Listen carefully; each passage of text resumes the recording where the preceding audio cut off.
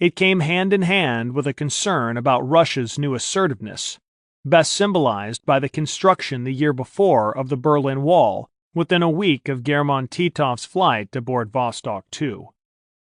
The New York Times declared that though the United States was not irretrievably behind in space exploration, it was further back than had been imagined. It acknowledged that putting two spacecraft into close proximity, however briefly, was a scientific achievement that represents another triumph of human genius in which all men can take pride.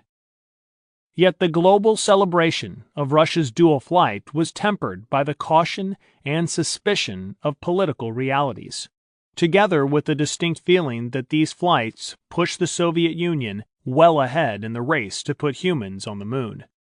Not everything about the tandem flight went according to plan, of course. On Nikolaev's 29th orbit, he reported that the temperature in his spacecraft had dropped to around 56 degrees Fahrenheit.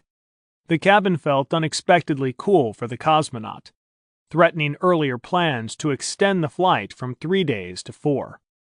Fortunately, everything else in the spacecraft was working well, and Nikolaev later told ground controllers that he was happy to fly an extra day. The senior spacecraft designers were consulted and agreed that the prolonged flight plan could continue as long as the cosmonaut remained in good health and spirits. With every passing hour, the dual mission broke more space records. A little more than 57 hours after liftoff, Nikolaev had completed his 39th orbit and had become history's first space millionaire in terms of miles traveled, achieving a distance equal to 2 round trips to the moon. TASS news agency reported that both cosmonauts were eating normal food as well as special food squeezed from tubes. The menu also included salted fish, prompting Popovich to joke during training that he'd like to take along some beer to wash it down. Unlike the unfortunate Titov, both men reported that their appetites were good and that they felt well. His usual cheery self, Popovich explained, "My spirits are wonderful." In a very human moment that demonstrated the camaraderie among the cosmonauts, Nikolaev found that Yuri Gagarin had stowed away a little joke for him, very much like the small gags American astronauts played on their colleagues. "I picked up the logbook," he recalled, turned to a fresh page, and my mouth dropped open in surprise. A page covered with brightly colored road signs was lying in the book. Where had it come from? I looked more closely, began reading, and immediately guessed that it was a joke of Yuri's. It was his handwriting. He had put a sheet of road signs in the book, adding comments to each, and beneath this was the recommendation, "Learn your road signs. Space is not the Earth. You have to know the rules of the road well. We are with you at heart." There was other, more serious work to be done. Both spacecraft carried a variety of biological specimens, and much of the cosmonauts' time was spent studying their reactions and conducting experiments on them. They also filmed the Earth, its cloud formations, and stars and planets. Popovich carried out experiments on the behavior of liquids and weightlessness, using a container filled with air and water. He watched, fascinated as the air gradually formed one large bubble in the center of the fluid, only to break into hundreds of tiny bubbles when the container was shaken. As the flights of both spacecraft continued far beyond the length of any previous manned missions, Western space experts pondered new concerns. They felt that the flight clearly demonstrated Russia's superior rocket and propellant power, as well as the ability to launch spacecraft equipped to maintain life for long periods, yet also roomy enough for the occupants to move around quite freely. By comparison, the Mercury astronauts were still jammed into tiny capsules and confined to their couches. It certainly took some of the shine off the upcoming MA-8 flight of Wally Schirra aboard Sigma-7, then scheduled for the following month. The New York Times also quoted the Marshall Spacecraft Center's Deputy Director for Scientific and Technical Matters, Dr. Eberhard Rees. The Russians have done what we do not intend to do for 2 years, but they are not necessarily ahead of us in the race to the moon. The Russians probably do not have the rocket power to get to the moon. They still have to develop it. Rees must have said this with a confidence he did not truly feel. The simple truth is that no one in the West knew what the Russians were working on, or their timetable. But the popular view prevailed that a space rendezvous had occurred, and the world remained in awe of that feat. Back in Moscow, hopeful rumors had even begun circulating that other manned spacecraft were about to be launched to join Vostok 3 and 4 in orbit. In a nationwide radio and television speech on August 13th, President John Kennedy praised Russia's latest achievement in space. He attempted to reassure the American people by stating that the United States had started late in the 1950s and would be behind for a period in the future. But, he added, we are making a major effort now, and this country will be heard from in space as well as in other areas in the coming months and years. Meanwhile, in orbit, the two cosmonauts were having a great deal of fun. In contrast to their spacefaring predecessors, Popovich and Nikolaev were allowed to release their harnesses and float about their cabins. The fact that they could work comfortably while unharnessed was important news for medical observers both in the Soviet Union and the United States. After the flight, Popovich laughingly advised his cosmonaut colleagues to do this slowly. He had instinctively tried to stand up in his seat and bumped his head on the cabin wall. To the relief of the physicians, despite having moved around their spacecraft far more than the two previous cosmonauts, neither Popovich nor Nikolaev showed any of the symptoms that had plagued Titov. Nikolaev later described the novel sensation.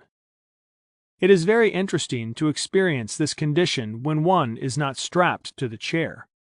During every orbit in conformity with the program, I unstrapped myself and got out of the chair. In free soaring, a person simply hangs in space, touching neither the walls nor the floor. If one does a turn, then he begins to turn around his axis like a spinning top. When it is necessary to move, one simply pushes lightly against the wall, and he floats lightly and evenly.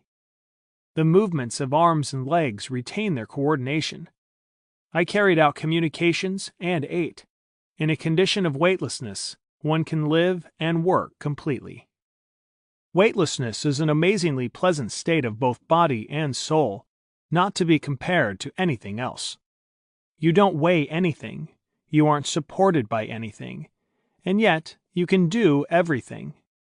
Your mind is clear, your thoughts precise. All your movements are coordinated. Both vision and hearing are perfect. You see everything and hear everything transmitted from the ground. The devil is not as black as Titov painted him. Despite his euphoria, by the 4th day of his marathon flight, it seemed Nikolaev was showing signs of strain, openly quarreling, for example, with a Soviet ground station that provided incorrect times during their report. Popovich, meanwhile, was thoroughly enjoying the experience, and 4 decades later he remained in awe of the sights he glimpsed through his spacecraft's porthole. Looking outward to the blackness of space, sprinkled with the glory of a universe of lights, I saw majesty, but no welcome. Below was the welcoming planet. There, contained in the thin, moving, incredibly fragile shell of the biosphere, is everything that is dear to you. All the human drama and comedy. That's where life is. That's where all the good stuff is. Interior cooling problems similar to those Nikolaev had reported earlier also dogged Vostok 4, much to Popovich's chagrin. His temperature readings were much lower than those Nikolaev had reported, indicating conditions barely above the safety limit.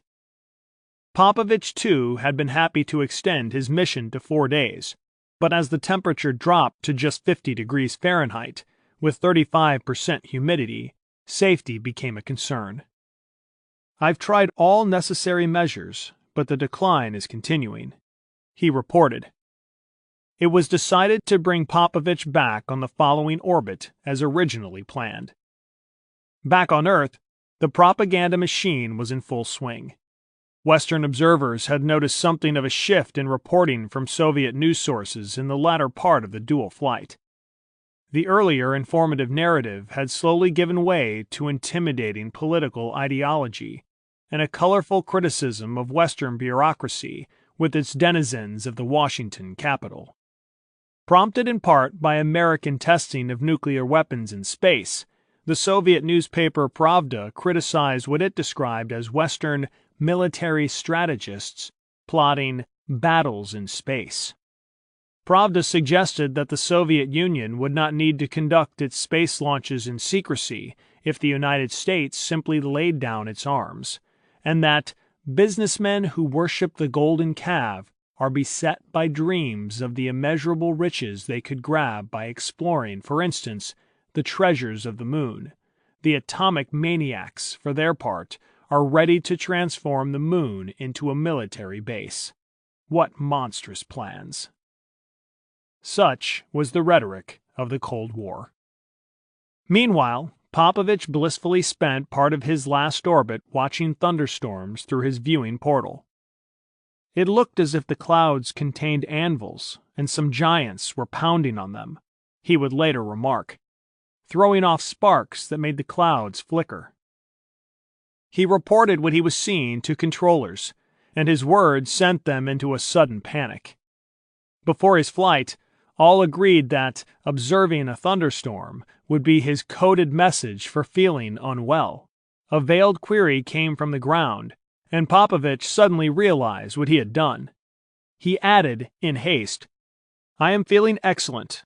I observed a meteorological thunderstorm and lightning." His blunder could have meant a mistaken early return had he not already been preparing for re-entry. If an aborted flight had occurred, Popovich would likely never have flown again. The Soviet space hierarchy was very unforgiving of such things. At 9:24 a.m., Moscow time, on August 15th, Vostok 3's retro rockets fired. After being only 3.1 miles apart in the initial stages of the dual mission, the two craft were now separated by over 1,780 miles. 31 minutes later, Nikolaev landed beneath a parachute, after an automatic ejection from his spacecraft. His touchdown took place in the desert steppe country south of Karaganda in the Central Asian Republic of Kazakhstan, about 1,500 miles southeast of Moscow. He had completed 64 orbits and traveled 1,639,190 miles around the Earth in 94 hours and 27 minutes. The weather was foul, he later reported, but I smelled earth, unspeakably sweet and intoxicating. And wind, how utterly delightful, wind after long days in space.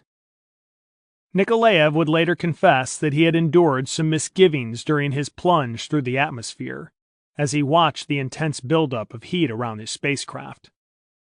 It is a very interesting sensation when the craft begins to burn on re-entry. Flames rage and crackle outside the window. You think you must be losing the heat protective coating on the craft. But I knew better than that. I said to myself, take it easy, let it burn, the descent is going according to plan. At the same time, Popovich was reporting similar sensations. The G-forces were really tough. Outside the portholes there is a sea of flame, of different colors, blue, orange, yellow, dark blue, red. Very, very big G-forces. Both cosmonauts had chosen not to cover their portholes and were able to observe the intense fiery shroud of re-entry.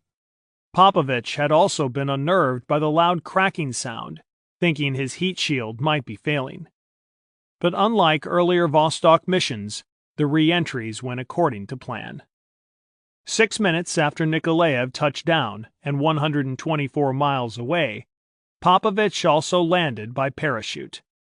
He had completed 48 orbits in 71 hours and traveled 230,230 miles. Popovich was equally delighted to be back on Earth. "It was very pleasant," he chuckled, "a feeling that takes one's breath away. If you remember that we spent several days and nights on the craft, it will be easy to understand our feelings." Both men had comprehensively smashed all existing spaceflight endurance records. In fact, Nikolaev landed with the beginnings of a dark, bristly beard. He may have been reminded of a time when, not long after he had met Yuri Gagarin, his colleague had jokingly pretended to be a gypsy fortune-teller. "I see a long journey ahead of you, dearie," Gagarin had told the bemused Nikolaev. Now it had come true. He had just completed the longest flight in human history. The first indications that the outside world had of the two cosmonauts landing came when Radio Moscow abruptly canceled its regular programs and began playing patriotic music.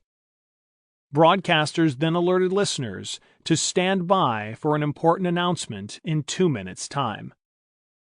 For 11 minutes, the Kremlin chimes could be heard chiming dramatically as the anticipation continued to build. Finally, at 10:48 a.m., an announcer gave Muscovites the good news. In conformity with the program of the flight for August 15, 1962, the spaceship Vostok 3 with cosmonaut Andrei Nikolaev on board, and Vostok 4 with cosmonaut Pavel Popovich on board, have been landed in the predetermined area. The spaceships have landed normally. After the spaceflight and the landing, both cosmonauts feel well. The program of the flight of the spaceships has been carried out fully. Crowds of excited Muscovites began to converge on Red Square, where photographers handed out huge pictures of the two spacemen to wave at the world's press, and loudspeakers continued to blare out the news. Groups of people eagerly clustered around car radios to hear updated reports, and stood by the open windows of blocks of flats where radios were playing at full volume. The successful dual flight was seen by many observers as tangible confirmation of the Soviet Union's lead in the space race, and the Soviet government crowed that communism is scoring one victory after another in its peaceful competition with capitalism. Following their safe recovery, the two cosmonauts were flown to a secret reception area on the Volga River, where a medical panel gave them a thorough examination. The panel finally declared that the two men had come through their flights unscathed. Nikolaev and Popovich later gave a detailed report on their flights to a committee of doctors and scientists before flying to Moscow for an official welcome home and celebrations to mark their feats. Both men appeared alongside Premier Nikita Khrushchev on top of the Lenin Mausoleum, where they gave enthusiastic speeches to a massive, adoring crowd. They were awarded the title of Hero of the Soviet Union and received the Order of Lenin. A few days after their safe return on August 21st, the cosmonauts gave a press conference to 500 Russian and Western journalists. It was hardly a spontaneous affair, as all the questions had to be submitted beforehand in writing. Nikolaev began the conference by reading carefully from notes, pausing every few sentences while his words were translated into English. He revealed that the two spacecraft had never been closer than 3 miles to each other, that both cosmonauts had landed by parachute, and that their spacecraft weighed about the same as the first two Vostok missions, although more advanced and comfortable. Other than that, neither cosmonaut would give any technical details of their spacecraft. Eventually, Nikolaev set his notes aside and began to spontaneously describe his sensations and emotions while in orbit. He reported seeing storms over the Earth, and described how at night he could even make out the lights of major roads. "When I first saw the moon, I rejoiced," he said with a wide smile. He mentioned that the moon illuminated his cabin so well that he could make out all of his switches. Normally, the more open and fun-loving of the two men, Popovich introduced a note of serious caution into the discussion. "One must not imagine that our flights were a pleasure trip," he said. "Some gentlemen across the ocean try to deny our flight and want proof of our having made it. What can one say to such gentlemen? Follow us into space, and then you will see how such flights are made." Nikolaev was also circumspect when responding to a question about potential military threats posed by the dual flight. Vostok 3 carried no nuclear weapons, he assured reporters, and there is no need for such things. But if need be, we have missiles, which are splendidly capable of delivering nuclear warheads to any point. Pencils flew over notepads following this stern admonition. On a more productive note, Popovich mentioned the glowing particles seen in orbit by Gagarin, Titov, and Glenn. "We feel we understand these," he stated. "They are merely the exhaust of the rocket motors." Although it still remains unclear whether he actually saw Nikolaev's spacecraft, Popovich told the press, "Knowing where Vostok 3 would be in relation to me once I was in orbit, I looked for it immediately and saw it at once. It was something like a very small moon in the distance." Although most cosmonauts would undertake international tours, they largely escaped the grueling itineraries of their predecessors. They also differed from Gagarin and Titov in that both would journey into space again. In 1970, Andrei Nikolaev, after serving as a backup commander to a number of early Soyuz missions, became the first of the Heavenly Twins to fly again. He had been named to command the historic link-up flight of Soyuz 6, 7, and 8, but he did so badly on the pre-flight examinations that he was replaced by Vladimir Shatilov. He was chosen instead to command the Soyuz 9 research mission, although this required a postponement of the mission to allow him extra training time. The mission, pairing him with flight engineer Vitaly Sevestyanov, became known as a solo Soyuz flight because it was unrelated to the rendezvous or docking activities carried out on other missions. History records that Nikolaev also came perilously close to losing this mission. 1 week before the launch date, General Kamenin caught him in the strictly forbidden act of smoking a cigarette. This was the second occasion on which he had been caught smoking, and a furious Kamenin gave serious thought to replacing him on the crew. Nikolaev was only saved from this embarrassment by the fact that the Central Committee had already approved the crew selection. To change this so close to the launch for a simple disciplinary matter would have been a complex, difficult task that Kamenin was reluctant to undertake. After a severe dressing down, Nikolaev was allowed to resume training and eventually took his place alongside Sevestyanov aboard Soyuz 9. On their launch day, June 1, 1970, Neil Armstrong was a special guest at a party in the Star City apartment of Soviet cosmonaut Georgy Beregovoy. Just before 10:15 p.m., Beregovoy unexpectedly switched on his television and invited a surprised Armstrong to sit and watch a manned launch. Armstrong had been unaware this was going to happen, and Beregovoy told him, "The flight is in honor of your trip to the Soviet Union." The Apollo astronaut was delighted with the gesture and responded, "It is one of the best gifts you can make to me." There was a certain irony in this, as Sergei Bolotsakovsky, in charge of the cosmonauts' academic training, had once said that Soyuz 9's Nikolaev was the leading candidate for the first Soviet flight to the moon. Armstrong had flown a mission that Nikolaev would have readily undertaken. The flight of Soyuz 9 underlined the different aims of the two space nations at the time. While America continued to send men to the moon, Russia's priority was shifting to sending cosmonauts on increasingly longer duration missions and to building orbiting space stations.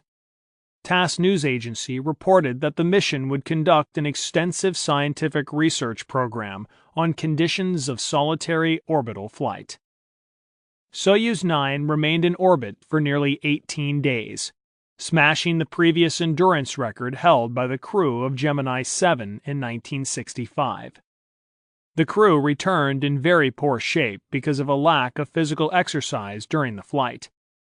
They both experienced difficulty readapting to terrestrial conditions, falling ill and having difficulty walking. The condition would later become known in medical literature as the Nikolaev effect, and the cosmonaut spoke about it years after in a newspaper interview. Cramped conditions aboard our Soyuz craft ruled out appropriate exercise, spelling quick physical degeneration in every respect. My heart lost 12% of its initial volume over our 18 days in flight.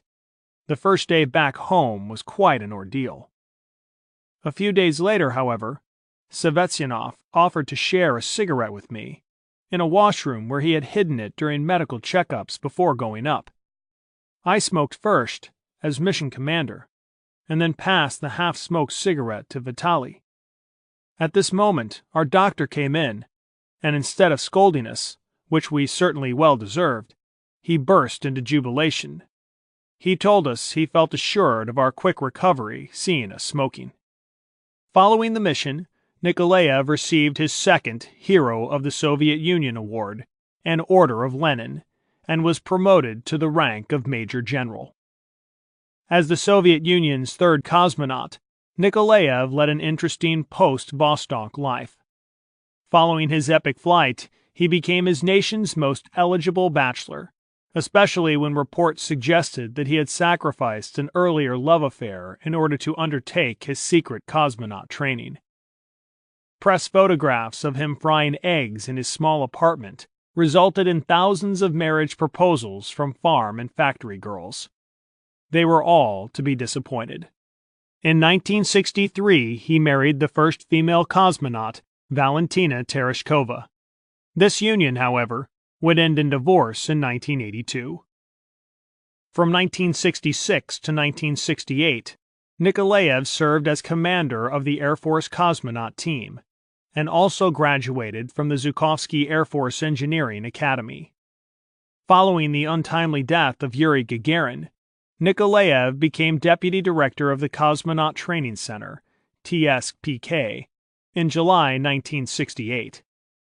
In July 1971, Nikolaev inadvertently caused what might have become a major diplomatic incident. Always fond of a drink, he had quietly slipped out of a cocktail party at the Soviet embassy in Paris for the less stuffy ambiance of a nearby sidewalk cafe.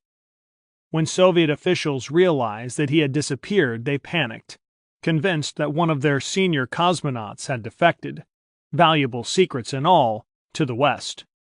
When they finally located Nikolaev, he was whisked straight back to the embassy and sent home to Moscow on the first available flight the next day. Nikolaev's active cosmonaut career effectively ended with the Soyuz 9 flight, although he was technically eligible to fly until January 1982, when he and a large number of veteran cosmonauts were officially removed from the unit. He remained deputy of TSPK until he went into reserve status, effectively military retirement, in August 1992. During his 22 years as an administrator, he had completed a Candidate of Technical Sciences degree, 1975, and earned the rating of Senior Scientific Staffer in 1977, while publishing 75 technical and scientific papers. In 1993, he served as a supreme consultant to the Mandate Commission of the Russian Federation's Duma, the lower chamber of parliament, and in January 2000, he was elected chairman of the Duma's Defense Committee. The world's third cosmonaut often visited his beloved home village of Shorshely, and in fact was responsible for the construction there of a large museum of cosmonautics, built in the shape of a large white spaceship. Here, young people from all over the Chuvash Republic can take courses in elementary space science and study astronomy in the museum's planetarium. After his first spaceflight aboard Vostok 4, Popovich remained in training for another mission, but over a decade would pass before he once again traveled into the cosmos.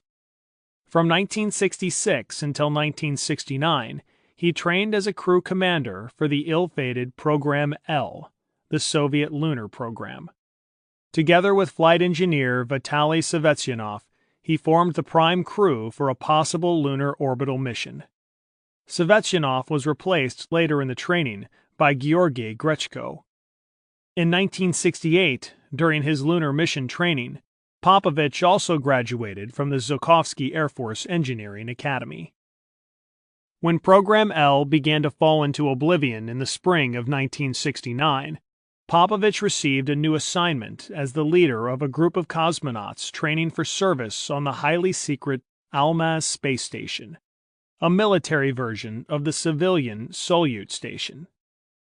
These stations carried powerful 33-foot focal-length telescopic cameras and film pods that could be ejected in orbit and returned to Earth for recovery and analysis.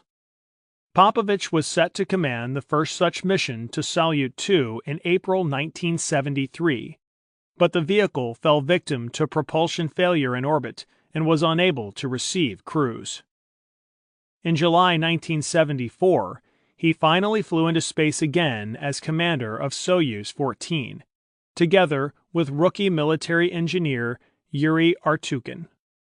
They docked with the Salyut 3 orbital space station, launched the previous month, which was effectively the first Almaz military space station. Popovich and Artukin would remain in residence for the next 15 days, performing medical experiments and conducting extensive observations of intelligence targets back on Earth, using 14 different cameras. Salyut 3 was also equipped with a secret self-defense cannon gun installed in the forward section of the station. The crew could only operate the fixed weapon by changing the attitude of the entire station. However, it is believed that the gun was never actually test-fired in orbit, as any such blasts would have caused considerable reactive shaking of the station. After their return to Earth, an attempt was made to launch another crew to Salyut 3, but the automatic docking equipment aboard Soyuz 15 failed, and the two-man crew was quickly brought back in an emergency night landing near Soliningrad. Following this, Salyut 3 was abandoned. It was later deliberately deorbited and burned up on re-entry in January 1975. When recently questioned by Dutch researcher Bert Vis about military applications and covert activities on this flight, Popovich simply shook a finger in warning, crossed his arms to form an X, and said, "Niet." The subject was still off limits. End of discussion. In 1976, Popovich was promoted to Major General. By this time, he had become deputy head of the Cosmonaut Training Center and was also working on designs for the Soviet space shuttle. During the 1980s, Popovich headed a Soviet commission to investigate all reports in the Soviet Union of unidentified flying objects, UFOs. In 1987, still possessing his well-known boisterous charm, Popovich became director of what is now called the State Enterprise Russian Institute for Land Ecosystem Monitoring, which develops remote sensing techniques for satellites to survey agricultural sites and forests, land reclamation projects, and bodies of water. In the 1980s, Popovich remarried, this time to Alevtina Oshgova. His former wife, Marina, a highly decorated test pilot with more than 180 world and Soviet aviation records to her credit, eventually became a colonel in the Soviet Air Force. As one of Sergei Korolev's first six, a man who was struck by the incredible beauty of the Earth from orbit, Pavel Popovich is still involved with spaceflight. Now in his 70s, he continues to tour the world as an ambassador for the Russian space program, and sees his work at the Institute for Land Ecosystem Monitoring as part of a long and ongoing commitment to his home planet. When asked to look back on his first spaceflight for this book, the normally ebullient Popovich became serious and reflective. When I look back now, I feel very elated and proud of what Andrian Grigoryevich and I achieved, he declared. Our planet, the Earth, is very beautiful, and we must preserve it. That is my message. It is alive and a living organism. We must not abuse it. I was able to look out of my porthole a lot, and like anyone who looks at the planet from space, I realized, I am convinced, that the Earth is not the property of any one person or country. It belongs to us all. Nikolaev had similar feelings about the view that he and Popovich shared in orbit. Flying above our lovely planet, I was carried away by its beauty. He reminisced more than 3 decades after his flight. I watched the bright colors with ecstasy. Earth, in all the astonishing diversity of her beauty, might be compared to an elegant bride behind a thin, tender blue veil. In fact, Nikolaev's comments on peace and fellowship in the years before his death contrasted profoundly with the Cold War rhetoric of the infamous post-Vostok flight press conference. Our main task, he said in 1994, is not to allow under any circumstances a thermonuclear catastrophe in our cosmic home. It is the only one we have at the moment in the whole universe. Andrian Nikolaev died of a heart attack suffered on July 3, 2004, while judging the all-Russian rural sports games at Cheboksary, the capital of his native Chuvash Autonomous Republic. 3 days later, with friends, relatives, and many fellow cosmonauts, including Pavel Popovich, in attendance, he was buried in his home village of Shorshly. He was 74 years old. Today, we may live in a world that is mostly blasé about spaceflight. But in 1962, the tandem flight of Nikolaev and Popovich not only created history, but immense excitement. Though both men accomplished much in their later lives, the incredible journey of the Heavenly Twins remains a significant legacy of the space age. Chapter 7. The Two Wallies. Part 1. The secret of health for both mind and body is not to mourn for the past, not to worry about the future, not to anticipate troubles, but to live the present moment wisely and earnestly. Buddha. The bus carrying NASA Administrator Dan Goldin's group of specially invited guests cautiously made its way back from the shuttle launch viewing area through a nighttime lightning storm. Like the weather, the mood at Cape Canaveral that evening in 1999 was somber. The launch of Eileen Collins, the first American woman spacecraft commander, had just been scrubbed for the second time.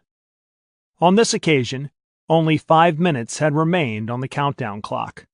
Then, with little warning, another NASA guest bus swerved around Goldin's bus on the narrow road and sped ahead, as if determined to beat them back to the parking lot before the inevitable post-launch attempt traffic jam.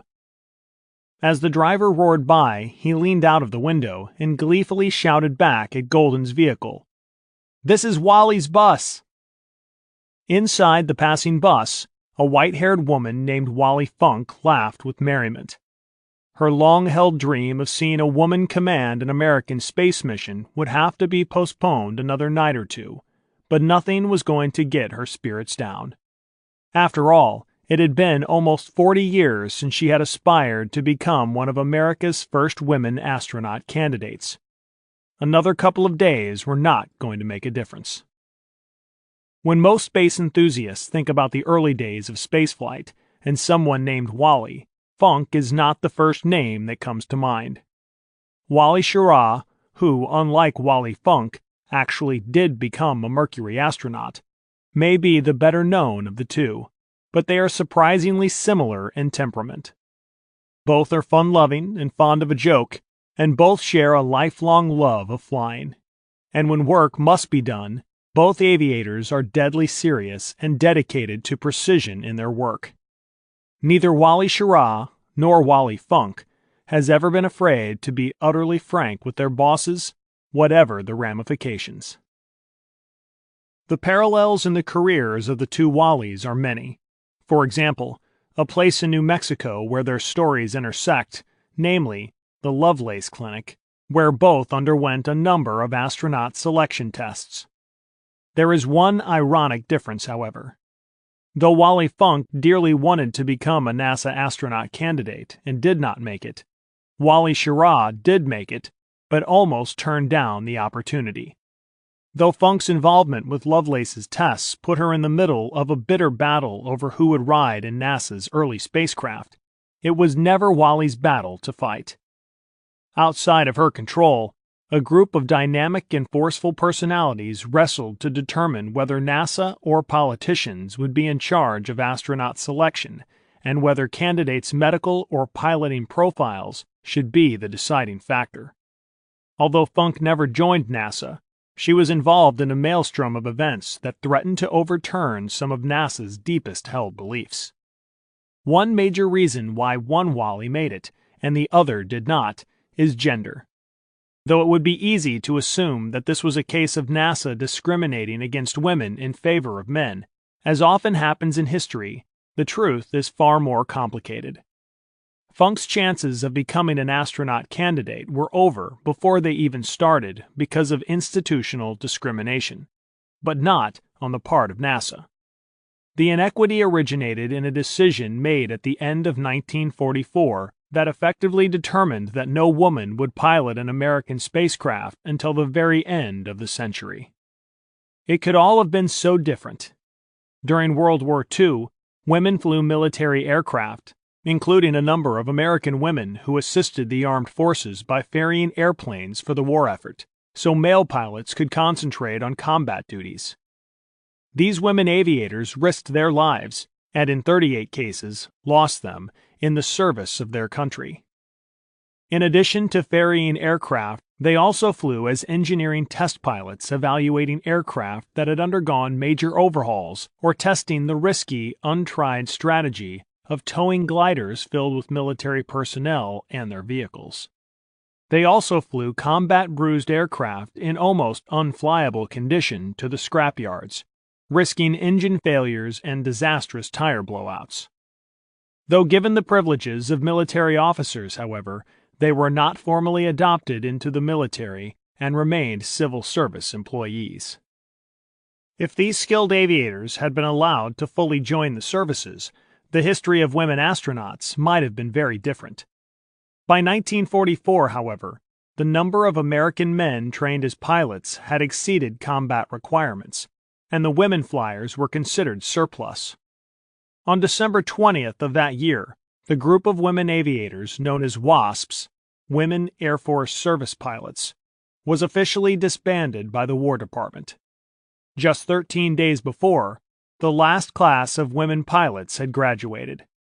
At the bittersweet celebration, General Henry Hap Arnold, who commanded the Army Air Forces, stated that more than 2 years have passed since the WASP first started flying with the Air Forces.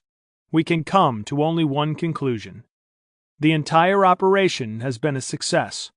It is on the record that women can fly as well as men. Yet women were now barred from flying military aircraft and would be for decades to come. The decision to disband the WASPs was discrimination, pure and simple. Although it was not illegal in that very different era. By the more enlightened standards of today, it was wrong. A large number of highly capable pilots were being thanklessly discarded based solely on their gender. The WASPs were hardly the only victims.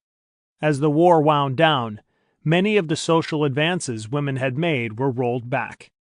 Much of America began retreating into a cozy dream of domesticity, in which women would not be expected to work at all, let alone fly military aircraft. Some of the WASPs were offered jobs with civilian airlines after disbandment, but as stewardesses, not pilots. It would take 30 years and congressional intervention before they were allowed veterans' benefits. This reversal of social progress in America would have a knock-on effect 15 years later. Since women had been barred from flying the best aircraft, none would be eligible when it came time to select America's first astronauts. In a further twist of fate, at the time the WASPs were being disbanded, a new aviation technology, known as the jet, was emerging. Because this technology was used almost exclusively by the military during its first few decades, women's exclusion from the advanced path of aviation and aerospace was magnified, and they found themselves confined instead to the technology of the past: propeller aircraft. Although an American woman flew a jet in 1944, it would not be until 1953 that another would get the opportunity. Her name was Jackie Cochran. Cochran had become the first woman to fly in the Bendix Transcontinental Air Race of 1935, and had subsequently set an impressive list of aviation records. The International League of Aviators named Cochran the world's outstanding woman flyer every year from 1937 through 1950, and chose her again in 1953. She had been a powerful driving force behind political efforts to allow women to fly in the war, which were supported by her millionaire husband, Floyd Odlum. Among his many acquisitions, Odlum was the owner of RCA and General Dynamics, which would one day build the Atlas rockets that put Mercury astronauts into orbit. Odlum's wealth helped Jackie to pursue her dreams. Entering air races was expensive, but Floyd could fund her. Jackie Cochran was a woman who had learned to navigate her way in what was still very much a man's world, and had forged many powerful contacts. Through them, she generally managed to get what she wanted. Floyd Odlum also owned part of the company that tested the F-86 Sabre, and with his support she was able to gain access to one. By this time, she had befriended Chuck Yeager, the first man to break the sound barrier, and convinced him to teach her how to fly the aircraft. In May 1953, Cochran maneuvered the Sabre jet into a steep dive over Edwards Air Force Base in California, reaching speeds of nearly 720 miles an hour, thus becoming the first woman ever to fly faster than sound. Cochran was an inspiring pioneer, but was also an aberration. She was able to create firsts because she had more money, better connected friends, and more persistence than most. Other women were forced to find alternate means to fly airplanes. Flying schools were growing in number, and civilian flying was becoming cheaper in general. If a woman wanted to work as a pilot, she might, if she was lucky, find a job flying executives. Otherwise, the only realistic options were teaching in a flying school, flying freight, or crop dusting. At the end of the 1950s, there were barely more than 3,000 women in America with private pilot licenses. It was in this environment that NASA began looking for its first astronauts. Originally, NASA had considered screening civilian test pilots in its search for astronauts. After all, President Eisenhower was insisting that NASA be a civilian organization. However, in December 1958, Eisenhower agreed with NASA Administrator T. Keith Glennon that active-duty military test pilots would be ideal astronaut candidates. It was a wise choice, especially given the hurried pace of the space race. Military test pilots were the country's best pilots, cleared for classified projects, and easy to reassign. Moreover, they were used to the discipline required of military service, had extensive engineering experience, and routinely flew the world's cutting-edge aerospace vehicles.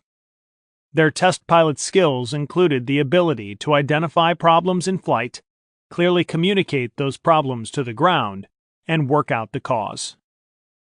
As NASA stated in 1958, astronauts would have to show a willingness to accept hazards comparable to those encountered in modern research airplane flight, and test pilots had already proved themselves in this very field.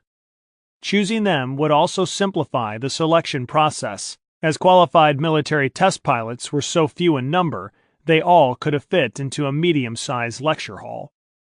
In a more prudent vein, military pilots could also be returned to their respective services if America decided not to pursue a long-term space program. NASA did not state gender in its selection requirements, but more than 2 decades of discrimination by the military didn't give the agency any qualified choices other than men.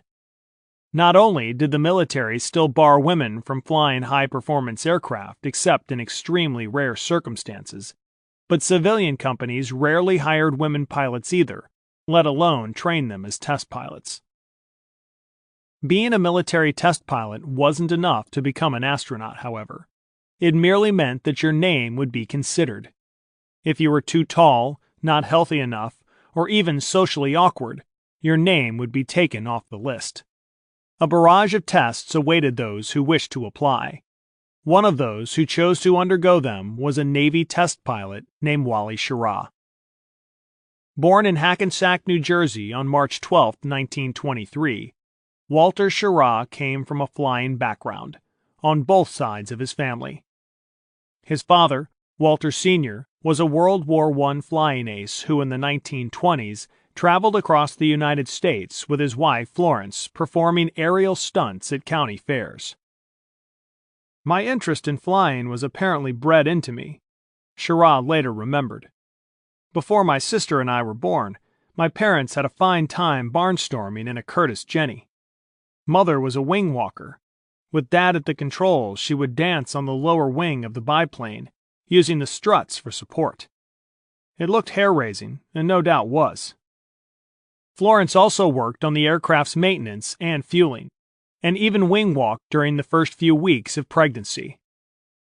She only stopped wing-walking when I was in the hangar, Schirra said in tribute to his pioneering mother. I was flying before I was born. Schirra would cycle the long distance to Teterboro's airfield just to watch aircraft take off and land, and by age 15 was flying the family airplane. Being around airplanes also meant he got to meet many of the famous early aviation pioneers. Dad went to Canada to learn how to fly with the Royal Canadian Air Force, he recalled, then flew with the precursor to the RAF before the United States joined World War I. So he had quite an interesting background. He took me on my first airplane ride, where I could have a hand on the stick. I recall going down to Teterboro, New Jersey, where aviation pioneer Clarence Chamberlain took me up on a monster airplane. I also remember seeing war hero Jimmy Doolittle fly a GB racer there. He was my childhood hero. Schirra graduated from Dwight Morrow High School in Englewood, New Jersey in 1940, and then attended the Newark College of Engineering. He entered the U.S. Naval Academy on July 1, 1942, later earning a Bachelor of Science degree.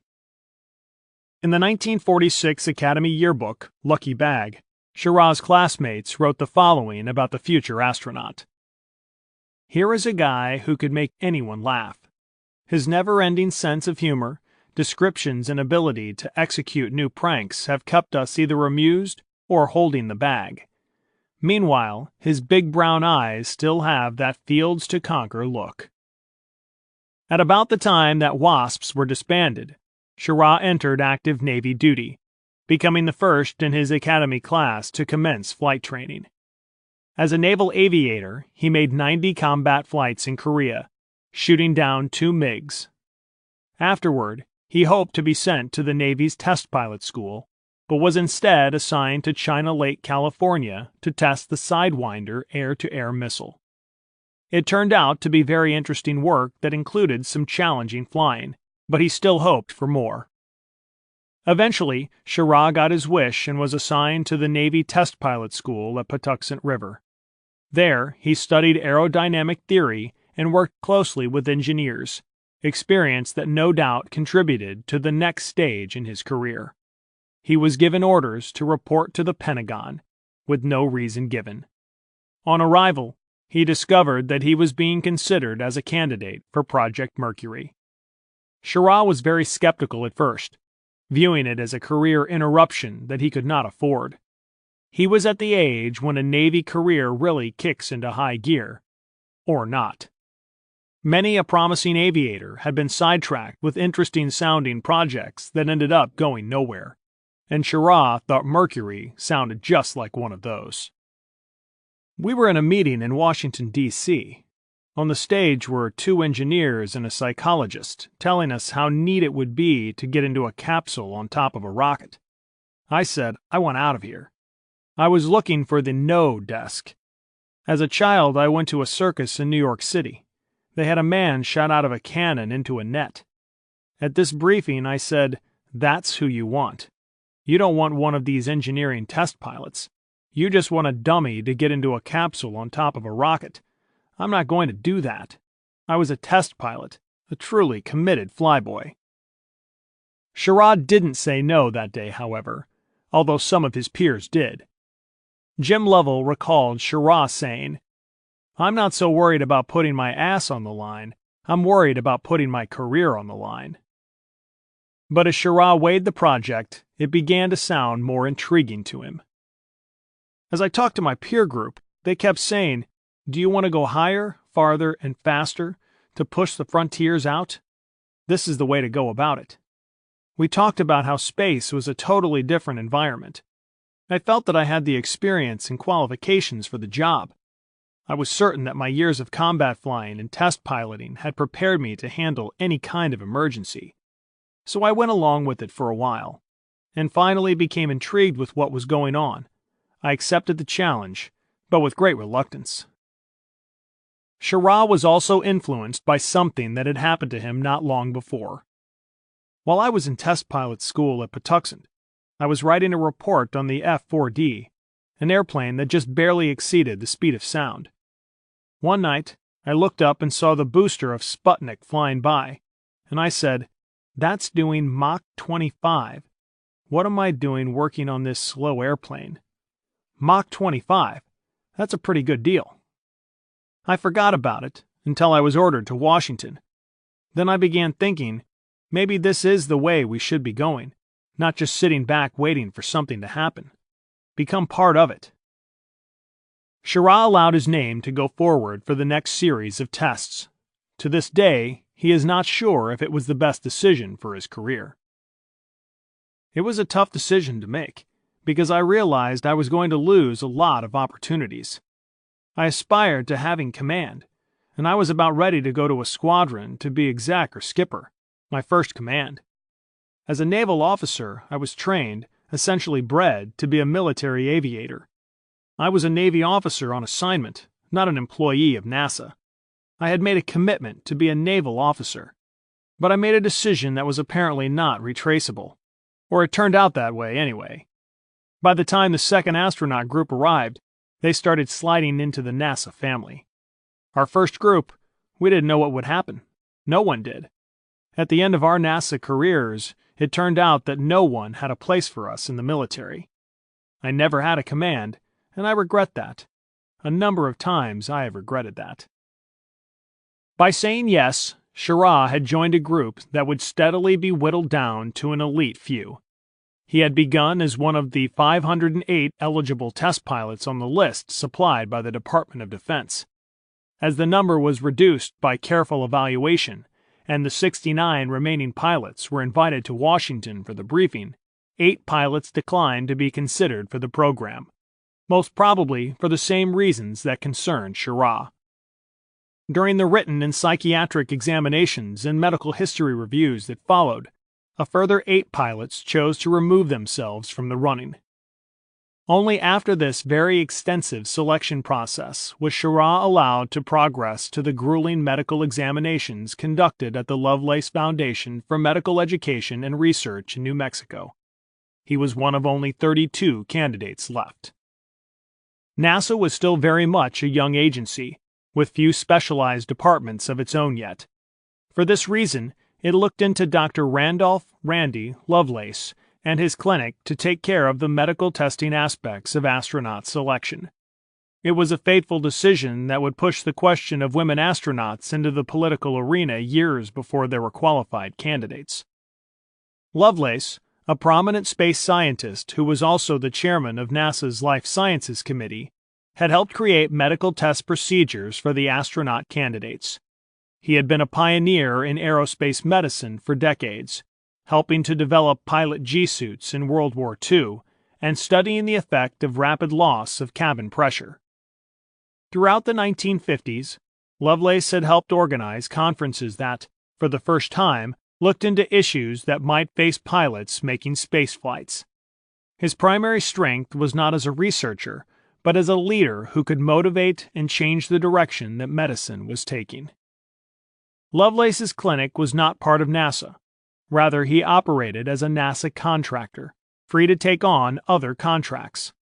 One of the reasons that NASA chose Lovelace to perform the candidate evaluations was that he was good at keeping secrets. Since aviators were concerned that applying to the astronaut program might turn up medical conditions that could terminate their flying careers, the clinic provided an independent venue. Lovelace was under no obligation to report medical problems back to the pilot's respective service. Applicants felt they could participate without risking their careers. Not knowing what effects space travel might have on the human body, Lovelace put the candidates through every conceivable trial at his New Mexico clinic. He did not, however, want to limit himself to the job NASA had tasked him with. He was also interested in testing women for spaceflight, and as he owned an independent clinic, he was free to do so. Lovelace was not a social crusader, simply a curious scientist who was more concerned with the physical than the social limits of what was possible. From his previous work with NASA, he knew that every ounce of weight saved in the spacecraft was vital. He also knew that women consumed less oxygen, water, and food, and on average were lighter than men. What he did not know, as very little medical data existed, was whether women could stand up to the physical and mental stresses anticipated in spaceflight. Lovelace decided that the best way to find out was to test women in the same way he was testing the men sent by NASA, then compare the results. He would do this for himself, not for NASA, and if the results were encouraging, he would approach NASA with his findings. As no one had yet flown into space, it seemed possible NASA might be open to new ideas. In the meantime, Wally Schirra had begun the tests. I allowed myself to be subjected to the innumerable indignities perpetrated on prospective astronauts, he later recalled with a grimace. I was a tailhook aviator, not a lab rat. I let doctors play around with me to their heart's content. I am afraid, however, that they got too much data on us to ever figure out. I still feel the physical exams were an embarrassment, a degrading experience. It was a rare, almost unheard of situation in which so many healthy individuals submitted to an array of tortures. I have said this many times, and meant it, that it was a case of sick doctors working on well patients. To Schirra, the whole ordeal was a painful, humiliating waste of time. It certainly did not seem to advance the selection process much. The candidates had already been so thoroughly pre-screened medically that the Lovelace tests only disqualified one of the 32. The culling of candidates to the final 7 had to be done in a more traditional and less painful way, looking over their records once again. According to Schirra, Lovelace's records were of no use to NASA even after the examinations, since they were not maintained in a way that NASA could use. The doctors at Lovelace, Schirra recalled, were trying to establish a physiological and psychological baseline to be used in tests during a spaceflight. That was a valid excuse, I will admit. It might even have amounted to justification for our agony, except for one thing. It did not work. Dr. Charles Chuck Berry, who was part of the Mercury selection process and went on to become NASA's Director for Medical Research, agrees that the tests did not help. As he later told a NASA historian, the data did not help them narrow down the numbers any more than had background checks and interviews. In fact, during the process, Berry claimed that he learned these traditional methods could be far more valuable than Lovelace's medical tests. This wasn't a medical program, he recalled. This was an engineering-oriented program. It is a surprising admission for a medical doctor, but an honest one. The tests helped Schirra in one important respect, however. He gained a clue that he was under serious consideration when the Lovelace doctors seemed very keen to have him undergo a minor throat operation as soon as possible, so he could proceed without any medical reservations. This doctor had been playing around with my ears and nose, and now he was looking further down my throat than anyone had ever looked in my life. I had a node on my vocal cord. It was a tip-off, going for the operation, though I already knew I was being considered. They said, if you are willing to do this visit to Bethesda, which is an unusual place for a young naval officer to go, we'd consider you for a candidate. The doctor who operated said something to the effect of, I have never worked on somebody this junior. You must be going to the moon or something. By then, my tongue was being held by forceps. I couldn't say a word. In the fall of 1959, not long after the Mercury astronauts were selected, Lovelace was at a conference in Miami Beach when he met a young woman pilot named Jerry Cobb. He was still considering putting women through his astronaut medical tests, and Cobb seemed an ideal candidate to him. Before asking her to undergo any testing, he checked into her flying credentials and found them to be impeccable. Cobb was, in fact, one of the country's top female aviators. She had over 7,000 hours in her flight log, held 3 speed and altitude records, and had been planning a solo flight around the world via the North and South Poles. She did, however, have a total of only 1 flight in a jet. Though the aircraft was an impressive one, an F-102 Delta Dagger, she had not piloted it solo, having shared the controls with an experienced Air Force pilot. The Mercury astronauts had between 300 and 2,000 hours in jets, many of them in challenging test piloting conditions. Cobb had handled the controls for 40 minutes. Lovelace's focus on female pilots was, at first glance, an odd one. If he was interested only in seeing whether women could pass the same medical tests given to male astronaut candidates, why did he care if they were pilots? Would the results not be the same if they were healthy women of any profession? The answer appears to be that Lovelace was thinking far beyond the needs of his immediate tests. He had in mind evaluating a group of women who were not only physically capable, but were also the best women pilots in the country, just as the Mercury astronauts were for their gender. It seems likely that he had hoped these women test subjects would be selected by NASA as astronauts. That Lovelace kept his real reasons secret was perhaps due to the experiences of another woman aviator who had just undergone tests with the Air Force. In August 1959, pioneering aviator Ruth Nichols had undertaken many of the astronaut medical tests at the Wright-Patterson Aeromedical Laboratory, driven largely by her own interest and personal contacts, before the Air Force put a stop to it. It had no interest in women astronauts, and in fact was largely horrified at the idea. Another very accomplished aviator, Betty Skelton, had also been able to try some aspects of astronaut tests in 1959, this time with the help of NASA and even the Mercury 7 astronauts. Skelton's test was primarily conducted for a magazine article, however, and was never intended to lead to the selection of women astronauts.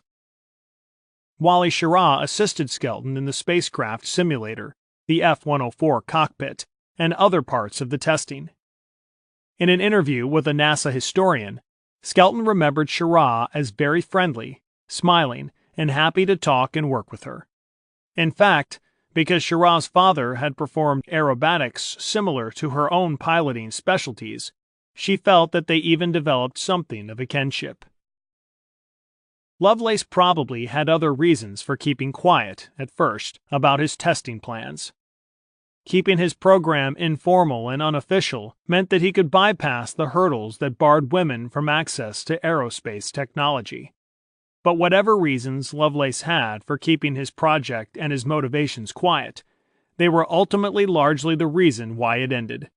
Not only did Lovelace's secrecy and the way he finally chose to disclose his project's existence get him into trouble with NASA, but the lack of involvement by anyone outside the clinic led most of the women Lovelace selected to believe they were part of a real training program for NASA astronauts.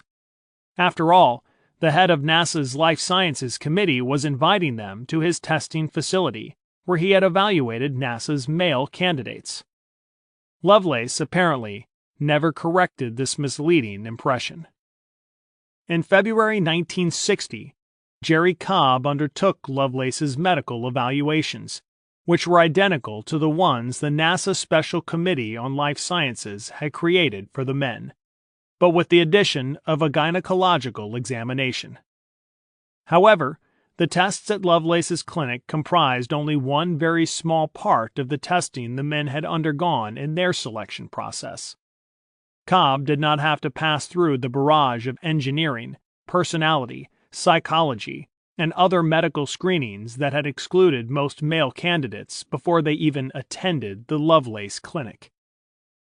This process had also removed anyone with an IQ of less than 130. Cobb passed Lovelace's tests, with only 2 minor problems detected: a slight hearing loss in her left ear and the common circulatory disorder known as cold feet. Though her tests were not enough to qualify a person as an astronaut, they provided useful medical data nonetheless.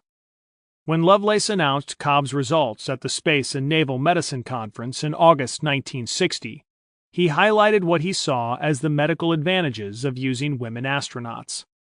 He supported this by referring to the tests in which Cobb had rated better than many male candidates. She had consumed less oxygen, had a higher tolerance for pain, and was able to endure radiation exposure with less risk.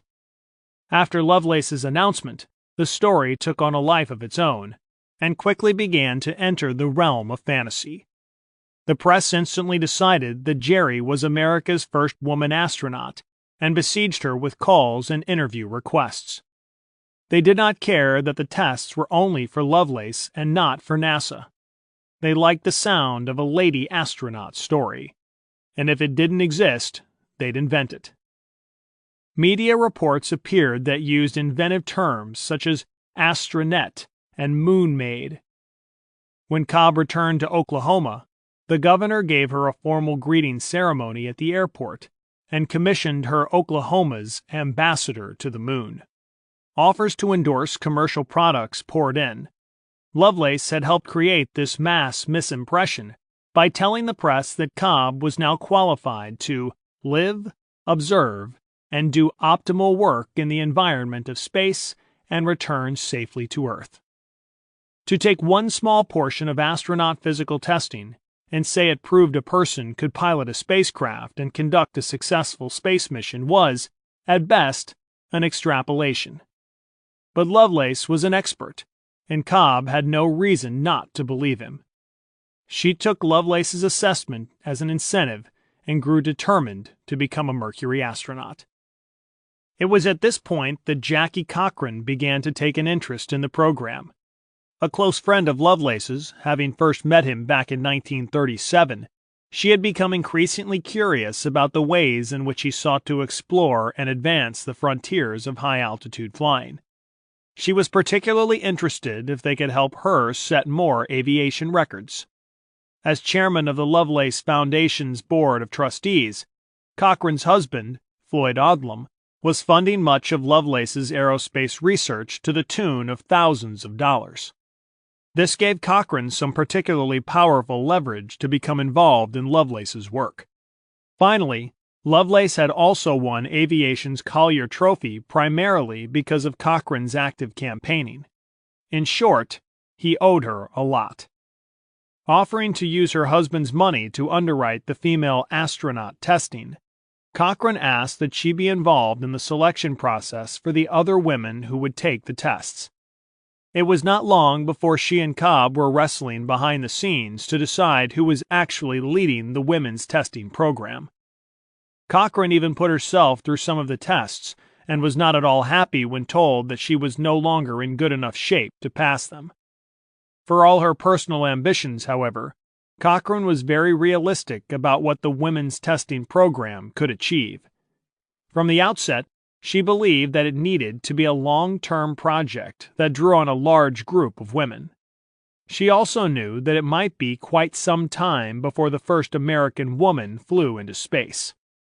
With Cobb's story appearing in countless newspapers, NASA called a news conference to say that it had no plans then, or in the foreseeable future, to choose women astronauts.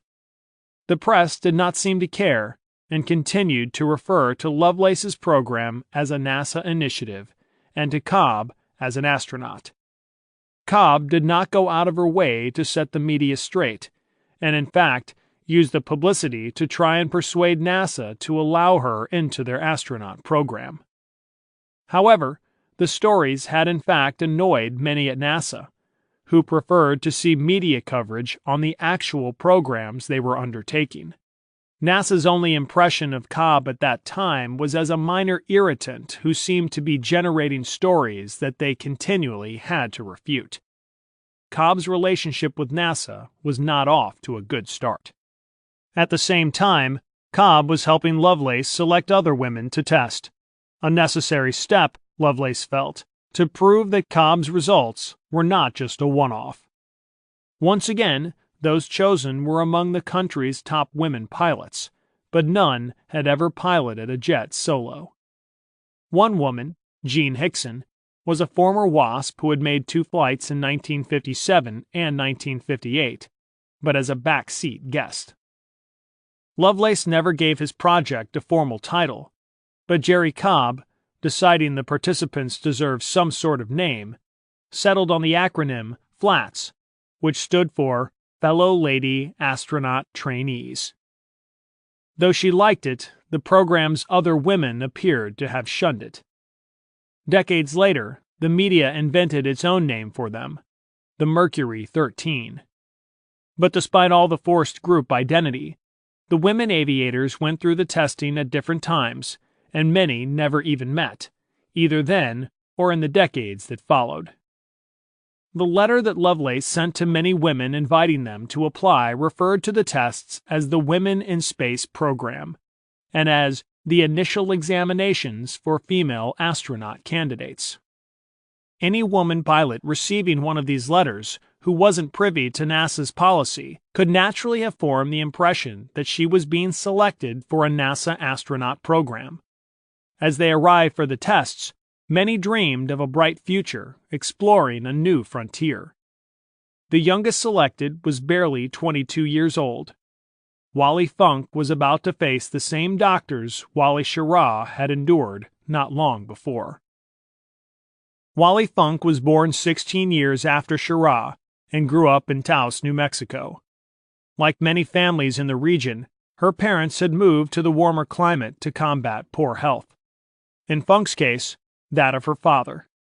The family ran a store in town, and Wally sold carvings, bows, and arrows at her own stall outside. Mary Wallace Funk II was her full given name, after her great-grandmother.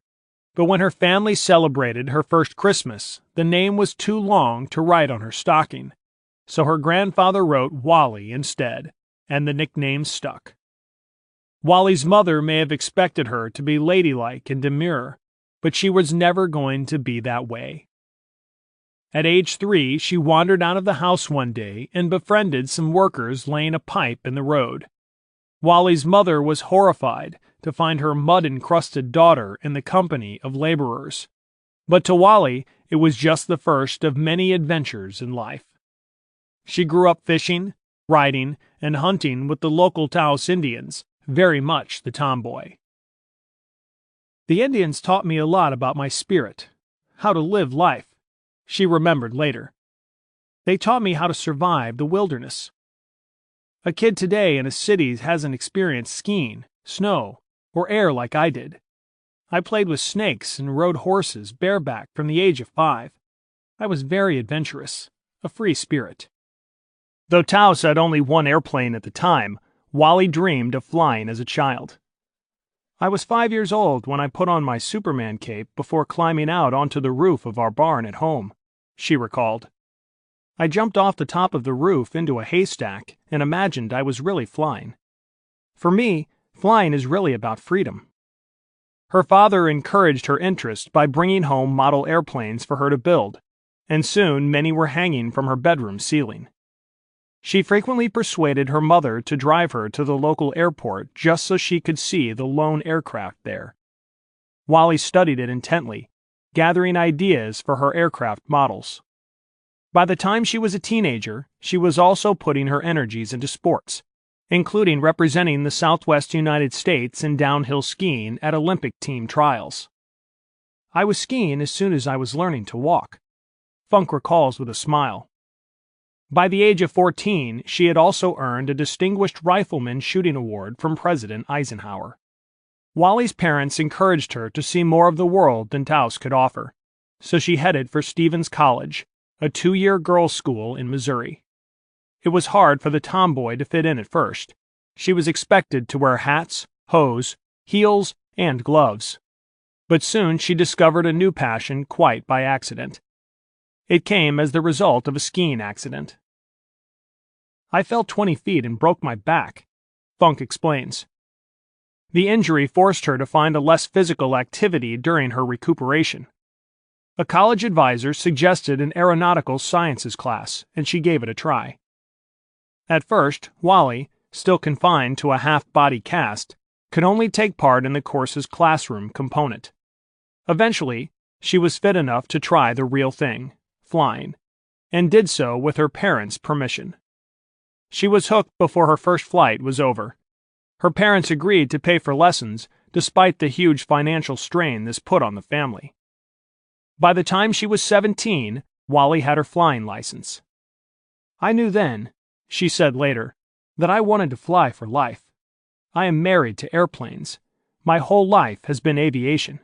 I eat it, live it, and breathe it. I get withdrawal symptoms if I don't fly every 3 days at least."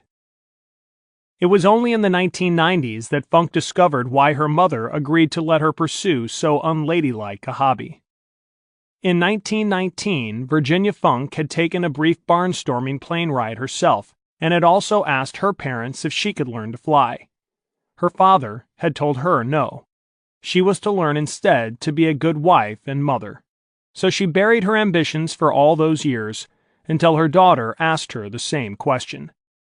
"She passed along those flying genes to me," Funk remembers, "and she supported me all the way."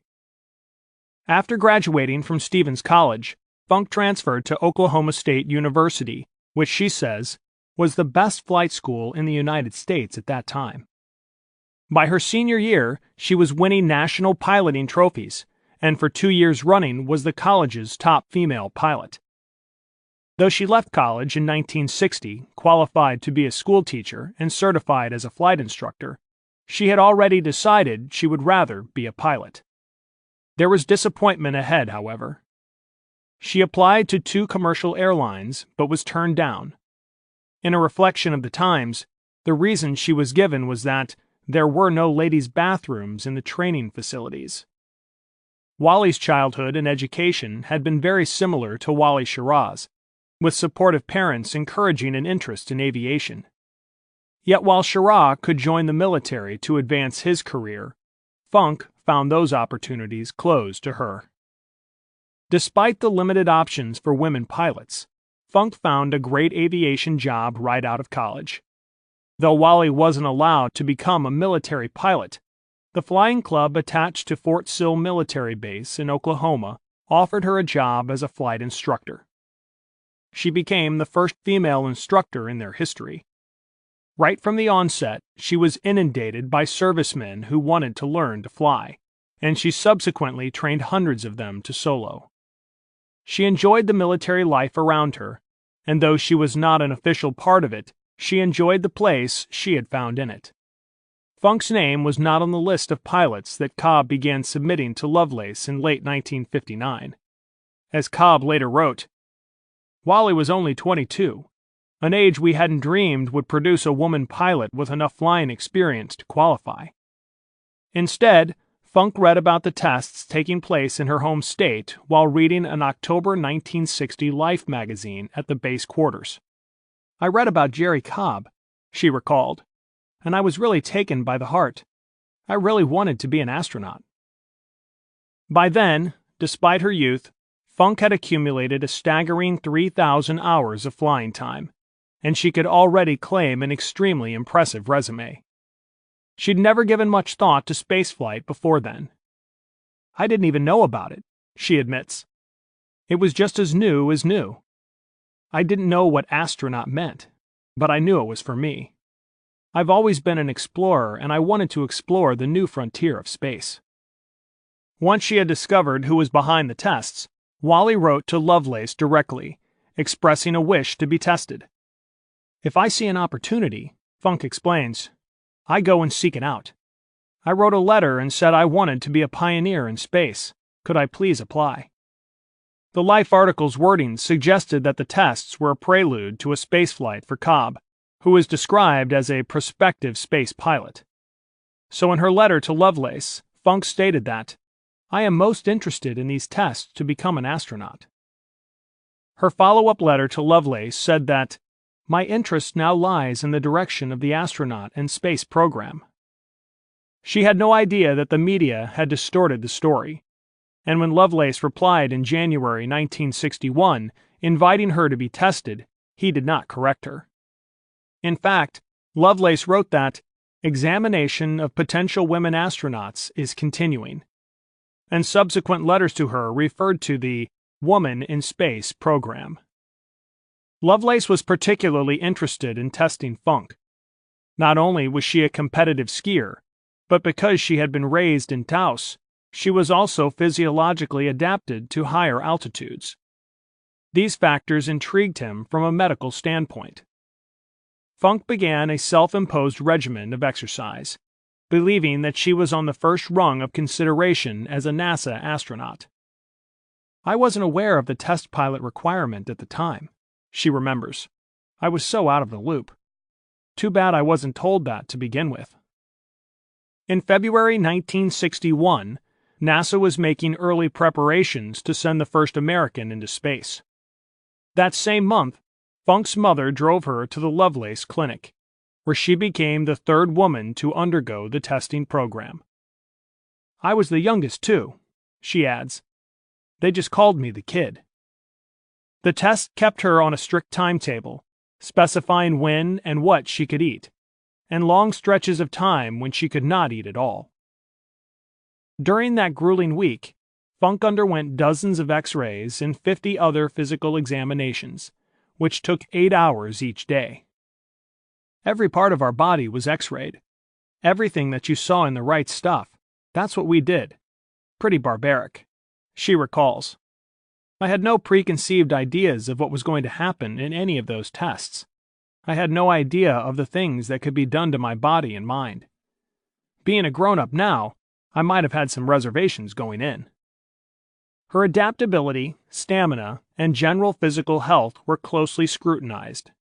The tests included pelvic examinations, drinking radioactive water, and having needles stuck into her head to record brainwaves.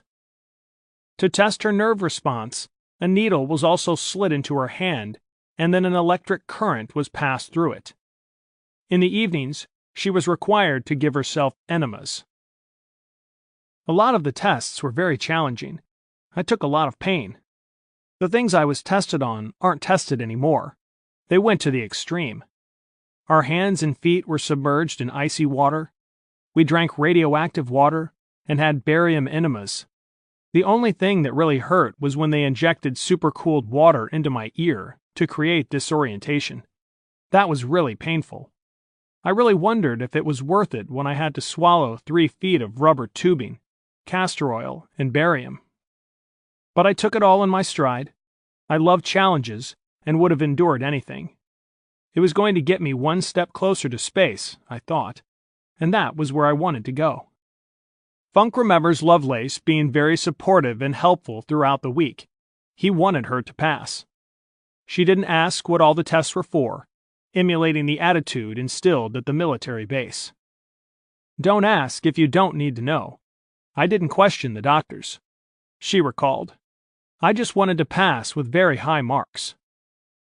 Donald Kilgore, one of the doctors who administered the test to the women, remembers Funk well. "I was impressed with her motivation and vitality," he later reflected. "She was the youngest candidate and an Olympic-caliber skier." He also remembers Funk and Cobb as being among the women who were the most dedicated to passing the tests. At the end of the week, Funk's scores were evaluated, and she was told how she had done. Kilgore remembers that she passed the tests with flying colors. Jackie Cochran also wrote to Funk soon afterward, telling her she was delighted that your tests were so satisfactory. The tests had indeed proved that the women pilots were as physically resilient and capable of enduring the tests as the male astronaut candidates who had been tested. Lovelace told each of the women who passed that there was no reason for NASA to exclude them from becoming an astronaut based on their performance on the tests. In her autobiography, Bernice Stedman, one of the female pilots tested, recalled that Lovelace told her that, after our jet training was finished, he was positive that we would be included by NASA in what he described as a woman in space program. His enthusiasm was contagious. We had a reasonable expectation that he knew what he was talking about. Lovelace did not tell them that in reality, NASA had no plans to include them. Instead, he asked each of the women who passed if they were prepared to take a second phase of tests. Funk and the others all said yes. If Funk had seen an article by Jackie Cochran in April 1961's Parade magazine, she might have decided differently. In it, Cochran stated that the testing was private, unofficial, and just a gleam in the eyes of the doctors. She also predicted that it would be 6 or 7 years before women would fly in space. Lovelace and Cobb had arranged for the examinations to continue with a psychiatric evaluation at a college of medicine in Oklahoma. The Mercury men had gone through stress tests at Wright-Patterson Air Force Base. Lovelace, improvising as he went, believed that the Oklahoma assessments would be a close enough equivalent. Psychologists were concerned that long-duration spaceflight might lead to feelings of isolation, depression, and hallucinations, and the evaluations were designed to test candidates on these potential unknowns. Cobb had been through 3 days of evaluation there in September 1960, which included general intelligence examinations, Rorschach tests, electroencephalograms, EEGs, and personality analyses. Now, almost a year later, Lovelace was ready for the other women to follow. The Oklahoma evaluations included testing sensory deprivation with an isolation tank, rather than isolation in a silent dark room as the Mercury men had experienced. The Oklahoma trials used a light-proof water tank, 8.5 feet deep. Floating pillows supported the body, while the water was carefully heated to the subject's body temperature, creating a feeling of weightlessness. It became difficult to tell where the body ended and the water began. Cobb had set a record by floating in the tank for 9 hours.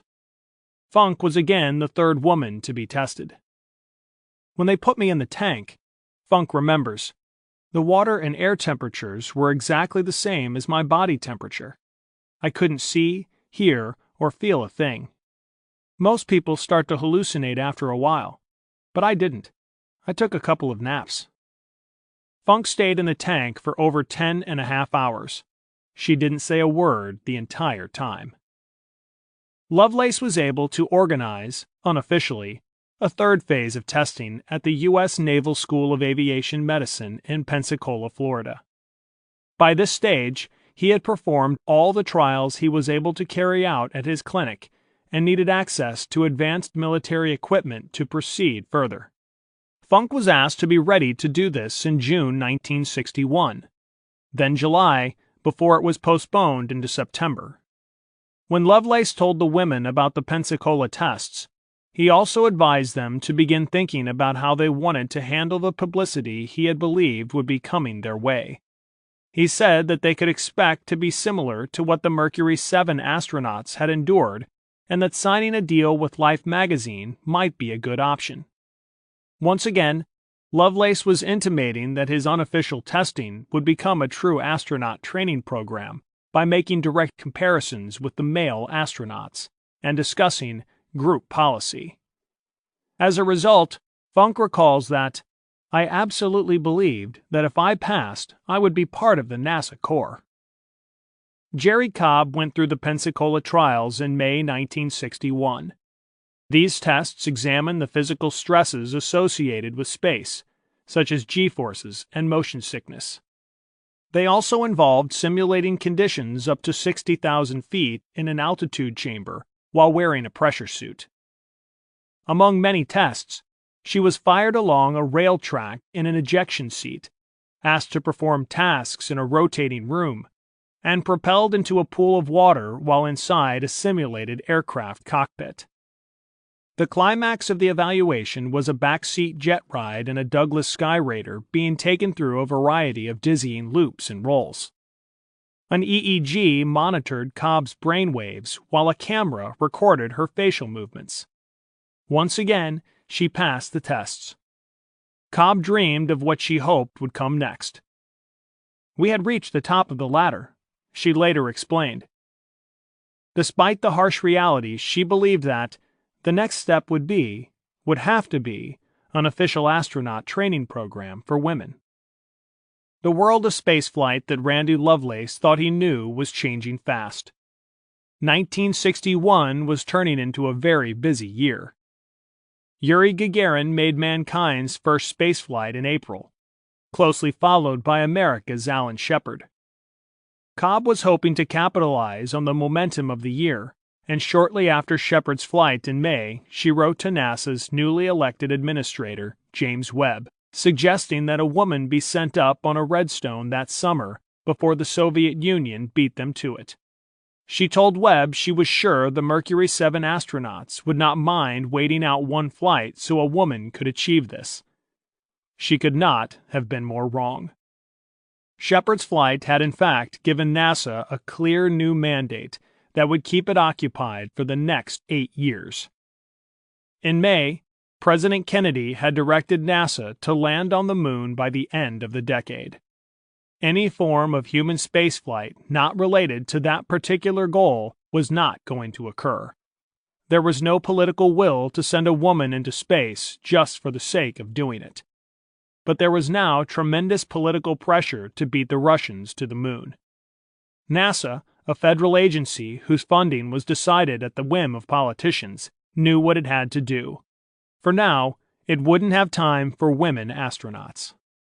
Moreover, another argument for using women, that they generally weigh less than men, was now proving to be irrelevant.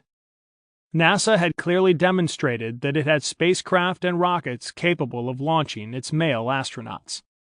Shepard's flight, though short, had also removed many of the aerospace medical community's concerns. Anxiety over what the unexplored environment can do to a person physically and psychologically fell sharply as the first astronauts returned fit and happy. Medical tests that seemed so important in the original astronaut selection process now seemed far less important than other attributes, such as piloting skills. The Mercury astronauts had, in fact, been persistently pushing the Mercury spacecraft designers from the beginning to make the pilot more central to the program. They insisted that, rather than being mere passengers and medical subjects, they should be able to use to the fullest their test piloting skills. This meant, in effect, having as much control over the spacecraft as could be given to them. Allowing pilots who had never even flown a jet aircraft, male or female, into the astronaut corps in the middle of such a debate, based only on the results of medical tests, would have been, for them, a step backward. Donald Gregory, who became NASA's executive officer of flight crew operations, explained their thinking in an interview with a NASA historian. "The early guys went through testing that was unbelievable, that was ridiculous. You could look back and say, what on earth? What the hell were those guys thinking? We've got to put them through this rigorous testing? Yeah, right. What did it show? Nothing. There were a lot of things you could look back on and see we should have never got involved in.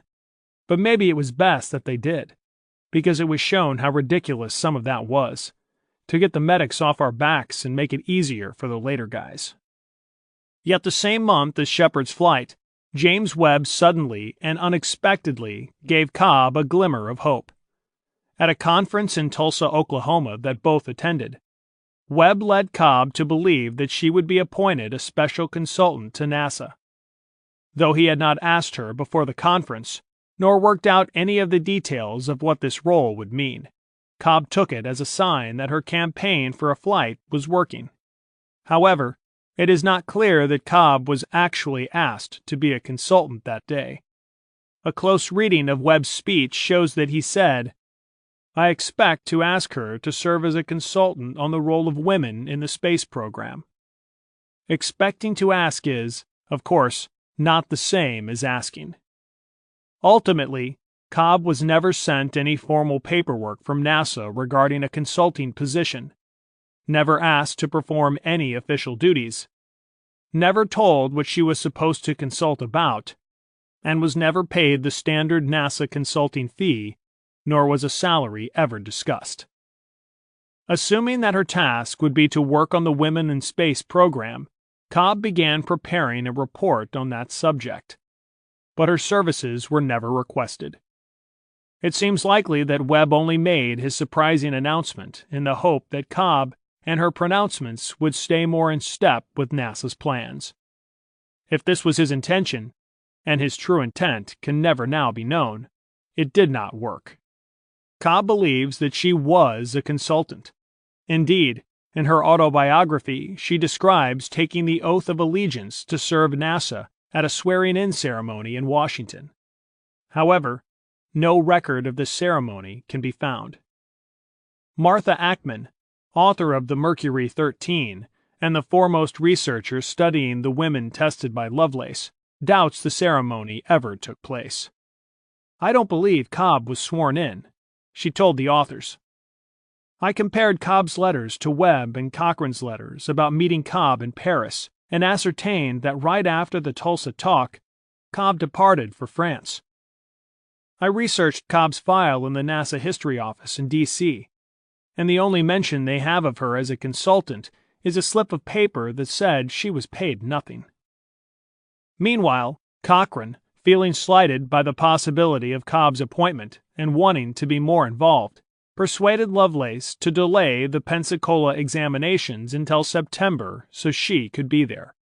She offered to pay for the tests, thus bringing them more under her control.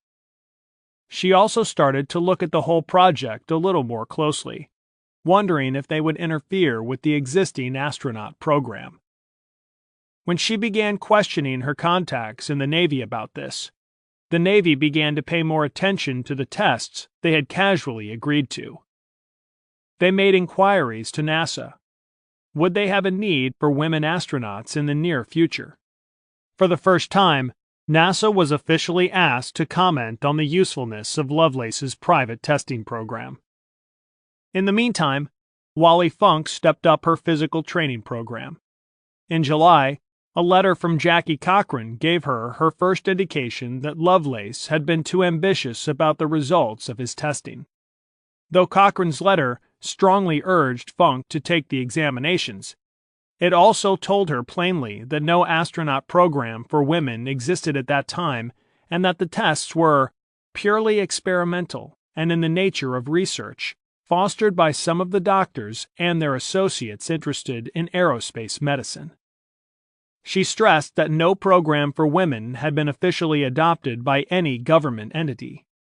Furthermore, Cochrane explained that the current testing did not include enough women to be meaningful in her opinion, but that she hoped a properly organized program would be developed in the future. The same letter was sent to all the other women participating in the evaluations. The letter was unexpected news for Funk. "I was heart and soul into the whole program," she remembers. "I thought we would go to Pensacola, do more tests, and become part of the Mercury team. I'd never heard the word promise, but all of Lovelace's letters until then read as if we would become women astronauts." On September 12th, 6 days before she was due to travel to Pensacola, Funk received a telegram from Lovelace. The tests had been canceled. NASA had responded to the Navy's inquiry and made it quite clear that it was not interested at that time in selecting a group of women astronauts. The Navy saw no reason to use national resources to test them. Lovelace had managed to get one person, Cobb, to undertake the Pensacola tests. But with the women astronauts story now in the national media, and Lovelace asking for 12 more women to be tested, he could no longer expect to quietly gain approval from the Navy. In fact, the whole process had been so unofficial that the tests were never officially canceled by the Navy. They were simply not required. Funk took it in her stride. "I was disappointed," she remembers, "but you go on with your life, on to your next assignment, and that's what I did. I have no regrets." Jerry Cobb, however, saw the test cancellation as an affront and a personal challenge. She believed that women deserved an immediate place in space, and she was determined to prove it. Despite her public pronouncements that her campaign was for women in space in general, Cobb's letters to Webb that year made it clear that she had undergone the testing in the eventuality that you might need a qualified woman in the space program. She wanted to be the one to fly and was frank about this in her autobiography. "I can't deny it. I want to be the first woman in space, and I am not fooling about wanting to go all the way into space as an active participant." She was surprised that the consulting possibility had never materialized. Nothing seemed to have come of it except a letter from Webb in September 1961 stating, "I know we have been slow in working out arrangements for utilizing your services." When the tests were canceled, Cobb flew to Washington, D.C. In her autobiography, she described how she talked to every NASA and military official she could corner long enough to listen to me. To say that I went about it with zeal and enthusiasm is an understatement, she recalled. "I built fires wherever I went." She met with the Chief of Naval Operations in Washington. After turning up at the Pentagon and talking to anyone who might have influence with him, until he finally agreed to a meeting. He could only repeat what she had already been told by everyone else. NASA had no requirement for the tests to be carried out. To keep the pressure on Webb, Cobb began making a series of public speeches across the country. Rather than persuade Webb, this fresh campaign had the opposite effect on the NASA administrator. He withdrew even more from the idea of using her as a consultant. In December 1961, he told a conference organizer point blank that Cobb was not a consultant for NASA.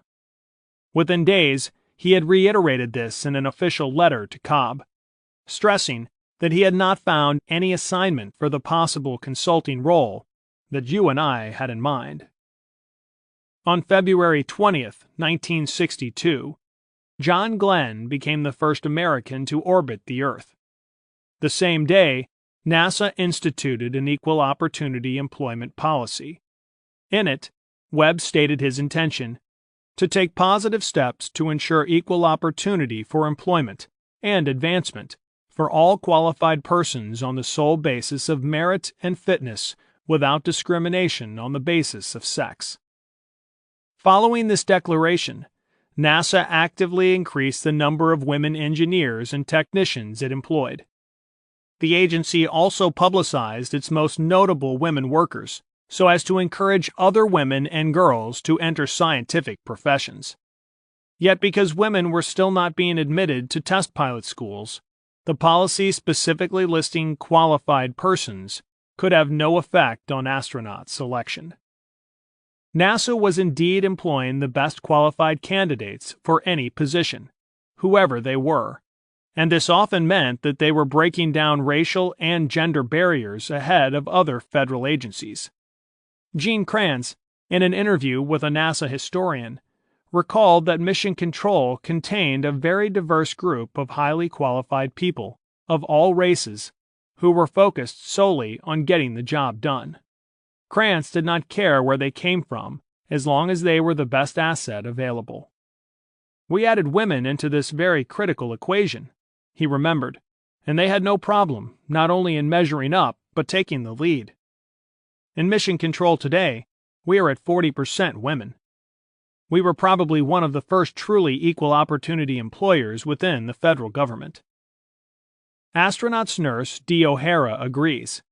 emphasizing that discrimination, particularly against women, had no place in the agency when she first arrived at NASA. Back then, it was completely a man's world, and at the Cape it was totally a man's world. It was the early 1960s, and there were not many women involved in diverse careers as engineers, physicians, and jet jockeys. As we know, that came later.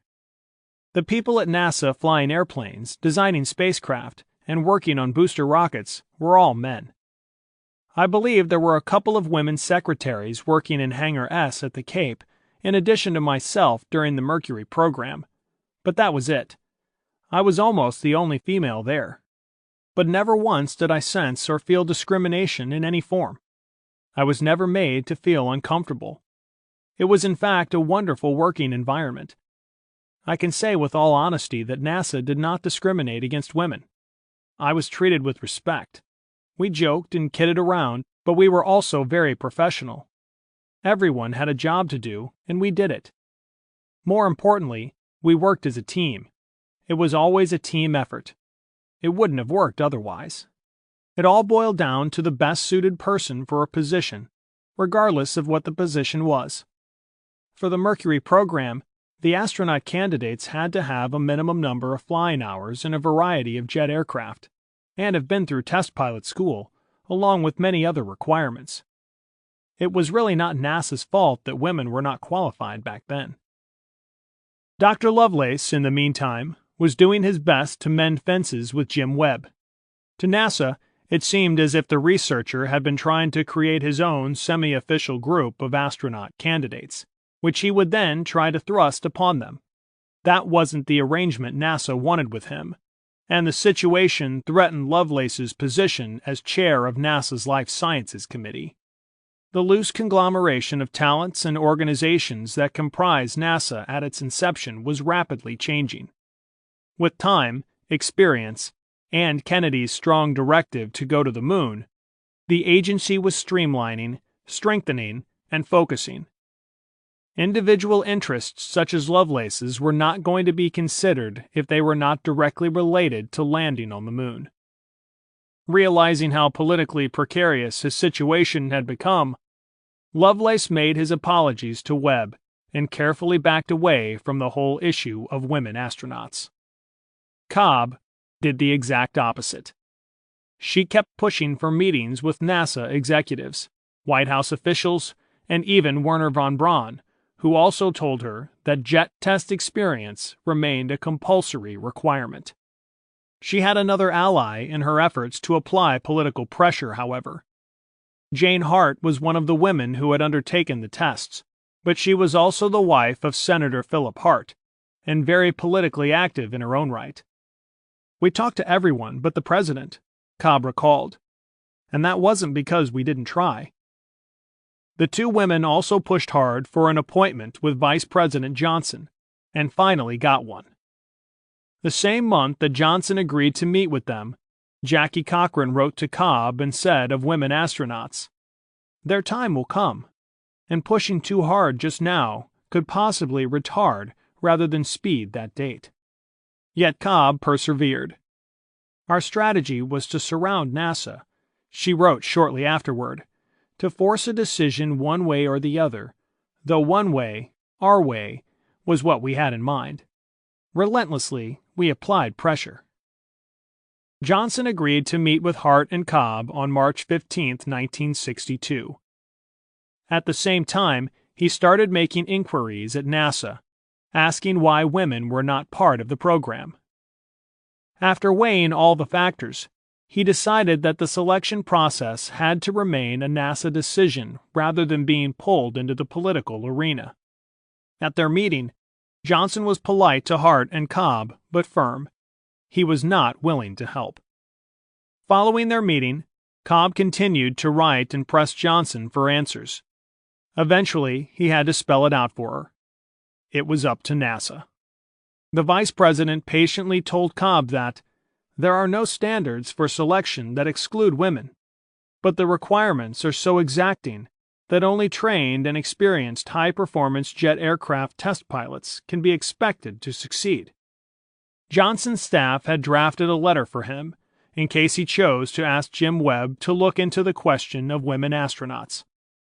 Instead of signing it, the exasperated vice president simply wrote 4 words across it: "Let's stop this now."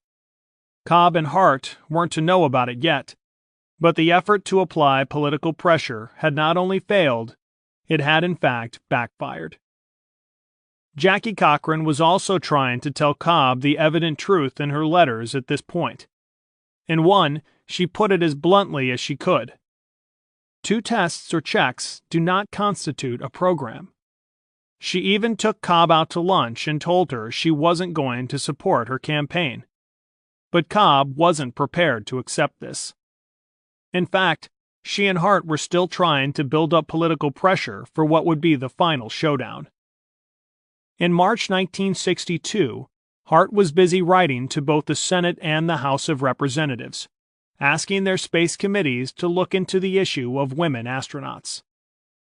The Senate was not interested, but the House of Representatives agreed to hold hearings in July on the issue of whether women were being discriminated against in the space program. Cobb and Hart would present their viewpoints in person, as would Cochran, while John Glenn and Scott Carpenter would represent NASA's viewpoint. Lovelace did not attend the hearing, but he did share his thoughts with Jackie Cochran beforehand. He now told her that he did not believe a woman should be immediately placed within NASA's astronaut program. Rather, medical testing should continue, and gaining meaningful data might take as long as 5 years. His aim, he stressed, was more to create the right data and conditions for the future, not to initiate a crash program. Cochran fully agreed with him. Lovelace then read and approved a statement that Cochran had prepared for the hearing. Just before the hearings, Cochran wrote to James Webb, suggesting that this might be the time to draw the line, for NASA to state definitively that women were not eligible. "I agree with your decision that women should not be included in the Mercury program at this time," she wrote. "My idea is not to keep women out of the space program, but to get them in at the proper time and in the proper way." She added that the idea of a hurried program to beat the Soviets into sending a woman into space did not make sense to her from the standpoint of overall national interests. On the first day of congressional testimony, Jerry Cobb began by laying out the facts clearly and correctly. "I could not answer the minimum qualification for an astronaut because I am not qualified. The qualifications that the authorities of NASA have set down have made it impossible for women to qualify as astronauts or ever demonstrate their capabilities for spaceflight. Some of us have worked as test pilots, but it is impossible for a woman in this country to be a jet test pilot, because there are no women pilots in the military services, and the test pilot schools are operated solely by the military services." Cobb had hit precisely on the real issue, one that was not NASA's responsibility. Her proposed solution was not to correct discrimination in the military, however, but to bypass the whole pilot training process altogether. She suggested that the selected women be allowed to finish the medical tests, and that one of them should then, bypassing NASA's existing astronauts, be given the next spaceflight. In answer to the objection that these women totally lacked jet test piloting experience, Cobb argued that equivalent experience was good enough. Flying hours in other kinds of aircraft gave them enough piloting experience to qualify. It was a highly contentious point, and one that nobody within NASA or the Kennedy administration had yet accepted, despite Cobb and Hart's determined efforts. To say that women should be allowed to pilot jets was a valid point. To say that they did not need to do so to be considered for spaceflight was a huge stretch. This was the point that infuriated those who were jet test pilots and turned some potentially supportive voices against Cobb's campaign. Schirra, for one, was furious. Years later, he was still angry about it. He had never been impressed by total pilot hours as a measurement of ability. He knew that a fighter pilot might log 1/5 the time per flight as a transport pilot, but those hours included not only a far riskier takeoff and landing, but far more advanced flying in between. Schirra looked at his own impressive total flying hours, looked at those of the women, and saw a huge difference. He fumed to historian Stephanie Nolan. Yet some of these women have the gall to say that they were not given a chance to be part of the Mercury program. As expected, when Cochrane testified, she said that any forced effort to introduce women into the astronaut program would only delay NASA in its immediate goal of voyaging to the moon. Instead, she proposed that a new, larger group of women test subjects be selected, both pilots and non-pilots. A slow and careful medical study could then be conducted. She further stated that she did not believe women had been discriminated against, and that it was quite correct that NASA was choosing from the pilots who had the most relevant experience, whoever they were. Women should be included, she said, not just because they are women, but because they have finally gained the skills to advance the space exploration process. At the present moment, she concluded, they would only slow it down. John Glenn and Scott Carpenter claimed that they did not know much about Lovelace's tests of would-be women astronauts. Glenn also stated that he was not qualified to judge whether putting a woman in space should be a national goal.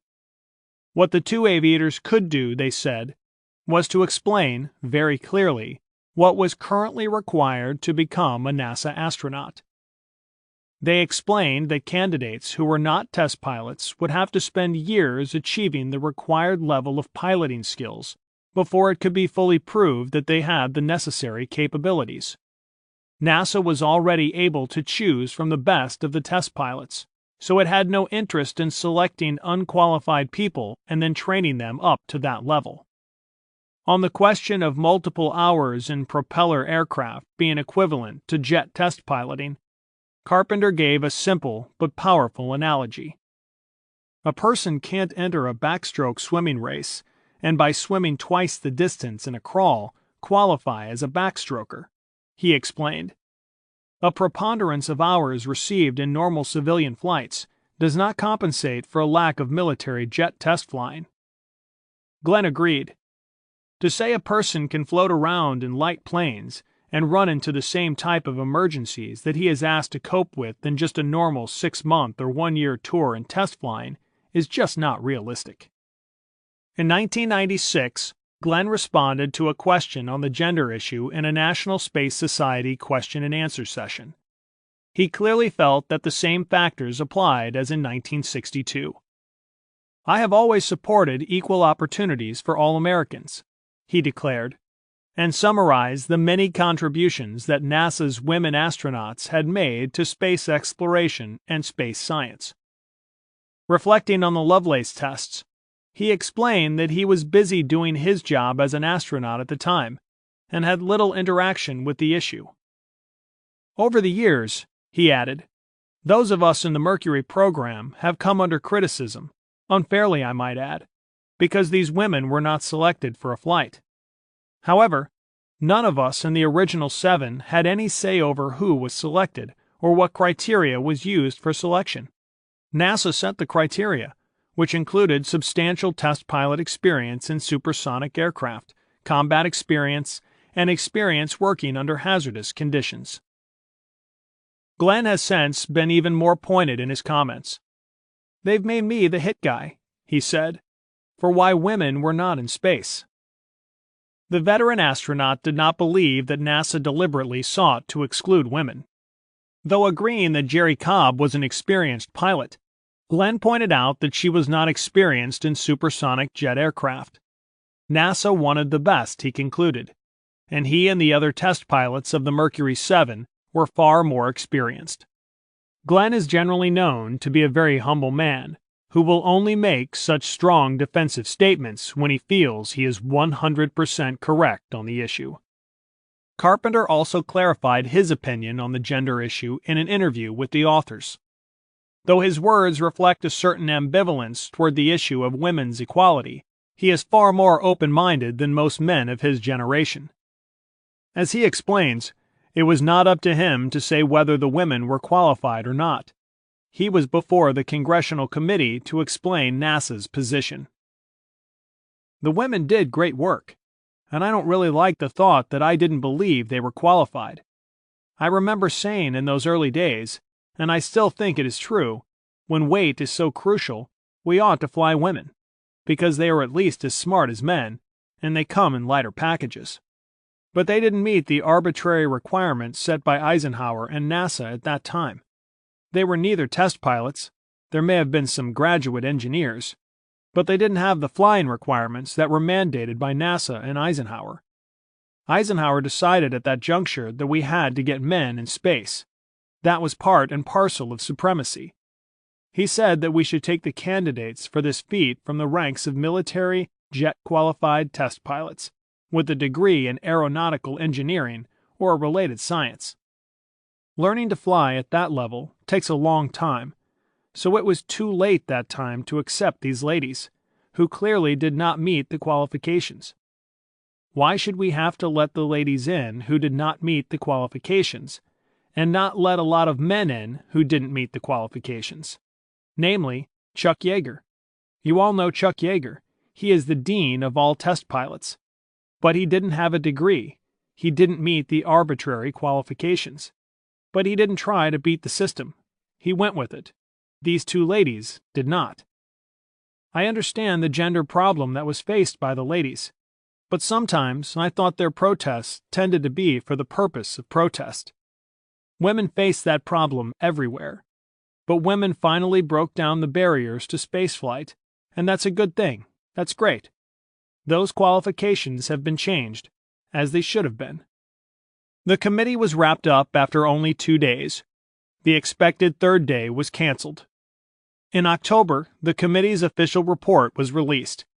It concluded that NASA's selection criteria were sound and recommended that research into the possibility of women astronauts should take place sometime in the future.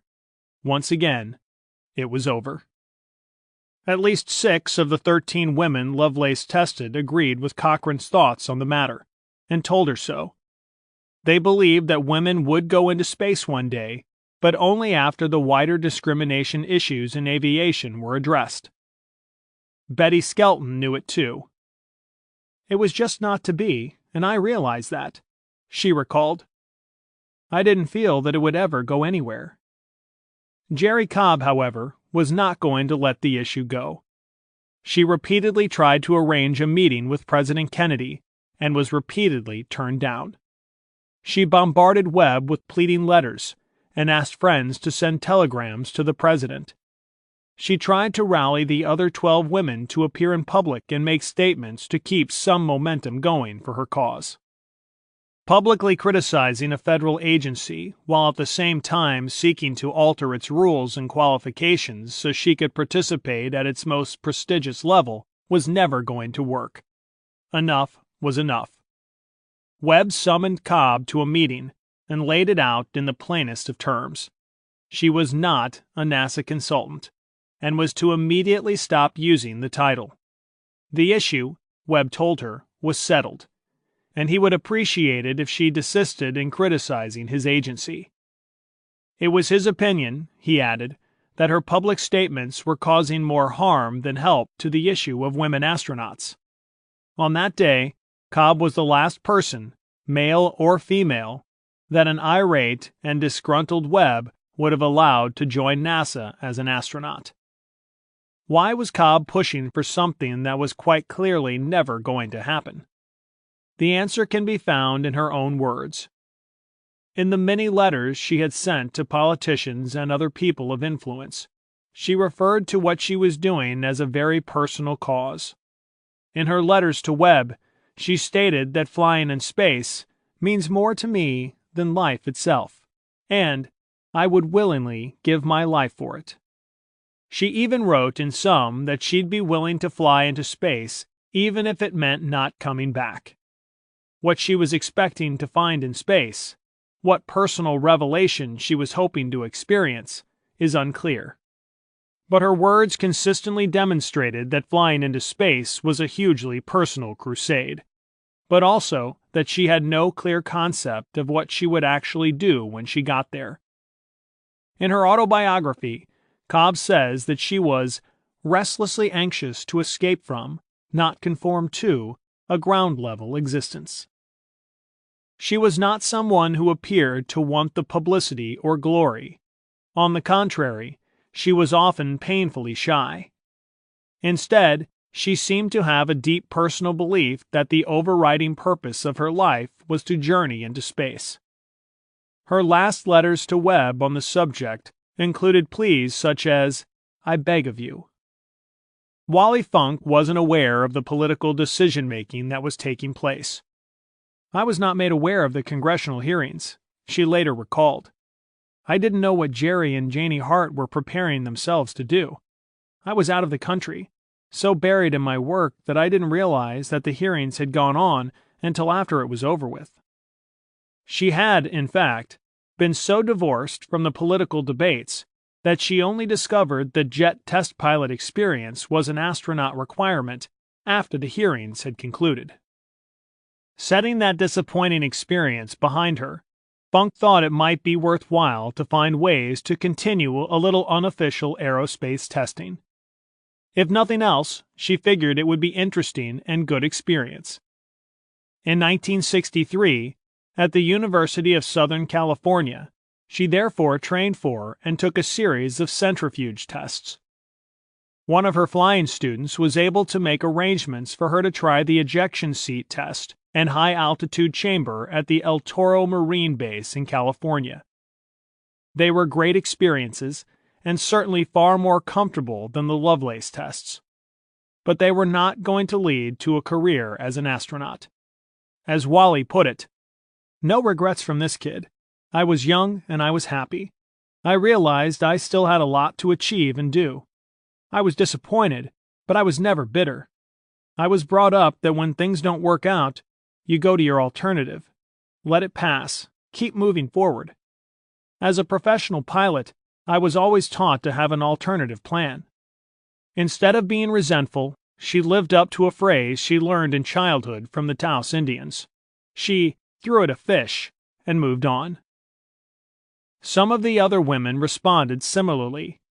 One of the other medical test subjects, Jean Nora Jensen, characterizes her own Lovelace experience as that minuscule touch with the astronaut program, simply a tiny forgotten footnote in history.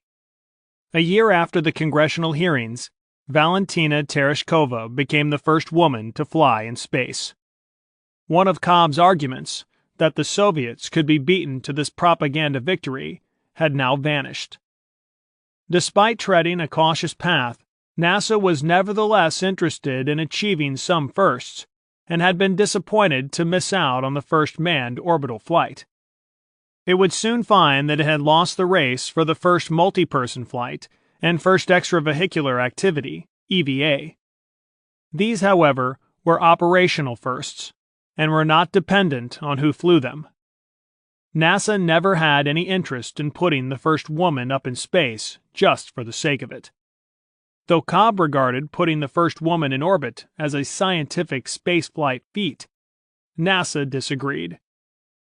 In response to one of Jerry's many letters, Robert Gilruth, director of NASA's Space Task Group, told her in 1962, "We cannot select women just because they are women."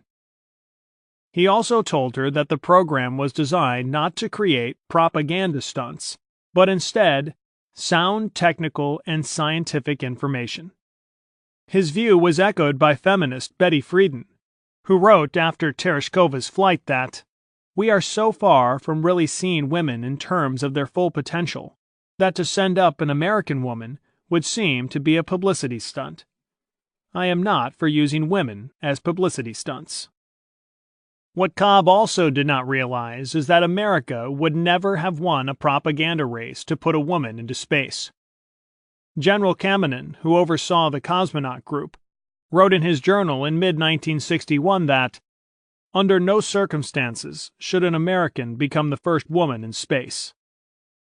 Any introduction of a woman into NASA's astronaut program would have been front-page news. The Russians, who did believe in propaganda firsts just for the sake of them, would have had few problems in secretly selecting and flying a Soviet woman long before the Americans could have trained a newcomer. Cobb did not take Tereshkova's flight very well. "If I had lived in Russia," she mused, "I would have been the first woman in space." Trying to keep interest alive, Cobb wrote an autobiography, optimistically titled Woman into Space. The push, once again, did nothing to further her goal, and with reluctance she finally withdrew from her campaigning, for a few decades at least. "I had wasted 3 years of my life preparing to be an astronaut," she would later reflect. "I felt lost." Chapter 7. The Two Wallies. Part 2. As the Mercury program progressed and his colleagues made the initial flights, Wally Schirra had stayed true to his philosophy of test piloting excellence. He'd also developed a social reputation within NASA as a prankster and punster of renown, which sometimes made him appear less serious than his fellow astronauts. When it came to work, however, he was a serious, focused aviator. "Humor is the lubricant of crisis," he explains. "My rambunctious approach to the off-duty aspect of my life may have fooled some people, but this was not a game. I often said to myself, this is for real. I was not interested in the glamour of being a space hero. Instead, I was interested in getting up and getting back." This attitude colored everything Schirra did. When asked about his religious faith at a press conference, he answered, "I think my faith relates to the machine age, to our technical accomplishments, and to the people in the project." Gordon Cooper confirmed in his autobiography that Schirra was outgoing and congenial and loved to make people laugh. But he was formidable when the time came and could focus with engineer-like tenacity on the technical intricacies of spaceflight. He believed in training very hard and was very precise. Schirra found that his degree in engineering allowed him to exchange ideas with the spacecraft engineers, so they would constantly improve and refine the design while ensuring that the pilot stayed central to its operation. "We definitely had to make the spacecraft pilot-oriented, as opposed to chimpanzee configured," he says with a laugh. "We had all been working test pilots long enough to know that the engineering fraternity was capable of designing an aircraft which was perfect as far as the theories involved, but which no pilot could possibly fly." On October 3, 1962, Schirra was given the opportunity to apply his training by making America's third orbital spaceflight. Having been Slayton's backup, then Carpenter's, he was extremely well prepared. After the system failures of the previous mission, redesign work had been performed to overcome these problems. It was now time to make a pure test flight, building on the valuable experience and feedback of Glenn and Carpenter. Schirra did not want an overburdening science program or any other distractions during his 6-orbit flight. Ensuring that the spacecraft worked and flew well would be his major goal, together with resolving the propellant issue. Keeping this in mind, he named his spacecraft accordingly. "I called my spacecraft Sigma 7. Sigma, a Greek symbol for the sum of the elements of an equation, stands for engineering excellence. Not a fancy name like freedom or faith. Not that I didn't appreciate those names, but I wanted to prove that it was a team of people working together to make this vehicle go.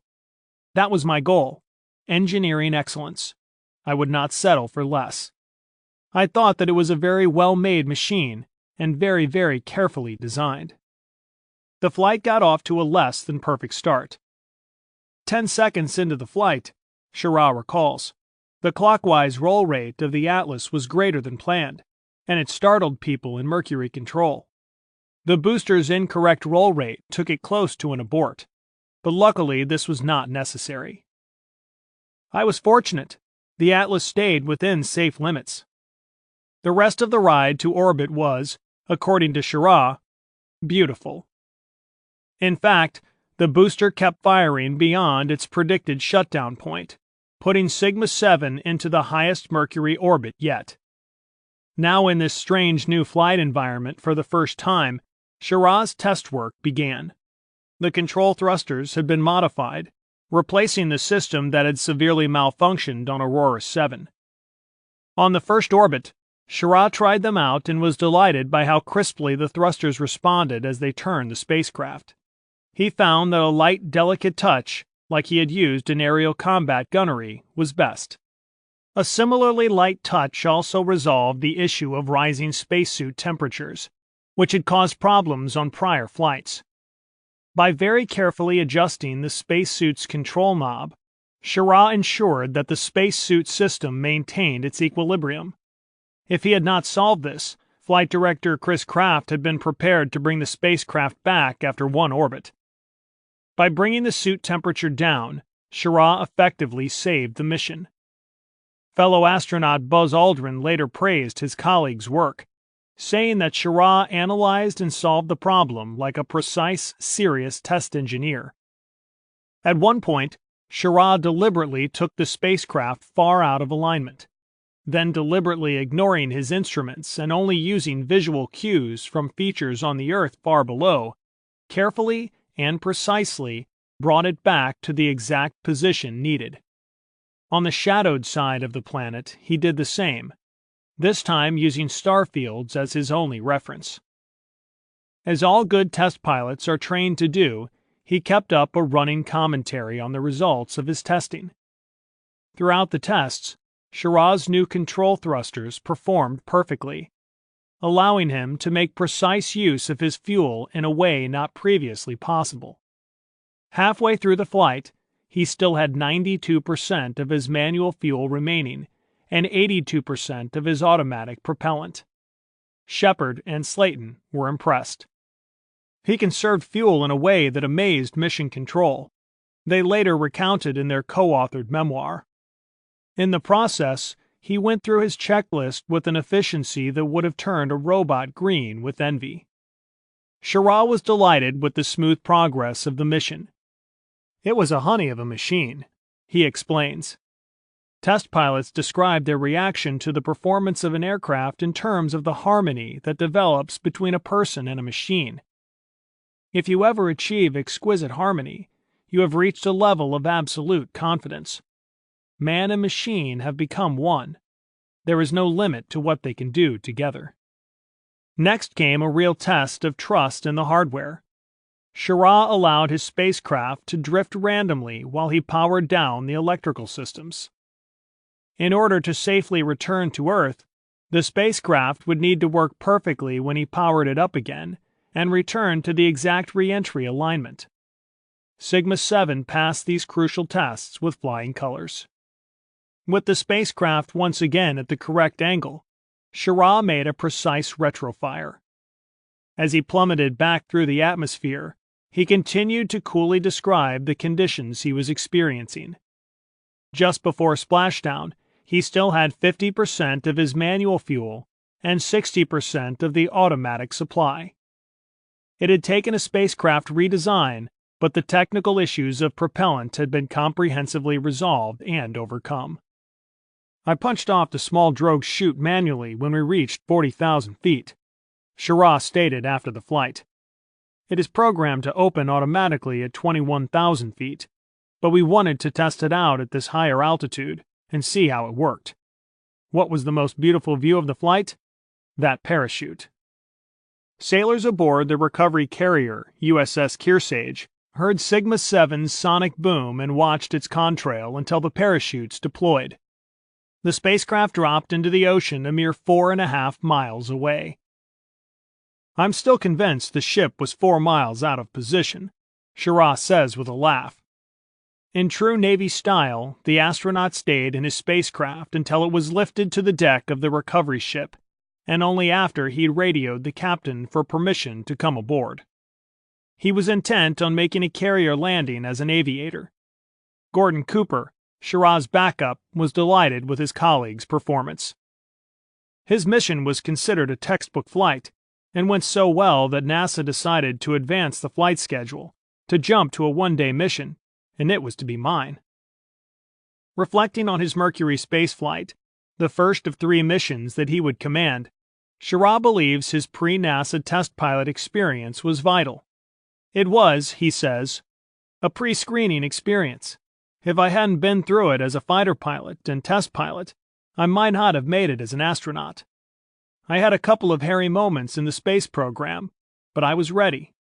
I had to face up to it without hesitation, without panic, coolly, using my brain. We'd trained out fear. The flight controllers were also very pleased. Schirra's 6 orbits would be the bridge needed to go to a full 24-hour mission. Gene Kranz exulted. But if the flight controllers thought they had found an astronaut willing to agree with every pronouncement they made, they were wrong. Though Schirra was perfectly happy to work closely with controllers on the ground to ensure mission success, once in orbit he considered himself the commander. Schirra was proud of his successful mission, but he was just as proud that he hadn't needed to talk to the ground much to complete it. I wasn't up there flying for mission control, he explains. I'd flicked a switch that turned off all the automatic sequences, including any capability of the ground to control my retrofire and bring me down. The spacecraft was all mine. I could not have been brought back by signals from the Earth until I turned them on again. No astronaut before me had been permitted such freedom. Chris Kraft delighted in pointing out what he believed to be the differences between Carpenter and Schirra, and in downplaying the major differences in their missions and spacecraft design. But he'd misunderstood how similar the 2 naval aviators actually were. He was in for quite a surprise, but it would be 5 years before Schirra would spring it on him. NASA had made a giant leap forward in engineering success, but other advances were also taking place within the agency. Now, as president, the same Lyndon Johnson who had dismissed Cobb and Hart signed the 1964 Civil Rights Act into law, meaning that NASA, along with all other federal institutions, would be examined very closely for any discriminatory hiring practices. In areas where NASA had been deficient in hiring anyone other than white males, it was criticized. After all, the space agency may have had a valid excuse for discrimination when it came to selecting astronauts, but the vast majority of NASA employees had duties that did not require such specific and exclusive qualifications. More importantly, for the future of women in space, new laws and attitudes demonstrated that the entire country was changing. Cobb's single-minded focus on one small aspect of one job for one federal agency may have failed, but the general issues of inequality were being skillfully argued and campaigned for by others. American society as a whole was changing, and as it did, so would hiring practices, and so would NASA. When NASA made its first astronaut selection of the 1970s, it actively encouraged applications from women and non-whites. Although no women were selected as pilots, the Navy and Air Force were still not allowing women to be test pilots. NASA's first astronaut intake of the new decade included 6 women. Wally Funk continued to follow the space program, for both men and women, with interest and excitement. However, rather than fixating on what had not been possible, she was creating more firsts in the wider world of aviation. In 1971, she was appointed the first female General Aviation Operations Inspector ever hired by the Federal Aviation Administration, FAA, and in 1975 became one of the first female accident investigators for the National Transportation Safety Board, NTSB. It happened quite by accident, she recalls. Being in the right place at the right time. I was a chief pilot for a company out of California. I was applying for a university professorship, and I'd used an FAA chap's name that I had known. He said, "Wally, what is this? You be in my office at 9 o'clock Monday morning. You're set up for an interview next Monday because I want you to be an inspector for the FAA." I had a great time with them for 4 years. Then the NTSB stole me over. At the NTSB, she investigated air accidents and determined causes, which enabled the board to make any needed national policy changes and avoid a repetition of such disasters. I became an investigator for the rest of my tenure until I retired. I've done over 450 accidents, whether large or small. It was a great challenge, but very interesting. Every accident investigation was different. I got to many accidents by hiking, by horse, by mule, by helicopter, by rappelling, by boat, you name it, I got there. We weren't in the office much. I was on the road every third or fourth day. We had 3 states and the entire South Pacific as our territory. I was schooled at every aircraft manufacturer, engine manufacturer, propeller manufacturer, anywhere they made the parts that go with any engine. One of the reasons I retired early was because I wanted to take my safety presentation around the world, educating pilots about why they have aircraft accidents and how to avoid them. Though women were being accepted into a space program that would ultimately put them in the space shuttle, the world's most advanced wing vehicle at the time, the rest of the aerospace world took longer to catch up. For a while at least, NASA led the way in gender opportunities. It was not until 1983 that the U.S. Navy accepted its first woman test pilot. And although a woman had been accepted into the U.S. Air Force Test Pilot School in 1974, her role was flight test engineer. It was not until 1988 that Air Force training became available for women pilots. The first woman pilot selected, Jackie Parker, had worked for NASA beforehand, as its youngest ever flight controller. I worked with astronauts, mission controllers, and some of the brightest people I have ever met, she recalled for a magazine article. They treated me with tremendous respect even though I was very young. The next 2 women pilots to graduate from Edwards Test Pilot School were almost immediately picked up by NASA as pilot astronauts. Jackie Parker was the first person to go to the Air Force Test Pilot School as a pilot. NASA pilot astronaut Pamela Melroy explains, "I was the third. Eileen Collins was the second." As soon as qualified women were available, NASA wasted no time in recruiting them. Collins was selected within a year of graduation. Eileen Collins was very aware of the women who had tried to become pilot astronauts before her. Many of the questions the media asked her centered on her place in this history, and she was proud to be the fulfillment of so many people's hopes. She even invited the surviving women from the Lovelace test to each of her launches, along with Betty Skelton and others. Small mementos were taken up for some of them, including for Jerry Cobb and Wally Funk. Funk also enjoyed several visits to Collins's home and accepted VIP invitations to all of her launches. They became firm friends. I first met Eileen in the very early 90s, although we already knew of each other through magazine articles. We became instant friends, and have always stayed in touch. She calls and writes several times a year. Collins' life was not dissimilar to Funk's. She had always been fascinated by flying as a child, and had saved up enough money to start taking flying lessons when she was 19. Like Cobb, Schirra, and Funk, Collins says she wanted to fly more airplanes, go farther, faster, higher, and do more. Unlike Cobb and Funk, however, she was able to do this by entering the Air Force. "I went to test pilot school in 1989 and 1990, she describes. And that was the year I applied to be an astronaut, and was fortunate enough to be accepted here. I have since been convinced that this is the job I was born to do." In 1995, Collins flew as the first woman shuttle pilot on mission STS-63, reprising that role in 1997 on STS-84. With this experience under her belt, she was then assigned to command shuttle mission STS-93, which flew in 1999. The penultimate manned mission of the 20th century would be NASA's first commanded by a woman. "I think it was a big step to have a woman shuttle commander," she said after her flight. "It was going to happen eventually." Following February 2003's Columbia disaster, Collins found that she had been tasked with returning the shuttle to space by commanding the next mission, perhaps the ultimate responsibility any shuttle commander could have. When plans were announced for former astronaut John Glenn to fly in space again on a 1998 shuttle mission, Jerry Cobb sensed an opportunity to realize her long-held dream. Once again, she asked the other surviving Lovelace women to petition for her, but this time it would be for her alone.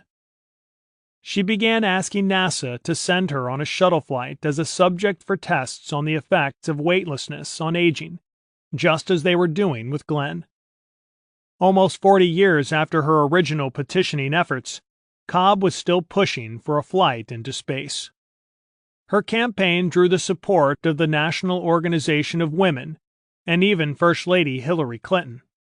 Cobb was quoted widely in the press at the time as saying, "It is my destiny. I've been waiting 38 years. I've thought about it all my life.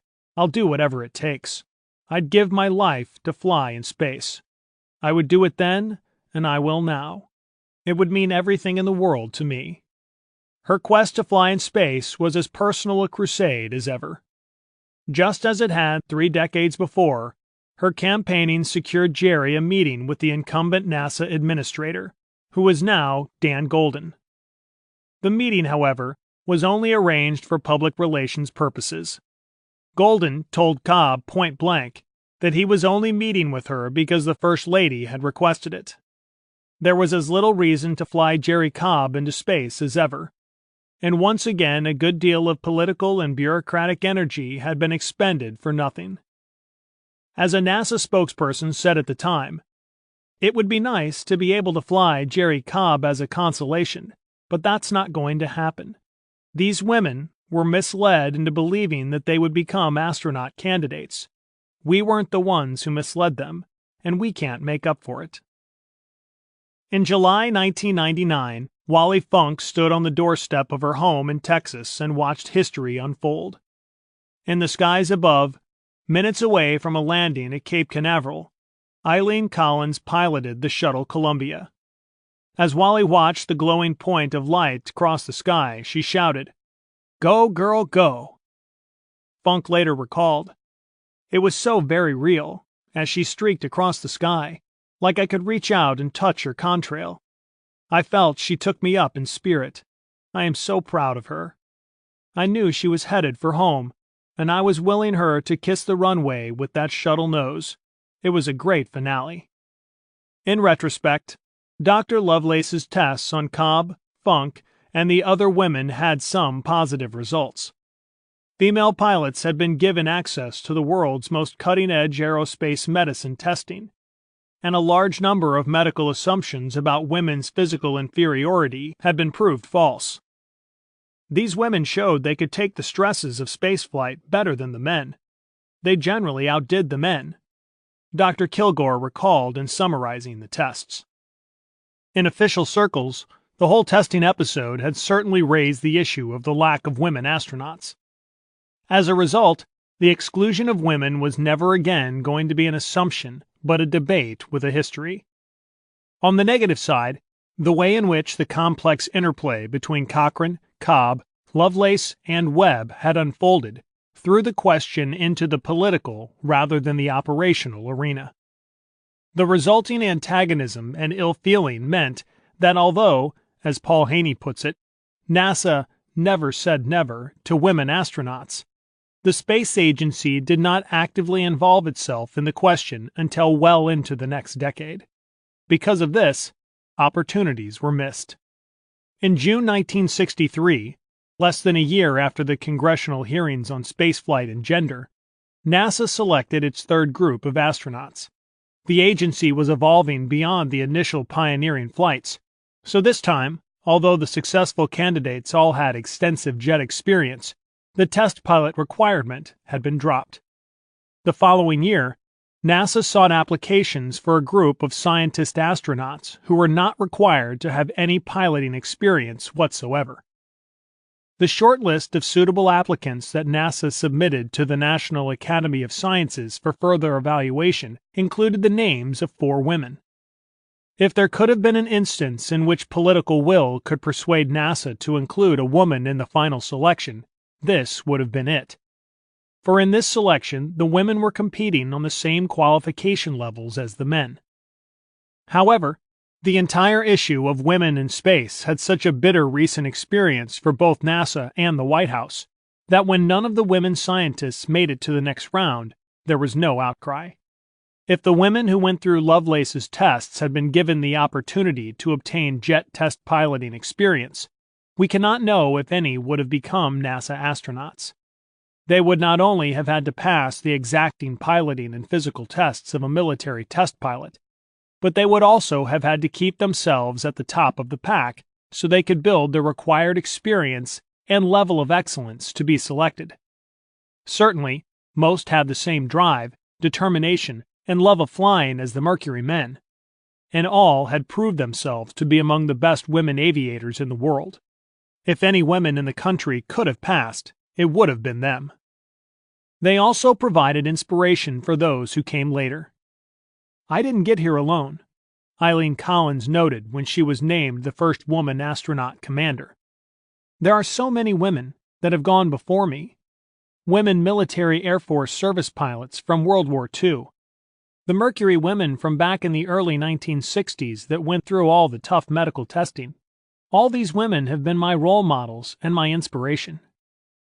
Having said that, Collins also later added, "After the mission, I'll think about the fact that I am a woman commander. Before the mission, I have to think of myself as a shuttle commander." Wally Funk was overwhelmed that Eileen could think of us as a support group who loves aviation and space exploration. "She is so sensitive to us. Being a commander is a responsibility and an inspiration." Wally Schirra was also pleased to see Collins succeed in her chosen career. "She has done very well," he agrees. "She made the mark." What many of the Lovelace women also proved is that it is important to move forward in life despite setbacks and make the best of what is possible. Some remain bitter about their experiences, feeling that NASA cheated them out of what should have been theirs. When John Glenn made his first flight, one of them even said that she hoped he'd fail. Funk wasn't against Glenn's second flight, but she was bothered that this flight probably took a seat from another, newer NASA astronaut who had trained for years for such an opportunity. Glenn's flight created much of the same feeling about jumping ahead in line that had made many at NASA dismiss Cobb's plans to get a flight in the early 1960s, and disregard them again in the 1990s. Wally Funk never gave up on enjoying an active and interesting life. These days, she competes in nationwide shooting competitions dressed in cowboy clothing of the 1860s. She also lectures on air safety around the country and continues to work as a flight instructor. Many of the young students she teaches, both women and men, end up at the Air Force Academy and Naval Academy. "It's great to make a living doing something I love," she says with a broad smile. On occasion, she competes in air races and enjoys bungee jumping and parachuting, hang gliding, and jet skiing, and even drives at a local NASCAR track. "Girls can do anything they want to do," she laughs. In June 2000, she was offered a trip to Star City. It would be her second visit following a 1988 meeting at the facility with Valentina Tereshkova. This time, she undertook a week of the cosmonaut training that's offered to tourists. It was paid for by the Discovery Channel, who in return filmed Funk training for a television documentary. This time around, she knew that the tests she was taking were just for her own enjoyment. She wasn't being promised anything that could not be granted. Her training week, supervised by cosmonaut Gennady Manikov, allowed her to climb into a Sokol spacesuit, tour the space station simulators, endure a ride on the centrifuge, and manually dock the Soyuz spacecraft simulator. The docking control thrusters were incredibly sensitive, Funk found, and it was difficult to make adjustments with our bare hands. "I can't imagine how the cosmonauts do it while wearing pressurized spacesuit gloves." During the 10-hour training days, Funk studied celestial navigation and even the intricacies of the space toilet. The highlight for her was a flight in an Ilyushin 76 aircraft, which flew 10 parabolas carefully designed to create weightlessness. In zero gravity at last, she had the time of her life, tumbling and spinning with a huge grin on her face. "I wish I could have gone for 10 more," she remembers with delight. She pushed her arms out and flew like Superman, just as she had imagined doing as a little girl in Taos. Funk learned another thing from her Star City experiences. "My attitude is much different now," she wrote not long afterward. "Now that I have had a taste of the real stuff in Star City, I can see much more clearly how NASA looked at things back in the 1960s. Women hadn't been given the chance to prove themselves yet, which is too bad. But it's okay with me. We were never promised the moon. I just wanted to pass all the tests and have a chance to be with NASA. Maybe I was naive." 40 years after the Lovelace tests, a substantial amount of private investment funding is now riding on Funk successfully piloting a spacecraft. She has been involved in several private space ventures over the years, but Interorbital Systems is the first to have named her as a rocket pilot. The company plans to have Funk fly their proposed Solaris X rocket plane on a spaceflight. Interorbital is just one of many space tourism developers that are operating in the Mojave Desert close to Edwards Air Force Base, and only time will tell which companies will succeed. But, as ever, Funk is enjoying the experience. "It's really just another kind of space race," she says. Eileen Collins has told the press that she thought about Funk while in space and knows that if she gets there, she'll really enjoy the experience.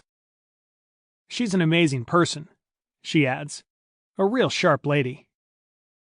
Interorbital, meanwhile, has stated that having Wally pilot their spacecraft would provide the perfect ending to her story. In the meantime, she continues to teach flying. "I'm giving back the safety that I learned over my years of instruction to the kids just starting out in flying," she says. So it has all come around full circle. Funk has been invited to social events hosted by Scott Carpenter and has shared a stage with Gordon Cooper at speaking events. But the two Wallies have only ever met once, as far as they recall. In 1997, the pair met at the Forest of Friendship in Atchison, Kansas, where granite plaques are placed in the winding pathways to honor individuals who have contributed to the advancement of aerospace achievement. Wally Funk had been inducted in 1983 and happened to be there when Schirra's turn came 14 years later. "I went up and introduced myself," Funk recalls, "but I think he was in a hurry, or didn't want to talk about the past. He made our conversation very short." What Funk didn't know was that other women from Lovelace's program, including Jerry Cobb, had cornered Schirra in the past and criticized him for keeping them, they believed, out of the space program. Wally Schirra turned the issue around on them by revealing that he had been instrumental in having women test pilots inducted into the Society for Experimental Test Pilots. But the confrontations had left him with a bad taste in his mouth when it came to meeting any of that group of women again. "I was quite annoyed that they felt that they were comparable to us. They weren't test pilots, very few had college education, and they were not engineers. They had no credentials other than they could fly an airplane. It's the same thing as Chuck Yeager. He didn't have an engineering degree. Chuck wasn't eligible. Neither were these women. With all the hundreds of people that were looked at, if any one of these women had met the standards of the hundreds of people they looked at. But they didn't, and I think it was a damn shame. But they tried to put themselves in the same format. I don't accept it. Jerry Cobb wanted to be another Valentina Tereshkova. But we weren't on that track at all. That wasn't our concept." In recent years, however, Schirra has come to realize that not all of the women are as combative, and in fact, that some were fully accepting of NASA's criteria. It turned out that it's not fair to dismiss them all, because one of the women wrote me a letter and said it was not NASA's fault. That's all wrong. We were brought for physicals at Lovelace Clinic, and that was all. It was Dr. Lovelace who had the idea, not NASA. Indeed, Shira is delighted to hear that Funk is still flying, and wishes her the best of luck with her interorbital plans. "She hasn't given up yet," he says with a congenial smile. Oh wow, that is good. Funk has been an inspiration to many young women looking for a challenging career, but she was never very interested in the women's movement. Although I was used to kicking down doors, I wasn't a feminist or a political person. We were just born 20 years ahead of Sally Ride, and 30 years ahead of Eileen Collins. The time wasn't right. I've never been discriminated against in my life. I was very serious about becoming an astronaut, but I didn't have the jet time or the engineering degree. When I found out the parameters were jet test pilot experience to be an astronaut, that let us out of the league. We were just guinea pigs for the space program medics. Having since read about some of NASA's internal politics, maybe I am glad I was not involved. I have never understood all the amazement people have had about me going through the tests. It was just part of life. People send me Mercury program envelopes to sign, and I think, shouldn't they be asking John Glenn instead? Failure is not part of my makeup. My philosophy has always been to get over it and move on. I love life. I've loved every bit of it. Wouldn't change it for the world. I've got a lot to do. 50 more years of stuff to do. I plan on flying until I'm 90. Shira, when looking back, sounds remarkably like Funk. I love life, he says. What I felt about my first ride into space so long ago just about sums up the way I feel about life. I've really had one hell of a good time. Others have tried to read a story of government discrimination into Funk's fleeting brush with the early space program.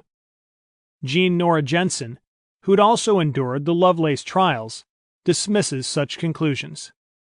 It was a testing program, she remembered in a magazine article, which is quite different from a training program. Some folks presumed we were actually part of the Mercury program, and our tenuous connection to the world of astronauts grew into a plethora of inaccurate and downright fictional accounts of our long-ago adventure.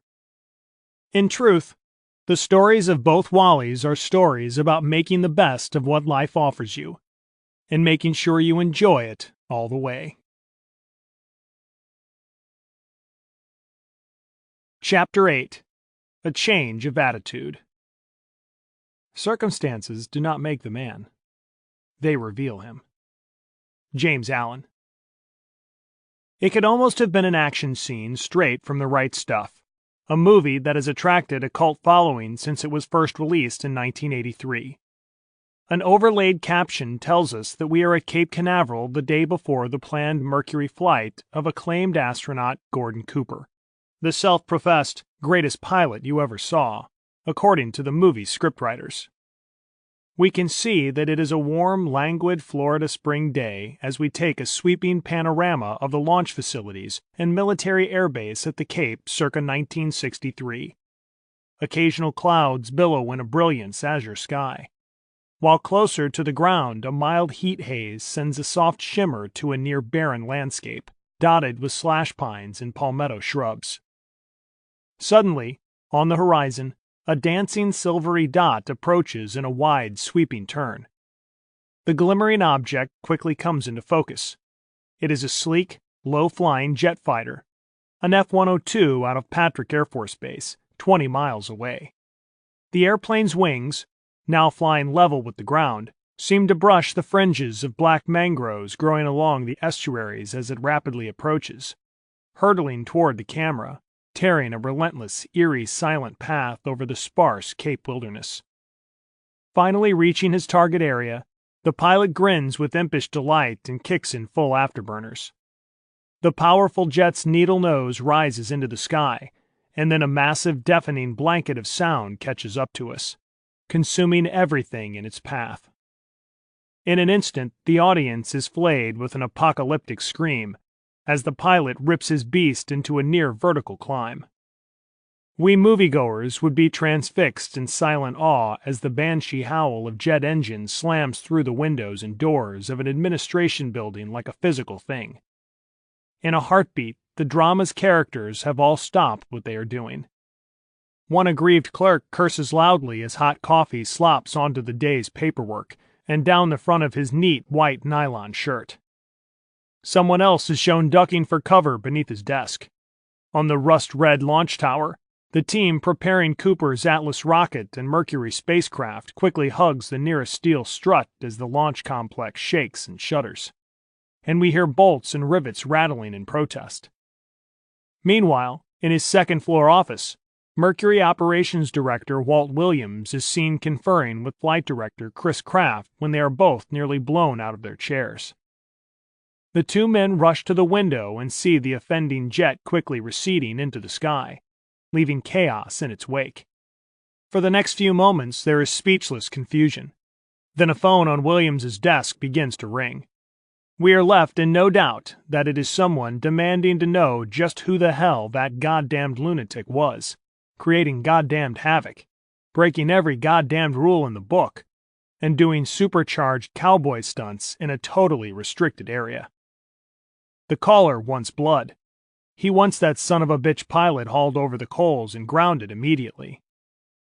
The Walt Williams character knows exactly who that son of a bitch pilot is, and he gnashes his teeth in fury. Gordon goddamn Cooper. And Gordon Cooper is just about to become the sorriest goddamned pilot, goddamned astronaut on the face of the earth. Forget that he is due to fly into orbit the next day on America's longest space mission, or that he is on the verge of becoming the last NASA astronaut to launch into orbit alone. Right now, Major Leroy Gordon Cooper is not only in deep, deep shit, he's submerged in it. According to the real-life Gordon Cooper, whose true character is very different from the swaggering, super-confident fighter jock portrayed in Hollywood's The Right Stuff, that Hollywood-like incident actually happened, but it was, he says, nothing really. Far from flaunting his flying prowess, Cooper explained that the event was just a harmless way to let off a little pre-launch steam. What better place for a fully trained-up, super-ready astronaut to be on the day before flying into space than sitting in the familiar confines of a sleek jet, hitting the Florida skies, and enjoying the exhilaration of putting a powerful bird through its paces. Cooper had another reason, too. He was angry, and rightly so. Earlier on the morning of Monday, May 13, 1963, the 36-year-old U.S. Air Force pilot had arrived at Cape Canaveral's Hangar S, ready for his first space mission, which was set for the next day. It was then that he received a nasty surprise. He was told that a last-minute modification had been made to the custom-made pressure suit he would wear on his orbital flight. As he later told the authors, he was absolutely furious. This, in his opinion, violated a very firm rule. By good common sense agreement, we had decided that nobody would do anything to a suit if you didn't have a chance to run it in an altitude chamber and test things out. That suit was all ready to go for the flight, and they came along at the last minute and cut this big damn hole in it, which really teed me off no end. Still makes me mad to think about it. The doctors decided they wanted to add a different kind of blood pressure cuff. They cut a hole in my spacesuit, put a new fitting in, which rubbed right on one rib. My way to let off steam was with that airplane. And fly an airplane he did. Cooper clambered into a NASA F-102 and took to the skies. Airspace over the Cape was completely restricted, which obviously meant that low-level flying was forbidden. But this minor irritant meant little to him as he pushed the fighter hard through some satisfying loops and dives offshore. Then he pointed the nose down and headed for the area near his launch pad, leveled out, threw on full afterburner, and went into a howling vertical climb. It was an episode that probably should have made the film. Though he was never quite the gregarious superjock portrayed in the film version of The Right Stuff, Cooper went along with it to a certain extent, albeit grudgingly at times. Whenever someone threw that "greatest pilot you ever saw" line at him, he quietly answered as expected, in his soft Oklahoma accent, "You're looking at him." However, It was understood that he much preferred his characterization in the original Tom Wolfe book. Scott Carpenter also openly admires Wolfe's book and regards it as accurate, but he is always careful to distinguish between it and the movie, which he refers to as a docudrama. On the subject of Gordo's character, played by Dennis Quaid, Carpenter knows what Philip Kaufman was trying to achieve by injecting this outspoken, brash, hotshot fighter jock into the movie. Somebody, he muses, had to play that role. It turned out to be Gordo, and thus Gordon Cooper was reinvented for the big screen. The real Gordon Cooper was known for using very few superlatives to describe anything. In fact, space historian William Shelton, in his Soviet space exploration, The First Decade, compared Cooper with a soft-spoken movie star bearing the same last name. Among American astronauts, Gordon Cooper, who was every bit as laconic as the screen characterizations of Gary Cooper, epitomizes the modest virtue of understatement, from the outsider's point of view. D. O'Hara agreed, describing Cooper as a really sweet guy. Swaggering is not a word I would ever use to describe Gordon. Quite the opposite. Laconic and sweet he may have been, but Gordo managed to rub a few people the wrong way, and for many reasons. In another book about early spaceflight, The Race, space reporter James Schefter characterized Cooper as an independent cuss, given to racing fast boats, flying his own airplane, and turning up in newspaper photos doing something that might break a bone. Schefter wrote that Cooper succeeded in attracting the ire of the bureaucrats at NASA in many ways. His dry Oklahoma twang proved especially irritating to some of the NASA headquarters people, which was increasingly being populated by bureaucrats far removed from the operational end of things. According to Schefter, they saw Cooper as a yokel, ignoring his engineering and flying skills while concentrating on an accent they considered anything but cosmopolitan. Yet those who knew Gordon Cooper best are the ones who truly knew him. As a staff member at the Museum of Flight in Seattle, Washington, Jake Schultz had the opportunity to work many times with the former astronaut. He referred to him as a class act, a true gentleman, a very accomplished pilot and astronaut, a friend, and one of the finest men I have ever met. When asked to do so, Gordo could relate adventures ranging from flying the Mercury and Gemini spacecraft to piloting the Goodyear blimp, yet the seasoning of years brings a certain humility to the telling. Gordo was clearly a pioneer and flowed with the first-hand knowledge that came with that experience, but there was a lot more to this gentleman. With the respect due that of an elder, his stories captivated those who listened. The lucky ones were keenly aware that he was there for spaceflight's beginning. There was also a certain smirk as he talked, a grin that came from his knowledge of an inside joke or a story that he seemed to know more about than he was telling. There are things he would not have shared when the antics and rivalries of early spaceflight were new, stories that may have leaked out over the years. Yet those little nuggets are part of what makes up the human experience, the reason that people in space are infinitely more interesting than machines. Leroy Gordon Cooper Jr. was born in Tecumseh, 5 miles south of Shawnee, Oklahoma, on March 6, 1927. Today, the highway between the two towns is named Gordon Cooper Drive in his honor, and Shawnee is also home to the Gordon Cooper Technology Center.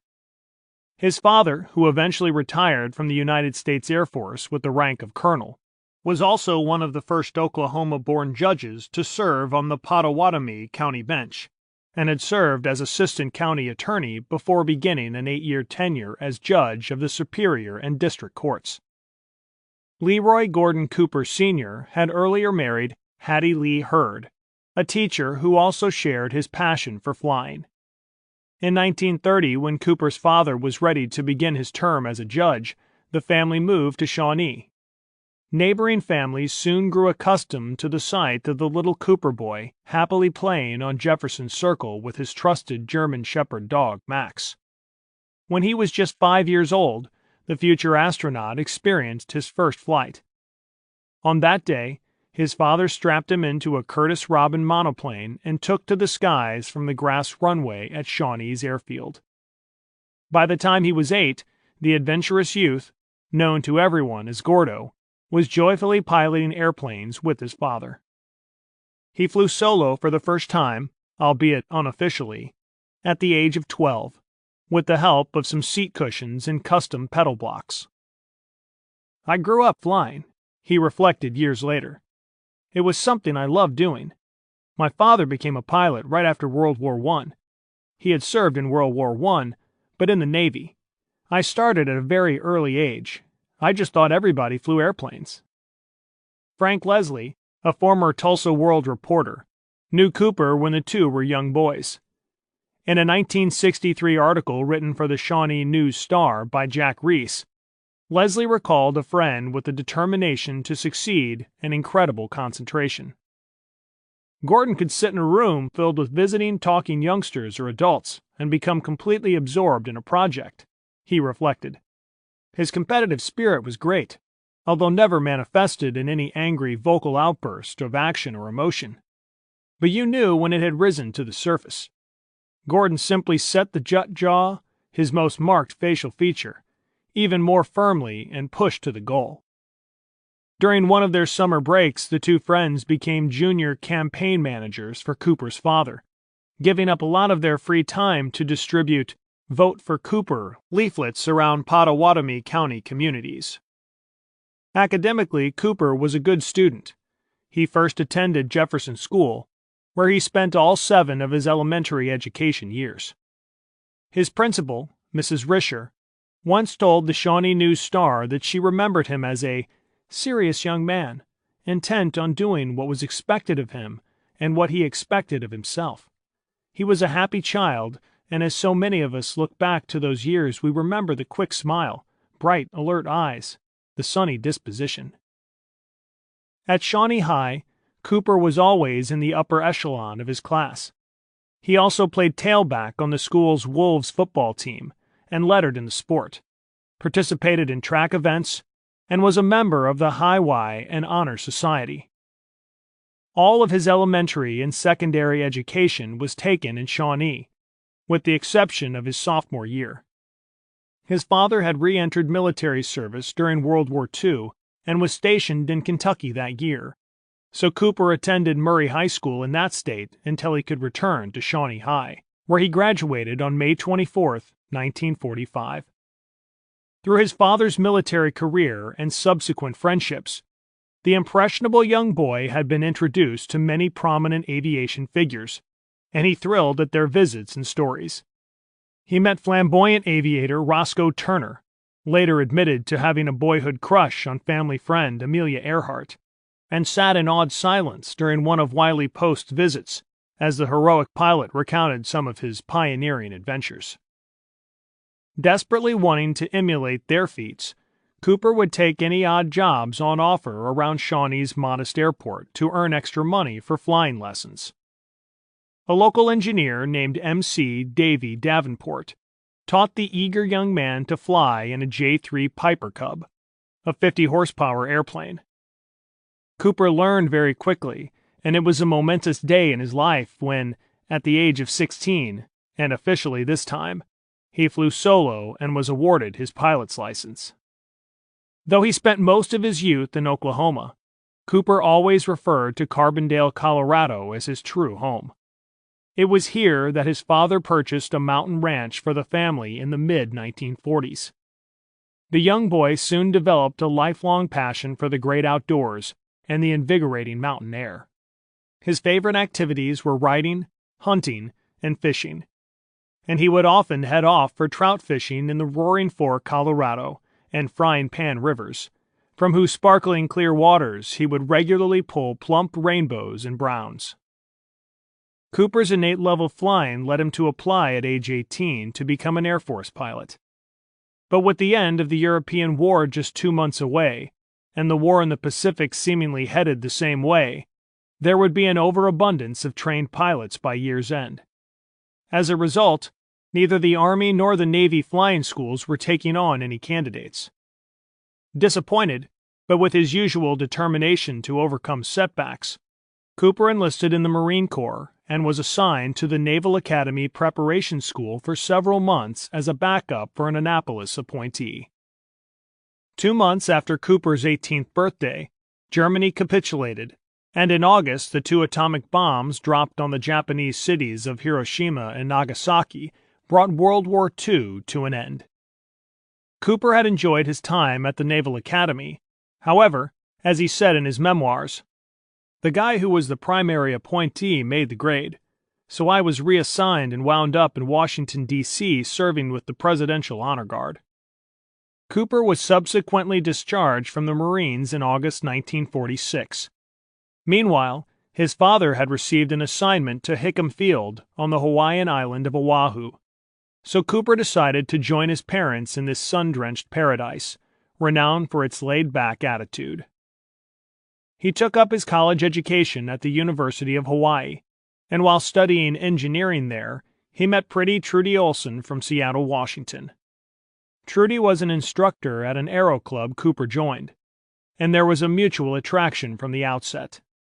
Their courtship blossomed during many romantic Piper Cub flights over and around the spectacular island. They were married in Honolulu on August 29, 1947, and lived on Oahu for another 2 years while Cooper continued his studies. While attending college, Cooper received a commission in the U.S. Army ROTC, and then later transferred to the U.S. Air Force. He was recalled to active duty for extended flight training in 1949, first pilot training at Perrin Air Force Base, Texas, and then advanced training at Williams Air Force Base in Arizona. After receiving his wings in 1950, Cooper was assigned to the 86th Fighter Bomber Squadron at Landstuhl, near Frankfurt in West Germany, where for the next 4 years he flew F-84 and F-86 fighter planes. He later became flight commander of the 525th Fighter Bomber Squadron. When the young couple returned to the United States, Cooper began attending the Air Force Institute of Technology at Wright-Patterson Air Force Base in Dayton, Ohio. 2 years later, he graduated with a bachelor's degree in aeronautical engineering, and in the fall of 1956, to his delight, became a student at the Experimental Test Pilot School at Edwards Air Force Base. Edwards, located on Rogers Dry Lake in California, is known as the birthplace of supersonic flight. Back then, it was home to many of the greatest research test pilots of that era, all elite flyers of the Air Force. These men not only had to possess a solid knowledge of engineering, but had to bring to Edwards a flying background full of variety and experience, as well as a dedication to improving the performance of new high-speed and high-flying airplanes. Although their work has been glamorized over the years, they were generally serious-minded, highly cautious individuals willing to take calculated risks for the advancement of aviation. Upon graduating from test pilot school in 1957, Cooper was assigned to the Performance Engineering branch of the Flight Test Division at Edwards. Within 2 years, he was doing the type of work he loved most: experimental flight test engineering. It was a job that other pilots did not especially covet, but Cooper saw something in it that others did not. "It really was a dream job," he told the authors. "It was a different kind of era, when everything was new. We had project management offices, the fighter section, the cargo section, the bomber section, and the helicopter section. When you got a new airplane coming along in the very early design phase, these offices would pick up this airplane and start planning how to flight test it. You had the first prototype made. You put a flight or 2 on it, and then started your flight test program. So I had the opportunity to be both project manager of several new airplanes, as well as getting to fly them. I was working out the bugs, ensuring that the airplane had the latest technology that was available for it. We were also starting this utilization program, bringing in the agencies who were going to be using these airplanes, bringing in key people. We would start getting them checked out in an airplane and get their input on what they really needed for their particular use. That was particularly true in the U-2. The biggest part of the flight testing was being done out in the units who would be using the airplane. Cooper's eyes lit up when he recalled this particularly exciting period of his life. I had a big advantage. I was put in charge of a group where I had all of these airplanes that would fly with the test airplanes in order to observe them, take pictures of them, and calibrate their airspeed system. These airplanes were really loaded with instrumentation. I had a T-28, a T-37, an F-86, an F-100, and an F-104. They had to be flown about once every couple of weeks. Flying time was kind of scarce at times, so being in charge of that section was a real plum to have. It was good flying, and it also allowed you to be checked out in all of these airplanes. He would not know it at the time, but as Cooper test flew at Edwards, his military personnel records were being screened. He was under serious consideration for a new program to be known as Project Mercury, and he met all the requirements that NASA and President Eisenhower had agreed upon as mandatory for the first astronauts. When he was invited to attend a classified interview in Washington, D.C., Cooper's commanding officer at Edwards strongly advised him not to get involved in what he referred to as some idiotic program. Nobody knew what this was, Cooper recalled. There hadn't been an official announcement that we were going to have a space program. At the time we were called to report to Washington, there was no official commitment to a space program. He just wanted us to keep our eyes open and not get into something that would turn out to be some kind of fly-by-night program. Like others at the interview sessions, the confident young test pilot had a tough decision to ponder and very little time to make up his mind. When I was given the presentation on what the program would be, I had to think, I've got the best job in the world already, which I love. I'm giving this up to go into this new program. I hope that this new program is all that I think it will be. And of course, as it turned out, it certainly was. It was a big decision to make, and we had to make the decision that day. For Cooper, the new project offered other enticements that outweighed his immediate instinct to maintain a career path in the Air Force. One was the undeniable attraction of the whole concept of spaceflight. As a young boy, he had always been interested in rockets and space travel, eagerly following the fictional adventures of Buck Rogers in the comic strips and radio programs. My dad always said, even when I was a kid, someday we'll be traveling in space, traveling in rocket ships. That was many years before, of course. I really didn't think I would be one of the first, though. I suppose it really didn't dawn on me that we'd even get into space in my lifetime. On that fateful day, after a lot of consideration, Cooper said yes. He realized, however, that he would be competing for a very limited number of places against a good number of other, very experienced and qualified test pilots. I felt that this was the way that I was going to get higher and faster and further, to get into space. The only way I was going to do it was just decide, I'm going to make it, and whatever happens, I'm going to be one of the ones selected. Before the decision had even been made, Cooper was so confident of his selection that he told his commanding officer at Edwards to begin looking for someone to replace him. His self-confidence was fully justified for, on April 2, 1959, he was selected as one of the 7 Mercury astronauts. Others in that exclusive group later admitted that they were a little surprised to see Cooper among them. Deke Slayton was one of them. He considered the brash young Oklahoman to be an engineer, not a test pilot. Wally Schirra told the authors that, a couple of times he was looked down on by Deke because he wasn't a test pilot in flight test as Deke was. Gordo was involved with engineering tests. As Cooper explained, Slayton's feelings were conditioned by the way things were organized at Edwards, where Slayton had been involved in test flight operations. There was a kind of wall there. Although we were good friends, there was still that wall. There had been somewhat of a prejudice at Edwards between flight operations and engineering. Airplane by airplane, I had been made to get approval to go ahead and be allowed to fly each one. I had moved on up to a progression where I was flying the top airplanes. Flight operations were very jealous of allowing anybody in engineering to get into flight operations. It was partly competition for funding, and from a flight operations point of view, I could see that they didn't want just anybody to be flying in flight operations. They were very jealous. There were times when the programs were a little scarce. As Deke and I worked as a team, we got over that feeling. A substantial amount of prejudice was also directed against the entire Mercury program from several senior test pilots, including Chuck Yeager. As Cooper later recalled, these men did not consider riding inside an unwinged vehicle mounted on top of a missile to be any sort of piloting at all. Of course, part of that was jealousy over funding, he stated. It was quite a fight to get funds for any new program.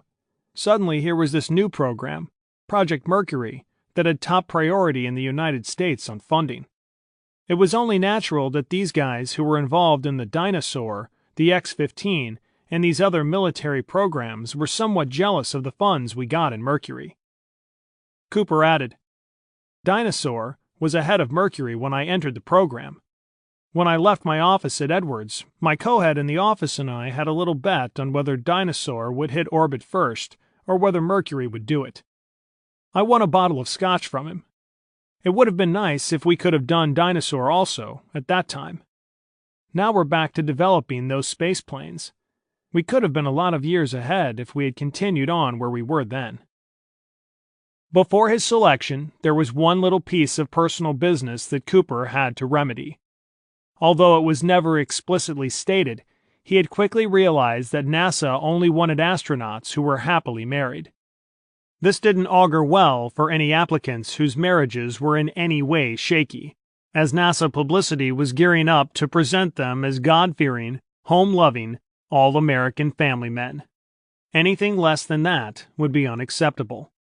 This presented a huge problem for Cooper because his marriage was faltering.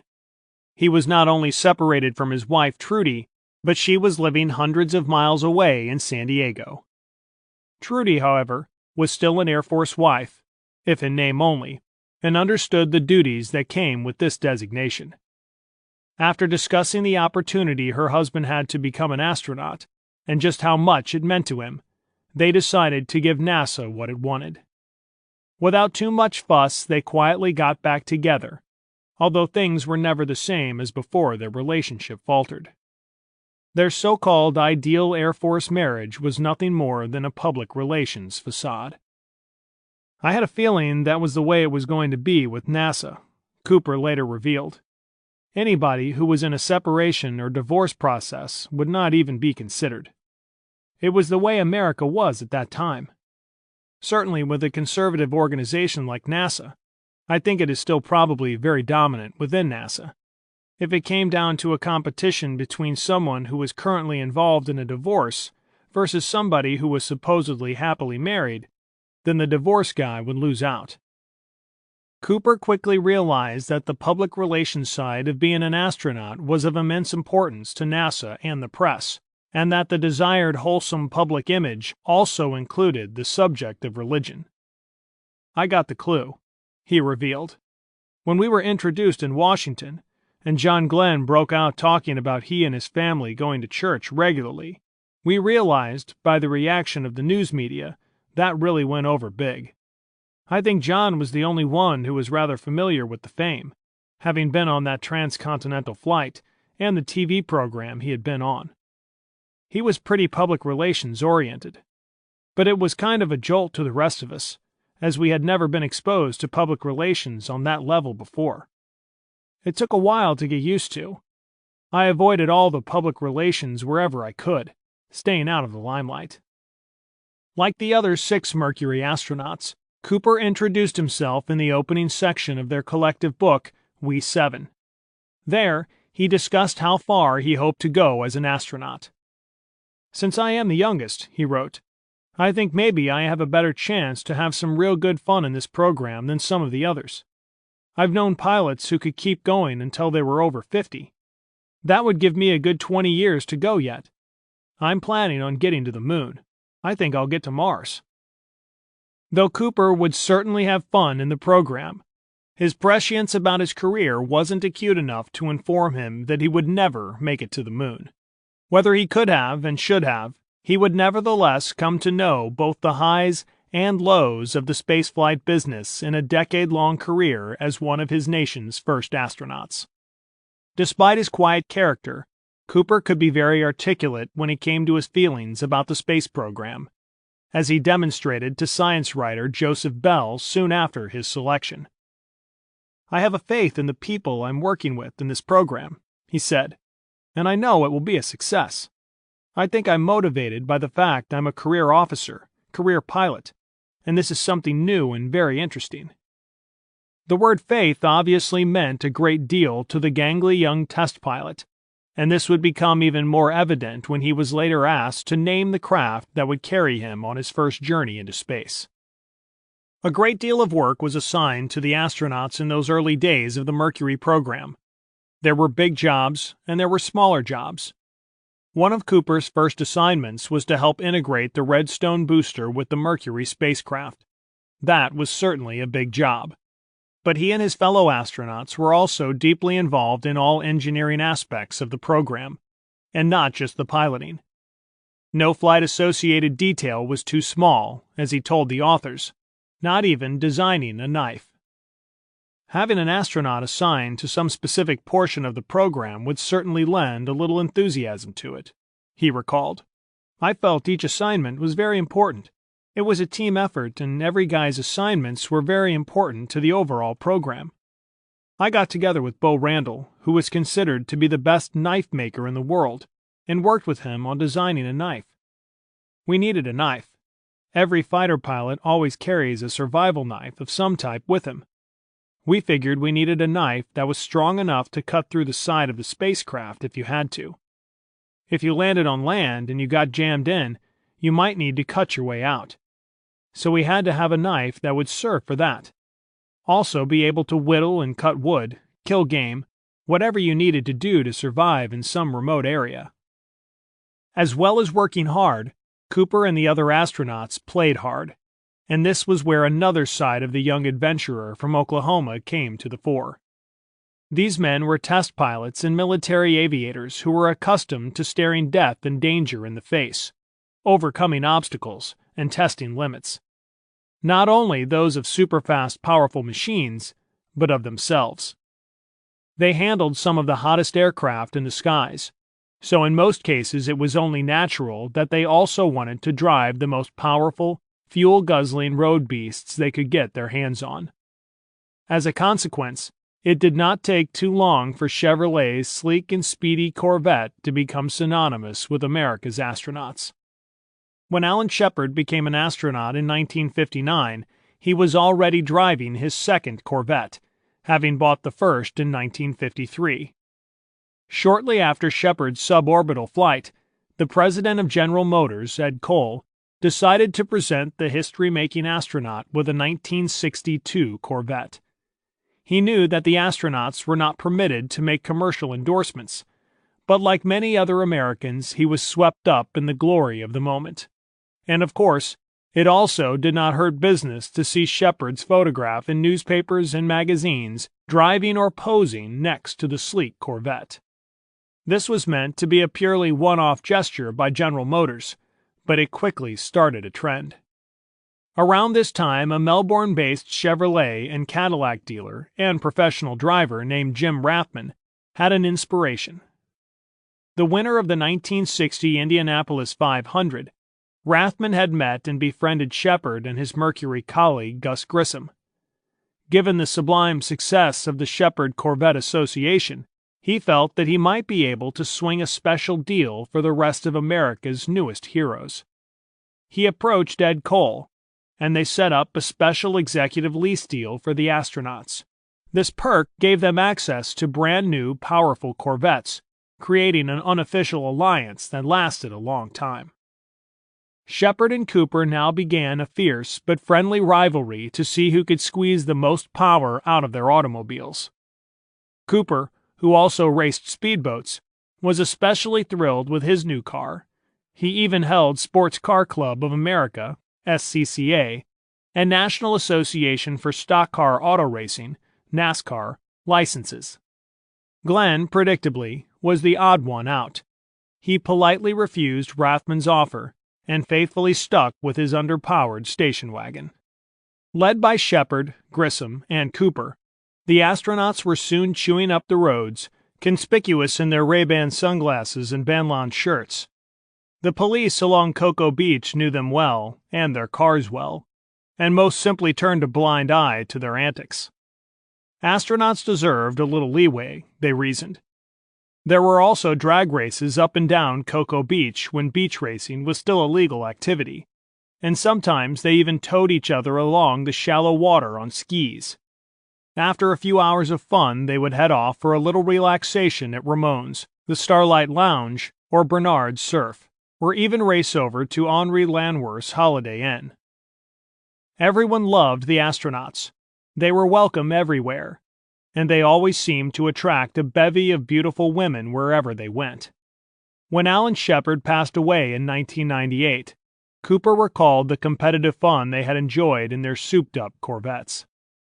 "We raced many miles in identical Corvettes," Cooper said in presenting his eulogy at the Johnson Space Center, and then gave a small smile.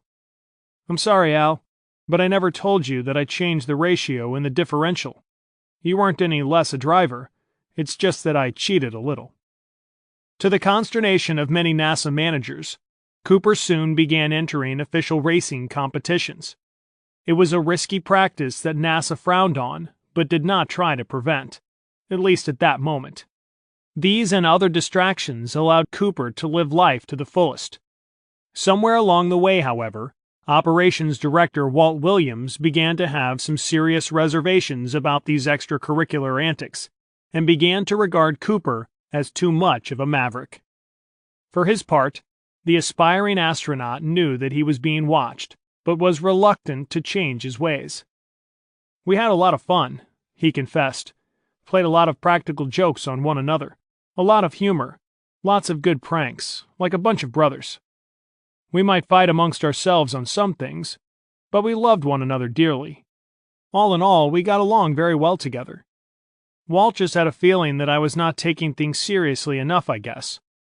Somehow, Wally Schirra, and later, Pete Conrad did the same and got away with it. But I got rapped on it." C.C. Bibby was one of those who fell victim to the astronauts' practical jokes.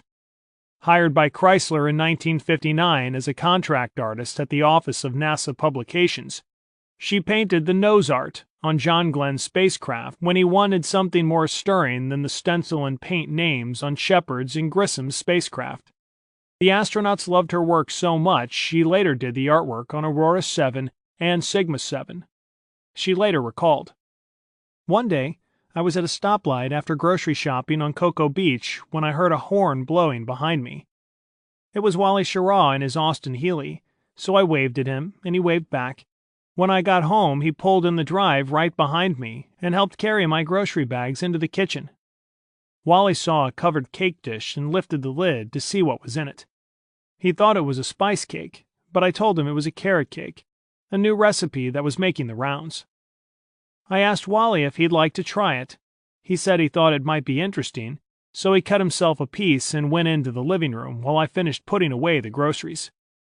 He really liked the cake, but couldn't believe there were carrots in it. The next afternoon, when I got home from work, there was a knock at the door. It was Gordo Cooper. He said Wally told him that I had baked a really good spice cake. He wanted to know if there was any left. I thought it was interesting that Wally had told him it was spice cake instead of carrot cake, but I figured Wally was setting Gordo up for some reason, and I would just go along with it. Gordo finished off that slice of cake and he said he'd really like some more, and was halfway through the second slice when he asked what was in it. I told him the recipe called for cinnamon and pecans, but that I also added a little nutmeg and some cloves. Then I said, "Oh, and carrots, grated carrots." The fork in Gordo's hand stopped in midair. He got the strangest look on his face and he said, "Carrots? You really put carrots in this cake?" By this time, the fork was back on the plate. He pushed the dish away and said he thought he'd better get on back. When I asked if he would like me to wrap up the rest of his cake to take home, he said he had thought he'd had enough. I could tell by the look on his face that this was true. The next day I saw Wally at the astronaut office. He said that Gordo had come in the previous evening looking almost ill. While Wally struggled to keep a straight face, Gordo told him, "That wasn't spice cake Cece baked. She put carrots in it. You don't put vegetables in a damn cake? Wally tried to look shocked and said, Really? I was amazed at Gordo. Here was a guy who was unafraid of going into space, but who couldn't bring himself to eat carrot cake. Eventually, Cooper found out he'd been the victim of one of Shiraz's famous gotchas, and a few weeks later he had a chance to square the joke ledger with Cece, as she later recalled.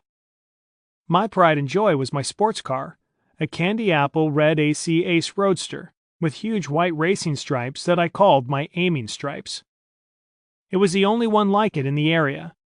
I was in my garage trying to replace a burned-out taillight when Gordo came over to see what I was doing. I told him I couldn't get the new light to work and there must be a short in the connection. He said he could fix it for me, so I left him my toolkit and some electrical tape and went into the house. A little while later he came in and said he'd found the short and the taillight was fixed. The next day I found that he'd fixed it all right. He fixed it so that I had permanent brake lights. I hadn't noticed it until I got into the parking lot at work and some guy let me know. That rat, I said. I called over to the astronaut office and was told that Gordo was on his way to the Mexican tracking site for a launch. It's a good thing he was out of reach, because I would gladly have wrung his neck. I had to call one of my friends, a U-2 pilot, to come and fix the taillight. Of course, I had to tell him why they were in such condition. He just chuckled and said, "Gordon did that, huh?" On his return to the Cape, Gordo came over to the art department and chatted with the other artists, but kept looking over at me. He finally came over to my drawing board and asked how things were going. I told him everything was fine and asked how his tracking site duty had gone. I never mentioned anything about the lights. When he left, I noticed that he had stopped by my car and just stood there for a second or two. Then he turned the lights on and went on to the rear of the car, kind of scratching his head. I watched him turn the lights off and go across the street to Hangar S, where the astronaut office was located at that time. I never, ever said a word to him about the job he did fixing the lights. I know he must have wondered why I hadn't read him the riot act. I don't know for sure, but I think I finally put one over on Gordo. At least he never asked. For whatever reason, Cooper was not one of the 3 Mercury astronauts selected to train for the first space shot, the one everyone felt confident would be the first manned spaceflight ever. He was disappointed, but he got over it and pressed on. I guess I was so overjoyed at being in the program, I really picked a team approach to things. I felt that the team was the important thing. Whatever I needed to do and whatever flight I got on, I felt it would work out okay for me. I would wind up with a good flight, whichever one. Besides, I considered the last flights the best assignments of the Mercury flights. Of course, none of the Mercury astronauts became the first person in space. That honor went to cosmonaut Yuri Gagarin. It was a blow, but it certainly wasn't unexpected, Cooper later mused. We knew the Russians were working really hard to get somebody up into space. We knew they were a long way ahead of us, because the politicians would not let us get started on the space program for about 5 or 6 years, when we could have. A lot of people like Wernher von Braun and others were working hard to try and get Congress to authorize, fund, start up, and get things going, but they wouldn't do it. So it really shouldn't have been any surprise that the Russians were about 5 or 6 years ahead of us. Plus, they had a big advantage. Their nuclear warheads were neither as small as ours, nor as efficient as ours. They were much larger, so they had to have bigger boosters. We didn't have to develop these big booster engines, they did. So they were a long way ahead of us. That forced us to not only miniaturize, but micro-miniaturize everything. We were terribly weight-limited in what we could hoist up. That's where we really got ahead of them, because we went into micro-miniaturization and advanced electronics. The Mercury program was soon making strides to catch up, and Cooper was heavily involved. He served as Blockhouse Capcom when Alan Shepard became the first American to fly into space. Then, on the ensuing Mercury mission, he flew an F-106 chase plane as Gus Grissom's Redstone headed skyward. When John Glenn made the first American orbital flight, and a faulty signal suggested that Friendship 7's heat shield might be loose, Gordon was placed in an awkward situation. As the Mouchet Capcom for the flight, He had to ask Glenn about the landing bag switch without being able to tell him why. It was an uncomfortable feeling. Everything was new. We were all learning, he pointed out. I personally think that they probably should have discussed it with him openly. When Deke Slayton was grounded, Cooper was very close to resigning in support of his colleague. He maintained that when Slayton's heart problem became evident, the 7 astronauts were involved in research and development on the centrifuge, running higher-level G-force loadings just to find out what might happen. They had a firm agreement in place that, in Cooper's words, if anything adverse happened, it was privileged information. It would not be used nor held against the person. So this directly violated all of our agreements. It really teed us all off to no end. It was close. We were really all considering just resigning. In August 1962, Cooper made a return visit to his birthplace in Shawnee to perform a pleasant but commemorative duty. He was there to dedicate an Armed Forces Reserve Center named in honor of his father, who had died in March 1960. Sadly, Leroy Gordon Cooper Sr. did not live to see his son launch into space, but he had been very proud of his selection as a Mercury astronaut. During his visit to Shawnee and as part of the homecoming celebrations, the Oto Indian tribe presented Cooper with a traditional war bonnet and proclaimed him to be Chief Oklahoma Spaceman. Though he was playing the space agency's PR game, Cooper was still having problems with NASA management. In one unguarded interview, he had told a reporter that the astronauts were not getting enough piloting time to keep up their flying skills, and the lack of available flying time meant that they were losing their flight pay. While the Mercury astronauts were being heralded in the press as the nation's finest pilots, he said, they were having to fly as mere passengers on commercial airlines.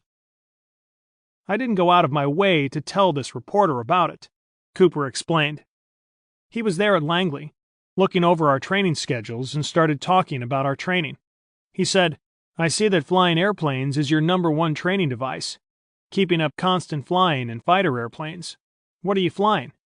I said, personally, I'm going over to McGee-Tyson on weekends and standing alert with them, flying F-104s, which I have to go over there to do because we don't have any airplanes. He said, you mean you don't have any airplanes in NASA at all? I said, that's right, we don't. That started the whole thing. He was quite an investigative type reporter and really did a lot of investigating. Of course, I'm sure that irritated some NASA people. But on the other hand, they were sitting around dragging their feet on getting our #1 training device. They had all the funding. They had everything they needed to get them for us. They just wouldn't do it. The resultant publicity, albeit unwanted by NASA, certainly played a part in the astronauts getting the type of airplanes they needed to hone their flying skills. They would be allocated T-33s, then F-102s, and then F-106s.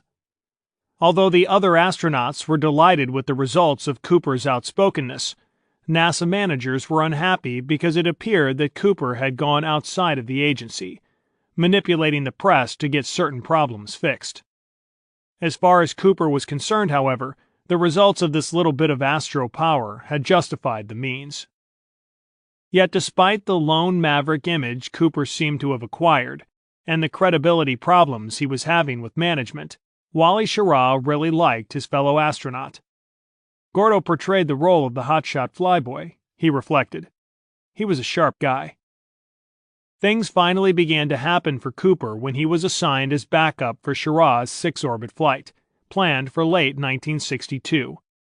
Apart from the grounded Slayton, Cooper would be the only Mercury astronaut who hadn't flown, so the expectation was that he would fly the next 18-orbit MA-9 mission.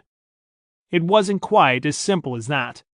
Shepard was desperately pushing for another Mercury mission, while Slayton was still anxious to fly and was pulling as many strings as he could to be cleared. There was talk that the choice of pilot for MA-9 would actually depend on whether or not there would be more than one all-day mission. The New York Times quoted an unidentified Mercury official as saying that, if only one such flight was planned, space officials were beginning to feel that it might be prudent to entrust this flight to a pilot with Mercury experience. Commander Shepard is a known quantity, and it would be a waste of acknowledged talent to finish Mercury without giving him an orbital flight, since he handled the first mission flawlessly. Deke Slayton later wrote that by the time of this decision, Cooper had alienated some higher-ups in NASA, to the point that they were considering not flying him at all. But to Cooper, everything seemed fine as he waited for an announcement on the upcoming flight. "None of that ever came down to me," he said of the misgivings some had whether he would be the right person for the job. Wally Schirra was certainly backing his friend for the MA-9 task. Shortly after his successful flight, Schirra publicly said he was pulling for Cooper. "I hope soon to be working for Gordon," he told a Life reporter. "He's ready to go. I hope we can swap places on the next trip." Alan Shepard, while waiting for a second flight, and in fact covertly seeking to steal the flight from Cooper, stoically bit his lip and told reporters, "Gordo's been waiting around a long time. I must say I admire him for being able to project as much of himself into the program as he has without being chosen for a flight up to this time." He must have privately choked on that line. In his new position as coordinator of astronaut activities, Slayton would prove not only influential, but almost autocratic in selecting crew members for upcoming flights. He looked objectively at some of the issues raised about Cooper's attitude, but in the end, he decided that Gordo was a capable pilot and could do the job, so I recommended him. There were some grumblings out of HQ, so I said, either we fly him on MA-9 or we send him back to the Air Force now. It isn't fair to keep this guy hanging around if we're not going to fly him. As usual, Slayton got his way, much to Shepard's chagrin. On November 14, 1962, Gordon Cooper was named as the pilot for the mission, with Shepard as his backup. The next time the two would jockey for a flight, in the Apollo program, the result would be very different. The MA-9 mission was planned to last longer than all of the preceding Mercury flights, stretching the spacecraft and its resources to the limit. This also meant that the spacecraft would be far heavier than those on previous missions, as it would have to carry additional amounts of consumables such as oxygen and water. Cooper said there were even discussions about removing the spacecraft's contour couch and suspending him in a net. "We could have saved a lot of weight. The net seats were really comfortable. That was a real pet project of mine, trying to get that net seat approved. We had to do all these drop tests on everything, and it just ran behind a little bit. In the end, we just couldn't do it." Considerable debate had centered on whether the net seats had a little too much spring, which might shake the astronaut more than was desirable. Although the lightweight seat was not used, the leg portion of the contour couch was removed, leaving only the back portion and the footrest, significantly reducing the craft's weight. The flight of Faith 7, as Cooper had named his spacecraft, was originally planned for April 1963, but it fell victim to a succession of delays, and the launch date was finally announced as May 14th. As they covered the build-up to launch, the press decided that they really liked Gordon Cooper, with his boyish good looks and evident spirit of adventure. He also threw them some good lines, as when he spoke about his work schedule and what a tight squeeze it was getting into the overloaded Faith 7. "Climbing aboard the spacecraft is probably the hardest task of all," he chuckled in response to one question. "At first, nothing seems to fit correctly, especially the pilot." Then, just a day before he was due to launch, Cooper buzzed the Cape in one of NASA's F-102 jet airplanes. Shocked and enraged, Walt Williams immediately called Chief Astronaut Deke Slayton. He didn't care if the launch was just 2 days away.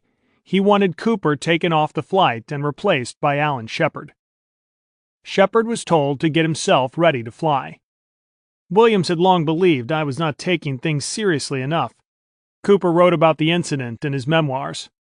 He'd come from being chief of operations at Edwards for NASA's rocket plane program, the X-1, X-2, and X-3, and was accustomed to dealing with serious and studious research types, not fighter jocks.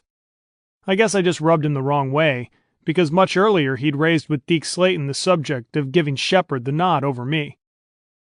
Fortunately for Cooper, Slayton talked long and hard with Williams, standing up for his fellow astronaut and pointing out why he should not and could not be replaced at this late stage. He promised to talk very bluntly with Cooper. Eventually, Williams was mollified enough to allow Slayton to deal with the matter. One can only imagine what Slayton said to Cooper after the incident, but the paint must have blistered on the walls.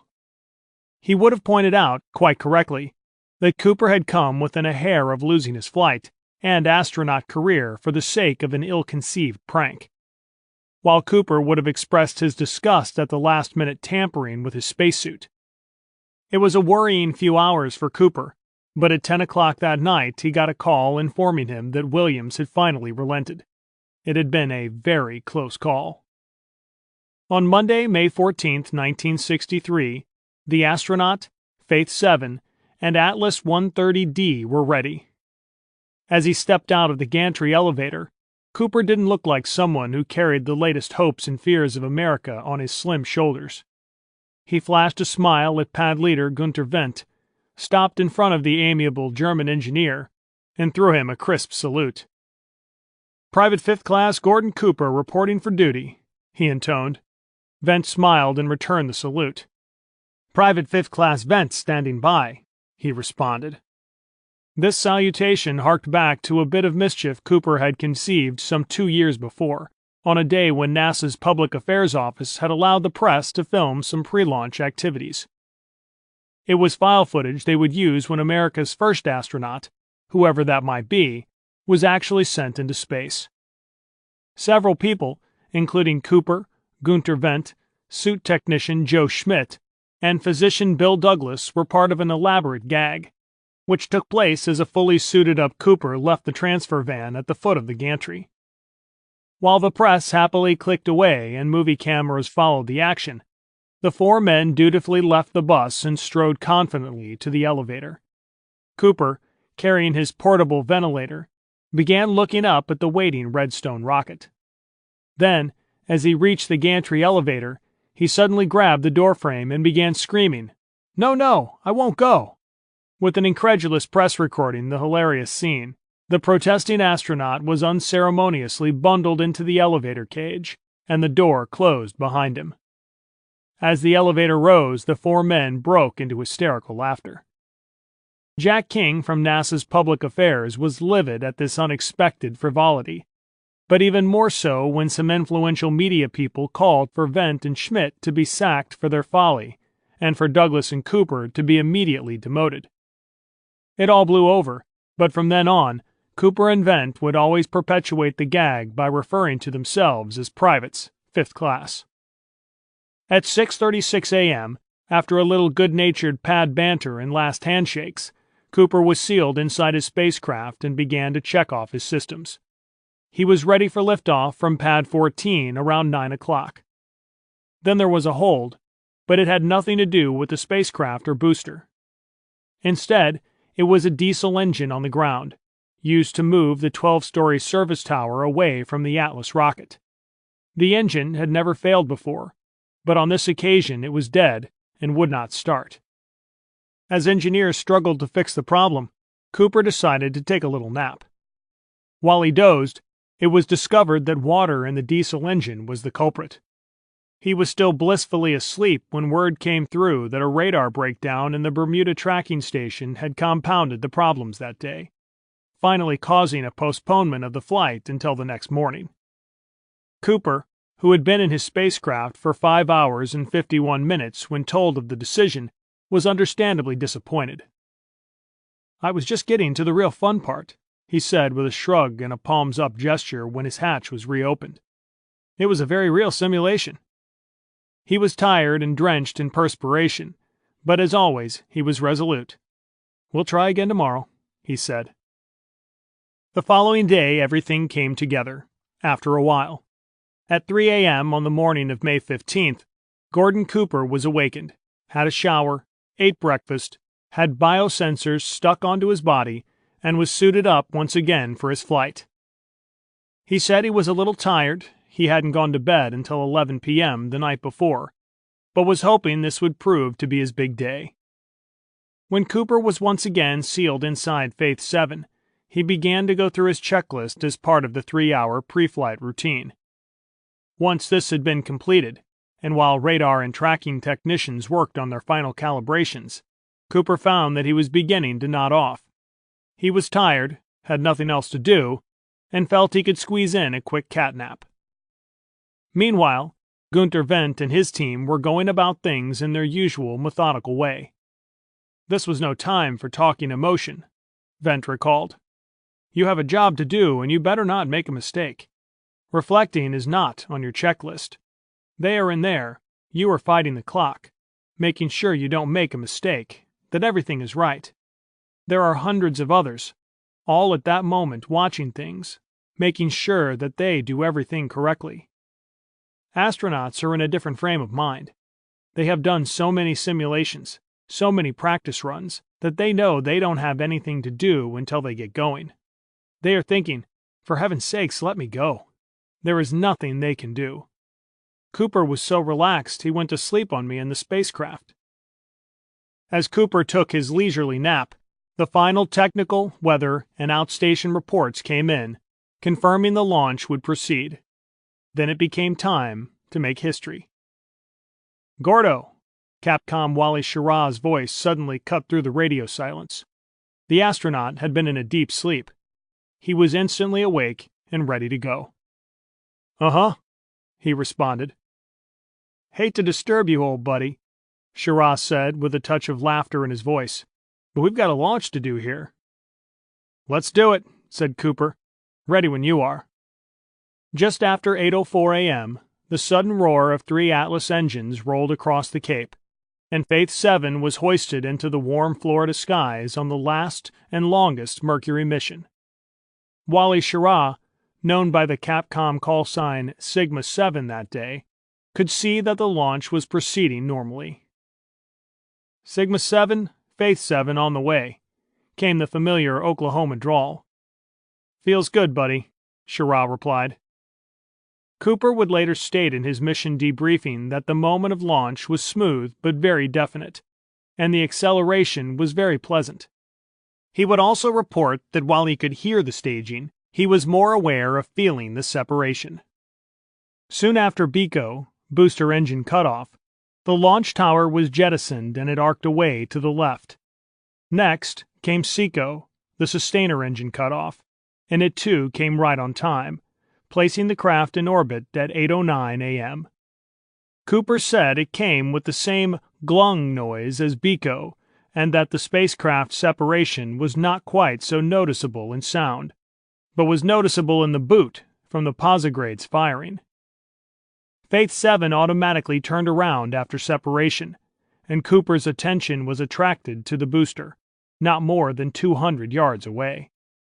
I could read the lettering on the sides, he would later report in his mission debriefing. I could see various details of the sustainer, the tanks, and many little details. It was silver, very bright silver in color, with a frosty white band around the center portion of it.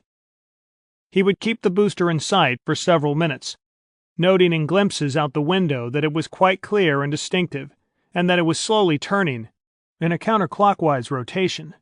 I kept it in sight the whole time, and could note the Cape and Florida in the background, with the booster against them. It made an ideal picture to view. As scheduled, Cooper then turned off his autopilot and switched to fly-by-wire mode, allowing him electronic control of Faith 7. Next, he aligned his spacecraft in orbit, facing the blunt heat shield in the direction of flight and establishing a temporary attitude at which he could fire the retro rockets should Mercury Control detect a problem that would require an immediate deorbit. When Cooper had his first good look at the Earth from space, time seemed to stop. It is so spectacular, he told the authors. It absolutely is a fantastic view. Just unbelievable how pretty it is, how calm and peaceful it is. Cooper was particularly well equipped with movie and still cameras for the long-duration flight and later took photographs of weather phenomena, cloud formations, and stars. In fact, As soon as he reached the night side of the Earth, he began calling off the stars he could recognize in the night sky south of India. "There's Orion," he reported. "And Betelgeuse. What a beautiful night tonight." He would even transmit pictures of himself working inside his cramped spacecraft by using a special 10-pound slow-scan television camera, the first such pictures of an astronaut in space ever seen by the American viewing public. Insufficient light inside the spacecraft made the images disappointingly indistinct, but those taken of the Earth through the window were of reasonably good quality.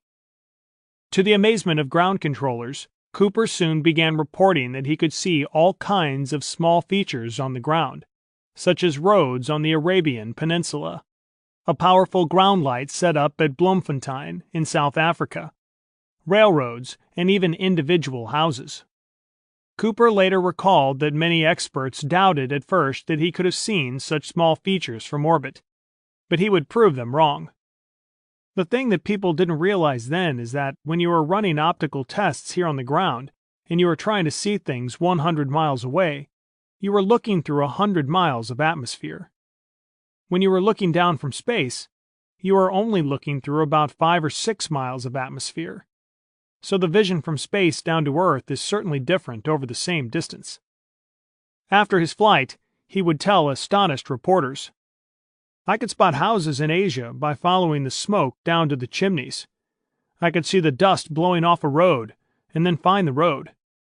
I found a steam locomotive puffing along in northern India by seeing the smoke, and then the railroad tracks, and finally the engine." Initially, Cooper's claims met with a lot of doubt and skepticism, but when NASA went back and verified the things I said I had seen, they found that yes, there had been a train running down the particular track, and yes, there had been a truck going down that particular road. Yes, there were monasteries up in that Himalayas, just as I described. At one point, Cooper even described seeing what he thought was an aircraft carrier on the St. Johns River near Jacksonville, Florida. This was later checked and found to be a tugboat and barge. But the fact that an astronaut could discern large objects from orbit certainly caused a major stir of interest. The crew of Gemini 4 would later confirm everything that Cooper had said. Aside from Cooper's clear visual impressions, some of the clearest photographs of the Earth to that time were taken from Faith 7. These included breathtaking panoramas of Africa's Atlas Mountains, the Great Indian Desert, a long streamer of clouds above the brown sands of the Arabian Desert, and heavy cloud layers over China. Geologists were certainly impressed, enthralled at seeing such topographic features as the Himalayas in a manner never before available to them. As Carpenter had, Cooper also used a special camera to take photographs of the zodiacal light and of the glow of Earth's upper atmosphere. Nearly 5 hours into the flight, Wally Schirra told Cooper that they were very impressed with the work he was doing. He added, "We lay a pat on the back from Walt Williams." That, Cooper thought, was especially gratifying to hear. His well-constructed orbital work schedule included nearly a dozen vital experiments. One of these involved deploying a 5-inch ball fitted with 2 flashing 60,000-watt xenon lights during Cooper's third orbit. This test was designed to show how well an astronaut could see another craft in space and judge distances during rendezvous. Next to the biomedical experiments, designed to determine how the astronaut fared during an extended flight, the flashing beacon was regarded as the most important experiment on his flight. Cooper lost track of the small satellite for some time, but on the next orbit as he swept over a darkened Africa, he suddenly observed a light coming up from below me on the ground. For a few moments he thought that something was being launched toward him, but then he noticed it was flashing and realized it was the beacon. He could see the flashing lights approximately 10 miles from Faith 7, and was able to visually track the beacon for some time. In an experiment similar to Scott Carpenter's on his flight, Cooper also deployed a balloon that was dragged along behind the spacecraft. This was another test of the astronaut's ability to judge distances in space, as well as to determine how dense the traces of atmosphere are in space, and if they affected the balloon's flight. But just after deployment, as on Carpenter's flight, the balloon experiment failed. Cooper also performed some moderate exercise regimens, in which he pulled on a rubber cord with a recoil tension of 64 pounds. He would later complain that in his crowded cockpit it took almost as much exercise to retrieve the cord from its stowage as it did to actually use the thing. There was also an experiment involving a new kind of dehydrated food that did not quite go according to plan. Whenever Cooper squeezed the water into plastic bags containing the powdered food, some droplets escaped, and he had to chase them down before they drifted into sensitive electrical areas. Cooper also had a little PR work to conduct, sending special messages of greeting as he flew over several countries. Flight Director Gene Kranz would later report that as the orbits began clicking by, the systems were performing perfectly, and the early go, no-go decisions easily made. On Cooper's ninth orbit, most controls were shut off to allow the astronaut to sleep, and Faith 7 flew on in a slow drifting roll. Renowned for his calm, confident ability to nod off anywhere, anytime, Cooper slept for a total of around 7.5 hours on his flight, although he did wake up once to adjust the temperature in his spacesuit. Throughout, sensors attached to Cooper's skin recorded his body temperature, and electrocardiograms monitored his respiration and blood pressure. When he finally woke fully, he began his second day aloft with a breakfast of reconstituted dehydrated chicken and gravy. Later in the flight, he was asked, in a message relayed from a flight surgeon, if he remembered dreaming while he was asleep. "Negative," he responded. "I slept too soundly to dream." In his post-flight debriefing, he would suggest that sleeping in space should present no problems for astronauts on prolonged missions. One indication of my adjustment to the surroundings was that I encountered no difficulty in being able to sleep. When you are completely powered down and drifting, it is a relaxed, calm, floating feeling. In fact, you have difficulty not sleeping. I found that I was catnapping and dozing off frequently. Sleep seems to be very sound. I woke up one time from about an hour's nap with no idea where I was and what I was doing. I noticed this again after one other fairly long period of sleep. You sleep completely relaxed and very, very soundly, to the point that you have trouble regrouping yourself for a second or two when you come out of it. Through delicate use of controls and by drifting much of the flight, Cooper was able to conserve a surprising amount of his consumables, such as fuel and oxygen. In fact, his expenditure of these necessities was so far below the allowable maximums that Alan Shepard, performing Capcom duties, jokingly told his orbiting colleague, "You can stop holding your breath and use some oxygen if you like." Doctors on the ground later attributed Cooper's frugal use of oxygen partly to the fact that he was the first non-smoking astronaut to fly into space. Cooper's flight duration exceeded that of all the other manned Mercury flights combined, but pushing the spacecraft this far had its risks. He encountered a multitude of problems, including rising temperatures and carbon dioxide levels, a slow oxygen leak, and numerous electrical difficulties.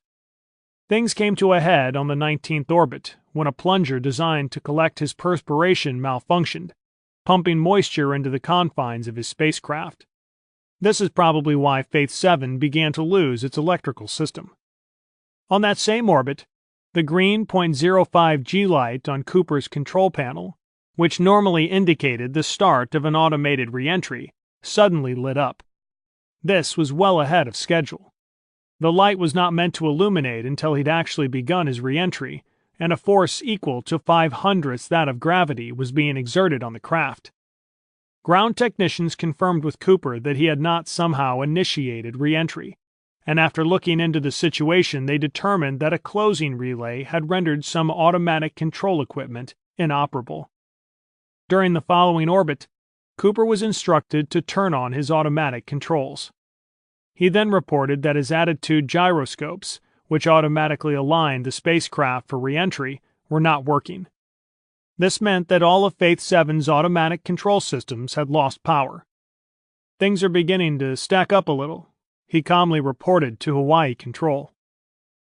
After considering all the options, Cooper was given instructions to manually realign Faith 7 for re-entry. With a temperamental automatic control system, no gyroscopes, and other systems failing, he managed to carefully align the spacecraft using the horizon. It was very interesting, he would recall. I felt trained for it, able to do it without any problem. Of course, I had a little bit of luck. The temperature was rising rapidly. The carbon dioxide level was coming up rapidly. I had no way of controlling or doing anything about either one of those. If I could tolerate them, then I could make my nominal landing point. With the prospect looming that he might have to make a manual re-entry, Cooper remained philosophical. We had been wanting piloted re-entry anyway, he later commented. We weren't planning on having automated re-entry for Gemini. We were planning on having a computer giving us guidance, but still piloting. Once again, a test pilot's skills were required in space. If Cooper still needed to prove to anyone that he was up to the challenge, this was the moment. John Glenn was monitoring the flight of Faith 7 from aboard the ship Coastal Sentry Quebec, cruising south of Japan. When he asked Cooper if he had checked his attitude by visual means, the unflappable astronaut responded, "Roger, right on the old gazoo." The onboard problems worsened on the final orbit when Cooper reported through Zanzibar Control that his inverters, which provided electrical current for the re-entry control system, had also failed. "Have you tried the standby inverter?" asked a worried ground controller, Jim Tomberlin. "Roger," Cooper responded immediately. It would not start. If the backup inverter wouldn't come online, it meant the entire automatic re-entry system was dead. Tomberlin was completely mystified by this, but a decision and a suitable response were needed in a hurry, so he made it. "Roger, then we better get on with the checklist now. Attitude permission to bypass." "Roger, retro-rocket arm to manual," Cooper confirmed. He would now have to initiate a manual fly-by-wire re-entry and correct any oscillations without any automatic aids to help him. It was a challenging scenario with certain similarities to the life-or-death re-entry of Scott Carpenter 12 months earlier. As Cooper later explained to reporter Roy Neal, he had to manually activate the jets for attitude control using push-pull rods, then visually control his pitch, roll, and yaw attitude by looking out of his window. "I had a wristwatch for timing," he said. "I had to activate each and every one of those relays, and I'd have to manually fire the retros while manually flying the spacecraft. I'd have to control the spacecraft all the way through re-entry.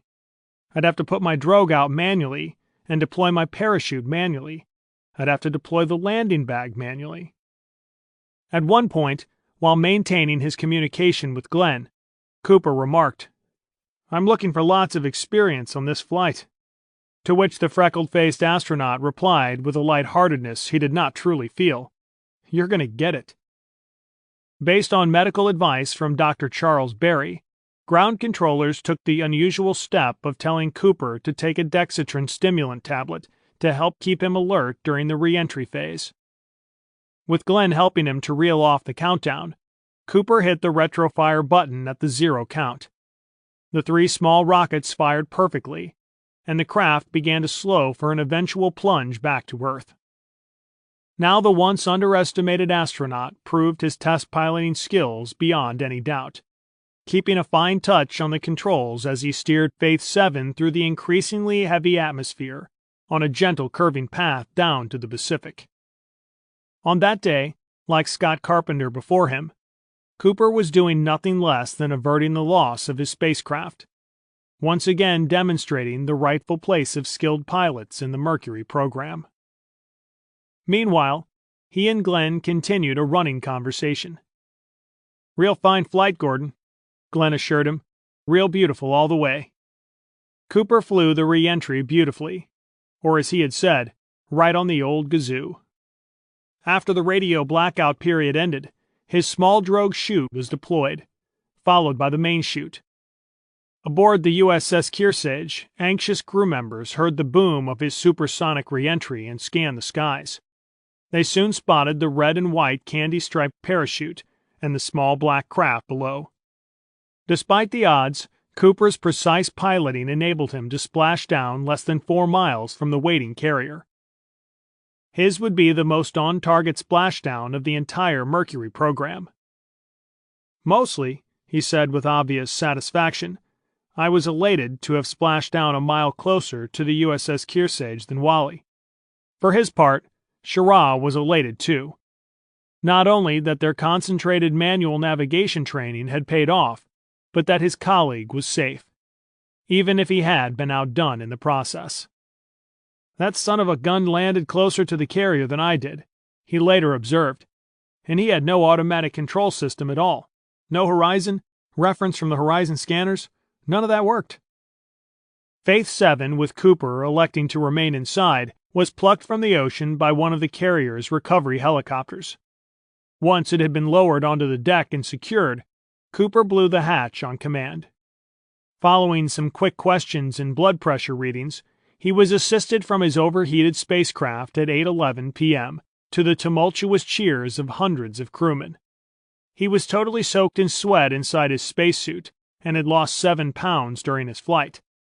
But despite feeling a little dizzy and disoriented, he was in good health and spirits. A relieved President Kennedy had watched the splashdown live on TV, and he phoned Cooper aboard the Kearsarge by radio telephone to convey his congratulations for what he called a great flight. After a welcome meal, Cooper spent the night enjoying a sound sleep, and the next morning boarded a helicopter bound for a huge reception and debriefing in Honolulu. As the helicopter closed in on Pearl Harbor, Cooper was asked if he would honor the lost sailors aboard the USS Arizona by dropping a wreath over the site. Wanting to do a good job, but still weakened by his day-long spaceflight, he leaned forward at the open door and threw out the wreath. It was fortunate that a crewman was standing behind Cooper, for he was wearing a huge flowered lei, and as he flung the wreath out the door, he overbalanced and nearly followed it. A strong arm reached out and pulled him back to safety. Cooper often wondered how the Navy would have explained dropping a flight-fresh astronaut onto the revered memorial. When he finally landed and stepped off the helicopter at Hickam Air Force Base, still wearing his giant lei, Cooper had another welcome surprise waiting for him. His old nemesis, Walt Williams, was standing expectantly on the tarmac. As the two men met, Williams cordially shoved out his hand with a warm smile and offered his sincere congratulations. Cooper later recalled that it was the only time Williams had done this, and it was particularly unexpected after Cooper's low-level swoop over the Cape had nearly prompted Williams to yank him from the flight. He was astonished when Williams said, "Gordo, you were the right guy for this mission." A delighted Cooper felt that in Williams' own way, he was letting me know that he'd been glad, after all, to have a self-professed hotshot fighter jock at the controls. Trudy was also waiting for Cooper, together with their daughters Camilla and Janita, who, draped in huge colorful leis, had flown across from their home in Houston. For Trudy, it was the first time she'd been to Hawaii since 1947. The family kissed and embraced each other warmly. That Sunday, Cooper and his family flew back to Cape Canaveral. He was greeted on arrival that afternoon by one of the largest crowds in the Cape's history, with an estimated 80,000 jubilant people lining the parade route. He was especially thrilled to see that a 100-foot-long, 8-foot-wide red carpet, emblazoned with the initial G in gold, and bordered by yellow tassels, had been painted onto Highway A1A, the south entrance to Cocoa Beach. Beside it was a large sign saying, "Cocoa Beach's red carpet for Gordo." 2 days later, the Cooper family flew from Cape Canaveral aboard the presidential aircraft that normally operated as Air Force One, straight into a tumultuous welcome in Washington. The presidential jet touched down at Andrews Air Force Base, 11 miles east of the capital, where several thousand people had already assembled to greet him. In keeping with Washington's traditional greeting for Mercury astronauts, as John Glenn had found a year before, the skies were gray and there was an intermittent drizzle. But the heavy skies were not enough to prevent people from assembling dozens deep along the footpaths of historic Pennsylvania Avenue, ready to show their appreciation. First, however, there was a small ceremony to perform. A beaming President Kennedy officially welcomed Cooper to the White House and presented him with NASA's Distinguished Service Medal, telling the astronaut, "You have given us a great day and a great lift." He also hailed Cooper as a worthy successor to Charles Lindbergh, who had flown solo across the Atlantic that same day 36 years before. In a speech later that day, Kennedy would publicly applaud the achievements of the last Mercury flight and NASA in general by stating, "I know there are lots of people who say, 'Why go any further in space?' When Columbus was halfway through his voyage, the same people said, 'Why go on any further?' And they want to stop now.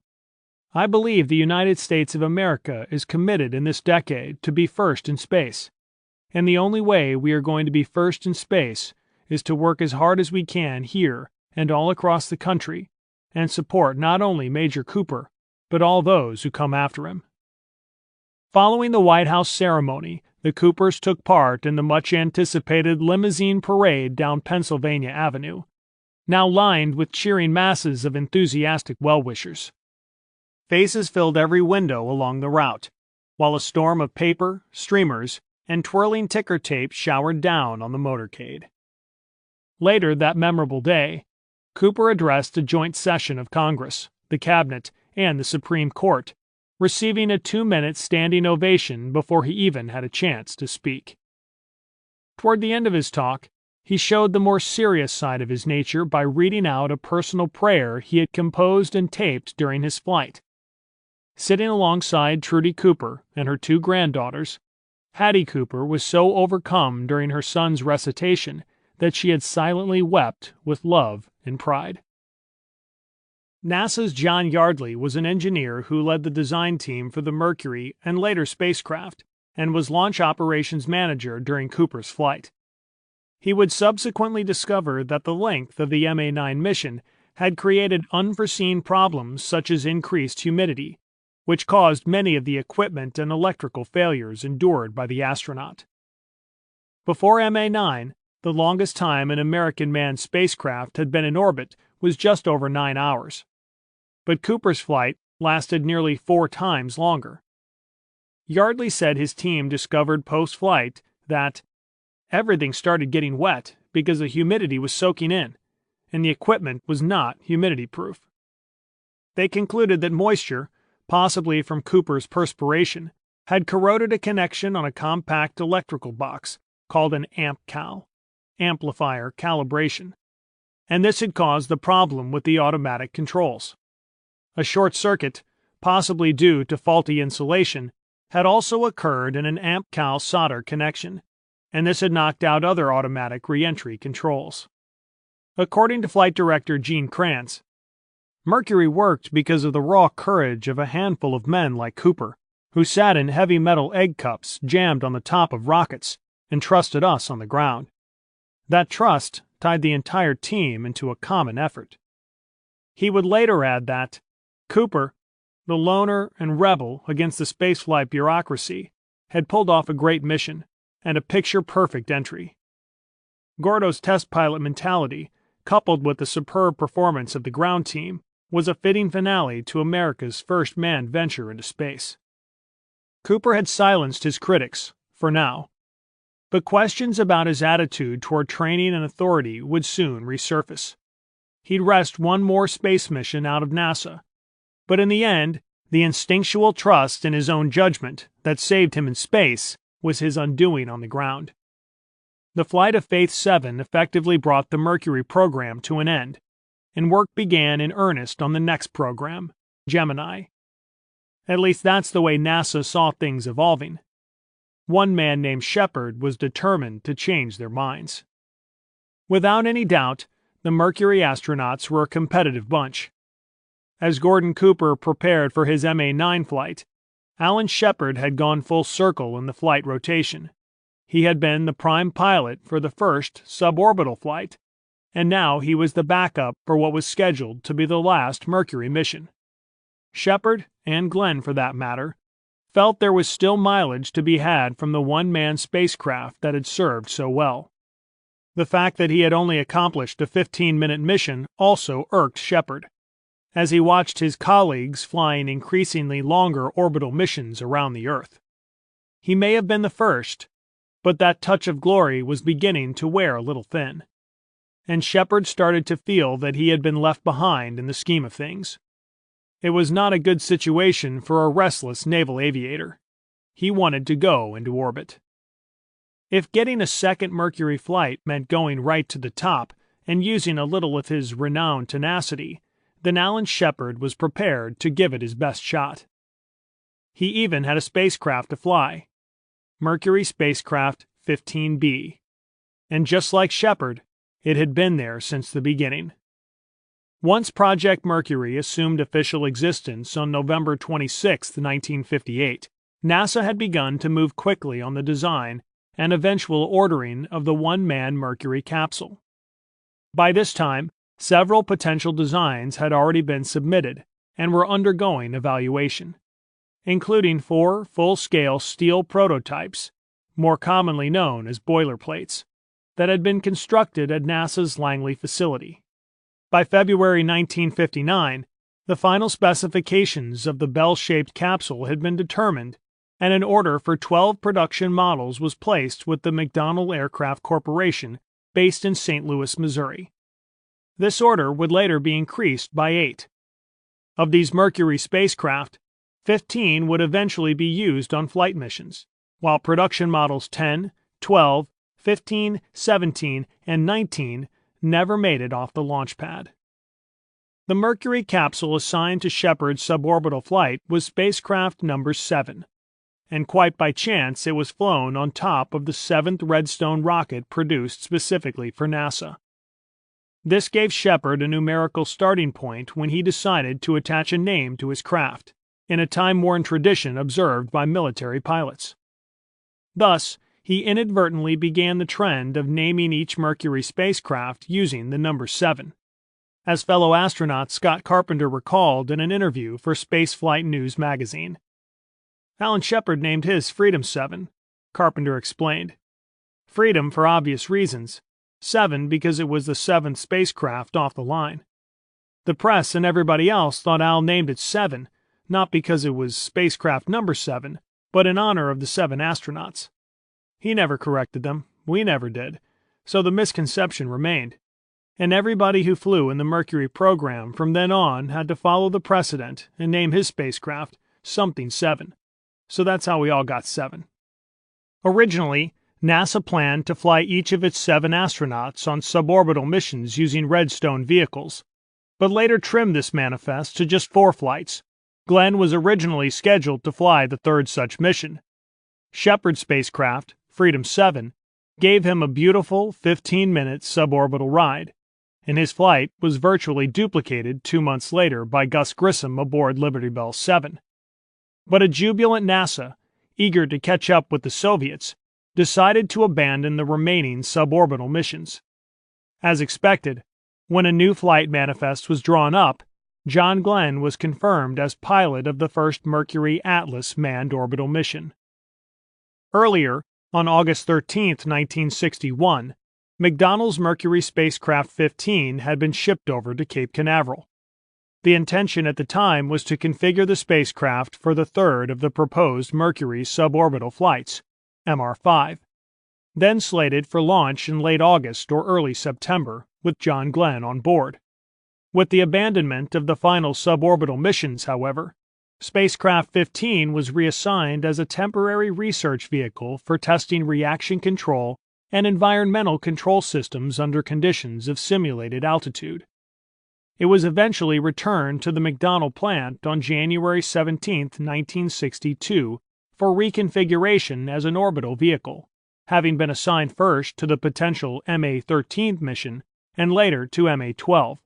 Both flights were ultimately canceled. The newly configured spacecraft made a return journey to the Florida spaceport on November 16, 1962, and 2 months later, Spacecraft 15B, as it was now designated, had a fresh assignment to a possible MA-10 mission.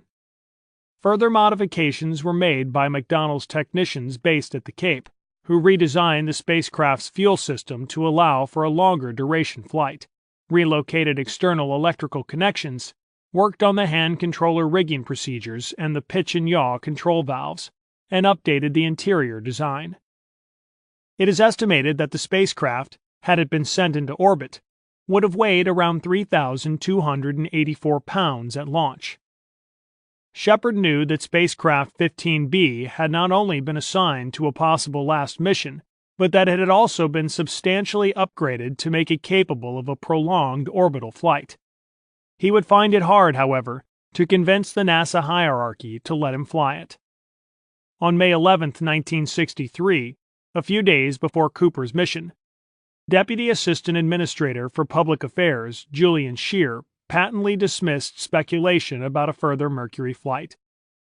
"It is absolutely beyond question," he stated, "that if Cooper's shot is successful, there will be no MA-10. This, and increasing disinterest on the part of other administrators for an extra flight, only made Shepard all the more determined. There is no question that he felt MA-10 was his mission. As Cooper's backup, he would have been automatically slotted in as prime pilot for an additional flight. Because the other astronauts were now busily engaged in assignments specifically related to Projects Gemini and Apollo, he and Cooper were the only astronauts still actively involved in Mercury training. Cooper, therefore, would have been named as his backup. Shepard resolutely proceeded with his plans for MA-10, evidently to the point of renaming spacecraft 15B Freedom 7-2, and cheekily having that logo painted on its shingled exterior, just below the trapezoidal window. When Gordon Cooper's Faith 7 plunged into the Atlantic after completing 22 orbits, Project Mercury was presumed to be at an end. Dr. Robert Siemens, NASA's Associate Administrator, reiterated this at a post-flight press conference. When asked if there would be another Mercury flight, as was still rumored around NASA, Siemens responded, "It is quite unlikely." Despite this, a final official decision still had to be made. A small window of opportunity was still open for him, so Shepard began to press even harder. The first manned flights of the Gemini spacecraft were still at least a year away. Shepard argued that one more Mercury mission would not only prove beneficial, principally in spaceflight dynamics and engineering, but would also fill a considerable gap between the two manned programs at a time of increased Soviet activity. Additionally, there were still 2 Mercury spacecraft and boosters at the Cape available and basically ready to go.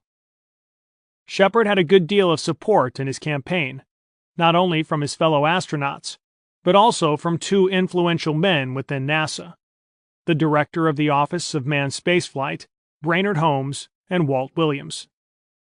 Williams had advocated flying an astronaut aboard MA-10 on a minimum duration flight of 100 hours, and perhaps up to an open-ended 6 days, as long as the pilot was in good condition and spirits.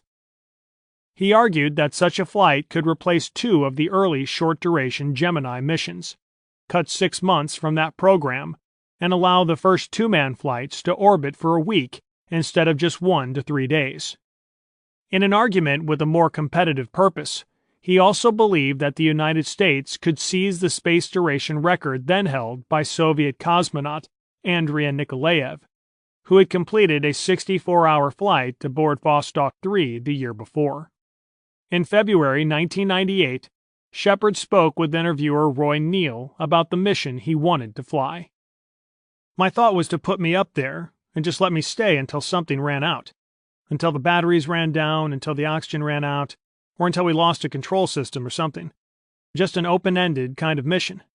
And so I recommended that, and they said that they didn't expect to hear anything else from me. But I remember when Cooper and his family and the other astronauts and families were invited to the White House for cocktails with Jack Kennedy, and we stopped at Jim Webb's house first and had a little warm-up there, and I was politicking with Webb, and I said, 'You know, Mr. Webb, we could put this baby up there in just a matter of a few weeks. It's all ready to go. We have the rockets. Just let me sit up there and see how long it will last. Get another record out of it.' 'Well,' he said, 'no, I don't really think so. I think we've got to get on with Gemini.' And I said, "Well, I'm going to see the president in a little while. Do you mind if I mention it to him?" He said, "No, but you tell him my side of the story, too." So I said, "All right." So we got over there and we were all sipping our booze, getting some of our taxpayers' money back drinking at the White House. And I got Kennedy aside and said, "There's a possibility we could make another long-duration Mercury flight. Maybe 2, maybe 3 days, and we'd like to do that." He said, "What does Mr. Webb think about it?" I said, "Webb doesn't want to do it." So he said, "Well, I think I'll have to go along with Mr. Webb." At least I tried. John Kennedy's ambivalence on the matter was evident at a regular press conference on May 22, 1963. Just a week after Cooper's flight, the president was asked about the chances of the space agency conducting a further Mercury flight. Kennedy's response indicated that NASA should and would make that determination. Following the conference, Kennedy rang James Webb. After the usual greetings, he came to the point. He wanted someone to make a decision about the flight. "You know who's going to make this decision, don't you?" he asked. "I think I do," was Webb's diplomatic response. It was good enough for Kennedy. "You're going to make it," he said with finality. The next day, a closed hearing of the House Subcommittee on Manned Spaceflight discussed the possibility of a further one-man flight. Although the committee indicated that they had some support for one last Mercury flight, they also agreed that the decision should be left to NASA. Things were heating up. In Washington, on Thursday, June 6, 1963, Robert Gilruth, Brainerd Holmes, Kenneth Kleineck, manager of the Mercury Project Office, and Walt Williams gave a 2-day presentation before James Webb, his deputy administrator Hugh Dryden, and Robert Siemens, in which they expounded reasons for conducting at least one more Mercury mission. There was no real impediment, they argued. A number of spacecraft had been updated and reconfigured, and these were capable of carrying sufficient consumables such as fuel, oxygen, and water to allow for missions of several days' duration. Spacecraft 15B, which had served as the backup capsule for Cooper's flight, stood ready to make the next flight. An Atlas 144D had been tentatively assigned to carry it into orbit should the mission be approved. Webb weighed up all the arguments, which he admitted were quite convincing. But when he stood before the Senate Space Committee 6 days later, he began by stating in part, "There will be no more Mercury shots." He went on to explain that Project Mercury had satisfactorily accomplished its goals, and there should now be new priorities. All the energies of NASA and its contractors, he said, should now be fully employed in focusing on the Gemini and Apollo missions, as well as declaring that the Mercury spacecraft was in effect obsolete. Webb, it was known, had also expressed an innate fear that any accident suffered during an additional mission would seriously delay both the Gemini and Apollo programs. He was also an angry man, as Tom Stafford recalled in his autobiography, We Have Capture. Webb was furious about the way the astronauts, especially Shepard, went around him to the president. From this point on, he took every opportunity he could to let us know he was boss. In all, Project Mercury had carried 2 men on suborbital flights and 4 on orbital missions. NASA's astronauts had spent 53 hours, 57 minutes, and 27 seconds in flight, for a total of 34 orbits. The job had been done, and with extreme competence. Following Webb's announcement, the now obsolete Spacecraft 15B was removed from flight status and placed into storage at Cape Canaveral. It would never fly into space.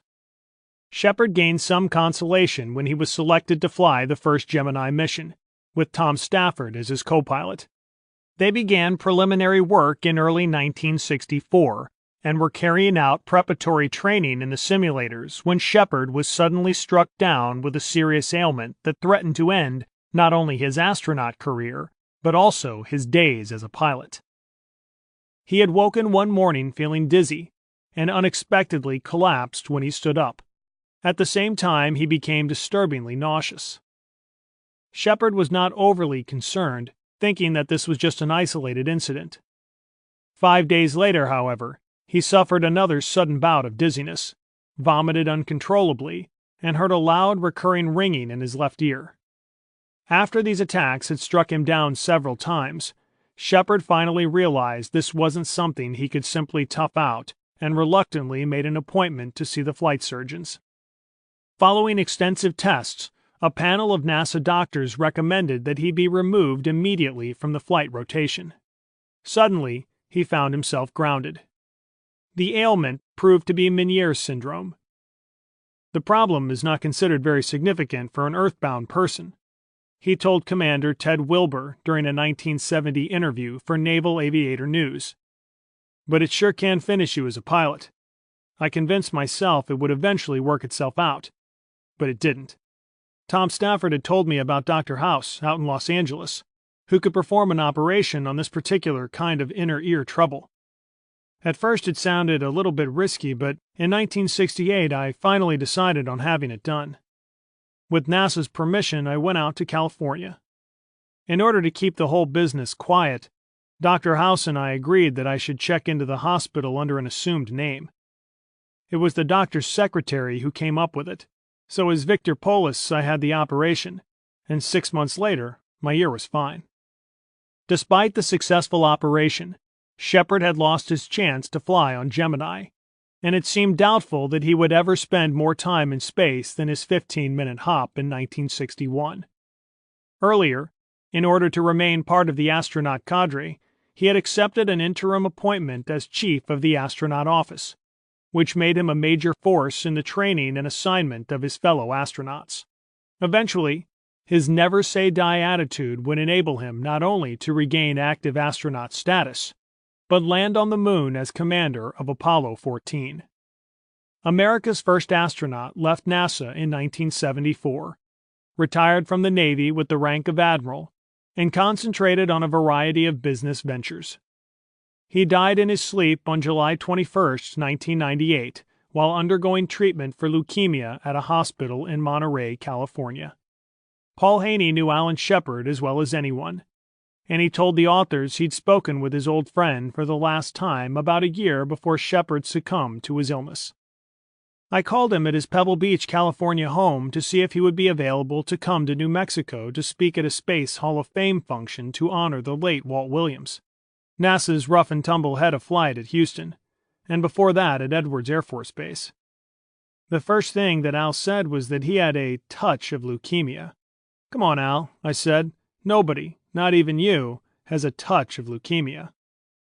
Well, almost combatively, he said, yes, we'd see about that. Then he rattled off some numbers indicating progress. I wished him well. Then he asked the date of the Williams function. He flipped around in a calendar and said, "Gosh, Paul, I'm sorry. I'm playing golf that day with Tiger Woods." Speaking about the loss of Alan Shepard on behalf of his fellow Mercury astronauts, John Glenn told a memorial gathering at the Johnson Space Center, "Alan Shepard was many things. He was a patriot, he was a leader, he was a competitor, a fierce competitor. He was a hero. More importantly to us, he was a close friend. America has lost one of its true adventurers," Glenn concluded. "We have lost more than a friend. We've lost a brother." Chapter 9. A Seagull in Flight. Space is for everybody. It's not just for a few people in math and science, or for a select group of astronauts. That's our new frontier out there. S. Krista McCullough. On June 13, 1963, the world's press was buzzing with mounting speculation about an exciting landmark in space exploration. Informed reports of an imminent spaceflight by a woman cosmonaut were freely sweeping around Moscow. These reports suggested that the history-making flight might last up to 8 days, and that the woman would not be alone in space. This led to conjecture by Western analysts that the Russians might be ready to launch the first two-seat spacecraft, or to engineer another rendezvous in space, similar to the one flown 10 months before. Cosmonauts Yuri Gagarin and German Titov also fueled speculation in a Pravda article by declaring that both sons and daughters of the Soviet Union would soon be launched into space. Relying on unofficial sources, Western newspaper articles describe the woman as good-looking, short, strongly built, and in her early 20s. Furthermore, it was rumored that she might be a close friend and even romantically involved with Andrei Nikolaev, the only bachelor among Russia's 4 known cosmonauts. Several newspapers confidently named the mystery woman as Anna Misevich, vice president of the Aeronautic Academy of Science in Moscow. They reproduced her photo alongside their articles, and Misevich certainly seemed to match the general description. The following day, quelling some rumors but also increasing speculation, Lieutenant Colonel Valery Bykovsky was launched into space aboard Vostok 5. A taciturn 28-year-old Air Force pilot, Bykovsky successfully rocketed into an elliptical orbit around the Earth. 11 minutes after launch, he calmly reported that he was feeling fine. That night, through the Eurovision system, Western Europeans were treated to fuzzy images of the world's latest space explorer in his Vostok craft. Television technicians in London taped and edited the pictures before transmitting them to the orbiting communications satellite Telstar 2. A receiving station in Maine gathered the signals and flashed images of Bykovsky to waiting television networks across America. The suspense was not sustained for long. On the morning of June 16th, a cosmonaut dressed in a bulky orange spacesuit walked toward the foot of a waiting silver and black rocket. Beneath the spacesuit, sewn into the left breast of a blue thermal outfit, was a large dark blue flight patch specifically prepared by a couple of women in the Zvezda Star Spacesuit Research Bureau. It depicted a small snow-white dove clutching an olive branch, flying against a backdrop of golden sun rays. Beneath the dove, the initials CCCP, USSR, had been strikingly embroidered in red cotton. After waving to spectators from the gantry hoist, the cosmonaut was carried up 15 stories to where the open hatch of Vostok 6 beckoned. With the final slow gaze out over the barren steppe and the swarm of people gathered below, the cosmonaut clambered into the confines of the capsule. Once strapped in with communications established, the cosmonaut's first duties included reporting to the chief designer, Korolev, and the launch team. "Ya Chaikar, I am Seagull," came the clear, steady voice. "I feel fine." At 12:29 that afternoon, Moscow time, the 4 strap-on boosters of the SL-3 variant rocket carrying Vostok 6 fired simultaneously. There was a shrill whistling and then a mounting roar. Observers saw a brilliant white-hot flame gush from beneath the pad and roll away in a maelstrom of red sand, kicked up by the fury of the blast. It took almost 10 seconds for the rocket's boosters to reach full thrust, and then the 4 gantry hold-down arms pivoted backwards in unison on huge counterbalances. At the same instant, the vehicle could be seen moving upward from the pad on intensely bright lances of flame. Meanwhile, Valery Bykovsky was overhead, flying his 31st orbit. He cheered when he heard of the successful launch. Vostok 6 successfully achieved orbit, and for the first time in history, 2 cosmonauts were circling the globe in tandem. As with the dual flight of Nikolaev and Popovich, the 2 spacecraft would achieve their closest proximity during Vostok 6's initial orbit, closing to within 3.1 miles of each other. Although the 2 orbits were inclined in a similar angle to the equatorial plane, the new spacecraft's orbit crossed Bykovsky's at an angle of 30 degrees. By today's standard, it was not a big thing, but in 1963 it represented another huge engineering and publicity coup for the Soviet Union. "Have started carrying out joint spaceflight," the pilot of the newly launched spacecraft reported. "Dependable radio communication established between our ships, or at close distance from each other. All systems in the ships are working excellently. Feeling well." Soon after, television images of the newest space explorer swept across the world. The cosmonaut's name was Valentina Tereshkova. She liked to be called Valya. Valentina Vladimirovna Tereshkova was born March 6, 1937, on the Priziv collective farm in the small rural village of Maslenikovo, located in the Tutyev district of Yaroslavl region. The village was comprised of 40 rough-hewn wooden huts without water or electricity, clustered around the crown of a small hill about 160 miles northeast of Moscow. Valentina's father, Vladimir Akshinokovich Tereshkov, was married to a petite lady formerly named Yelena Fedorovna. They had an elder daughter, Ludmila, affectionately known to everyone as Ludya. Valentina might have been part of a larger family, but she was conceived after her parents had lost twins they were expecting. Her own entry in the world began at 4 o'clock in the morning, but there was no midwife in attendance, and her father was not up to the task. He told his anxious wife that he would go and get his mother and rushed out, making his way to the other end of the village. But he had misjudged his wife's condition, and while he was coaxing his mother back to the small wooden house, Valentina was born. When the breathless grandmother finally arrived and saw that they were too late, she loudly berated her son for leaving his wife alone. Baby Valentina was given a pet family name, Valya. Years later, Valentina's mother would reveal that she wanted to name her new daughter Ryechka. It seemed, however, that her husband had other plans. Vladimir unexpectedly went missing for several hours on the day the baby's name was to be registered. On his return, he told Yelena that he had been into the district council and registered their daughter's name as Valentina. Sadly, as she told biographer Lady Lothian, Valya would barely get to know him. He was a tractor operator by profession, she said of her father, an amateur accordion and musically gifted.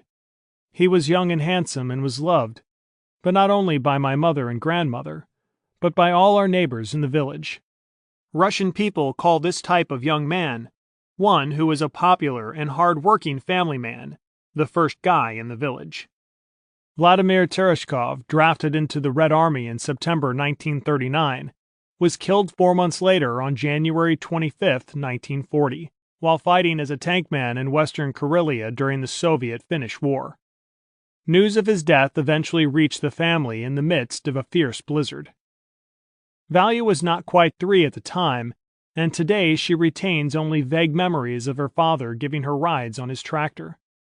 She does recall her pregnant mother sobbing for days on end when she learned of his death, but was too young to fully comprehend what had happened. So I was only my father's darling for the first 2 years of my life, although I have preserved through my life a very special love for my father, she told Lady Lothian. I don't recall him physically, but when I close my eyes I remember him as a long, warm shadow. Many years later, in 1988, a mass grave was discovered in Karelia. Tereshkova firmly believes her father was one of those interred there. Vladimir Tereshkov's death was made even more difficult for the peasant family, following the birth of his son 5 months after he was reported missing. The boy was named after him, but was better known as Volodya. Though life was hard, most of Valentina's memories are of happy times. Like other houses in our village, ours was small but adequate, she told the authors during an interview in 2004. But the size did not matter. I remember fondly how warm and pleasant it was for us in this loving house. Yes, we were poor, but our needs were also very simple, and we always had food, bread, and milk on the table. In fact, Valentina loved everything about where she grew up: the Volga River, people, the animals, and the rural area. Her teachers may have given her guidance and education, but it was her mother who proved the greatest influence. Yelena protected her family from shortages during and after the war years, taught her children songs and stories from all over the world, and gave them ideals and pride in being morally strong. In 1976, Tereshkova told Soviet interviewer Alexander Romanov that her mother was a friend, an advisor, wise through life experience, the dearest person in the world. She taught us the sense of respect for man, for labor. She taught us not to be afraid of difficulties, to find the strength to overcome them. The local boys openly admired Valia for her pluck and stubborn refusal to behave like other girls her age. She enjoyed riding horses bareback and loved the feeling of galloping across the fields with the wind whistling in her ears. Village life, though Spartan, was family-oriented and healthy. When there was deep snow and early darkness in winter, Tereshkova said everyone in her house and neighborhood felt safe and comfortable. At the end of the war, without any income and needing work, 27-year-old Yelena took her family off the collective farm. They traveled to an outlying suburb of Yaroslavl and moved in with her mother.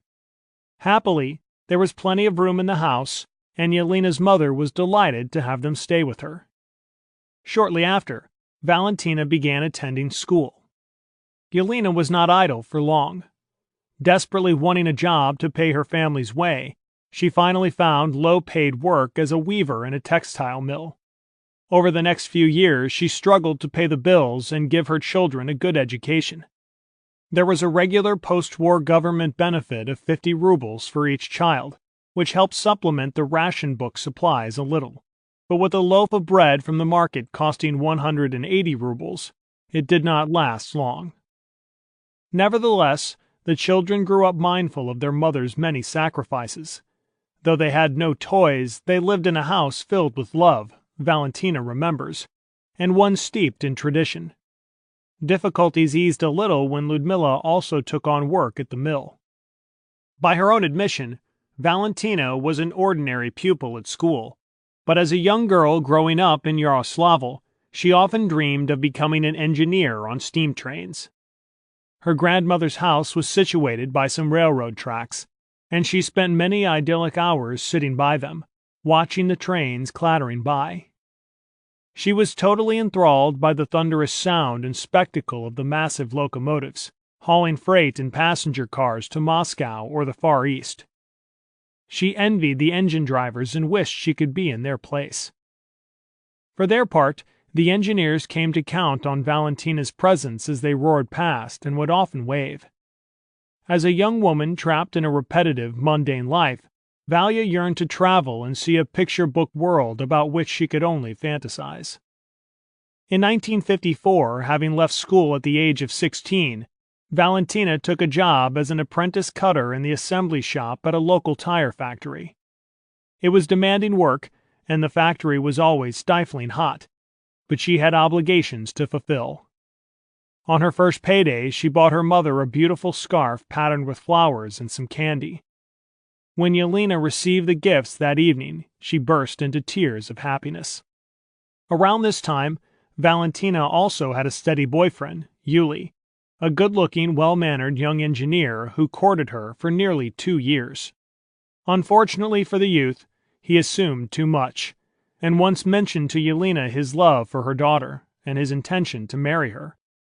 When Valentina found out, she was outraged that he had declared this without consulting her. She told Yuli that she was too busy to marry anyone. The romance quickly soured and ended on a chilly note.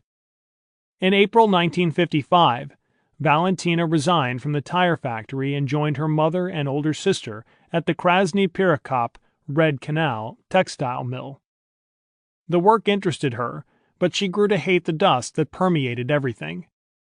"My skin suffered," she recalled, "especially my face." Valentina later blamed this dust and indifferent treatment by the plant's doctors for a series of small, paralyzing strokes suffered by her mother. Despite some misgivings, Valentina genuinely enjoyed working with machinery and learned how to operate coarse linen machines. Soon after, she joined the factory's Komsomol, the Young Communist League. Supplemented by evening classes at trade school, a correspondence course with the Light Industry Technical School enabled Valentina to graduate as a cotton-spinning technologist. An increasingly active role in the plant's Komsomol also occupied her time at work. For recreation, there was a welcome involvement with a folk music group, for which she played the domra, a 3- or 4-stringed instrument related to the balalaika.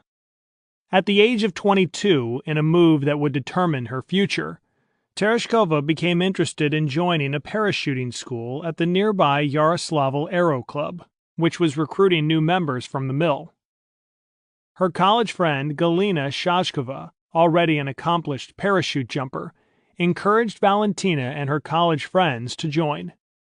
However, in her memoirs, Stars Are Calling, Tereshkova recalls that, like many other girls, she was very hesitant at first. I didn't believe in my abilities very much. It looked like this sport required courage and was created for people with great willpower and strong muscles. I liked sports. I could ski and swim. I swam across the Volga many times, but there was nothing heroic in it.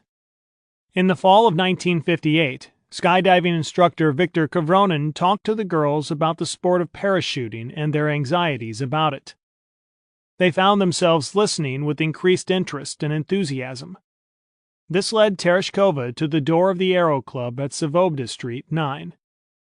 For a long time I hesitated to go inside, she said in her memoirs, looking at the pictures of parachutists and pilots and reading again the advertisement inviting the new members. Finally, I made up my mind and opened the door. That day, Valentina returned home a little later than usual. Her mother quickly sensed that something was out of the ordinary and began to ask questions. "Has anything happened?" she asked. "You are so strange today, Valyusha." Valentina could not bring herself to tell her mother that she had joined a parachute club. She did not want to worry her mother, and she was still unsure about her future in this bold new adventure. Valentina's parachute group began taking instruction almost immediately. They learned about the composition and theory of parachutes and how to pack them. They were taken to an airport to watch experienced jumpers and observe how professionals prepared for their jumps and meticulously checked their parachutes. Viktor Kavronin convinced the novices that they too could become experts, and his words gave them the confidence to continue. After several sessions of instruction and theory training, Valentina's class were told they were ready for the next big step. Their first jump would be on Thursday, May 21st, 1959. That day, a propeller-driven Yak-12 aircraft carrying Valentina and other novice jumpers bumped along the grass strip and growled into gray, rain-scattered skies over Yaroslavl. She was tense but attentive. With the clamor of the engines and the air roaring past an open doorway, she felt a novice's concern about missing the signal to jump. As she checked her main and reserve parachutes, Valentina chatted excitedly with another close friend, Tanya Torchlova. Meanwhile, the small green aircraft banked, climbed, and finally leveled out at 5,300 feet. To this day, Tereshkova cannot explain what happened next. Perhaps it was a touch of nerves, perhaps a misunderstanding in the midst of the commotion. Whatever it was, without her instructor's command to do so, she stood up and moved to the open door. She attached the static line as she had been taught on the ground. Moments later, to the astonishment of her instructor and the other jumpers, she shut her eyes, took a deep breath, and tumbled out into the void. For several heart-stopping moments she fell rapidly before the main chute blossomed out above her with a reassuring jerk. Tereshkova was elated by the sensation and the beckoning sight of the ground below. "Jumping into nothingness, my heart turned over and I was very happy," she later wrote. "I was reminded of how, years ago, my friends had dared me to jump from a high bridge into the Kotorossl, which flows into the Volga, and I had done so." She began tugging on the straps to control her motion and soon hit the wet grass with her knees slightly bent to prevent injury, as she had been instructed. Despite this, the landing was hard and awkward. She toppled to the ground and was dragged across the wet grass until she regained her feet and managed to collapse the parachute. "My first jump was over," she wrote. "I felt I wanted to do it every day." The elation lasted as long as it took for a red-faced instructor to catch up with her shortly after. He was almost speechless with fury. In colorful terms, he shouted that if she could not obey orders, there was no place for her at the school. Contrite, but nevertheless exhilarated, Valentina promised to stick to the rules.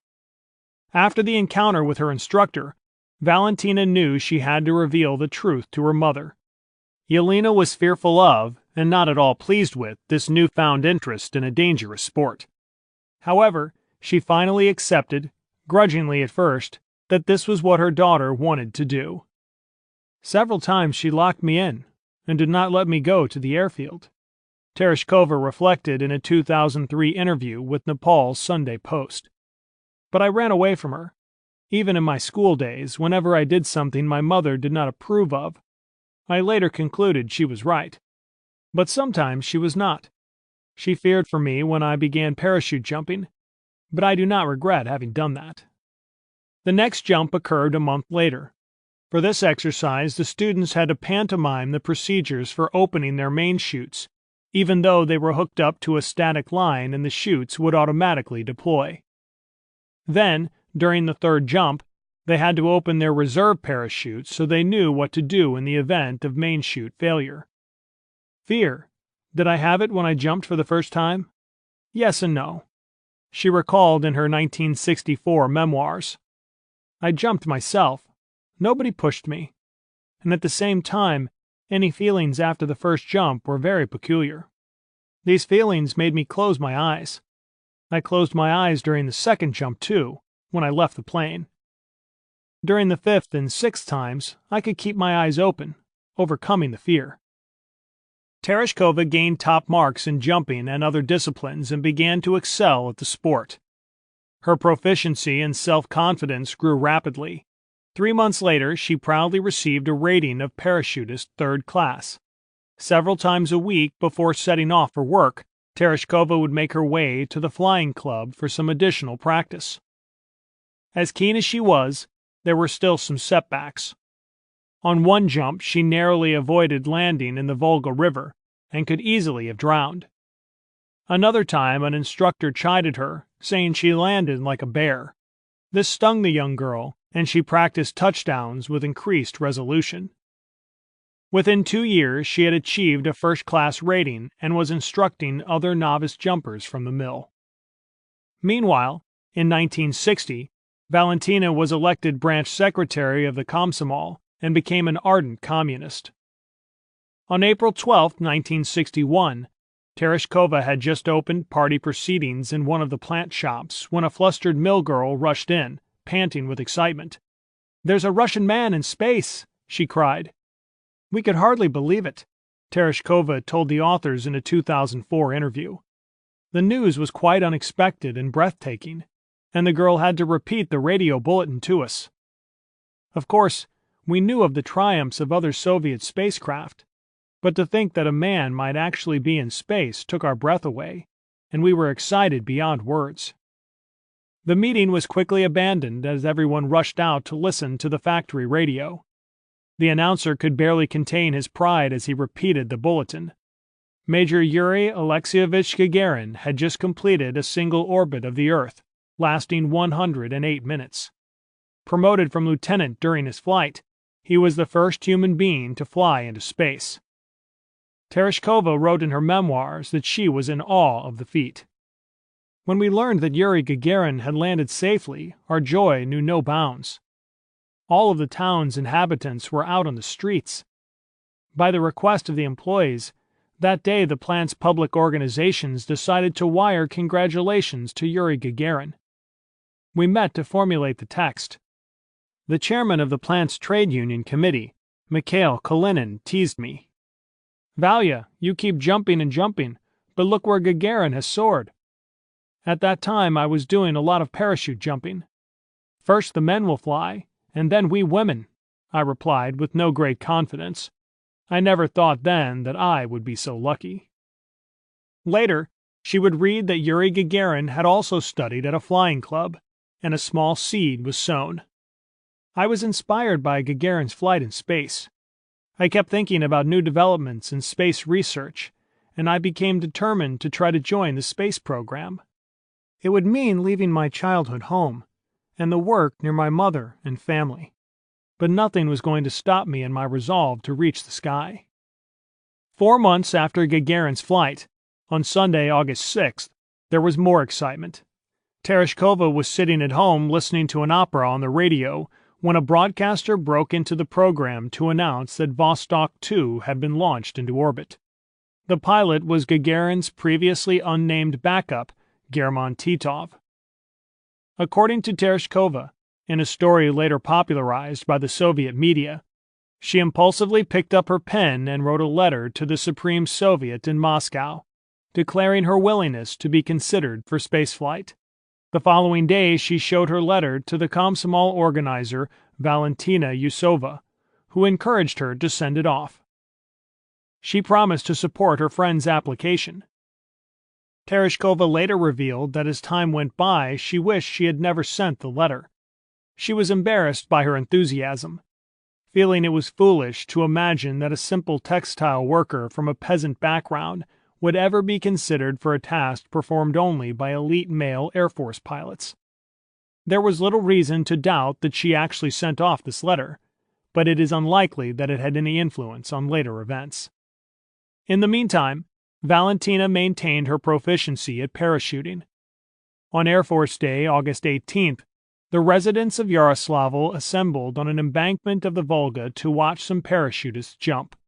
Tereshkova's mother, brother, and sister were among the crowd.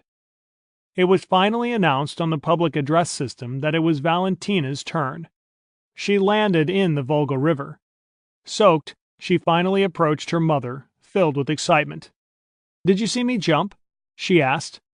Yelena gave her a cold stare and replied, "If you crash, don't come home." Lieutenant General Nikolai Kamenin had overall responsibility for the cosmonaut training program.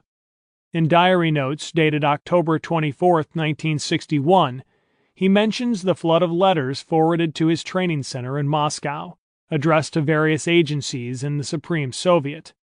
All sought information on becoming a cosmonaut, and several were from women. Kamenin did not dismiss these entreaties as others might have done. Instead, he used them to put forward a proposal that a female cosmonaut be selected. His country now had the edge in manned space exploration, and he wanted to maintain the impetus. "We cannot allow that the first woman in space will be American," he wrote. "This would be an insult to the patriotic feelings of Soviet women. The first Soviet women cosmonauts will be as big an agitator for communism as Gagarin and Titov have turned out to be." He was adamant that suitable candidates be located and given immediate training. The Central Committee of the Communist Party of the USSR held a meeting inside the Kremlin on December 30th. One of the main topics for discussion and resolution was Kamenin's proposal to investigate the selection of a woman to fly an early Vostok mission. There was general agreement that there were only a few qualified women pilots, providing an extremely small candidate pool. It was considered crucial that the first woman cosmonaut be proficient in parachute jumping. With this in mind, they began examining the qualifications of likely candidates. During the first few years of the Soviet space program, propagandists put together fanciful autobiographies and stories attributed to cosmonauts, which resulted in the prevalence of many state-manufactured untruths.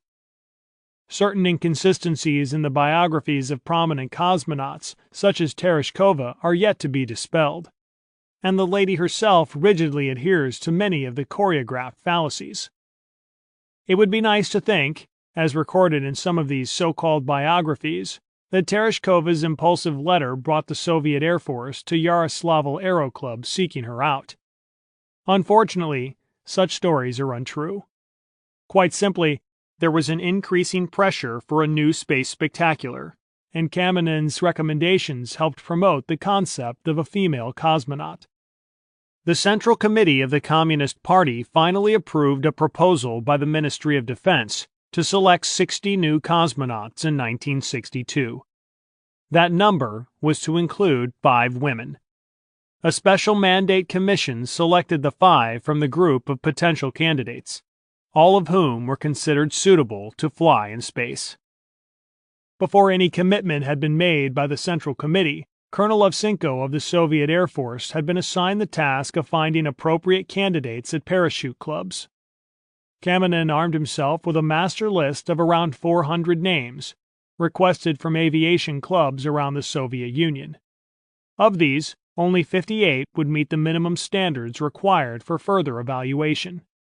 Initially, Tereshkova was not even considered one of the top candidates. In fact, she was described in Ovchinko's report as second echelon only. But fortunately, another door opened for her. Any candidates had to be politically suitable, either a party member or a member of the Komsomol. So once again, Tereshkova's name bobbed to the surface. Furthermore, she came from a hard-working proletarian family. She was young, single, self-motivated, and even quite attractive. Overall, she fit the commission's profile. In December 1961, the nervous young textile worker was called before a regional committee of the National Society for the Assistance to the Army, Air Force, and Navy, DOSAV, a civil defense organization in the former USSR. They told her that she was under consideration for a special top-secret agenda. In her memoirs, she recorded, "I understood only one thing. They invited me to start training for the flight in a spaceship. We all believed in the reality of this flight then, but no one thought that it might happen so soon." In January 1962, Tereshkova reported to Moscow for a series of interviews and medical examinations. They were to be conducted under the strictest security. No one could be told the real purpose of her trip. Reluctantly, she told her family and friends that she was traveling to Moscow to take a qualifying medical examination for the national parachute team. Lying, especially to her mother, was distasteful, but it was something she was obliged to do. Tests and interviews were conducted on the remaining women at the Scientific Research Institute of Aviation Medicine in Petrovsky Park, on the outskirts of Moscow. Part of the tests were the same as our later training program. Tereshkova recalled in a 1996 interview with Carrie Doherty. Starting with the famous centrifuge, then we had a lot of medical tests. On February 16, 1962, Valentina Tereshkova was selected as a cosmonaut candidate. She was elated, but apprehensive. Then a telegraph arrived directing her to report to Lieutenant General Kamenin in Moscow. As before, she was to tell no one the purpose of her trip. Leaving Yaroslavl on March 2, 1962, she was greeted on arrival in Moscow by Kamenin. He told her that she was the first of 5 selected women to arrive. She was then introduced to several future cosmonauts, including Andrei Nikolaev, Pavel Popovich, and Valery Bykovsky. They were interested to hear that she was a parachutist and that she had made a total of 163 jumps before her selection.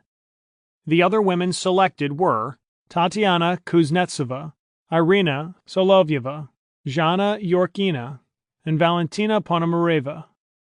As required, Tereshkova reported to the Air Force Cosmonaut Training Center on Monday, March 12th, where she was introduced to Kuznetsova and Solovyeva. They quickly became friends. Kamenin had earlier informed them that Yorkina and Ponomareva were delayed and would arrive in 4 weeks. Once again, they met several of the cosmonaut group, but it was Gagarin who assumed the role of tour guide for the 3 awestruck women, escorting them through the center's facilities. As he showed them around, he patiently answered their questions. "Let me tell you, when I entered the star city of cosmonauts, my heart was about to stop," Tereshkova later reflected in Stars Are Calling. "How will they meet me there? I didn't do anything great in my life. In fact, I didn't see much of a real life, and these were real pilots. And 2 of them, Gagarin and Titov, were heroes whose names were known all over the world." In fact, the Star City of today did not exist at the time the women reported for training. The center was simply a collection of office buildings, and the women were quartered in a rehabilitation center. Tereshkova would soon be as famous as the first 2 cosmonauts she had just met. A different destiny awaited the other women about to commence their training. At just 20 years of age, Tatiana Dmitrievna Kuznetsova remains the youngest person ever chosen for spaceflight training. Born in Gorky on July 14, 1941, she joined a local flying club and became a parachutist, later moving to Moscow to continue the sport. At the time of her selection, she held several world parachuting records. She had also served as a scientist for the Applied Mathematics Department at the Academy of Sciences. Irina Bayavnova Solovyeva was born in the town of Kiryevsk on September 6, 1937.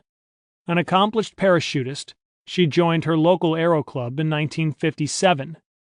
When selected, she had been a member of the Soviet national team at the 1957 World Parachuting Championships and held numerous skydiving records. Born in Ryazan on May 6, 1939, Zhana Dmitrieva Yorkina studied at her hometown's Pedagogical Institute, graduating as an English teacher. While at the institute, she joined a nearby flying club through her DOSOF program and became a proficient skydiver. She had applied for cosmonaut training after Gagarin's flight. Valentina Leonidovna Ponomareva, the only married member and only pilot of the group, was born in Moscow on September 18, 1933. She learned to fly and parachute with an aero club attached to the Moscow Aviation Institute and worked at the USSR Academy of Sciences Institute of Higher Mathematics. After Titov's flight, a ballistics expert named Vasiliev Yegorov had approached her. With professional connections to Sergei Korolev, he knew that women were about to be selected for cosmonaut training. Yegorov urged her to write a letter expressing interest to Mstislav Keldysh, then the vice president of the Soviet Academy of Sciences and the chief theoretician of Soviet cosmonautics. I didn't take him seriously and told him this was science fiction. Ponomareva reflected in 2000 during an interview conducted in Moscow by Bert Viz and Rex Hall. Nevertheless, I wrote the application. Keldysh signed this, and I went to the medical commission. We underwent the tests at Tiznag. When someone failed a test, she was simply sent home, after crying a little. As soon as a candidate failed, she was told, but I successfully went through all the tests. Her husband, Yuri Ponomarev, was a fellow student from the Moscow Aviation Institute, MAI. Although later also selected as a cosmonaut, he would never fly into space. They had a son, Alexander, born in March 1958. A year to the day after the first manned spaceflight on April 12, 1962, Ponomareva and Yorkina arrived at the center to belatedly commence their cosmonaut training. As Ponomareva told interviewer Slava Gerovich, there were some early challenges to be faced and readjustments to be made when they arrived at the center and were enrolled as privates in the Soviet Air Force. We found ourselves in a military unit, in which we became an alien part, with our different characters and different concepts. Our commanders had great difficulty dealing with us, since we did not understand the requirements of the service regulations, and we did not understand that orders had to be carried out. Military discipline in general was, for us, an alien and difficult concept. At first, the women formed something of a mutual support group. This solidarity helped them through the initial stages of their training, particularly when Ponomareva and Yorkina joined them. Unlike the male cosmonauts, however, they knew they were all competing for what would probably be a single flight opportunity, and this made them fiercely competitive. They also realized that they were all under great scrutiny simply because they were women. Their male counterparts, openly derisive when discussing the women, were keeping watch on them. The men knew that none of the women had military flight backgrounds, although Ponomareva had learned to fly through a civil defense air club. German Titov was one such outspoken skeptic. He did not believe at first that women belonged anywhere near an airplane, and insisted that only men could carry out all the tasks involved in spaceflight. Not long after, their training began in earnest. As Tereshkova recalls, they were introduced to many of the torturous devices that would all too soon become familiar to them. They were shown the heat chamber, where a trainee had to carry out a set number of complicated tasks, and then the centrifuge.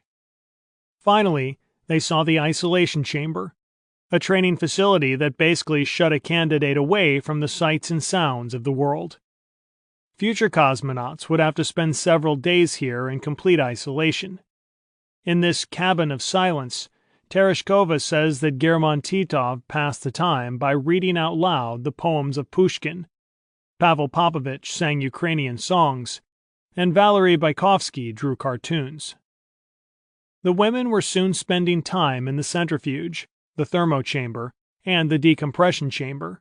It was daunting stuff, and Tereshkova would later write that when she was being whirled around in the centrifuge, it felt as if her blood had turned to mercury. With her usual determination, she stood up well to the unsettling loneliness of the isolation chamber, designed to study the psychological effects of prolonged isolation on cosmonaut trainees. She would later describe the training as very complicated. During this period, the women were escorted through the Vostok plant, accompanied by some male cosmonaut trainees. Here, Tereshkova was introduced to the mysterious chief designer, Sergei Korolev. She was not sure how Korolev would receive the women, but he soon put them at ease. Tereshkova later wrote that for such an important person he turned out to be a fairly unassuming man, and possessed a keen sense of humor as well as being very sociable. He knew all about the women, their names and their backgrounds, and discussed with them the progress they were making in training. As the conversations continued, enthusiastic young workers constantly approached Korolev with blueprints and questions.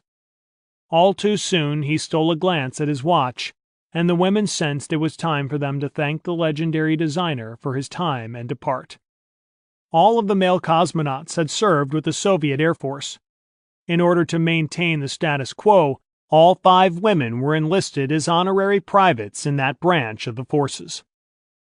Each received basic cockpit training under Colonel Vladimir Seryogin, later killed in a tragic aircraft accident along with Yuri Gagarin, which would qualify them as flight-trained passengers in Ilyushin-14 turboprop transports and 2-seater MiG-15 trainers.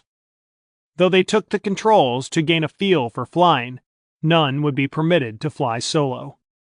In this way, Tereshkova completed 21 flights, for a total of 16 hours and 42 minutes, and described Seryogin as a kind and patient teacher, a great master of his profession. At the end of 1962, the women were each given a commissioned rank as junior lieutenant. The training schedule remained arduous, but Yuri Gagarin would later admit that he was full of admiration for Tereshkova after watching her at practice and in classroom exercises. He knew it was tough to master rocket techniques and study spacecraft design and equipment, but he felt she tackled the job stubbornly and devoted much of her own time to study, poring over books and notes every evening. Any concerns he harbored were melting away, and he once wrote, "Valentina has amazing abilities. She is doing very well in flight training, celestial mechanics, and many other things. And she's modest. She's not afraid to say, 'This is something I don't know about. Help me.' And we help her. She may be thin and weak-looking at first glance, but she has great strength, energy, and willpower. She's a real Russian woman."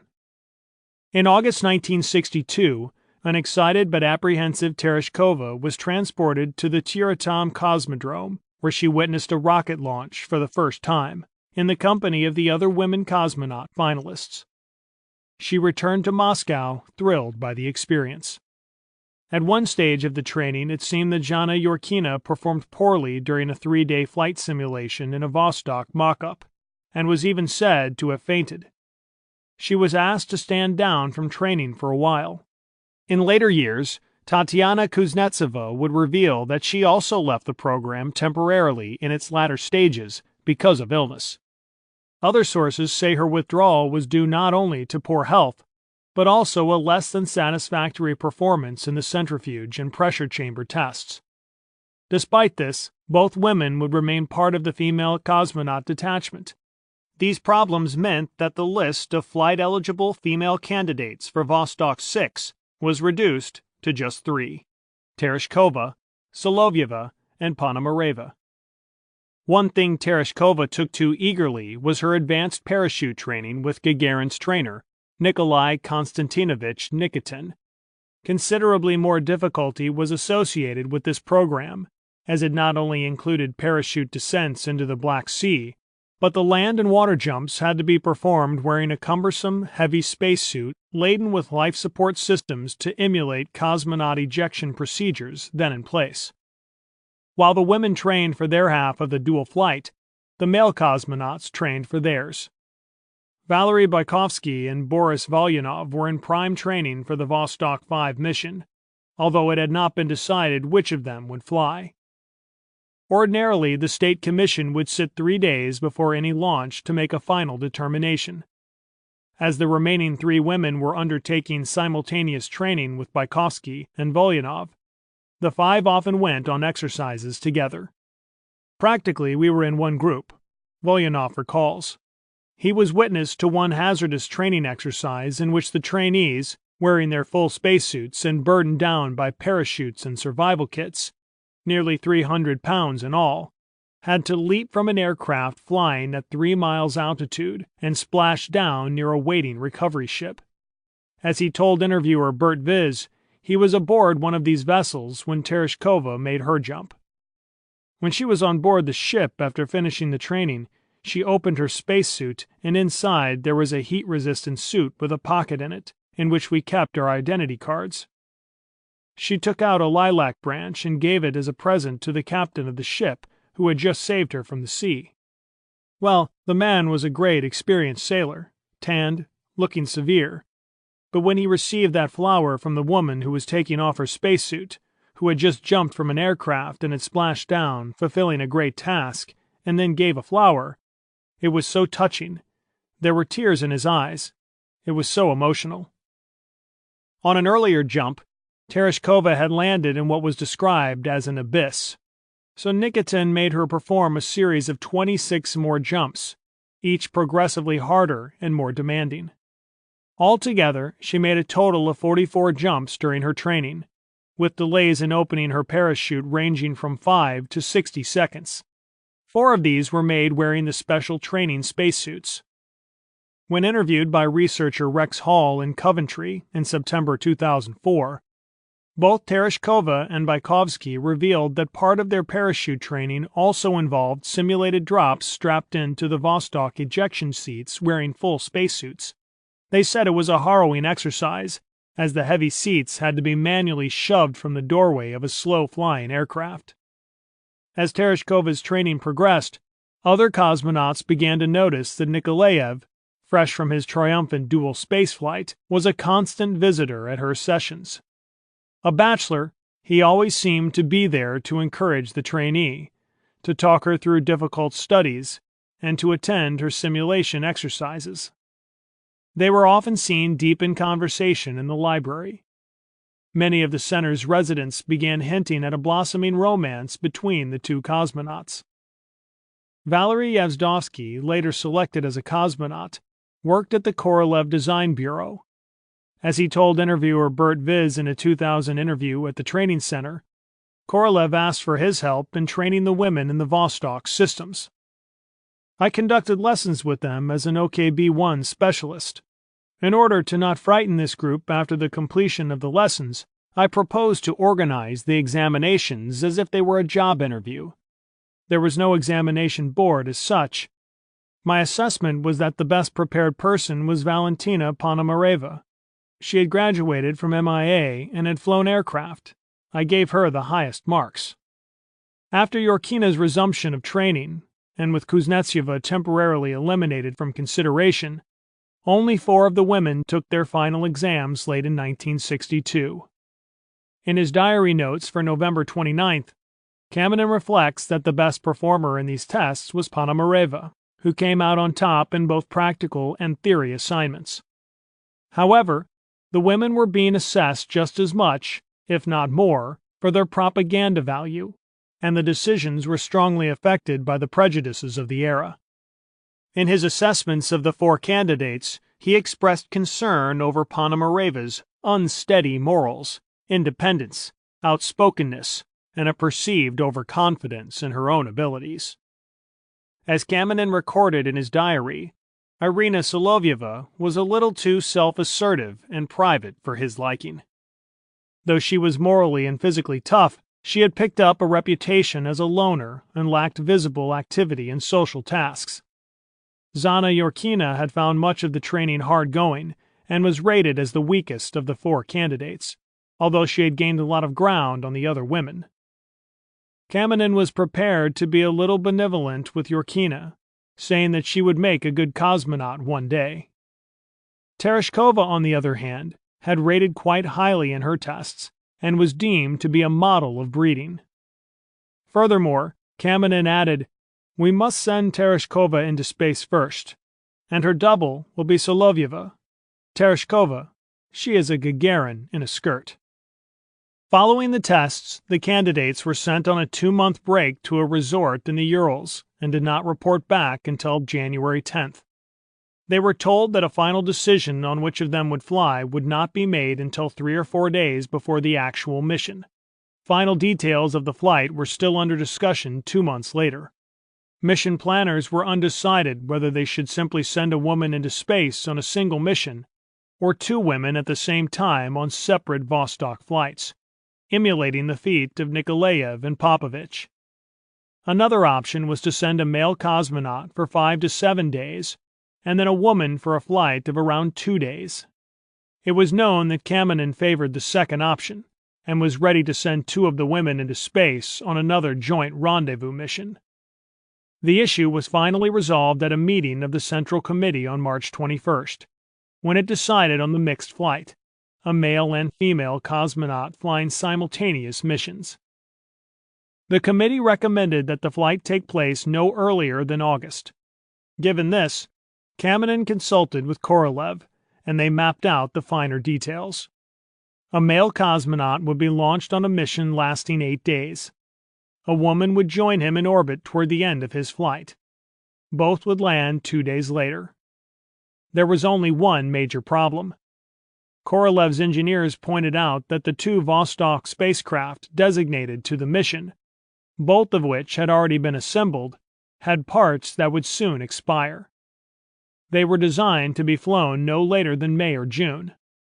On April 29th, the Central Committee concurred with their recommendation to bring the launch dates forward. Subsequently, things were set in motion. The State Commission responsible for naming crew members to Vostok 5 and 6 made its preliminary selections on May 11th. Valery Bykovsky was appointed prime pilot for the first mission, with Volyanov as his backup and cosmonaut Alexei Leonov in a support role.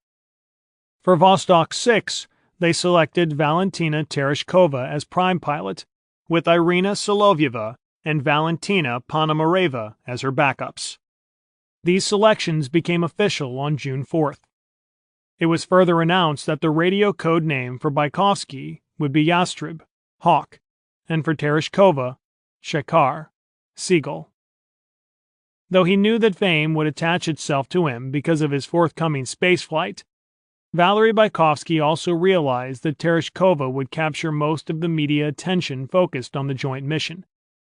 This sat well with him, as he was essentially a quiet, laconic man who preferred a low profile. Bykovsky was born on August 2, 1934, in Pavlovsky Posad, an ancient textile manufacturing town located 35 miles east of Moscow.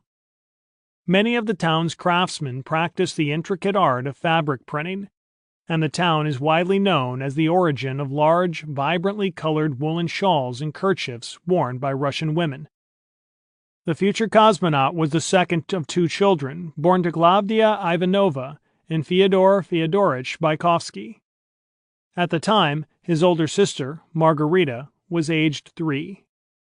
Their father was seeking to better himself after a hard life as a mine and railway worker.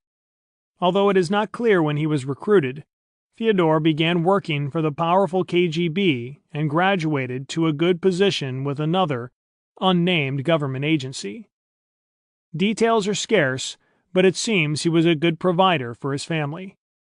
When Valery was 4, World War II erupted, and the family traveled to the port town of Kuybyshev on the Volga River. Barely a month later, they made a second move to the town of Syzran, another major port and rail center at the confluence of the Volga and Syzran rivers. Here, Valery developed a deep fascination for ships and the sea, and dreamed of one day becoming a sailor.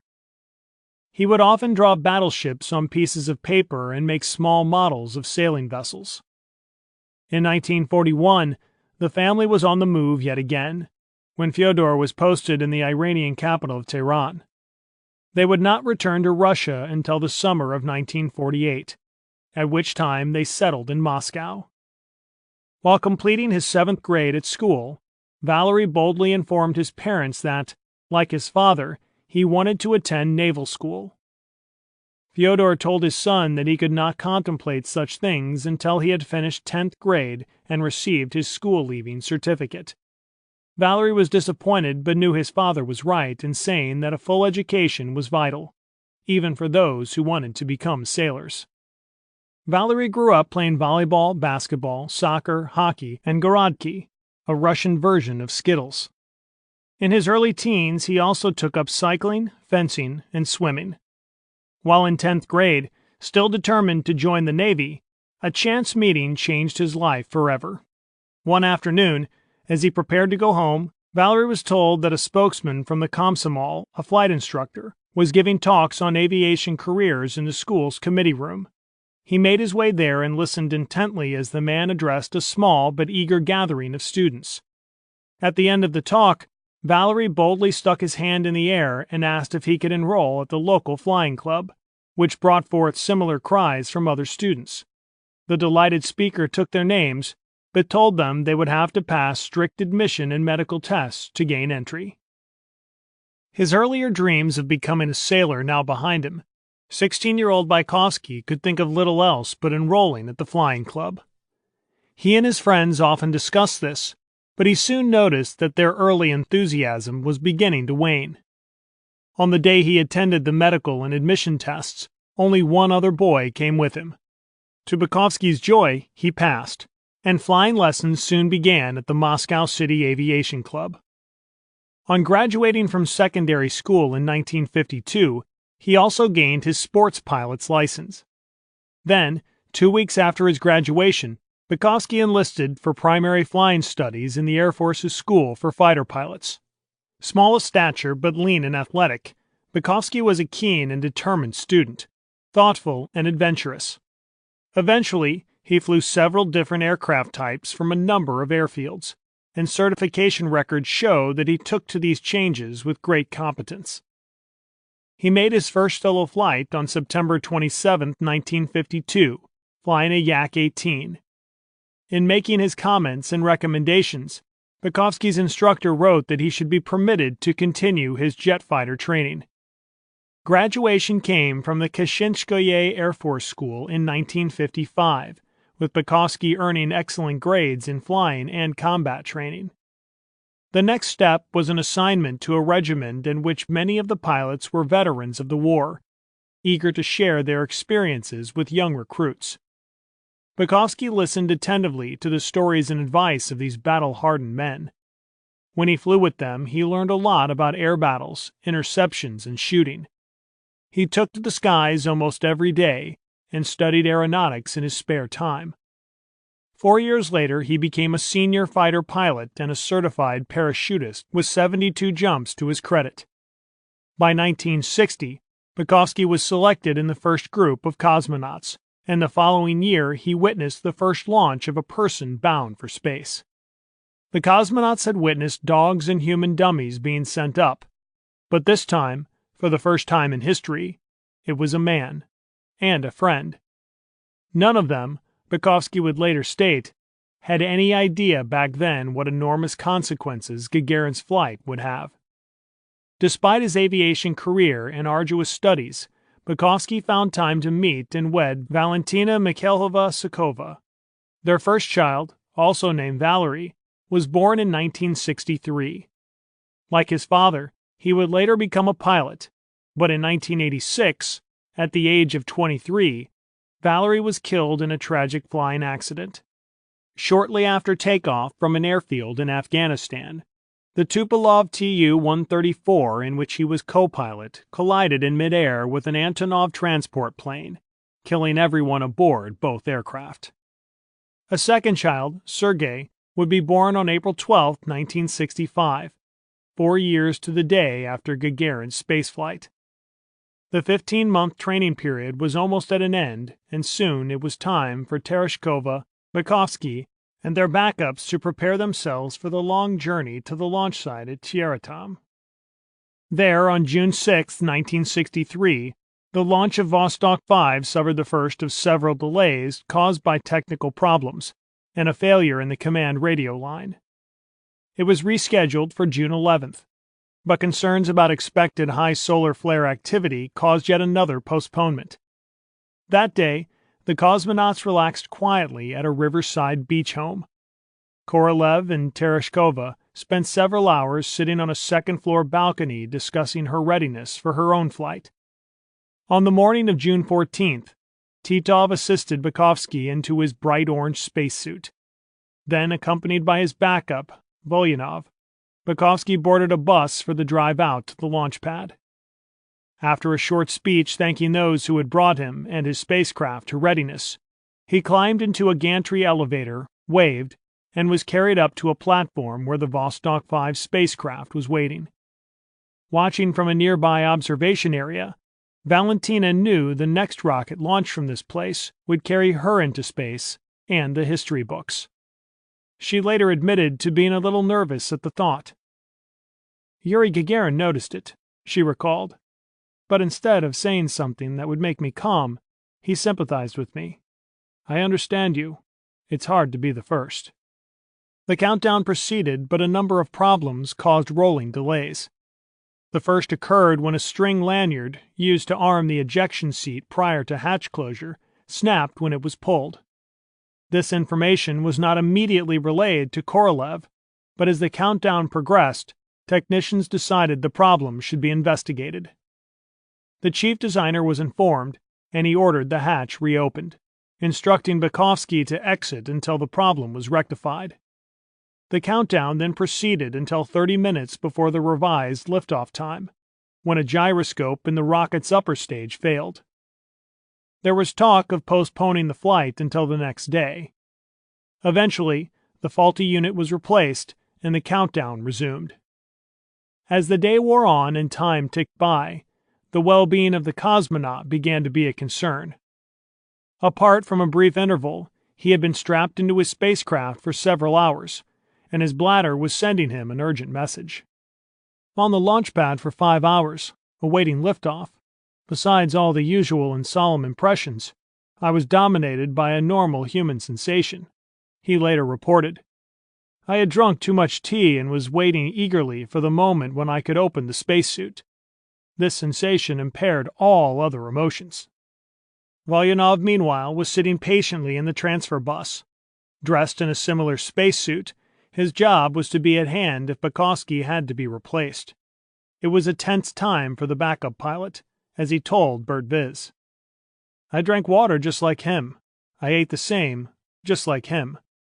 Bukovsky took his seat 2 hours before the scheduled launch. I was sitting in the bus. It was extremely cold.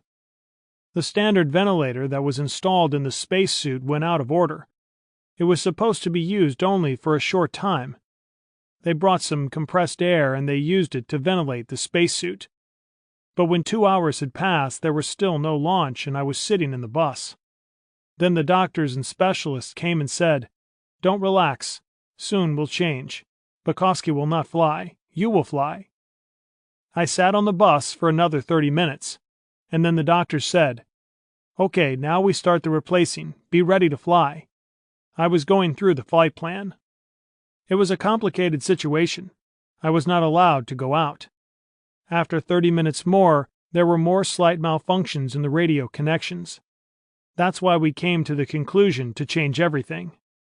All the time they kept telling me 30 minutes, but all in all it was 5 hours.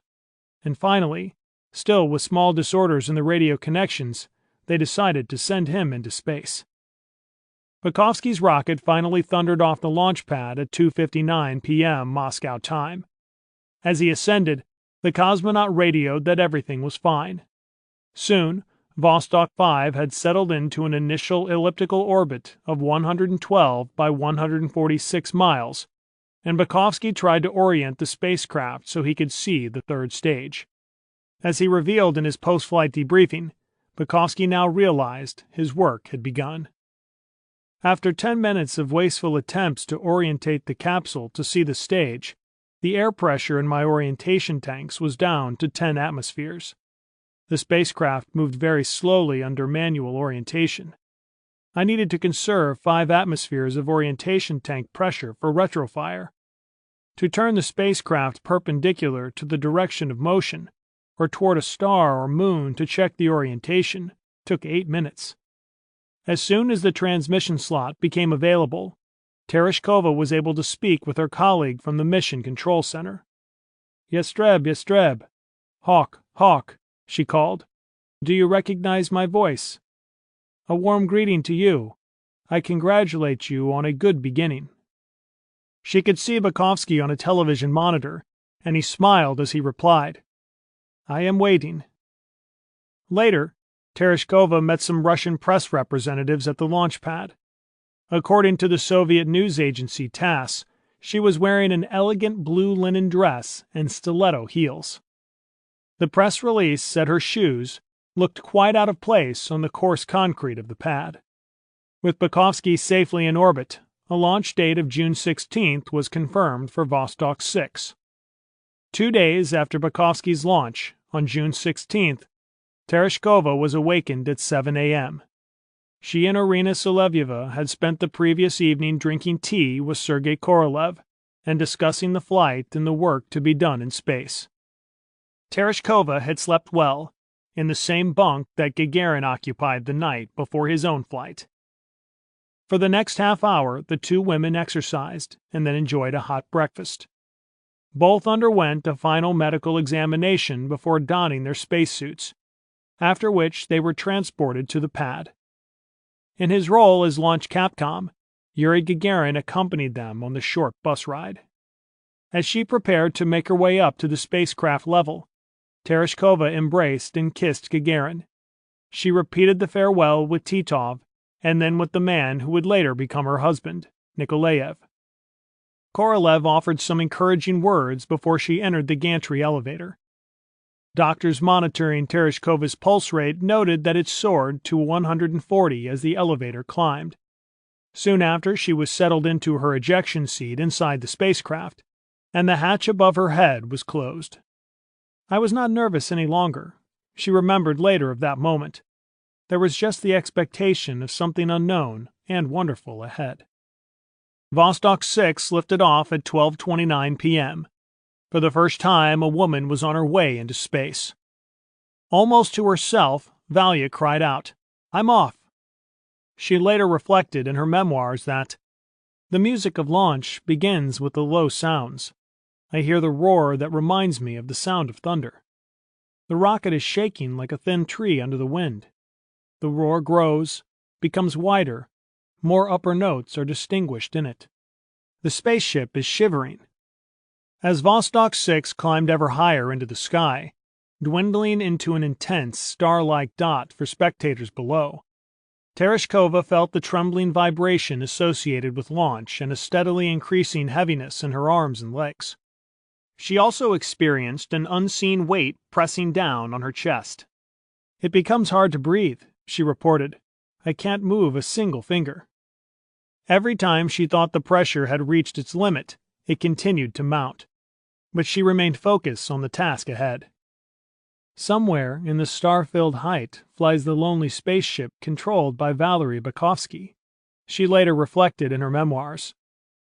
Then she heard some reassuring words. "Shakar, Shakar, everything is excellent. The machine is working well."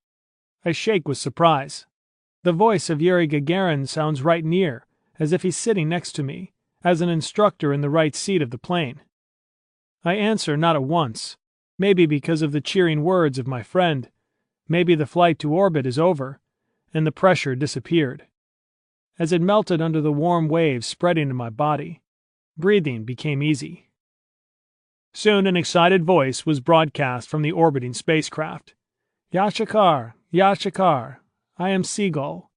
I see the horizon, a light blue strip, a blue band. This is the Earth. How beautiful it is. Everything goes well." She later told a group of reporters that her first sight of Earth from space was overwhelming. It was breathtakingly beautiful, like something out of a fairy tale. There is no way to describe the joy of seeing the Earth. It is blue and more beautiful than any other planet. Every continent, every ocean had its own distinct beauty. The Earth was visible very clearly, even though the craft was traveling at 5 miles a second. Africa shone out in yellow and green. Australia was fringed in an opal color. Unfortunately, every time I went over Europe, it was sheathed in cloud. By 3 o'clock that afternoon, the two cosmonauts had established radio contact. Dubbed the cosmic couple by the press, they were soon exchanging comments and information about conditions aboard their craft, as well as communicating with ground controllers. The same equipment that had allowed Soviet scientists to study Bukovsky in orbit was now brought into play for Tereshkova. Television images of her were beamed to the world, smiling happily as a pencil and small logbook drifted in front of her helmet. Telemetry data was good, and Tereshkova seemed to be adapting easily to weightlessness. However, all was not going as well as it seemed. During her first few orbits of the Earth, in a worrying parallel with the illness-plagued flight of German Titov, Tereshkova experienced feelings of nausea. Similar sensations still affect a good number of space travelers today. When trying to get used to the absence of gravity, she later related, "I couldn't do it at once.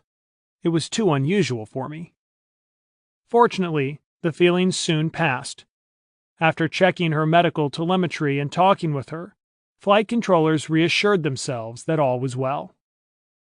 According to news reports of the time, during her first afternoon in space, Tereshkova also provoked the controllers' concern when she failed to respond to their repeated transmissions, as well as to urgent calls from Bukovsky. Whether because of illness or fatigue, she had apparently nodded off and slept so soundly that ground controllers were unable to wake her. Eventually, Bukovsky's repeated calls woke her, and communications were restored. She was contrite and apologetic. "There was very little time to sleep," she explained decades later. "Once I did sleep a little longer and missed a call. I admitted to having been asleep." On her fourth orbit, Tereshkova enjoyed a light-hearted chat with Premier Khrushchev. In concluding, he told her to be of good cheer, that the Soviet people were proud of her feat, and expressed wishes for a successful completion of her flight. In response, she said she was deeply moved by his attention and fatherly concern. Despite the sounds of communication and Vostok 6's operating noises, Tereshkova knew her spacecraft was surrounded by a profound silence. It created in her a distinct longing for the familiar things of life back on Earth. "The further away a spacecraft drifts," she once reflected, "the more you start to miss the sounds of nature, rainfall, for instance." Following her conversation with Khrushchev, Tereshkova made preparations to sleep, this time according to the flight schedule. By 10 o'clock that night, Bukovsky had completed 54 orbits, and Tereshkova 23. She had flown one more orbit than America's most traveled astronaut at that time, Gordon Cooper. Tereshkova woke early the next morning, Moscow time, and spent 15 minutes performing some light physical exercises. She then washed her face and hands using a dampened cloth and ate breakfast. In a later interview with Carrie Doherty, Tereshkova disclosed that her flight unavoidably allowed her mother to finally discover the truth about her activities. "It was top secret. My mother, like the mother of Yuri Gagarin, first knew about it with the rest of the country. It was a very big surprise. One can understand what a mother feels like in this kind of situation." She had explained her lengthy absence from Yaroslavl by telling her mother that she had to complete advanced parachute training in Moscow. Yelena had accepted this. Though uncomfortable with the danger, she was nevertheless proud and wanted her to do well. Her daughter wrote home regularly and on 2 occasions made brief visits to Yaroslavl to see everyone. Tereshkova hated being untruthful about what she was really doing in Moscow. Before the flight, she had written 10 letters saying she was busy but well and happy. A friend had promised to post one each day to her mother.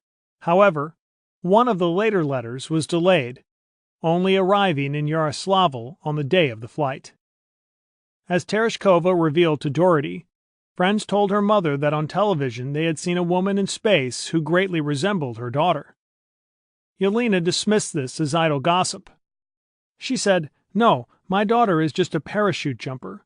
She could not be aboard this spaceship," Tereshkova related. "My mother was absolutely certain that I could not hide anything from her. But then she saw my photo, and when she heard my message to her, because I had a special message I transmitted to her, then she recognized her daughter on the television screen." Though proud of this remarkable achievement, Yelena is said to have been deeply hurt by the deception.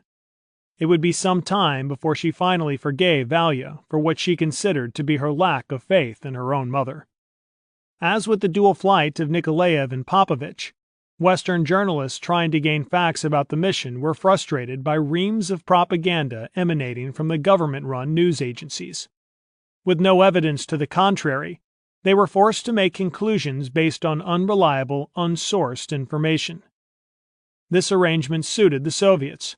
They could revel in the published rumors of a space rendezvous spectacular and later deny what had been reported. Meanwhile, the flight continued. In mid-afternoon Moscow time of her second day in space, Tereshkova was soaring above her native Yaroslavl and over the Volga. She later recalled looking so hard for her birthplace that her eyes ached, but the area was shrouded in white clouds.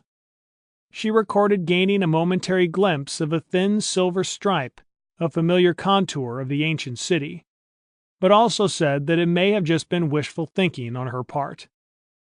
She did take a few moments to send greetings to all the mothers in the world, and told her own mother not to worry, that everything was going well. To this day, Tereshkova insists that after her brief bout with nausea on her initial orbits, a single instance later in the mission when the food made her vomit, and headaches brought on by the sensors attached to her head, she otherwise felt fine for the rest of her flight. On the second day of her mission, however, the flight controllers were not so sure. In the television images they were receiving, Tereshkova looked tired and weakened, and, more importantly, she was not keeping up with her flight program. That day, she failed to carry out one of the flight's most important objectives, manual orientation of the spacecraft using the attitude control system. The controllers were aghast and deeply concerned that she had not attempted this procedure. If the automatic systems failed in flight, manual orientation would be the only way Tereshkova could safely return. Despite these worrying developments, Vostok 5 and 6 remained in orbit until June 19th, by which time Bukovsky had exceeded Nikolaev's 94-hour spaceflight record. Bukovsky had successfully completed his program of experiments, which included using a special camera to film the Earth's horizon, observing the sun's corona, and even studying the growth of peas in weightlessness. On that day, following further instruction from the ground, Tereshkova did finally perform the manual orientation test of her spacecraft, keeping it in the correct position for a quarter of an hour. "I still remember how the powerful spaceship was docile in my hands," she later described. "When the spaceship works well, there is a feeling of cooperation." She did not, however, manage to carry out any of the biological experiments she had been assigned. She later stated that she had been unable to reach them in the spacecraft. As Vostok 6 began its 48th orbit, the spacecraft was oriented for re-entry by means of a solar sensor located in the service module. Tereshkova was supposed to describe the operation of this sensor to the ground as well as the sensations of re-entry. She did neither, to the frustration of the ground controllers. The braking rocket fired as scheduled, slowing the spacecraft, which was then separated explosively from the service module. The spherical Vostok 6 craft now began a fiery ballistic return to Earth, shielded from the immense heat of re-entry by a protective ablative coating. As Tereshkova recalled in Stars Are Calling, The pressure pushed her back in her couch, and though it was difficult to keep her eyes open, she took note of what was happening to her space capsule. I noticed the dark red tongues of the flame outside the windows. I'm trying to memorize, fix all the feelings, all peculiarities of this descending, to tell those who will be conquering space after me. My mind is working calmly and logically. With a loud roar, the spaceship bumps into dense atmosphere. The noise grows with every second. It already reminds me of the thunder of hundreds of drums, the final part of some outrageous, heroic symphony. 4 miles above the ground, bolts securing the pilot's hatch were severed explosively, and the hatch, situated above her head, was jettisoned.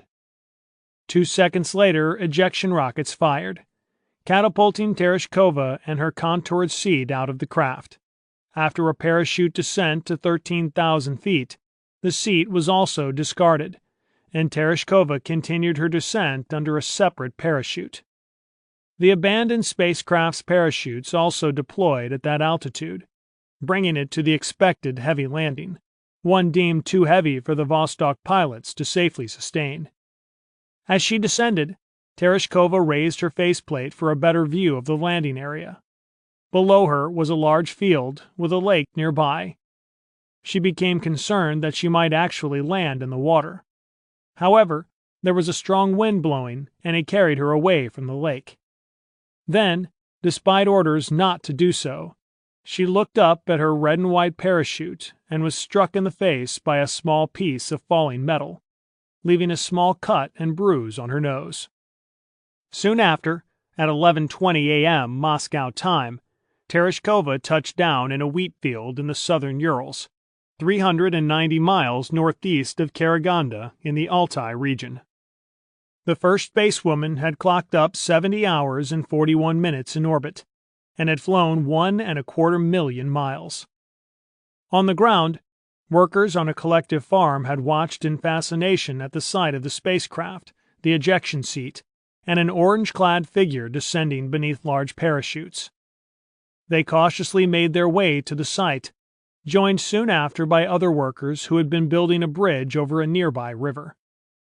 Meanwhile, Tereshkova was removing her spacesuit and changing into a more comfortable tracksuit. She then began gathering everything together, her spacesuit, parachute, and ejection seat, and tried to carry the accumulated weight to the capsule over 1,000 feet away. Soon, the people who had been working in the field arrived and helped her carry the seat, which she could not manage single-handed. Tereshkova later reported that her next action was communicating her location to the rescue team. Following this, she maintains that she asked one of the farmers to drive her to a nearby village so she could make a telephone call to the Kremlin, during which she gave a short report to Khrushchev. Then, according to her interview with biographer Lady Lothian, Tereshkova returned to the field to wait for the rescue airplane, enjoying the warmth of the summer day despite some soreness from the injury to her face. An hour after the landing, a medical team parachuted down from a small aircraft. Among them was renowned parachutist Lyubov Maznichenko, who became one of the first to greet Tereshkova. Maznichenko was the blonde woman featured in a famous photograph of Tereshkova, whom the Western press misidentified for many years as Tereshkova's backup, Irina Solovyeva. In the photograph, the two women are shown seated between the spacecraft and Tereshkova's ejection seat, with a small crowd of curious onlookers in the background. Tereshkova was in fine spirits. She had even eaten a traditional gift of black bread and salt, as well as some fermented cheese, cakes, and milk given to her by the workers. By way of thanks, she gave all her remaining space food to these people. Both acts would later anger doctors who had planned to check her food consumption against her physical condition. One orbit later, Vostok 5 also returned to Earth. Bukovsky had set a new space endurance record of 118 hours and 57 minutes. Plagued by technical problems and a lower-than-expected orbit, he had been ordered to deorbit and land. Temperatures in his service module had reached uncomfortably high levels, and after the flight, He said he was having difficulties with the waste management system.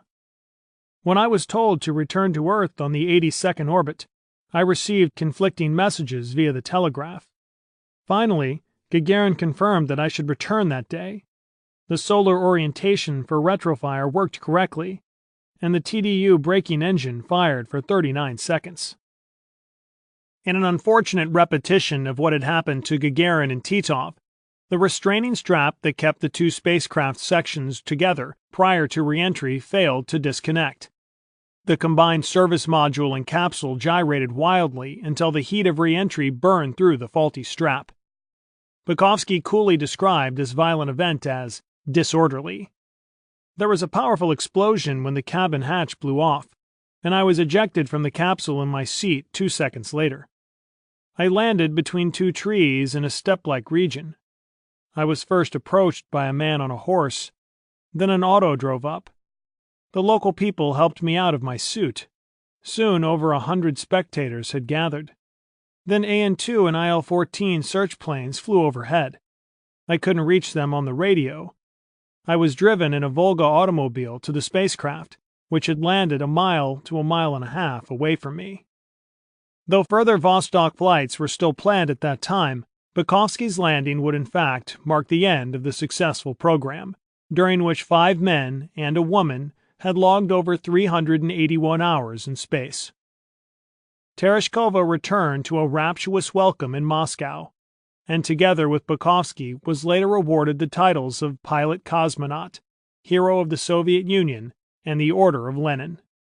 At the official welcome ceremony in Red Square, the crowd roared with laughter and then applauded when Russian Premier Nikita Khrushchev playfully pushed Andrei Nikolaev close to Tereshkova, and the two cosmonauts embraced briefly. She then addressed an international women's peace conference before setting out on an exhausting goodwill tour. In October 1963, she accompanied Yuri Gagarin on a trip to Mexico and Cuba, and later that month received a standing ovation at the General Assembly of the United Nations in New York. The chairman of the Senate Space Committee, Clinton Anderson, was among those who believed the Russian propaganda that trumpeted Tereshkova's flight as a faultless success. He expressed keen disappointment that NASA had no women in training. "The Russians have proved to us," he told one reporter, "that you don't have to have 20 years of test pilot experience before you can handle one of these capsules." He did not know that Tereshkova and her spaceflight predecessors were little more than passengers buckled into a seat aboard an automated spacecraft that needed far less piloting than a Mercury spacecraft. Nor did he know that Tereshkova, the first non-pilot to fly Vostok, had performed the flight test objectives of her mission so poorly. Nikolai Kamenin, after reading through the flight reports, noted of Tereshkova in his diary that she became noticeably fatigued, ate little, and slept a lot. Her work capacity was less than satisfactory. A post-flight medical team under Professor Vladimir Yazdovsky also concluded that Tereshkova had not performed well during her flight.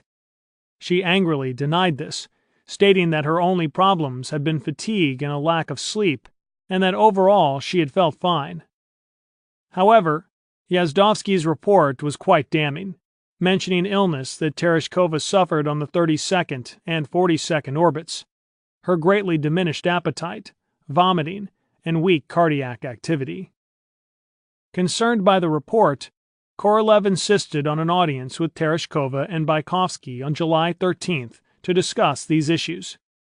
He was far from pleased with her performance and wanted a full explanation. He would also later write, "Solovyeva and Ponomareva were better prepared for this first flight than Tereshkova. I am deeply convinced that on any future flights they will prove to be better than Tereshkova. But neither of them can compete with Tereshkova in the ability to influence crowds, arouse sympathy among people, and to appear before an audience. It is these 3 qualities that made Tereshkova the first woman in space." Tereshkova still tersely maintains that she cannot understand the reasons for spreading fabrications. "There was the lie that I nearly died during the flight and came back very ill. I cannot understand why people denigrate and distort achievements in this way. I could not have completed my program if I had been ill. The couple wishes to make as little show of the event as possible, and have asked only 1 or 2 reporters and a photographer to be present, declared the Hungarian news agency MIT. The agency was reporting on the upcoming wedding of Andrei Nikolaev and Valentina Tereshkova on November 3, 1963. The wedding was meant to be a secret, with the ceremony held in one of 2 palaces of marriage in Moscow. Simple registry offices, they had been created 2 years earlier in an attempt to win couples away from the more traditional style of church weddings, now frowned upon by the state. Although the time and place were not announced, the so-called secrecy did not prevent several hundred Muscovites from crowding into mid-city Griboyev Street. They packed nearby balconies and windows, hoping for a glimpse of the happy couple. It was freezing cold, but nothing could contain their excitement. Tereshkova wore a simple white knee-length dress and a flower-dotted veil, while the groom was decked out in a black suit and silver tie. A shower of flowers greeted them as they pulled up outside the registry. Cameras then whirred and loudspeakers played Strauss waltzes as the couple signed a red leather registry and exchanged rings. A beaming Soviet premier had the honor of giving the bride away. Even Korolev was able to attend the public ceremony, although for reasons of national security he had to remain an anonymous guest. When he first learned that the 2 cosmonauts wanted to wed, Khrushchev is said to have asked them to wait, fearing that it might appear that they had been ordered to marry and have children just to test the effects of spaceflight radiation on reproduction. Others have suggested the opposite, that the wedding was ordained and organized by the state for the sake of publicity. These sources imply that though the cosmonauts were friendly, there was no real romance, but since Khrushchev found the idea appealing, he applied pressure through Nikolai Kamenin for the couple to wed. Hints that the truth may lie in Kamenin's diaries. In them, he explains that he was meeting with Nikolaev as late as October 7th to try to persuade the cosmonaut to commit to a date, as the wedding would be the subject of a government decree. Nikolaev was evasive, avoiding direct answers, and refusing to commit to a date. By October 29th, Kamenin was getting 10 phone calls a day about the matter from important government officials, and in frustration called Tereshkova and Nikolaev. He gave them a direct order: set a wedding date. Finally, at 2:30 p.m. the next day, the couple gave in and agreed to a wedding date only 3 days later. Following the marriage service, Khrushchev and his wife Nina were among the guests who greeted the newlyweds at a lavish champagne and caviar reception in a former Tsarist palace in the Lenin Hills. He proposed the first toast to the couple and led the cries of "Gorko, Gorko," bitter, bitter, a traditional wedding chant offered to encourage the couple to overcome the bitter taste of wine with the sweetness of a kiss. The newlyweds happily obliged.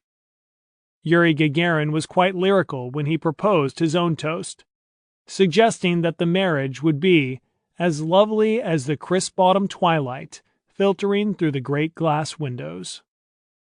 Altogether, 21 toasts were proposed and drunk to the bride and groom.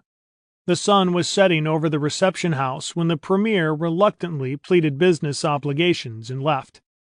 The newlyweds stole off soon after.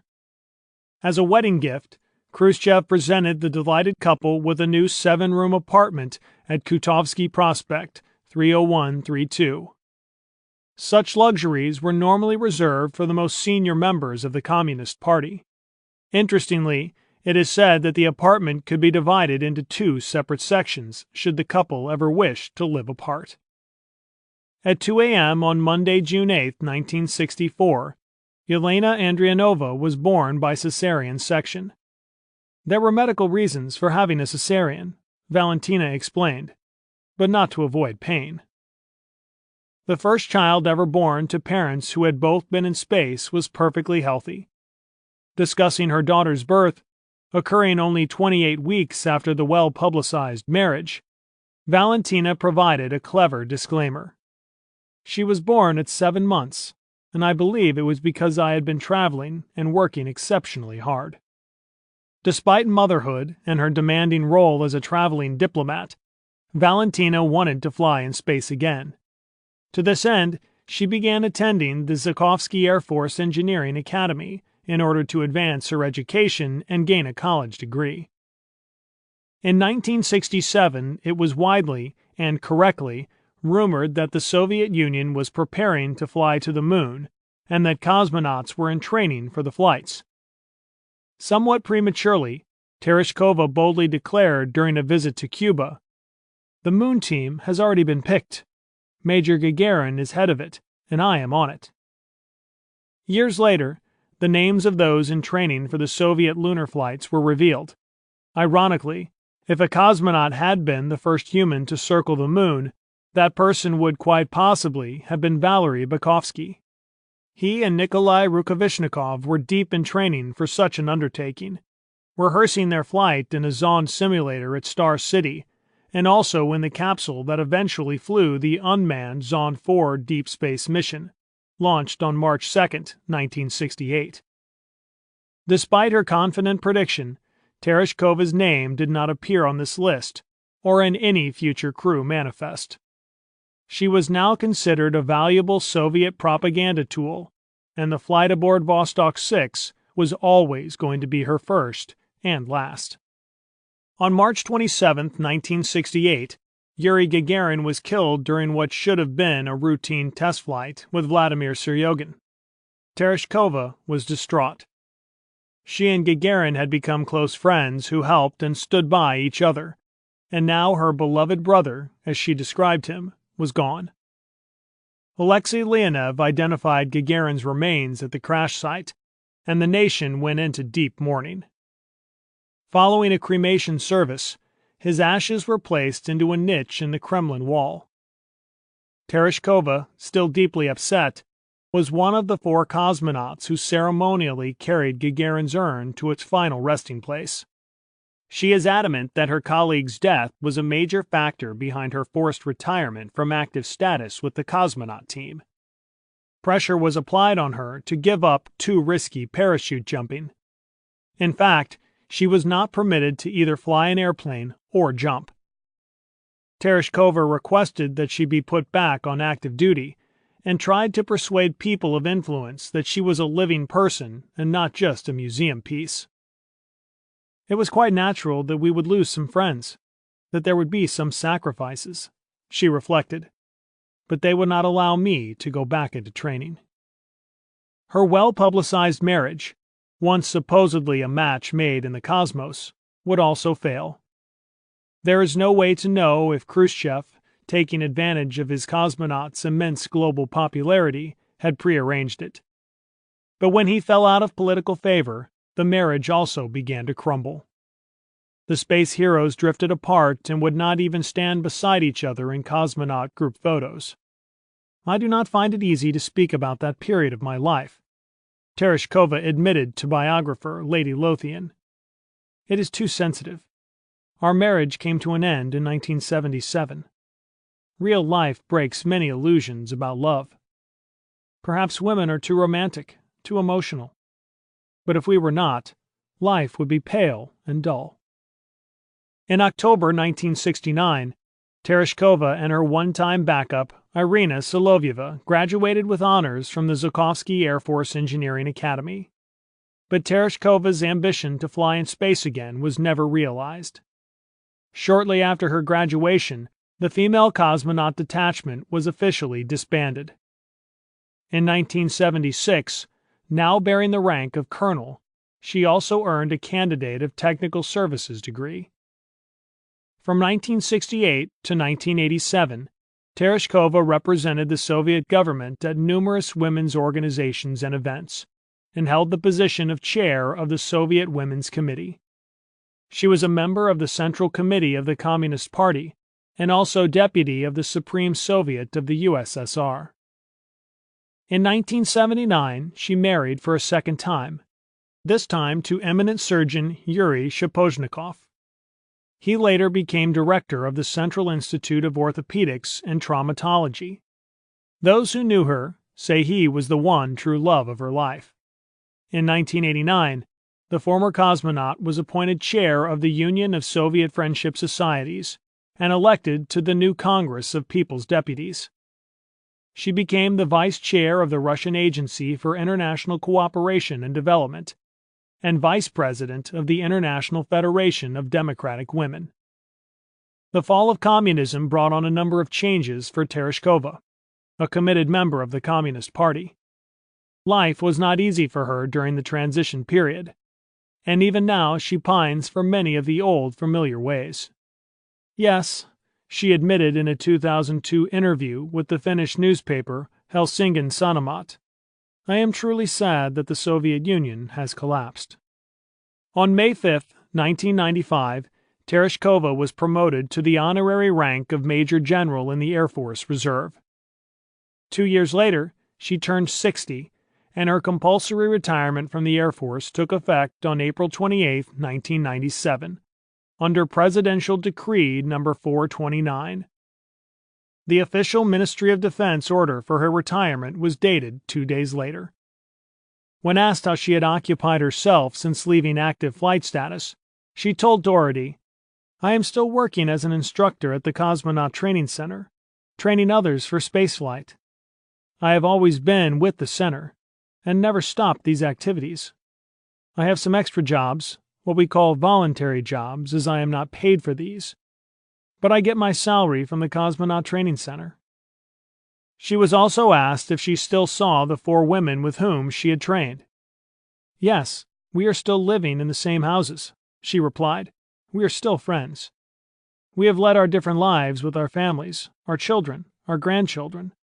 But let's say our space sisterhood, is still alive. We all still live in the Cosmonaut Training Center and are part of it. 2 of us are now retired, and Irina and myself are working here. In 1994, the Russian federal government appointed Tereshkova to head its Center for International Scientific and Cultural Cooperation. She was also elected to chair the Presidium of the Russian Association for International Cooperation, an international organization that has forged cultural and friendship associations with 56 foreign countries. Tereshkova's daughter, Yelena, went into medicine and today is a qualified orthopedic surgeon. In 1995, Yelena and her husband, who is employed by Aeroflot, made Valentina Tereshkova a grandmother, with the birth of their son, Alyosha. Sadly, Valentina's second husband died of cancer in June 1999. As she told Moscow Times reporter Marina Yevorova for the April 6, 2001 issue, it was a devastating time for her. He was an unbelievably gifted, strong, and decent person. With him, I did the impossible. I achieved happiness. I lived with my husband, Yuri Georgievich Shaposhnikov, for nearly 20 years. He was a talented surgeon, an amazing man, honest and kind. On many occasions, he would go to an operation at night, rush to the hospital and call. Yuri devoted his entire life to prolonging the lives of other people. I had the words, "You burned up by illuminating others," carved on his gravestone. Among the vast list of honors bestowed upon Tereshkova is a crater on the far side of the moon named for her and asteroid 1671, which was given the name of her call sign, Seagull. She is also the subject of a bronze bust unveiled in Moscow's Space Heroes Alley to commemorate her sole flight into the cosmos. In October 2000, the London-based International Women of the Year Association named Tereshkova its greatest woman achiever of the century. They had previously honored the former cosmonaut by naming her Woman of the Year in 1984. Tereshkova still looks fit enough to fly into space again. Before John Glenn achieved his second flight in 1998 at the age of 77, she was asked if she would be ready to make a similar return journey. Always, was the immediate response. Elegantly dressed at all times, and wearing her hair brushed back as much as she did at the time of her spaceflight, Valentina Tereshkova remains a dignified and popular figure wherever she travels. The years may have softened her handsome oval face's features, but her gray eyes still maintain that mischievous and inquisitive sparkle the world grew to love back in 1963. Valery Bukovsky also remained in the space program, but unlike Tereshkova, was allowed to prepare for future flights. Together with crewmate Nikolai Rukavishnikov, he trained as the commander of a proposed manned circumlunar mission planned for launch around March 1969. The program was later abandoned after immense technical difficulties and the successful flight of Apollo 8 around the Moon. In 1976, Bukovsky made a second spaceflight as commander of Soyuz 22, with flight engineer Vladimir Aksinov. 2 years later, together with East German researcher Sigmund Jahn, he completed a successful intercosmos mission aboard Soyuz 31. This third flight gave him a total of 20 days in space. Remarkably, Bukovsky still holds a unique record. His 1963 flight aboard Vostok 5 remains to this day as the longest solo spaceflight by any astronaut or cosmonaut. Following Tereshkova's historic flight in 1963, the 4 women selected with her had continued general training. According to Solovyeva, both Korolev and Kamenin were keen to fly 2 women aboard Voskhod 5. They were even divided into crews early in 1965, with Ponomareva listed as commander of a prime crew, teamed with Solovyeva. Yorkina and Kuznetsova were the backup crew. In that period, according to Ponomareva, there was talk that the mission would last 15 days and include an EVA performed by Solovyeva. However, these plans came to an abrupt end after Korolev's unexpected death in the hospital in January 1966. Ponomareva and the other backup women kept up their training for 3 more years, but there were mounting problems from within the training center, as she recalled in a 2002 interview with Slava Gerovich. After Tereshkova's flight, the commanders of the center wanted very much to get rid of us, she said. But the fact that we were regular officers presented an obstacle to such efforts. It was not so easy to get rid of us. Later, however, they found a way, but this first time they failed. Ponomareva recalls that it was a time of mixed feelings for the women.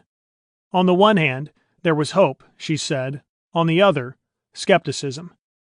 It was clear that there was very little support for women in cosmonautics.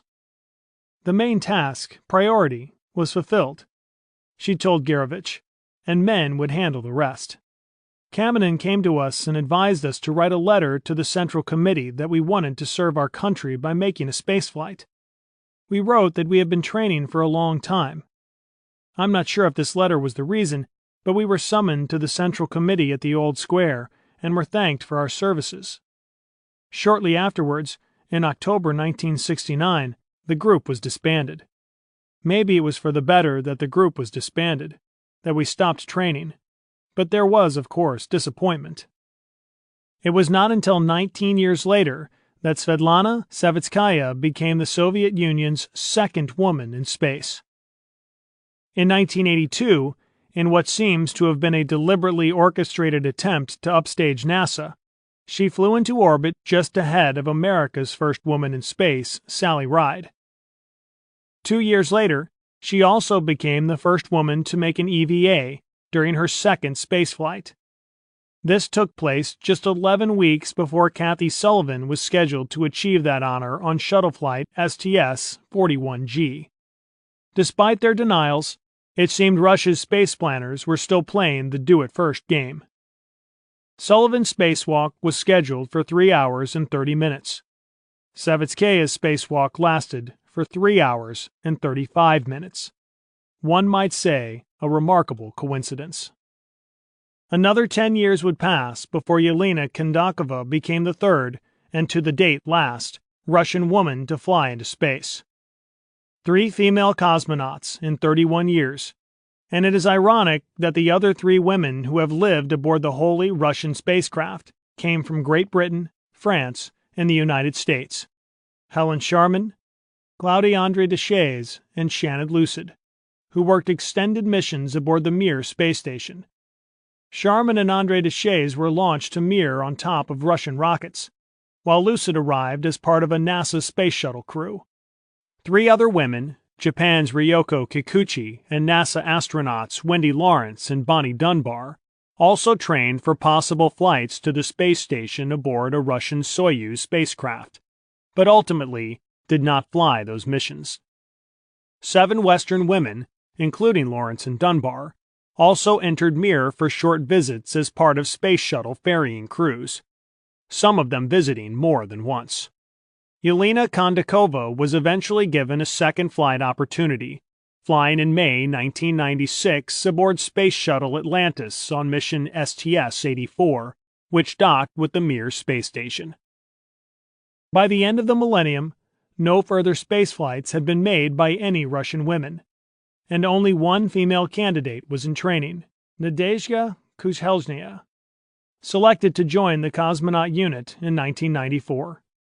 Sadly, a decade later, with little prospect of occupying one of the very few seats available on a Soyuz mission, she resigned on May 27, 2004, to become a Tu-134 pilot with the airline Aeroflot.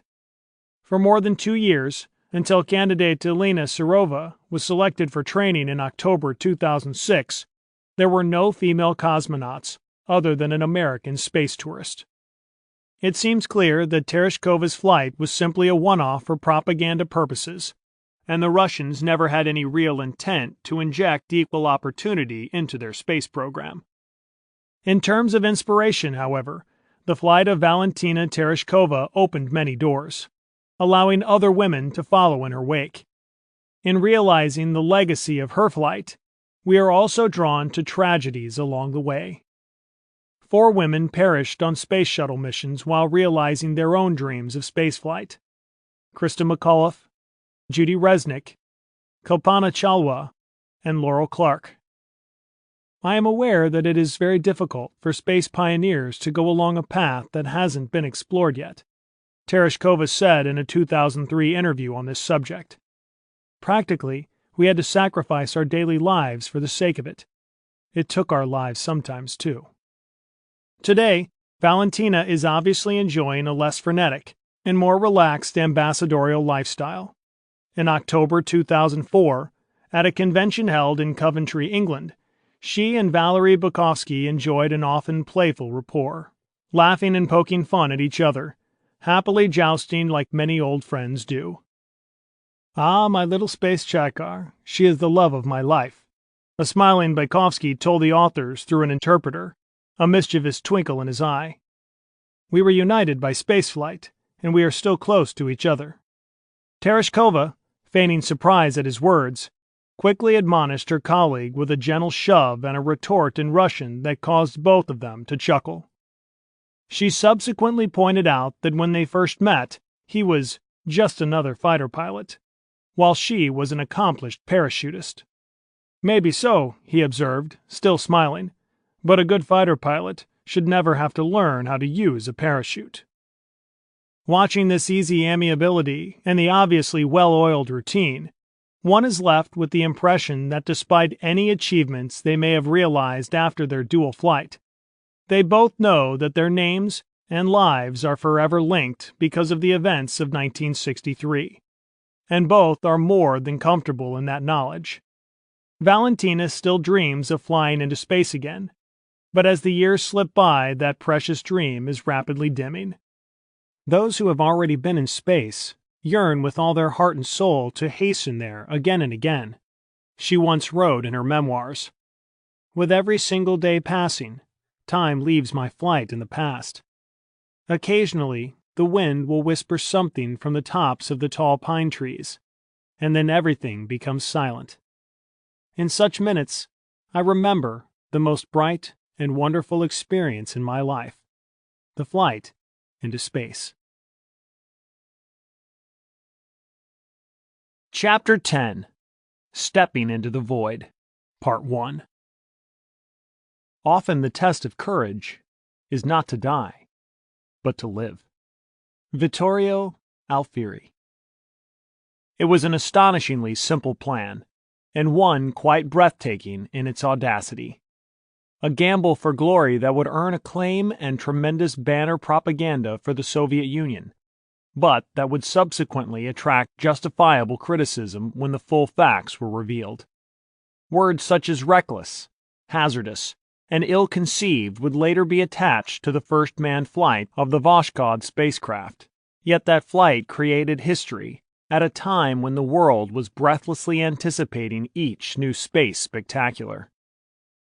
In December 1957, a group of talented young Soviet designers, most of whom had recently graduated from technological institutes in Moscow and Leningrad, was assembled in the planning section of a design bureau OKB-1. Their mission was to begin detailed studies of manned orbital flight and to develop spacecraft capable of carrying and sustaining future space travelers. Chief designer Korolev jokingly called these designers his kindergarten. Many of them, including a serious young scientist named Konstantin Petrovich Feoktistov, would later become pioneering cosmonauts. Feoktistov, a name of Greek origin that translates as "loved by God," was then in his late 30s, held a degree in rocket design, and also maintained considerable authority in this group. Konstantin, or Kostya, as he was affectionately known, was born on February 7, 1926, the son of bookkeeper Peter Feoktistov and his wife, Maria. The family lived in the industrial city of Voronezh in central Russia. It was his older brother, Boris, who first introduced 10-year-old Kostya to the wonders of space travel by bringing home a book called Interplanetary Travel by Yakov Perelman, which they often read together. Kostya made a vow that he would one day fly to the moon, meticulously designing his rocket and planning the voyage in a tattered copybook. According to his boyhood calculations, he estimated that he would be making his first space journey in 1964. He was not far wrong, but he would never get to share his experience with Boris. His beloved older brother was lost battling the Nazis in 1941. His father was also fighting on the front line, so when Konstantin turned 16, he also volunteered for duty as a combat scout in a neighborhood reconnaissance platoon during the fiercely fought defense of Voronezh. He managed to complete several dangerous missions before he was captured by a German patrol. They dragged the 16-year-old boy to a brick courtyard filled with other captured Russian soldiers, where two bodies were already sprawled on the ground beside a freshly dug trench. He realized with horror that he was about to be executed. The German toyed with his parabellum Luger gun while asking me questions. Feoktistov would later recall, "I was playing it dumb, but his playing with the gun was getting on my nerves, and I thought it would be nice to kick the gun out of his hands. My face must have betrayed my thoughts because the German pulled the trigger." Left for dead in the body-filled trench with a bullet wound to his throat, Feoktistov waited until darkness fell several hours later. He then managed to crawl out of the pit, reach the Voronezh River, and make his way across, rejoining his unit. Soon after, he was taken to an army hospital where his mother eventually located him. When he was fit enough, they traveled from the front to the Uzbek city of Kokand, where he was rehabilitated. Maria Feoktistova took a job as a railroad traffic regulator, while Konstantin and other school friends from 10th grade helped bring in the harvests of corn and red beets between studies. Konstantin ended his secondary education in 1943 at the top of his class and applied for training at the Moscow Aviation Institute. His enrollment papers took a long time to arrive, and much to his disappointment, when he finally arrived in Moscow, he was told that his application was a month too late. Feoktistov then applied to the E.N. Bauman Moscow Higher Technical School, from which he graduated in June 1949. Over the next 2 years, he worked as a factory engineer in Zlatoust and at various research institutes. In 1951, he worked for the first time with Sergei Korolev, but Feoktistov said that he didn't like him in the beginning. He gave one of those inspirational speeches, which seemed to me to be full of cliches. Konstantin then undertook postgraduate engineering studies in Moscow. 4 years later, in 1955, he won a magisterial degree in the technical sciences, and at the age of 25 was subsequently reunited with Korolev, when he became a member of the chief designer's OKB-1 design bureau. Eventually, he won my respect, and he was the right man for the enterprise he ran.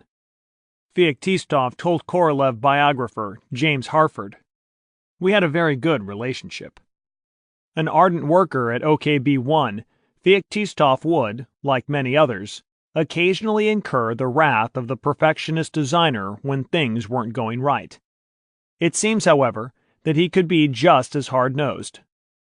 Novosti press agency correspondent Alexei Gorakov characterized Feoktistov as an amazingly obstinate man, who seemed to be unable ever to raise his voice.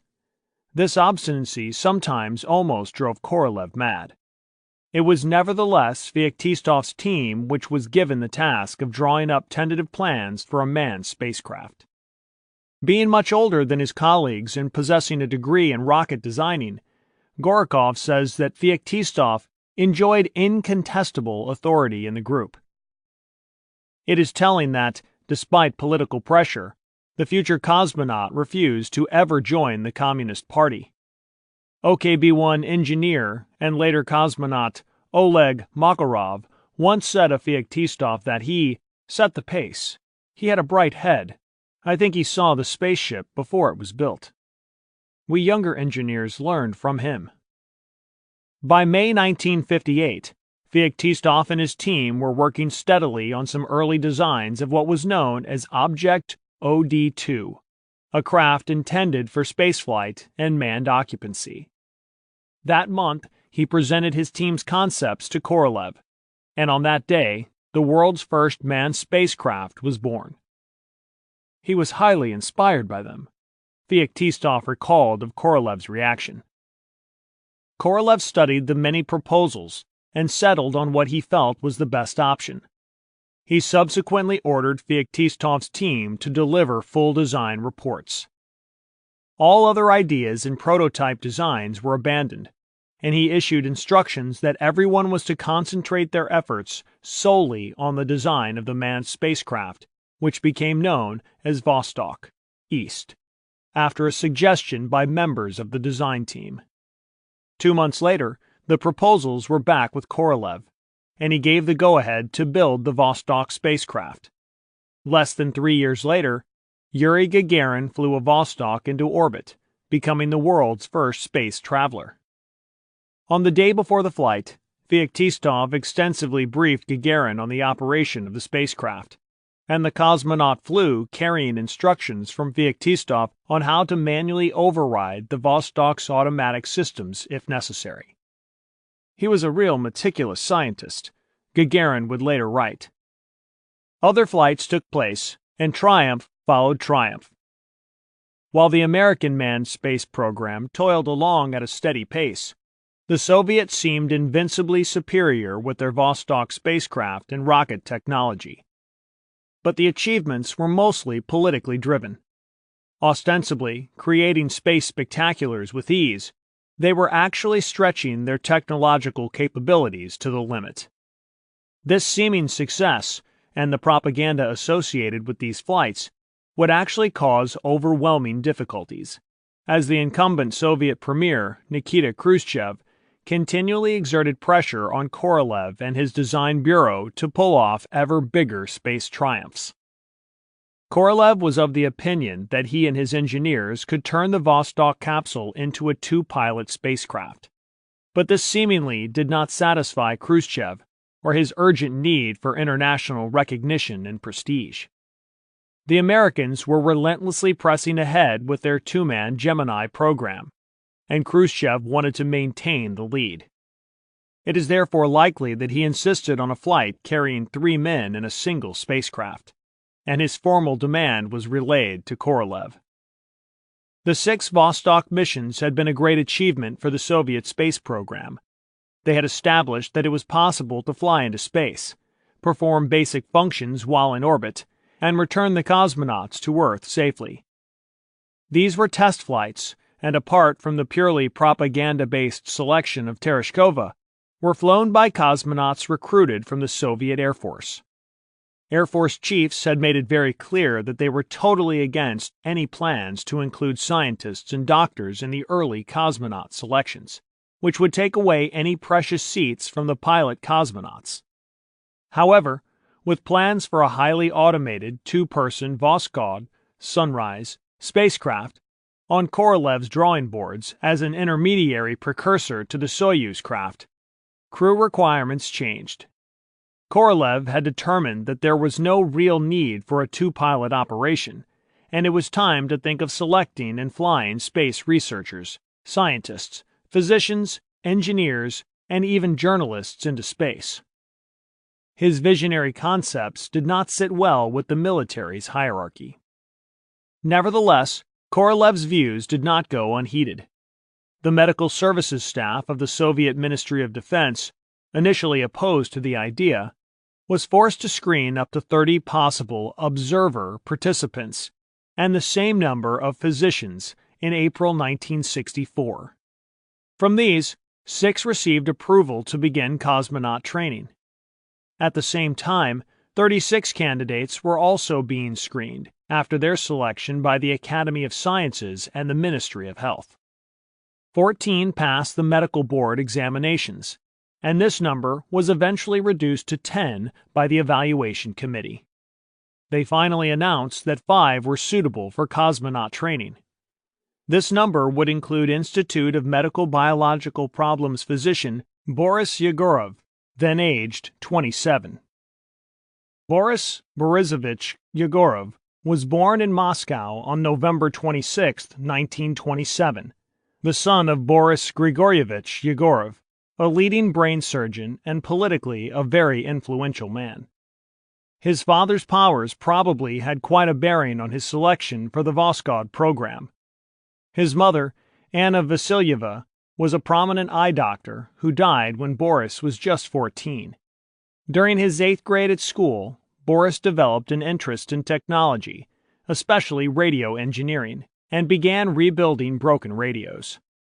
He also built his own crude 8-valve television set and fashioned a telescope from some old field glasses, which he used to study the stars and planets. Upon leaving school, and despite his interest in instrument technology, he decided to enter a medical institute. After graduating from medical school, Yegorov eventually became interested in research applicable to space medicine, and particularly enjoyed conducting research on the vestibular apparatus in the inner ear.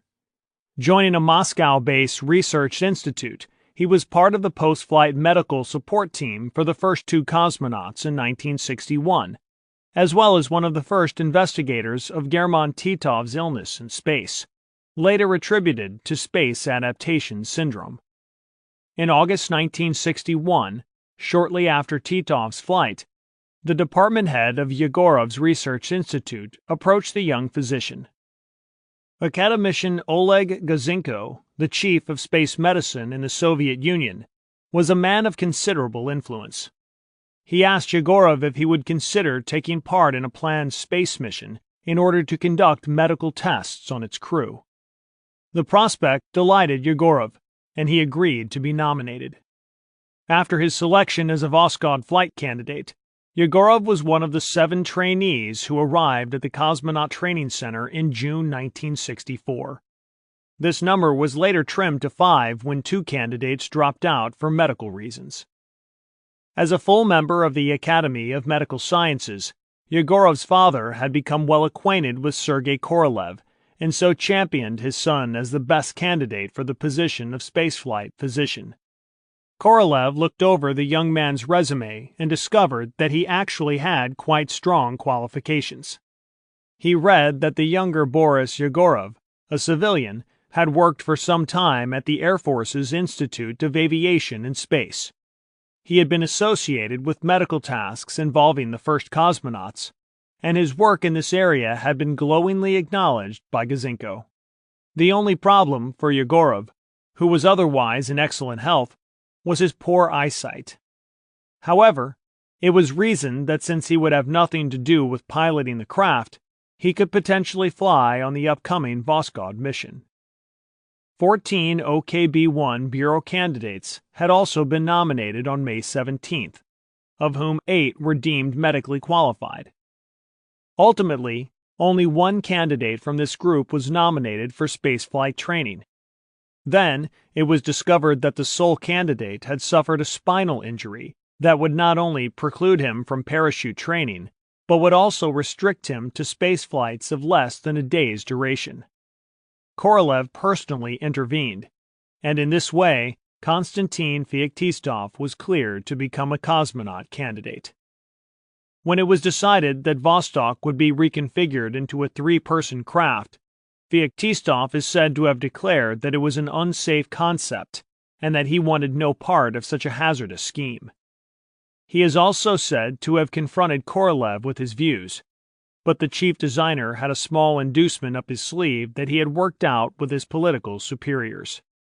He told Feoktistov that if the Bureau could find a way to cram 3 people into the spacecraft, an engineer from OKB-1 would be chosen to occupy one of its seats. There was no reason, he said, why Feoktistov should not be the one to occupy that 3rd seat. Korolev already knew that the proposed mission would require very little of the crew. Apart from the pilot commander, they would be virtual passengers during the flight. In fact, there would be no space in the cabin to conduct anything but nominal experiments.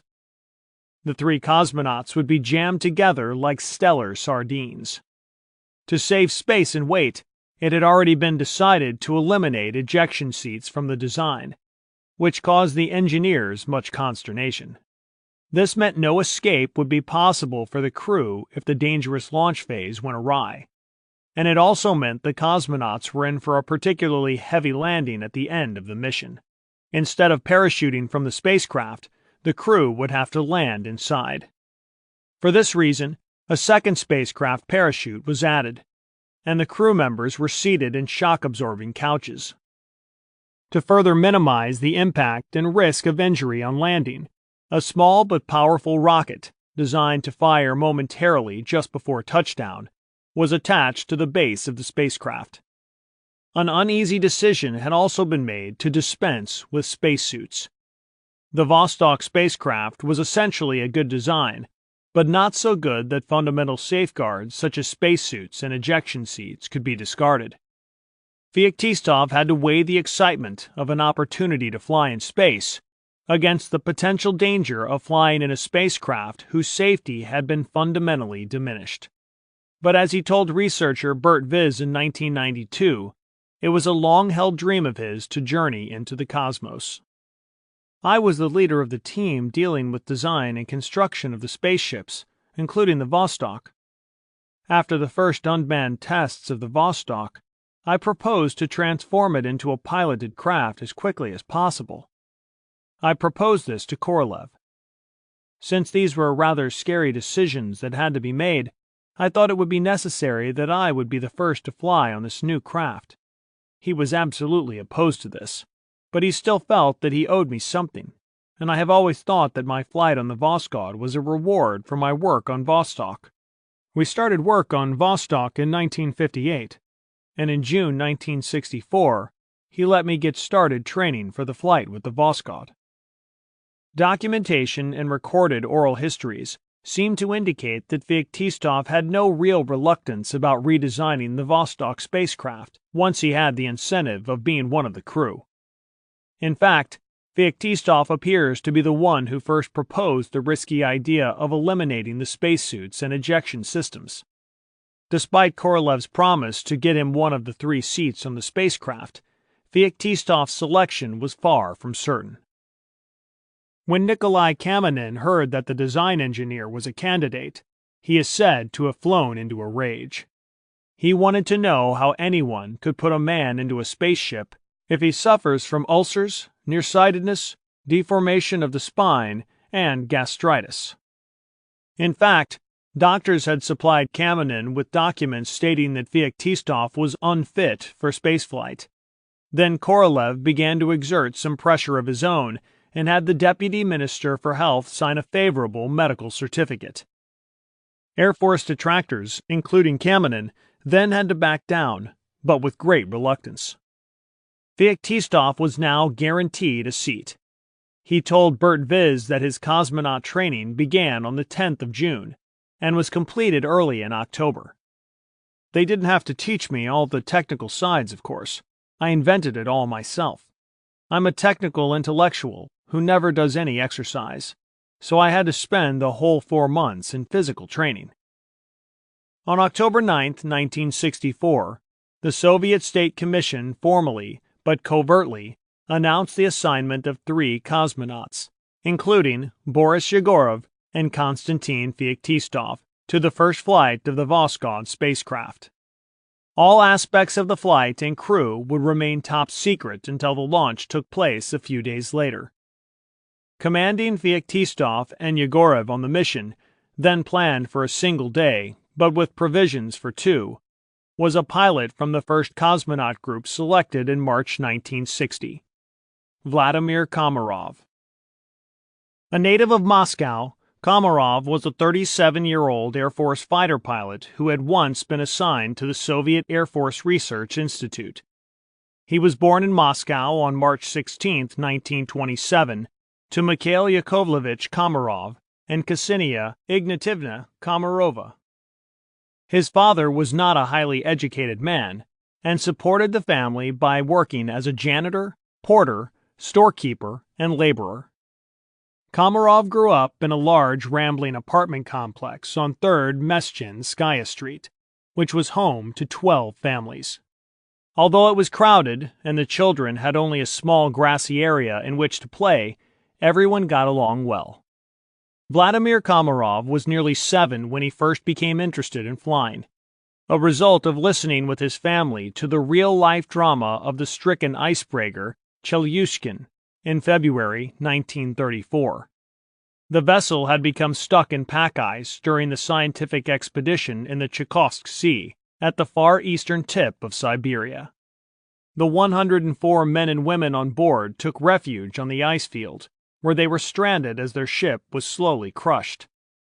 While anxious Russians followed the drama on their radios, 6 Soviet pilots repeatedly flew dangerous retrieval missions to the area and eventually rescued all of the trapped explorers.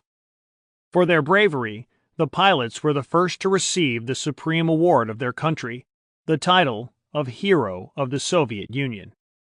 It was their story that apparently first spurred the young Muscovite to dream of one day becoming an aviation hero himself. Every summer, Vladimir would travel to his grandmother's house in the small suburban village of Felino, north of Moscow. I liked that picturesque spot with its pine tree forest, the little lakes and the small Klyazma River, he would later recall. It was such a nice place to have fun. He was at his grandmother's house on Sunday, June 21, 1941, a date he said he would always remember. His father, Mikhail, then employed as a fitter and turner, was supposed to join them that day, but did not arrive. His family sensed something serious had happened. It turned out they were right. In the wake of the surprise Nazi invasion, he had been called up and immediately mobilized. The mass mobilization of men of all ages quickly swept through the entire area, creating a sudden and dramatic shortage of labor. Vladimir and other children from the village began doing all they could for the collective farm, carrying vegetables to the storage area, harvesting, and threshing grains. They were hard times, but Vladimir grimly realized that he was part of a massive coordinated effort, and he quickly came to understand the principles of responsibility and teamwork. When the family finally returned to Moscow 2 months later, life was at a low ebb in the city. Not only were Nazi troops approaching the city, but there was also a serious shortage of fuel and food supplies. Despite these hardships, Vladimir still entertained his youthful dreams of graduating from an aviation academy, acquiring engineering skills, and then becoming a test pilot. His schoolwork later resumed with 9th grade special classes, and he became more determined than ever to become an aviator. After graduating in 1942, Komarov sought admission to the 10-year school at the 1st Moscow Special Air Force School and was given a conditional enrollment at the age of 15. But, he later said with pride, when I passed all my exams and went through a medical checkup, they admitted me as a full member of the school. Then Mikhail Komarov was killed. His family was apparently never given any details about when or where he lost his life fighting the Nazi invaders. Immediately after his enrollment at elementary flight school, Komarov's group of student pilots was told they were going to be evacuated to Siberia. It was another hardship for Vladimir, particularly as it meant leaving his widowed mother. But he was steadfast in his desire. We were growing up at a time when, I believe, practically every boy was dreaming of becoming a flyer, he would later declare, and it looked like my dream was coming true. However, things would change. At war's end, the Air Force School was shut down, so Komarov took his flying ambitions to the Soviet Army, where he continued his preliminary flight training. All of us went to the 3rd Sazovskia Military Aviation School for preliminary instruction of pilots. He later attended the Chkalov Higher Air Force School in Borislavsk and the Serov School in Bataysk. At the Chkalov School, he displayed outstanding ability. One day, his commander presented him with a certificate on which was written, "He loves aeronautics, flies boldly, confidently, not stopping at what was achieved. In flight, he is hardy, quick-witted, and has initiative. He endures the altitude well and does not have flight accidents." Graduating in July 1949, Komarov then spent 5 years as a fighter pilot lieutenant in the Caucasus Military District. Life is many-sided, Komarov reflected of this period. We flew, we lived with studies, with work, but we also had our own personal life. I was acquainted with a young girl, Valya. We decided to get married.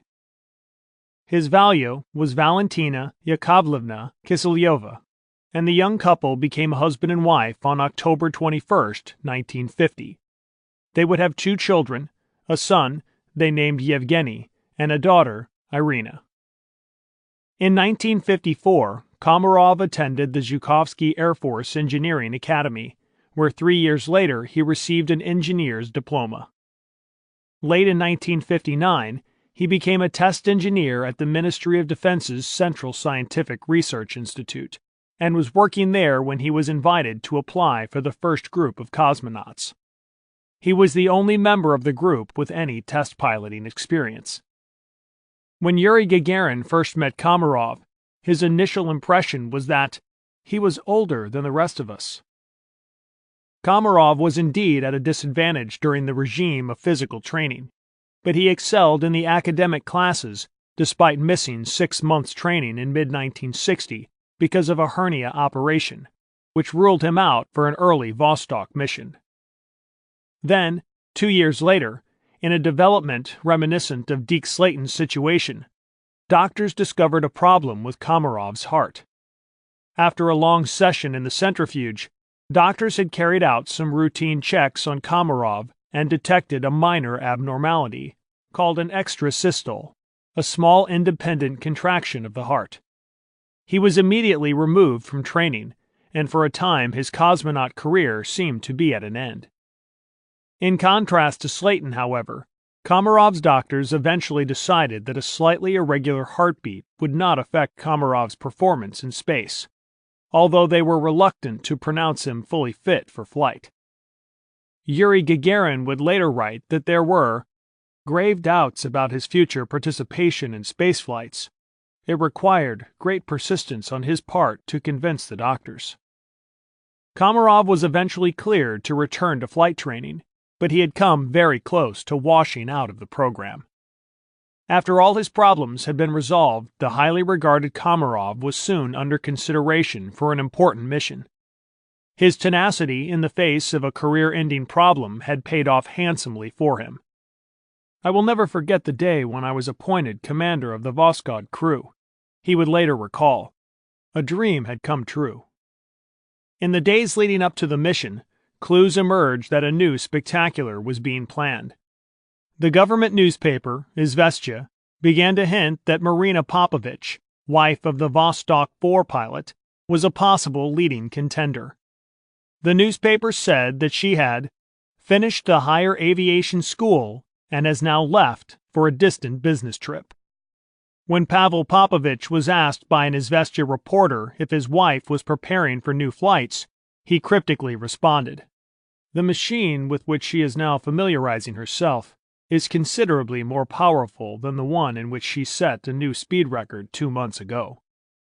Leading Soviet space expert Norer M. Sasakian, number 2 in the Soviet bioastronautics program, was also conspicuously absent from the opening of the International Astronautical Congress in Warsaw, for very important reasons, Izvestia reported. Soviet press reports began teasing readers with reports that a new space shot was imminent, and that cosmonaut number 7 had the initial K.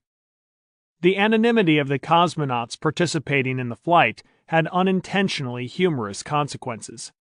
According to Yegorov, one night they had decided to take a walk before sleeping.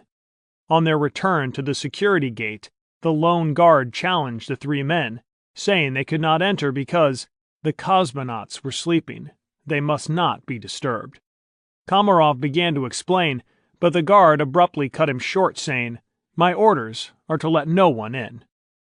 Finally, Feoktistov stepped forward, and fortunately the guard recognized him. "Can't you see that we are the men who live here?" Feoktistov said, and the apologetic guard quickly let them in. At 10:30:01 Moscow time, on the morning of October 12, 1964, Voskhod took to the skies. Incredibly, only 7 months had passed since the 3-person flight had been approved. Controllers watched anxiously as an improved version of the R-7 launch vehicle thrust higher into the sky, not only carrying the first 3-man crew, but also the first scientist and the first physician to travel into space. "We were expecting some extraordinary sensation," Komarov later wrote of the launch, "but there was nothing special. The rocket shivered a bit. There was a slight noise." Feoktistov was understandably more amazed at the raw power of the liftoff and ascent into orbit. "I guess we all have a bit of our own ancestors' nomad instincts in us," he commented. "For me, it was a thrill to ride that beast." Thankfully, the 11,700-pound Voskhod reached its correct orbital velocity without incident, entering an elliptical orbit of around 110 by 253 miles above the Earth. It was time for the propaganda machine to burst into life. 3 men launched into space, came the TASS announcement, boasting that the craft was sent aloft by means of a powerful new launch vehicle. Pravda went one better, with a large mocking headline, "Sorry, Apollo." TASS reported that the stated aims of the flight were to test the new multi-seat piloted spaceship, to check the capacity for work and interaction during spaceflight of a group of cosmonauts consisting of specialists in different fields of science and technology, to carry out scientific, physical, and technical investigations on conditions in spaceflight, to continue the study of the effects of different factors of spaceflight on the human organism, and to carry out extended medical and biological research in conditions of a long flight. With the help of instruments on board the spacecraft, and with the direct participation of a scientific worker, a cosmonaut, and a space doctor. It was all a powerfully managed propaganda coup. For one, Voskhod was certainly not a long flight, as indicated in the TASS release. Moreover, very little extended research would actually be carried out, and only minor studies were made on the effects of spaceflight on human organisms. Indeed, only a handful of scientific investigations could be conducted by the 3 people crammed into a capsule intended for 1. And the cosmonaut in the center was almost on top of the other 2 men. Instead of wearing bulky spacesuits, each of the crew was dressed in light steel-colored woolen suits and blue jackets, with white headphone caps. They were also carrying knives in the unlikely event they had to fend for themselves in the forests of Siberia after landing. Feoktistov was pleased to finally be in space. "I had many enemies who did not want me to make that flight," he told a Russian weekly reporter in 1998. "Once we took off, I remember thinking, that's it. No one can get me off this spaceship now." Despite the cramped conditions, all seemed well on board at first, although there were problems with the temperature and humidity within the cabin. Both were much higher than planned, which added to the discomfort in the confined area. Nevertheless, as they completed their first orbit, the crew reported that they were feeling fine. Thereafter, every 90 minutes, as Voskhod crossed the Soviet Union, the cosmonauts appeared on television. The pictures were grainy and filled with static, but the viewers were too excited to care. The cosmonauts could be easily identified from the televised images, and when one announcer asked a stern-looking Feoktistov to smile, he looked at the camera and gave a wide grin. Each of the crew had specific tasks to perform. As the pilot commander, Komarov was in charge of the control and operation of the spacecraft, and would handle communications with the ground. Feoktistov was responsible for all visual and photographic tasks, and Yegorov was to conduct an array of medical experiments. One of his first tasks involved taking blood pressure and respiration readings from his colleagues. The crew may have said they were feeling fine, but this was far from true. Feoktistov and Yegorov were both suffering from space sickness, although Yegorov's illness was more severe. He reported feeling giddy and ill on the second orbit and had a poor appetite. The illness was apparently at its worst on the fifth orbit, but Yegorov reported feeling better after a refreshing sleep. Each of the crew talked with the delighted Khrushchev during their third orbit, then settled down to a small meal, although Yegorov mostly abstained from eating. During the fifth and sixth orbits, Feoktistov recorded observations on cloud cover and carried out photometric studies. Meanwhile, Yegorov was actually the busiest of the three men, conducting physiological studies on the state of the cardiovascular system and the functioning of the vestibular system. This included taking blood samples from himself and Feoktistov. Though his medical experiments were minor by comparison with those on later, more spacious flights, the simple fact that a doctor was conducting them in space added greatly to the publicity the flight was generating. Arrays of biological samples had also been carried on board, including cells, bacteria, algae, plants, and seeds. Vladimir Komarov would later discuss some of his impressions of the flight in an article called "For You, My Motherland" in the Russian-language newspaper Trud. The polychromatic rainbow of the aureole was replaced by impenetrable darkness as our ship entered the dark side of the Earth. This is not the first time, and we became accustomed to such transitions. The more so because we heard stories about the wonderful play of colors, about the change of day and night in space from those whom we escorted in flight before. A field of lights of large cities floats by. The ship flies over the European part of the Soviet Union. Konstantin Petrovich puts his hand on my shoulder. I take myself away from Vizora, the porthole, and, comprehending his inquisitive glance, I silently nod my head. Yes, it is our Moscow. Boris Yegorov was also moved to record his impressions when looking down at the Earth. We had left behind the Soviet Union. The ship was now in the Earth's shadow. Before us spread out a magnificent view of the horizon and a second brilliant layer of the hemisphere 100 kilometers above it. There stretched a luminous layer in yellow-white colors with stars shining through it. The layer of brightness was clearly visible in the moonlight. The stars in the jet-black sky sparkled like diamonds.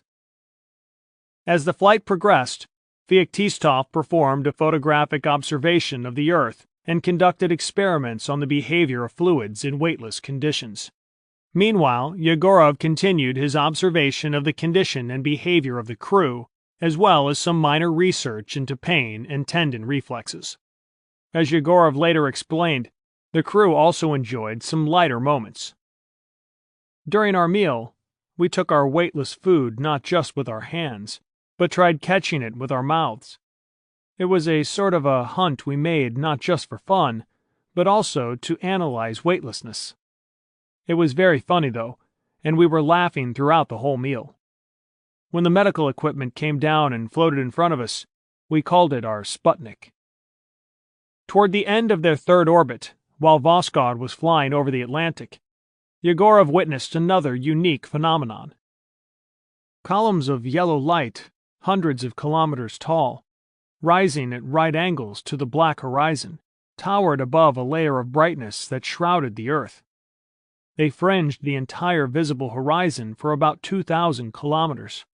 We were so entranced, we did not at once realize the nature of the phenomenon. We were observing the aurora australis.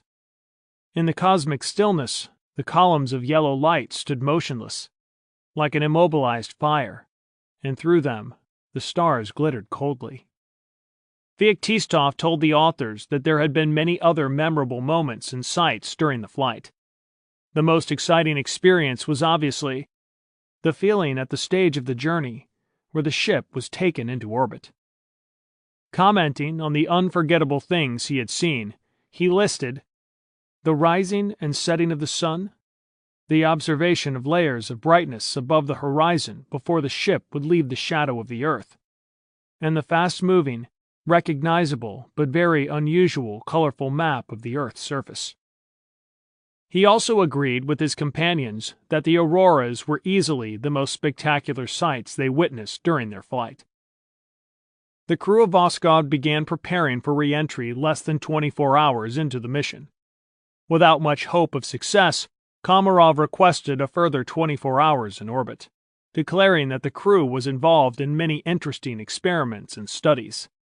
"Feel fine," he reported. "Wish to extend observations. Seen much of interest and beauty." His request did not get past Korolev, who lightheartedly quoted Hamlet in denying the crew further time in orbit. "There are more things in heaven and earth, Horatio," he told Voskod's commander.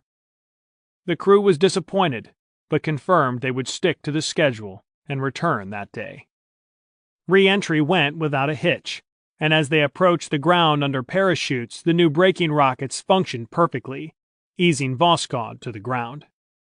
Feoktistov would later describe it as a feather-bed landing, while Komarov went even further in his praise. There was a rustle underneath us, and a scratching against sand.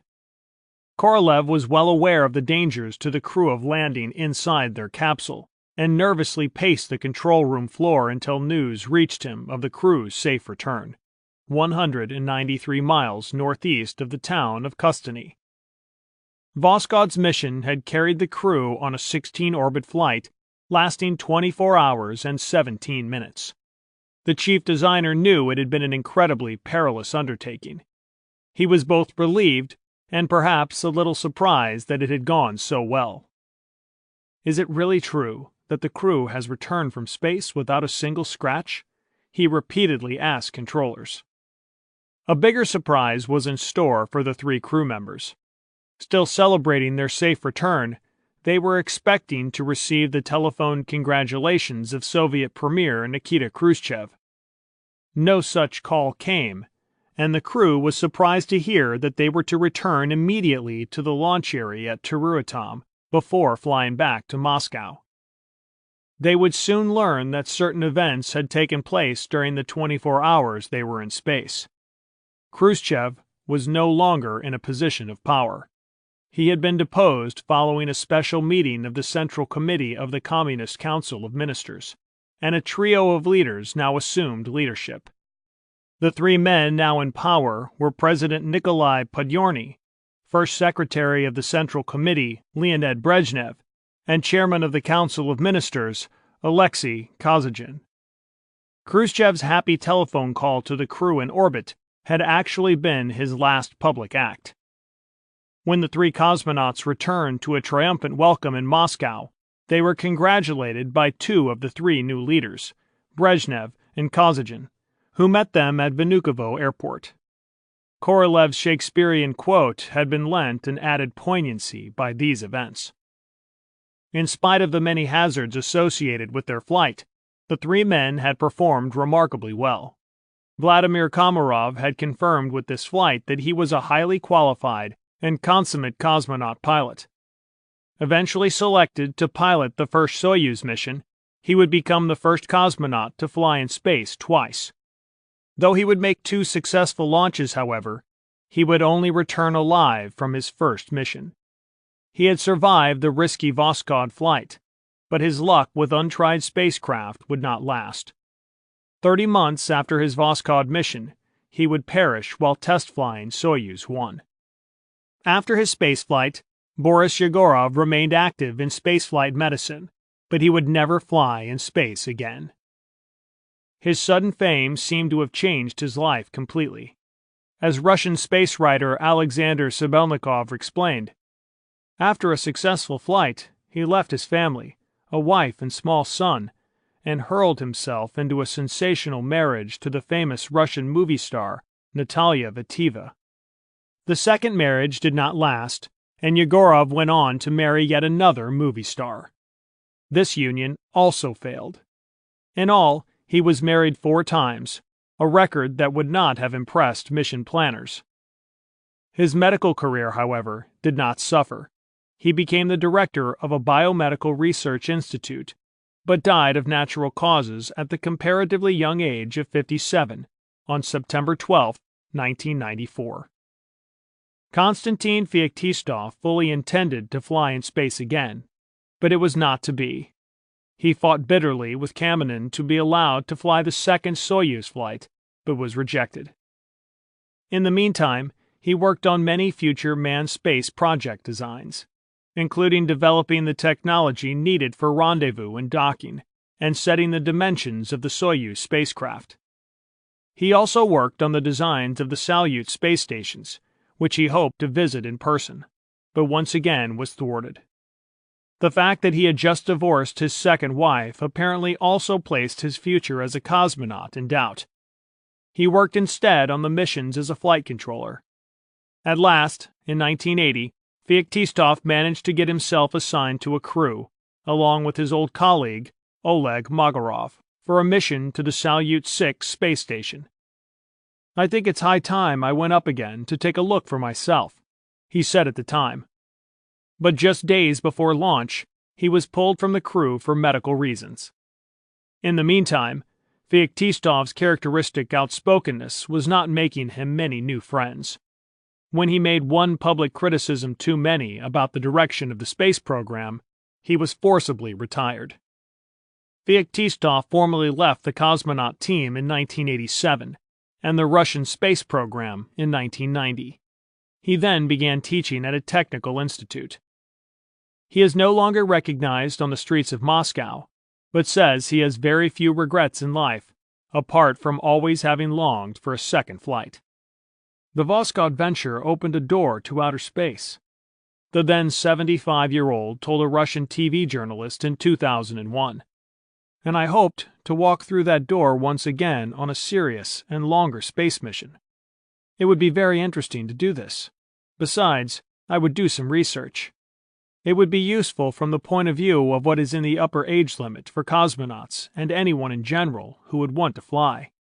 I would go right away without thinking twice about it. Life has, however, rewritten my plans."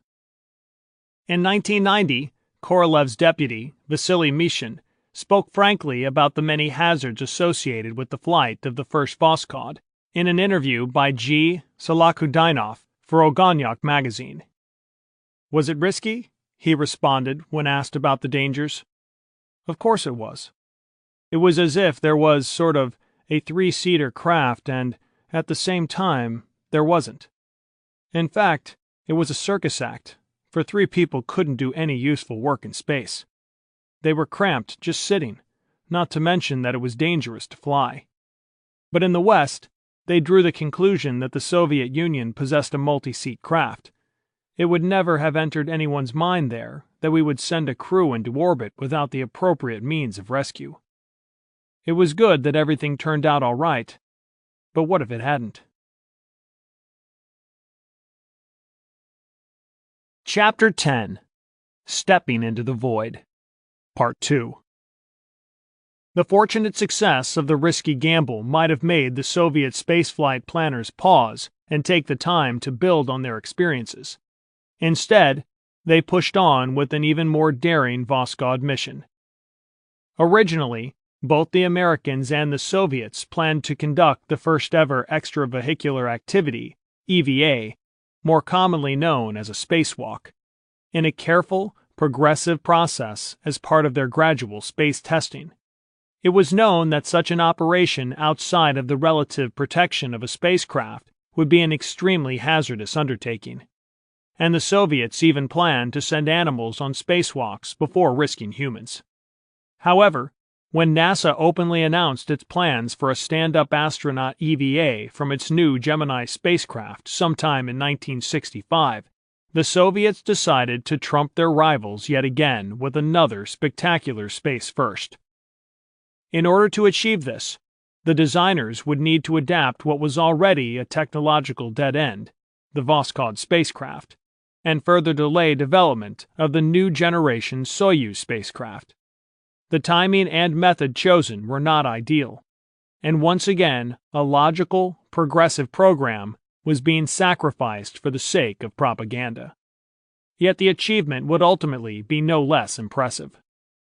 The Voskhod spacecraft had not been designed with EVA in mind, so the designers faced many severe limitations in making such activity possible. For instance, the main hatch could not be opened and closed in space, and unlike the Gemini spacecraft, the main cabin could not be depressurized and repressurized. At first glance, it seemed an unachievable task, and the designers and mission planners were understandably concerned at the haste required. It would certainly have made more sense to wait for the next generation Soyuz spacecraft, which would be even more practical for EVA purposes than its Gemini counterpart. But political pressure did not allow this luxury. Somehow, Voskhod would have to be adapted to the task.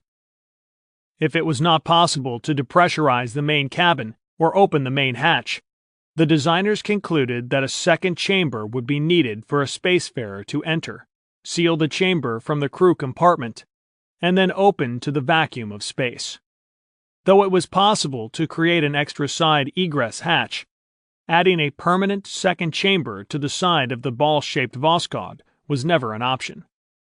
The designers knew it would either tear off under aerodynamic stress during launch or cause enormous instability during re-entry. The airlock would therefore need to be temporary, an extra room created only when needed and discarded soon afterward. The only practical way to do this quickly was to create a thin-walled, inflatable airlock that would unfold after launch like an accordion, then jettison after use. At over 8 feet long, their final design was longer than the diameter of the spacecraft's crew cabin. When the side hatch was opened, the only material standing in the way of a fatally explosive decompression in the spacecraft would be 2 layers of thin rubber and a fabric covering. There was no room inside the spacecraft structure to accommodate the pressurized air needed to inflate the airlock. Instead, it was stored in canisters attached to the outside of the spacecraft. There was also no easy way to connect the spacewalker to the spacecraft's life support systems. The cosmonaut would have to rely on a limited oxygen supply contained in a backpack. It was all horrendously risky, and Kamenin was deeply concerned that the flight was being prepared with far too much haste and too many engineering shortcuts. He was right. The flight would probably have been launched even sooner if Khrushchev had not been deposed in the middle of the mission planning. The EVA spacesuit, at least, was a modification of previous spaceflight equipment and built on experience. Extra protective layers were added to regulate heat, and a liquid coolant layer was also incorporated to prevent overheating. To allow mission controllers to monitor the spacewalk, and for obvious propaganda reasons, A television camera would also be carried on the flight to record and relay the historic events. It was quickly evident that there would not be room for 3 cosmonauts on a mission with so much extra equipment. This restriction would actually allow planners to claim yet another space first, as the Soviet Union could fly the first-ever 2-person mission. When the flight concluded, they could then boast of flying 2- and 3-person crews, while the Americans still only had solo flight experience. It would be a close-run thing, however, as America's first 2-person mission would launch only 5 days later. Unlike the first Voskhod mission, where it had been possible to include non-pilot cosmonauts in the crew, this demanding flight required 2 top pilots. A group of 6 cosmonauts was selected to train for the mission in mid-1964, including 5 from the original 1960 intake. None of the 6 had flown in space before. Soon, 2 candidates rose to the top of the list. Pavel Belyayev was chosen to command the mission, and Alexei Leonov was selected to conduct history's first EVA. They knew the risks, but as Belyayev would say, "A program is a program, and I was responsible for its fulfillment." At 39 years of age, Belyayev was the oldest of the first group of cosmonauts, and one of only 4 already in their 30s. Leonov was a full 9 years younger than his mission commander. As well as being the oldest members of the first cosmonaut group, Pavel Belyayev and Vladimir Komarov were the only Air Force Academy graduates. As such, unlike the other cosmonauts, neither was required to attend the Zhukovsky Air Force Engineering Academy.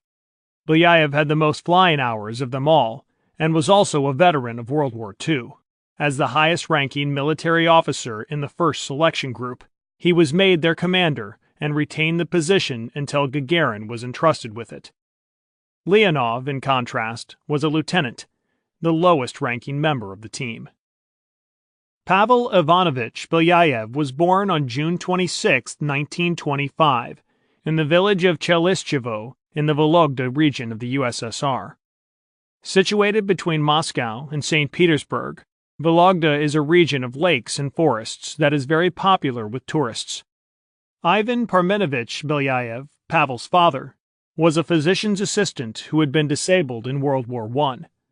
Pavel was one of 6 children, and since his mother, Agrafena, worked on the collective farm, he soon learned to look after himself. After school, he later told journalist Mikhail Vasilyev, "I usually took my shotgun and hunting gear and made for the woods.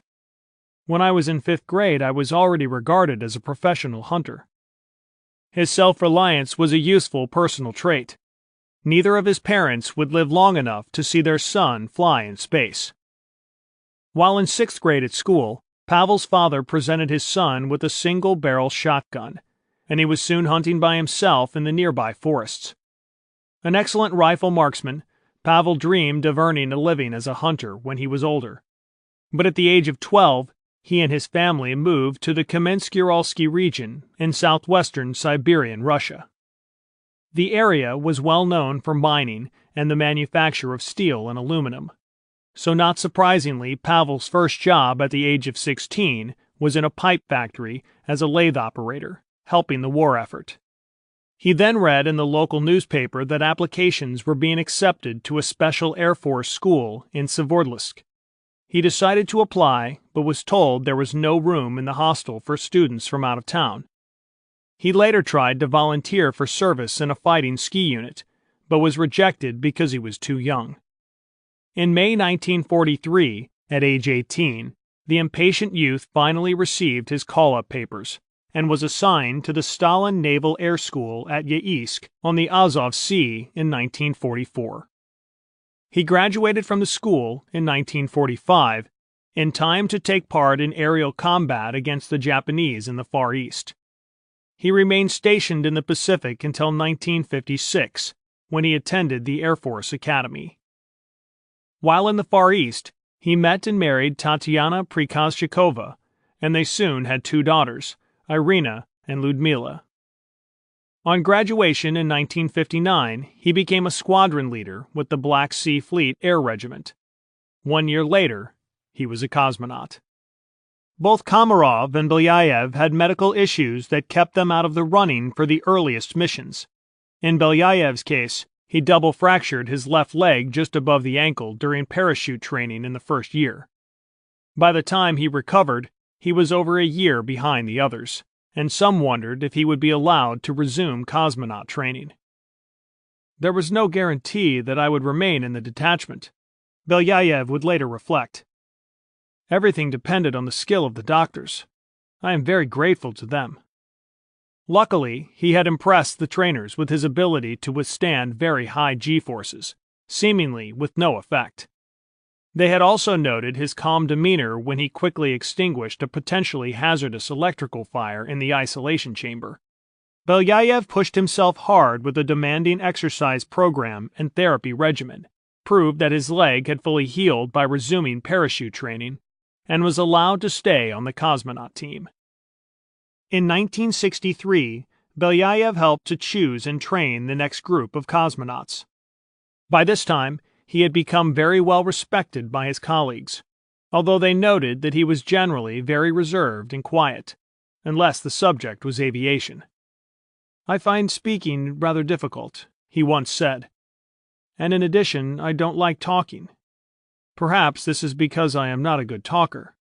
Above all, I am a pilot." Gagarin described his colleague as a man of great willpower and self-control, even in the most dangerous situations, with a logical mind capable of profound self-analysis. With his age increasingly against him, Belyayev hoped that his first flight assignment would come soon. In the meantime, he continued to hunt and fish. The eighth of 9 surviving children, Alexei Arkhippovich Leonov was born in the Siberian village of Listvanka on May 30, 1934, to a miner and electrician named Arkhip and his wife, Yevdokia. As a boy, he loved to draw. "I started drawing before I could write," Leonov would later recall, "before I even knew the alphabet, long before I began going to school." Unfortunately, as he grew older, his artistic subject matter became increasingly violent. Leonov, like the other boys of his generation, was profoundly affected by the war his country was fighting.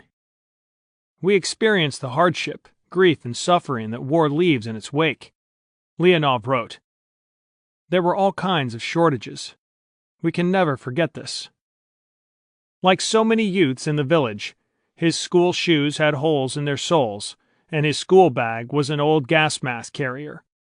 When wounded Soviet soldiers returned to Siberia, often missing limbs, Leonov would draw them. His work was considered good enough to be put on display at the local hospital where many of the injured were being treated.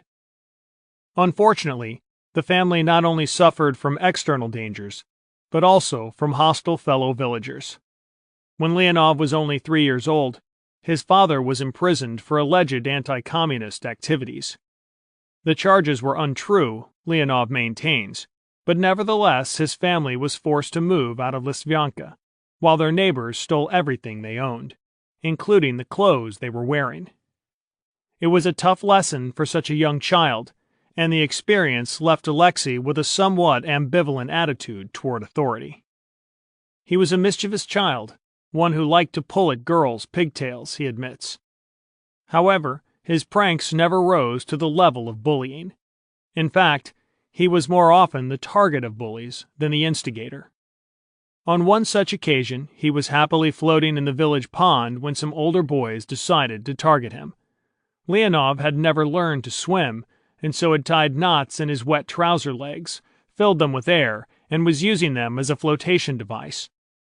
When the boys yanked the trousers away and swam off, Leonov immediately sank. In those frantic few moments, he learned how to swim. "I swung my arms," he later recounted, and swam ashore. If he hadn't worked it out in a hurry, he might have drowned. In 1948, as a result of a Soviet government push to entice families to move to the area, Arkhip Leonov's job was relocated to Kaliningrad, on the Baltic Sea coast between Poland and Lithuania. Young Alexei quickly fell in love with the area, and seascapes became a subject he would paint often later in life. "I love the sea," he would later say. "It holds a strong attraction for me." Yet it was a tense few years. The area, with its strong Prussian culture, was being filled with Soviet citizens who had recent war memories and a hatred for anything related to the despised Germans. Despite this, the mixing of very different European heritages may explain how Leonov grew up to be one of the most diplomatic and well-rounded cosmonauts of his era, able to charm communists and capitalists alike, and indeed eventually transform himself from one to the other. Leonov seriously considered becoming a professional artist for a while, but when one of his older brothers decided to become an Air Force mechanic, Leonov was intrigued. He later wrote, "I probably would have become an artist if I had not been captivated by the colors of the eternally magnificent sky. I became a flyer to be closer to it." The decision to enter aviation was also in part financial. Leonov had taken the entrance examinations for an art institute, but they did not provide housing for their students. The Air Force did. In July 1953, he began attending the first of 2 Air Force schools, and in January 1955 flew for the first time with an instructor. Just 4 months later, he made his first solo flight. In 1957, he graduated from the Chugayev Air Force Pilot School in the Ukraine after a demanding course of both academic work and practical flying skills. He had not given up on his artistic ambitions and continued to attend evening classes on the subject while in the Air Force. He also met a student teacher, Svetlana Pavlovna, at the base where he was stationed, and they married in 1959. That same year, Leonov was given a very prestigious assignment: to serve as a fighter pilot in East Germany, patrolling the borders of the Soviet sphere of influence. Just as he was relocating, however, he also began another selection process, for consideration to be among the first group of cosmonauts. While serving in East Germany, he was informed that he had been selected. One of his few regrets was that he would no longer have the opportunity to visit all of the German art museums he had planned to see. Leonov became an assistant Capcom during Gagarin's mission, and second backup for Baikovsky's Vostok 5 flight. But his first few months as a cosmonaut had not gone so smoothly. He had performed poorly in his initial centrifuge tests, and was almost dismissed from the program. He managed to convince the trainers that he had been suffering from a bad cold at the time of the tests, and to his relief was allowed to retake them, but it was never an easy process for him. The medical barriers were becoming increasingly difficult, Leonov would later recount, and the doctors increasingly exacting. This meant that our pride was at stake. A true pilot cannot bear the thought of knuckling down to doctors who might ground him at all costs. The doctors are unbendable. They won't accept excuses. To keep one's altitude meant going through fire and water, which we did. During his first year of training, Leonov was involved in a near-fatal accident, which proved to be just the first of a string of car-related incidents. He and his wife were being driven by a third person on the main route from central Moscow to Star City in icy conditions when the car skidded off the road and onto the surface of a large frozen pond. The vehicle was too heavy for the ice sheet, and it began to sink. After climbing onto the roof, Leonov was able to rescue his wife and the driver by pulling them out of the freezing water. The pond was subsequently nicknamed Lake Leonov. As Gagarin got to know his fellow cosmonauts better, he decided that Leonov was similar in character to Titov in many ways. Both men worked fast, using their initiative and subjective thoughts, in contrast to some of their slower, more studious colleagues. And like Gagarin, Leonov was a favorite of Korolev. He could easily have been one of the first cosmonauts to fly, but he had been held back from consideration for early Vostok missions because he was simply too tall for the ejection seat. With his outgoing nature, Leonov was certainly a lively addition to the cosmonaut team, although he was prone to make mistakes out of haste. Gagarin summarized his colleague's character as strong and impetuous, capable of furious activity, showing decisiveness and daring.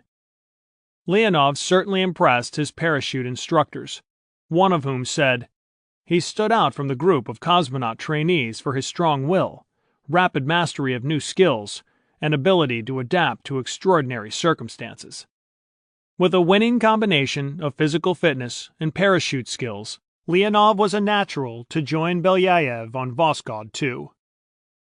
No sooner was Belyayev chosen as commander than his selection came under serious scrutiny. There were concerns about his health, and it was reported that he had performed poorly in altitude chamber tests, even though faulty test equipment may have been to blame. It was also discovered during training that Belyayev had an occasionally irregular heartbeat, a condition very similar to the one that caused NASA to ground Deke Slayton. However, Vladimir Komarov had also been diagnosed with this condition and had flown a problem-free Voskhod mission, so it was decided that this concern should not affect Belyayev's command of Voskhod 2. Leonov, in fact, had joined with Komarov to personally appeal Belyayev's case and keep him on the flight. For his own part, Leonov was given no such leeway. His health needed to be excellent in order to handle what could be a strenuous physical ordeal. To prepare, he spent many hours in the gym every day, as well as running, cycling, and skiing to keep up his fitness level and agility. It was the most demanding exercise regime any cosmonaut had ever been through. Leonov began training with the new spacesuit and the other EVA hardware in the summer of 1964. Pavel Popovich's space-tested Vostok spacecraft, specially adapted with the new airlock, was used for the tests. When Leonov first saw it, the airlock looked to him like a strange pipe. When he was eventually able to train in the new cabin design, he continually bumped his head on a panel in the cramped layout. He could only trust that his designers knew what they were doing. Early in the mission training, Nikolai Kamenin had noted with interest that Yevgeny Krunov and Leonov actually made a better team than Belyayev and Leonov. With lingering doubts about Belyayev's health, there were even thoughts of making a change in command for the mission. However, Krunov was also training impressively in EVA techniques, and it was deemed essential that he remain as Leonov's backup for the task. By this time, the Belyayev-Leonov team had bonded well. "We understand each other remarkably well," Belyayev would later comment on their partnership. "At times it seems as if we read each other's thoughts." Leonov was in complete agreement. "Pavel was a man I sought to emulate. I took an immediate liking to him, and I learned a great deal from him." Leonov soon progressed to training using a full-sized wooden airlock mock-up in a Tupolev airplane flying zero-G parabolas. Over and over again he practiced awkward maneuvers such as putting on his spacesuit and exiting the spacecraft. "This was our flying laboratory for a while," Leonov explained. "We had to learn how to work in weightlessness. At first, everything seemed difficult." The most efficient way to enter the tiny airlock was found, as was the optimum amount of push needed to leave it altogether. Leonov tried his best to learn how to move smoothly, without unwanting spinning, but there was only so much that could be practiced during the short parabolas. As Leonov later told the authors, there were aspects of the spacesuit and spacecraft design that could never be satisfactorily tested before the flight. As part of his training, Leonov was also kept in an isolation chamber for an entire month, then immediately upon his removal made to fly in a jet and perform a parachute jump. This unusual regime was devised to help him adapt to floating into the emptiness of space after being strapped in the confines of a spacecraft. Such conditioning seems overdramatic now, but at the time, no one knew how a human would handle floating freely above the Earth. Leonov didn't mind. He'd been allowed to sketch while in isolation. Like the crew, The spacecraft also needed to be readied, and it was decided that an unmanned test of the airlock in orbit would be prudent for such a risky mission. It would also provide an opportunity to test the new spacesuit. On February 22, 1965, Cosmos 57 was launched. The bland mission name conveniently hid its true purpose from the outside world. As mission controllers watched on remote television images, both the airlock and the empty spacesuit pressurized as planned, and the outer hatch opened and closed. The bizarre spacecraft worked, at first. As the designers celebrated the success of the tests, however, all telemetry from the spacecraft suddenly vanished. Tracking radar systems picked up dozens of signals. Somehow, the spacecraft had activated its self-destruct system and exploded. The cause was eventually traced to faulty signals sent from the ground stations. It was an embarrassment to the mission planners, and it also posed a problem. Though the airlock had worked in space, the final mission objective, determining how the spacecraft would re-enter with an airlock hatch on its side, had still not been tested. Despite this, Brezhnev pressured Korolev to go ahead with the Voskhod flight without further unmanned tests. But Korolev stood his ground. Another test was indispensable. A Zenit reconnaissance satellite that was due to launch was hastily fitted with the equipment, and its successful re-entry cleared the way for a manned mission. Korolev, still unhappy with the pressure being exerted to hasten the program, did not want the crew to go into space with any misconceptions. A few hours before launch, he warned the two cosmonauts that it was never possible to test everything on the ground, and that they should make their own decisions based on what was safe to perform in space. Leonov spent his last free moments in an anxious state, repeatedly going over the plans for the flight in his head. Launch day, March 18, 1965, was a cold one, and the two cosmonauts made the journey to their waiting rocket in wind and snow. The steppe was completely white as far as the eye could see, Leonov would later recount. It was not Leonov's first trip to the pad on a launch day, but normally he was on the bus tape recording the conversations and songs. This time, although he was singing as heartily as ever, he was the one in a spacesuit and the center of attention. Belyayev may have been made the mission commander, but all eyes were on Leonov. He would be fulfilling the purpose of the mission, and thus making history. It was not easy for the crew to get into their spacecraft. They had to carefully climb through the compressed, folded airlock to reach their couches. But at last, all was ready. The mission could begin. The launch was one of the most beautiful anyone could recall. As the rockets ignited, flames vaporized the surrounding snow, creating a glittering glow of colored glass. Inside the spacecraft, things were not quite as pretty. During ascent, a number of alarms rang out in the crew cabin.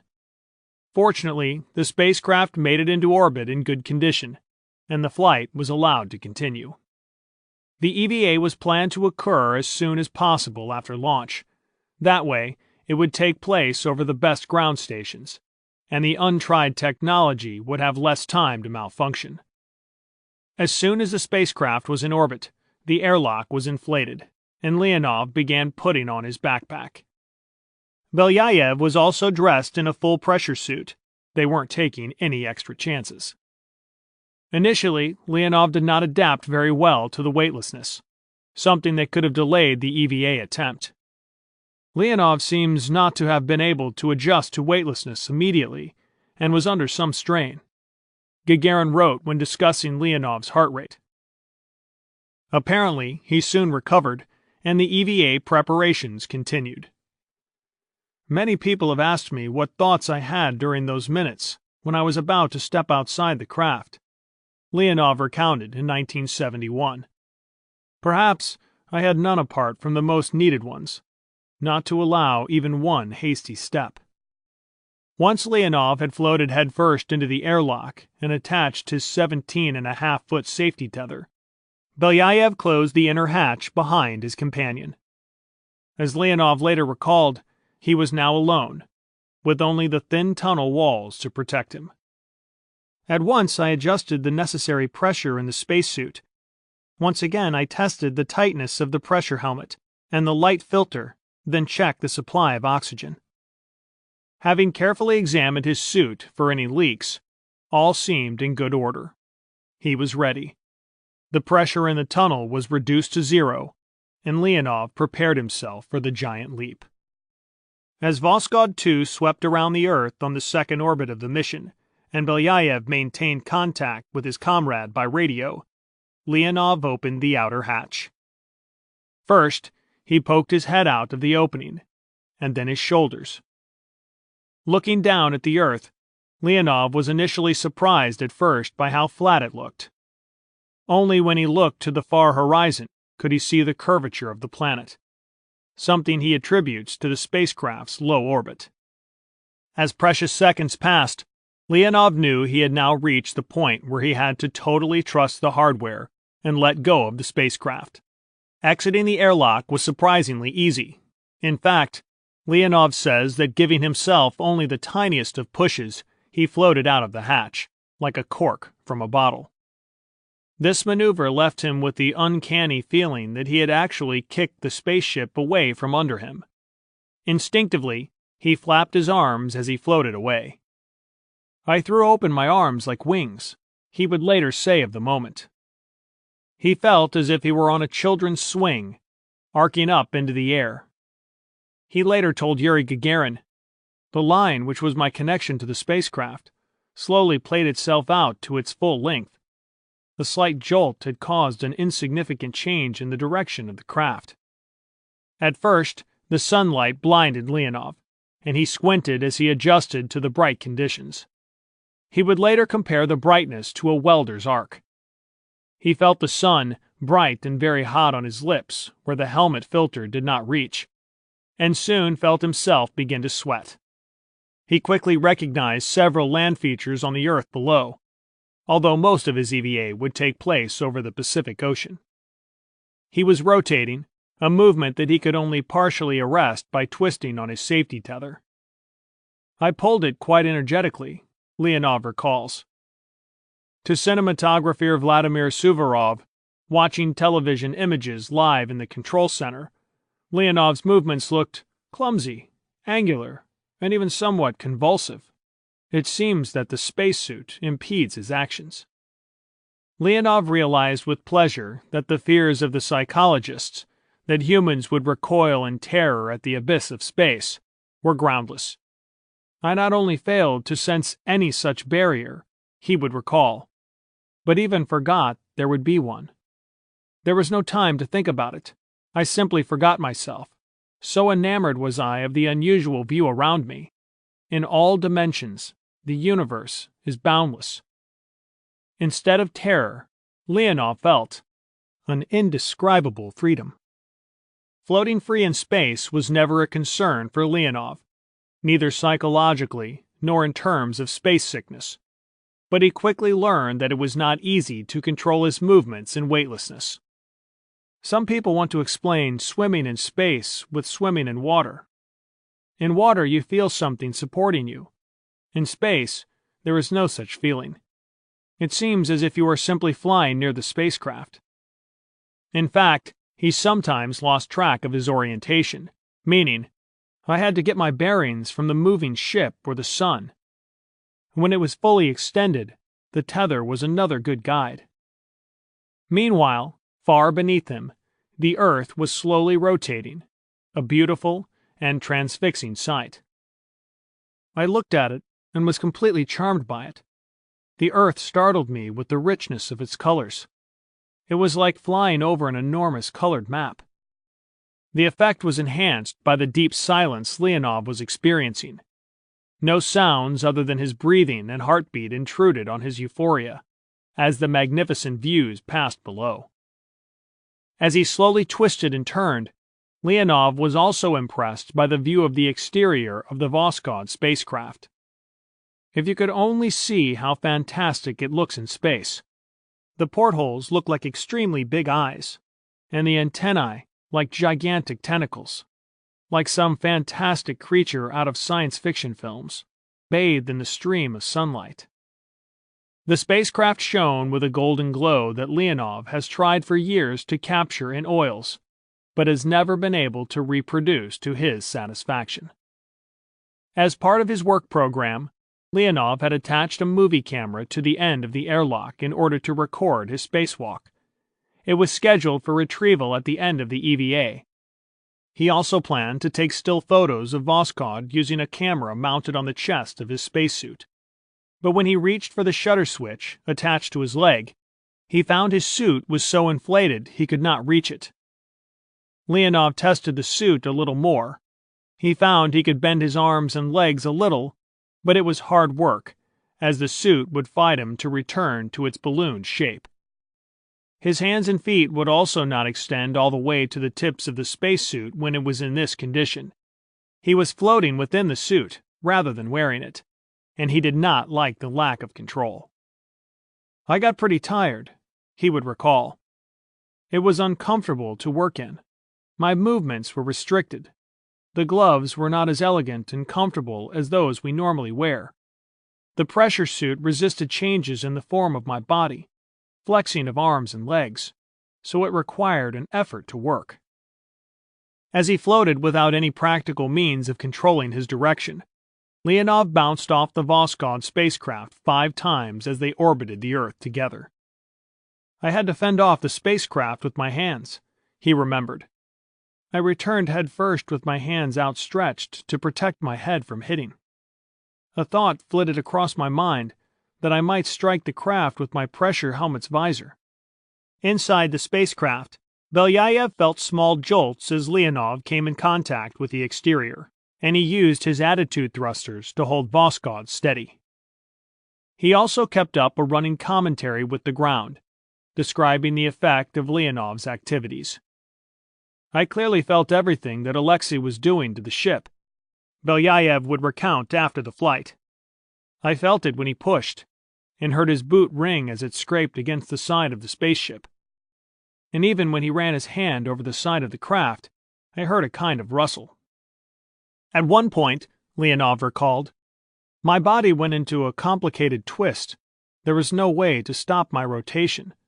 The line became twisted and my velocity dropped." He was learning what others after him would come to learn, that it was hard to maintain a practical orientation in space or control one's movements. "A flexible tether," he would add, "is to some extent an element of support, but a minimal one." After 10 minutes of floating, the time Leonov could spend enjoying the view had come to an end. "To my great regret, the time allotted passed very quickly," Leonov would state in his post-flight report. At the conclusion of his spacewalk, he carefully removed the movie camera and prepared to enter the airlock feet first. As he began to squeeze back in, he came to a sudden stop. He could no longer fit inside. His spacesuit had inflated to the point where he was trapped outside the spacecraft. "The way we had done it in our training sessions didn't work at all," he would later say of the life-threatening incident. As he continued to struggle and squirm into the airlock, his spacesuit began to overheat. "It was getting hot," he would recall. "I could feel a stream of sweat running between my shoulder blades and over my eyes. My hands became wet, my pulse quickened. It was quite a physical effort." If he could not find a way to get back in, history's first spacewalk would end in his death. He decided to try going in head first, thinking it might be easier that way. As he jammed himself into the small airlock and tried to squirm in further, his body began to heat up to the point where he was in danger of passing out. His eyes were stinging with sweat, his helmet visor was fogged with perspiration, and he could no longer see clearly. It was becoming increasingly obvious to him that he was not going to fit into the narrow tube, but he subdued the panic that others might have felt and allowed his knowledge of the suit and spacecraft to help him at this critical time. He had to make a risky decision, one with no guarantee of success. In order to reduce the size of the swollen spacesuit, he would begin to bleed the pressure from it, using a regulator valve. There was no other solution, and he reached for the valve. The suit pressure dropped, and soon Leonov reached the limit of what he knew was considered safe. Once again he tried to squeeze his body into the tight space, and once again he failed. He had little choice. He lowered the pressure still further, down into the danger zone. He knew that in doing so he could have been affected by the bends, a dangerous condition that sometimes kills even the most experienced deep-sea divers. He could also have starved himself of oxygen, especially as his heart was already beating at a shockingly fast rate. Though Leonov's actions could have incapacitated or killed him, the alternative was to stay outside the spacecraft forever. Luckily for Leonov, it worked. With the last of his strength, he was finally able to squeeze into the airlock and close the hatch behind him. I really had to strain and put all my efforts in order to complete this return to the spacecraft. He would later relate. I floated in the lock exhausted, drenched with perspiration. In fact, he had sweated so heavily that he could feel the fluids sloshing about inside his suit. His trials were still not over. Leonov was supposed to be turned the other way in the airlock, and so he squeezed himself around to a feet-first position with great effort. Safety regulations stressed that he was not supposed to open his helmet visor until he was in the spacecraft cabin, but he had little choice if he was to remain conscious. Now, close to total exhaustion, he repressurized the airlock, opened his helmet, and floated passively for a moment, catching his breath and recovering from the ordeal. My farewell with space was a bit drawn out, Leonov would later joke. Only once he had recovered a little did he open the inner hatch and enter the relative safety of the crew cabin. He had been outside the spacecraft cabin less than 24 minutes. Belyayev would later remark that his exhausted crewmate looked like a man who had just been reborn, as if he had come back from a new world. He clapped him on the shoulder and shouted, "Great show! Good for you!" The round-faced, perspiring Leonov, bright red from overexertion, probably looked more like a newborn baby than he cared to admit.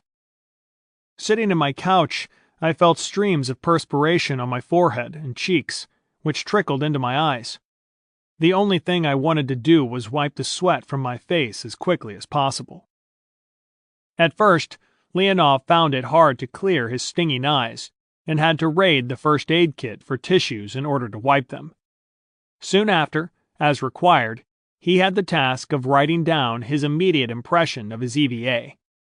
For writing down all that I saw and what work I had carried out in that 24 minutes, I needed about an hour and a half. Leonov would state, "It was better to be back inside. The craft is like your own house, and in the cabin was my friend Pavel. I think that it is a bit early to compare outer space with a place for an entertaining stroll. Without the many months of all-around training, I would never have managed to cope." After the hazards of the spacewalk, Leonov and Belyayev hoped that nothing else would go awry. But they were wrong. After the airlock had been discarded, the spacecraft hatch did not completely seal, and the spacecraft pumped oxygen into the cabin to compensate for the leak. Maintaining the pressure was eating through their oxygen reserves at an alarming rate, and the hatch ejection had also made the spacecraft roll uncomfortably. In the pure oxygen atmosphere, the cosmonauts worried that any spark could start a catastrophic fire.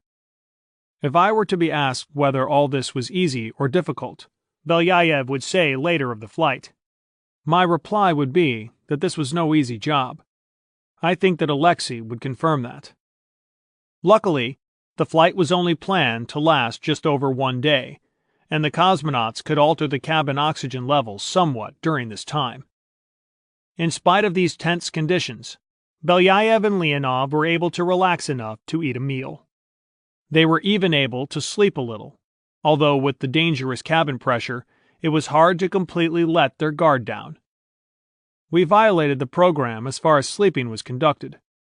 Belyayev would later admit, with the spacewalk carried out early in the flight, there were few other assigned tasks to perform until re-entry, planned for the 17th orbit. One of the experiments they did perform, to check their color perception and weightlessness, was of particular interest to the artistic Leonov. Using a special chart, they both found that they had lost about a quarter of their ability to determine color differences. In the meantime, Leonov was also becoming irritated by the attitude of the mission controllers. They were dismayed that I had made the decision on my own to release pressure from the suit, he would explain. We were not supposed to make any decisions without consulting ground control. Quite rightfully, he had been far more interested in saving his own life than following the rules. The dangers of the mission were not yet over. The automatic guidance system was supposed to align the spacecraft for re-entry using solar orientation, but it failed, and the planned automatic re-entry burn did not take place. Voskhod 2's movements did not tally with those scheduled, Leonov would write. We became worried. Once the information was radioed to him, Belyayev began preparing the spacecraft for a manual re-entry on the following orbit. He later recalled that it was a complicated task. As a fighter pilot, I made no small number of landings in modern high-speed planes. However, the speed of our spaceship could not be compared. Piloting a plane and controlling a spacecraft are not the same. I was instructed to carry out a manual orientation of the craft and ignite the retro-rocket engine at the calculated time. The two cosmonauts soon found that it was almost impossible to reach the necessary controls while strapped into their couches wearing their spacesuits. The only way they could accomplish this in time was to leave their seats and use the controls to carry out the manual orientation, then strap themselves back in before the firing to ensure that the spacecraft's center of gravity was correct. This delayed the moment at which they were supposed to manually fire the re-entry engine by 46 seconds.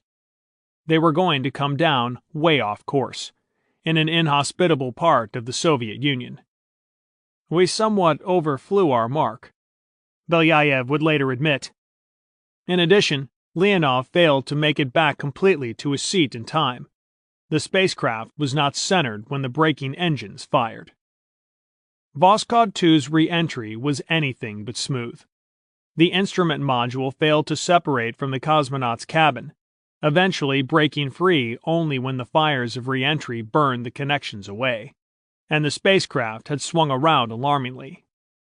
Voskhod was therefore unable to follow a re-entry path in which the spacecraft body could provide lift. Instead, it plunged deeper and deeper into the atmosphere on a steep descent path. We were like a giant meteorite with a huge tail, Leonov would later say of their return through the atmosphere. A fiery storm was raging outside the portholes. Drops of metal were falling on the glass panes, like drops of rain on a car windshield.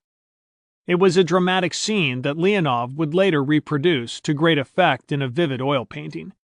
However, there was no time for casual observation, since they were being subjected to a crushing 10 G-force, and blood vessels burst in their eyes as they struggled to remain conscious. The spacecraft eventually came down in a snow-covered Siberian forest, over 100 miles north of the city of Perm. It had been a truly hazardous re-entry, but survivable, and only because the pilots had taken over. Leonov later wrote that this mission had shown convincingly that whatever the degree of automation in a spacecraft may be, humans retain the directing and organizing role in controlling the craft. No cybernetic device can replace human intellect and intuition. In the final moments of descent, their parachutes caught on some treetops. The spaceship came down between two fir trees, Belyayev would explain. It landed in deep snow and began to settle under the burden of its own weight. Despite being well off course and miles from assistance, some good fortune had found them. If the sensor on the bottom of the spacecraft had hit a tree, it might have been fooled into thinking the spacecraft was touching the ground. The retro rockets would have fired prematurely and without effect, and the cosmonauts would most likely have been severely injured in a crushingly hard landing. As it was, they were wedged against a tree, and the spacecraft hatch was blocked. It would loosen, but not slide away. Using their combined force, The two cosmonauts rocked the hatch back and forth until finally it dropped off into the deep snow. They could now get out of the spacecraft, but without the hatch, the interior would soon be as cold as the surrounding forest. The snow was thick. Belyayev later recalled of his first look around. Everywhere, there were huge trees. The two cosmonauts had survived one of the riskiest missions in the short history of manned spaceflight. Now they had to survive something that had confronted humans for thousands of years. The challenge of staying alive outdoors in treacherous conditions dozens of miles from safety. They had no idea whether Mission Control knew where they were, even approximately. Fortunately, both men were hunters and skiers, and Leonov's Siberian childhood had also taught him a lot about how to survive in such places. Their charred spacecraft, still hot from re-entry, gradually melted the snow beneath it and finally settled into the forest floor. The snow was literally up to the cosmonauts' chins when they emerged, which meant that any prospect of lighting a fire was remote. A noticeable amount of perspiration had built up in Belyayev's suit, but for Leonov the situation was even worse. The buildup of sweat from his EVA had pooled uncomfortably in the lower legs of his spacesuit, reaching up to his knees, and was growing rapidly colder. The cosmonauts knew that they would freeze to death if they did not get rid of this moisture. In order to survive, they removed all of their clothing in the freezing snow, poured out all of the moisture they could from the legs of their suits, then wrung out their clothes. They also attempted to pull the parachute down from the trees for the small amount of warmth it might offer. They were lucky. A few hours after landing, a civilian aircraft spotted the spacecraft and passed details of their location to the authorities.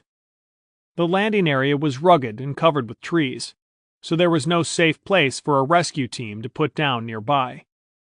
The nearest place they could land was 5.5 miles away, but the rescuers would still have to make their way into the forest and cut down some trees to allow the helicopter to land. It wasn't going to happen that day. Belyayev and Leonov had to spend a miserable night in the cold forest in sub-zero temperatures, taking turns to stay awake. The cold was intense, Belyayev would later recall. They almost froze to death. To stay warm, they drank some vodka they had smuggled on board the spacecraft. The next day, the specialist rescue team of parachutists and doctors finally reached them.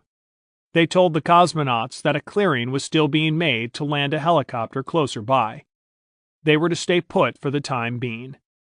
The cosmonauts spent a second night in the forest with the rescue crew, this time in the relative comfort of tents, before working their way to the rescue site on skis. It was many more days before the spacecraft itself was recovered. Belyayev later joked that it was the first spacecraft ever recovered with bear claw marks on it. As usual, details of the mission's more dangerous moments would be kept quiet. The flight had delivered the required propaganda victory, and Tom Stafford recalls the effect it had on the astronauts, just days before the first Gemini flight.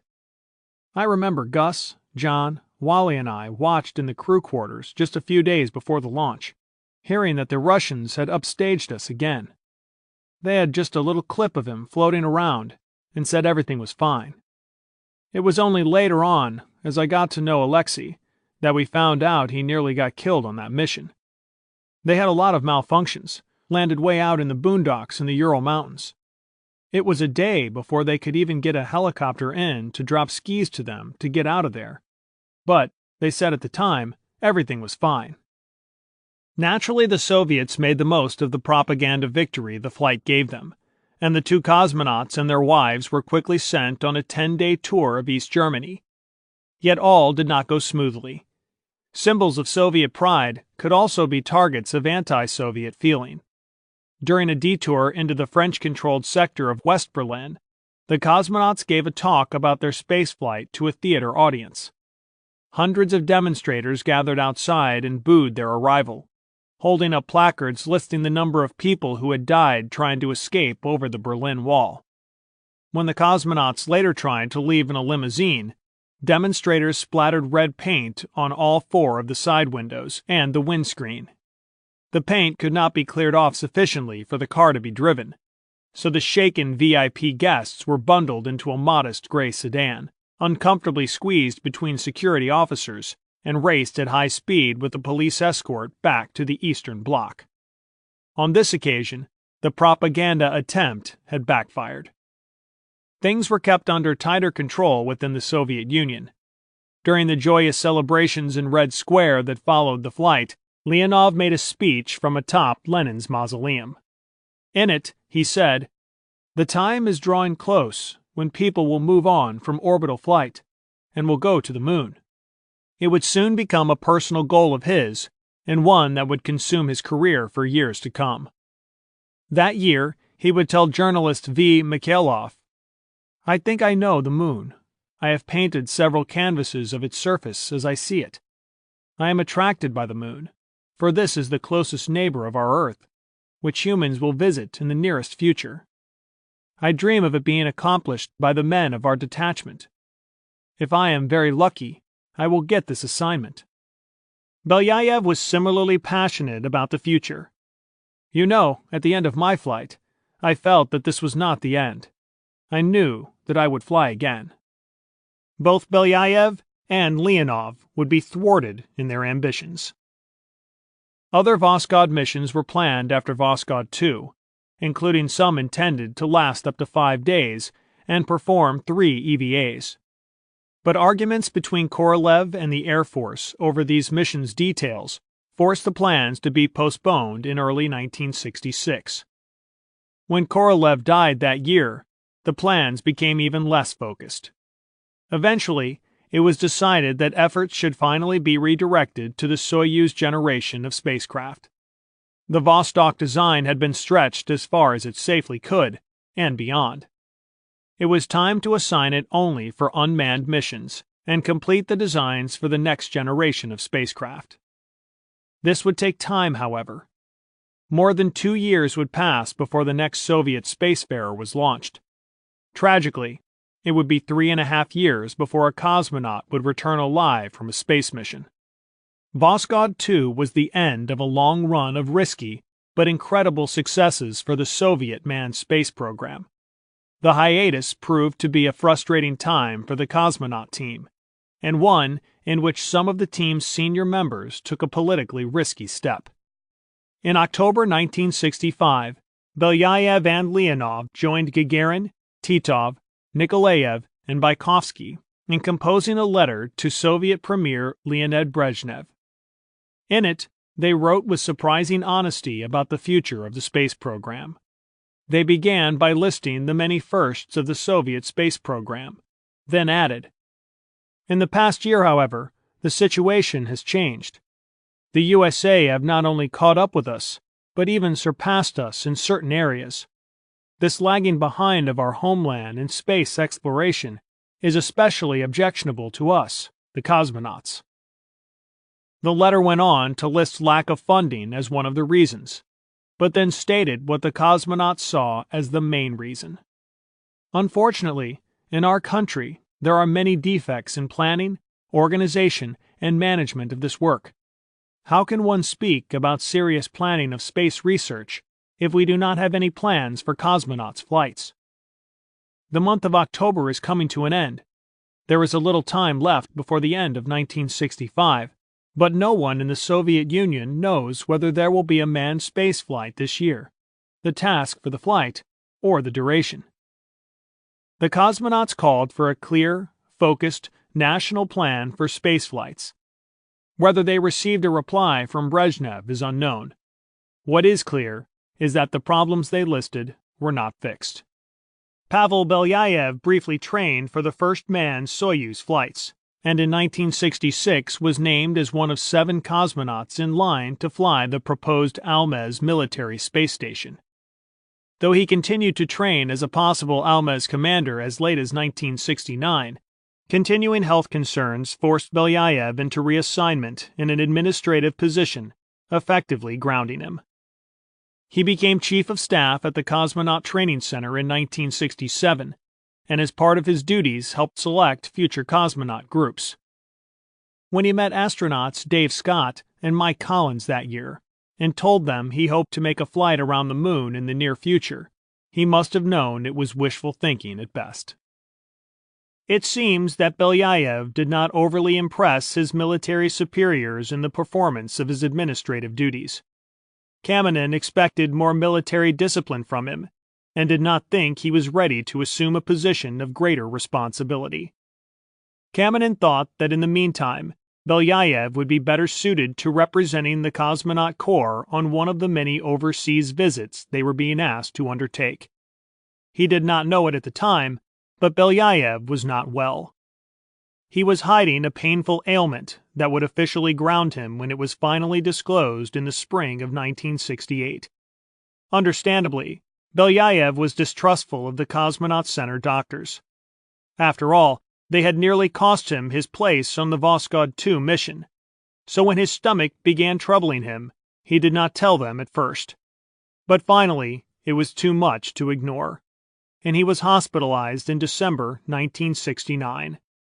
It turned out to be stomach ulcers, which required an immediate and extensive operation.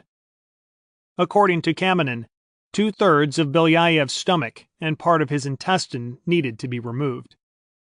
Belyayev underwent surgery, but would never fully recover from the operation. His condition deteriorated alarmingly, and tests revealed that he had contracted peritonitis, an inflammation of the abdominal wall. There was little the doctors could do, and he died in a hospital on January 10, 1970, the first spacefarer to die of natural causes. With the deaths of Gagarin and Belyayev, Leonov had lost his two closest friends. The organizers of the state funeral faced a dilemma. Should Belyayev be given the same state funeral with a burial in the Kremlin wall that Gagarin had received? The Kremlin hierarchy eventually decided that his funeral should be more muted, and Belyayev's body was interred at the Novodevichy Cemetery in Moscow, a place reserved mostly for Russia's elite. Not being buried in the Kremlin wall allowed him to have a far more elaborate grave marker. It included a life-size statue of the cosmonaut dressed in his spacesuit, holding his spacesuit helmet. Kamenin arranged for Belyayev's wife and children to receive a generous pension, an apartment, and permanent access to Star City's healthcare facilities. Tatiana Belyayeva eventually began working at Star City herself, as hostess of the center's Cosmonaut Museum. She still lives there today, and their children live close by. Astronaut Michael Collins later revisited his memory of the man in his book, Carrying the Fire. In Belyayev we found a kindred spirit, he would write. He exuded not only good humor, but also an air of quiet competence. I liked him, and I would have flown with him. After his flight, Leonov was placed in charge of training the early Soyuz crews in EVA techniques. But bigger plans were being made for him.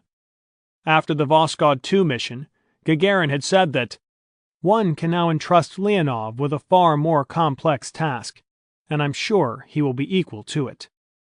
Leonov was indeed soon given a new task, and it would prove to be the most difficult and complex the Soviets' manned spaceflight program had ever attempted. In 1966, he was chosen as one of the future crew commanders in the group training for missions to the moon.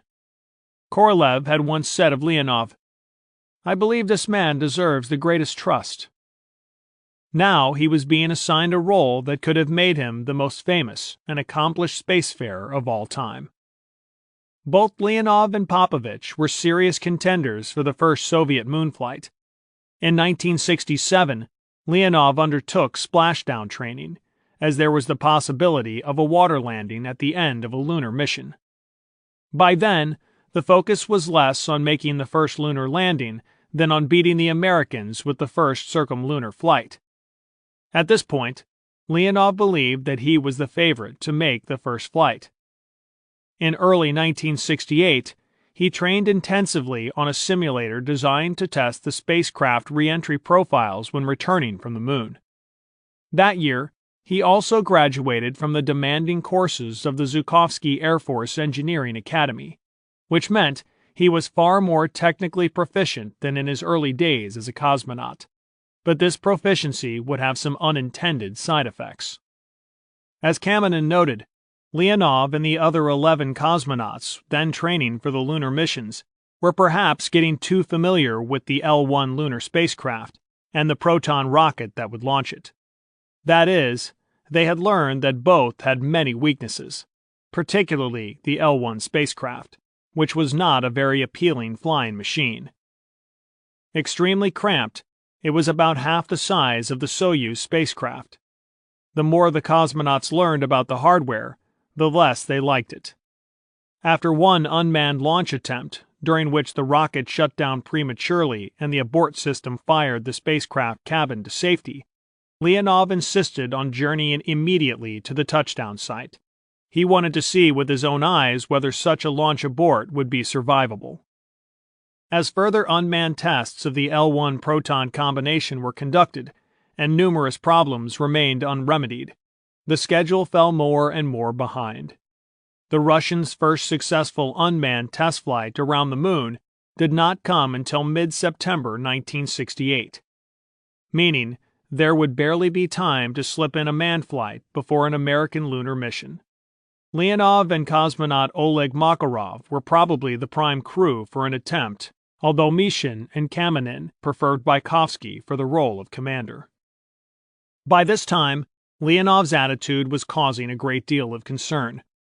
Kamenin had noted that the cosmonauts sometimes seemed more preoccupied with a forthcoming exhibition of his art than with his cosmonaut duties. Kamenin concluded that Leonov was suitable for a position as a cosmonaut detachment deputy commander, but still lacked the discipline to be a command officer. In June 1968, his doubts were confirmed when Leonov crashed his Volga car in a late-night accident in Moscow, with a group of Italian visitors riding in the back. Leonov was supposed to be off the streets and in bed by 11 p.m. He was also supposed to be using a chauffeur and only meeting with foreigners when authorized. To have crashed his car with an unauthorized group of passengers was seen as inexcusable, and Leonov was severely reprimanded. It also noted that this was his second car accident in just a few months. The following month, Leonov found himself passed over in the selection process for commander of the Cosmonaut Detachment Commander, a position he had coveted. Unhappy with the decision, he openly disputed it and continued to lobby for the job, even threatening to leave the Cosmonaut Corps if he had no chance of promotion.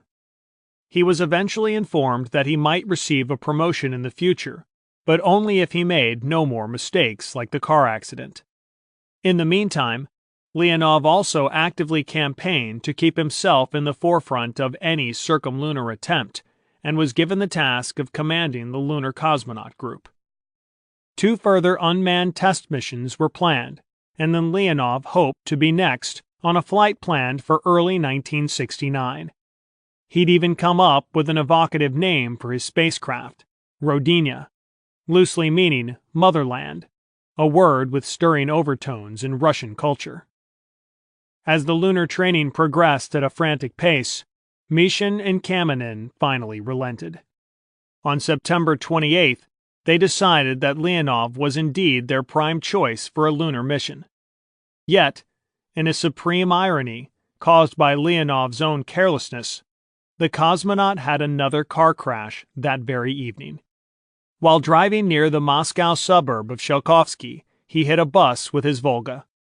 Kamenin was furious at his sloppiness and told Leonov to take 3 days off work and seriously consider his future as a cosmonaut. 3 car accidents in 4 months was unacceptable, and Kamenin wondered if he would be as sloppy when piloting a spacecraft. Leonov was allowed to keep his position as the prime pilot for a lunar mission, but was not trusted enough to drive a car. He was banned from driving for 6 months. The first unmanned test flight of the circumlunar spacecraft was launched successfully. It flew around the Moon and made it back to Earth, but the spacecraft cabin had depressurized in flight. This caused the parachute system to deploy early, resulting in the spacecraft smashing into the ground at great speed. The failure was traced to a minor engineering matter. A small rubber gasket had failed. Unfortunately, it was enough to put the manned L-1 program on hold. Leonov had just lost his chance to be the first person to fly to the moon.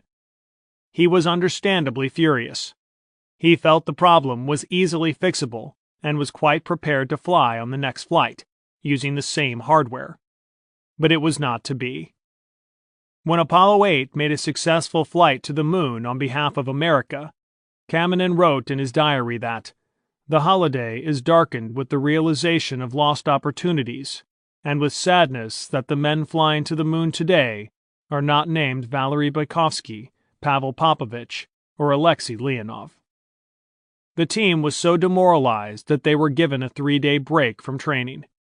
In his memoirs, Leonov wrote that, "Everything was slipping through my fingers. I could see my dreams going up in smoke."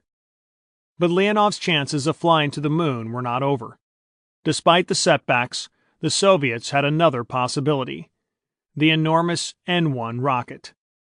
Originally designed to take a manned spacecraft to Mars, it was almost ready for its first test flight.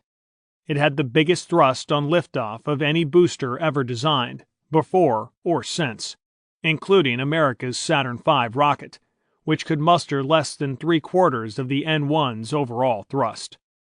It was an ambitious monster rocket that incorporated some ingenious engineering designs, which in some cases have still to be bettered. It had been in development for a decade, and on February 21, 1969, it would get its first chance to fly. If it worked, the Soviets planned to use it for a manned lunar landing mission.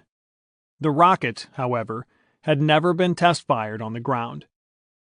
In a risky decision driven mostly by economics, designers were hoping to learn how well the rocket worked from test flights alone. As Leonov eagerly watched from a safe viewing area, the first flight of the N-1 rocket began well enough. With a thunderous roar, it eased off the launch pad and headed skyward. It may have looked impressive, but the flight was doomed. Within seconds of launch, the control system mistakenly began shutting down the first stage engines. The enormous rocket reached a height of 16 miles before arcing back toward the ground. The engineers had hoped for a better first flight. However, problems were not unexpected, and so they did their best to learn from them and prepare for a second test. Training for the possible lunar mission continued for Alexei Leonov, with a small team of cosmonauts now under the command of Valery Bykovsky. Leonov, Bykovsky, and cosmonaut Yevgeny Krunov were the only 3 training specifically for a landing, and they would sometimes stand at the very top of the N-1 tower in order to gain an appreciation of how it felt when the massive rocket swayed on the launch pad. The spacecraft intended to top this monster booster had been designed in an incredibly costly parallel program to the circumlunar efforts, and the hardware was only now beginning to come together. While the Americans had been racing ahead in their unmanned and manned testing of their lunar landing hardware, the Soviets had been trying to develop 5 different types of manned spacecraft at once. They only had the slimmest of chances of catching up in a lunar race, and Leonov had already decided the chances of beating the Americans were over. But still he trained. It was just possible. If all the testing had gone exactly according to plan from that moment on, that he would have made such a landing at the very end of 1970. Part of Leonov's lunar mission training included using a specially modified Ma-9 helicopter, which he repeatedly landed with the engines cut. It was an extremely difficult maneuver, but one that he mastered. He also used a special simulator that practiced touchdowns on an artificial lunar surface, giving him experience in quickly selecting a safe landing site. During parabolic flights, he even practiced moving in a spacesuit in the 1/6 gravity field of the moon, and supplemented this experience by walking in a spacesuit on a simulated lunar terrain. If the program had been successful, Leonov would most probably have been the first cosmonaut on the moon. During a trip to Hungary in 1966, he made no secret of his country's lunar ambitions. "Cosmonauts are preparing for such a journey," he told the press. "I would very much like it if a Soviet man went to the moon first. I believe we shall soon witness a person landing on the moon." When Leonov made similar comments to Japanese reporters in June 1969, he got into trouble once again with his superiors. On this occasion, he made the mistake of saying that a manned lunar spacecraft was in preparation and moon rocks would be returned to Earth by early 1970. Publicly giving a deadline created a huge stir in the foreign press, and Kremlin officials angrily called Kamenin and told him to keep his cosmonauts in line. Yet somehow Leonov kept his position and continued to train for a lunar landing mission.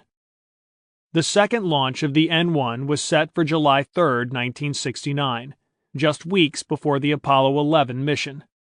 It was a night launch, and Leonov and Bykovsky were again at the viewing, standing a few miles away to witness the event. Once again, the gigantic rocket began to lift off, then violently exploded.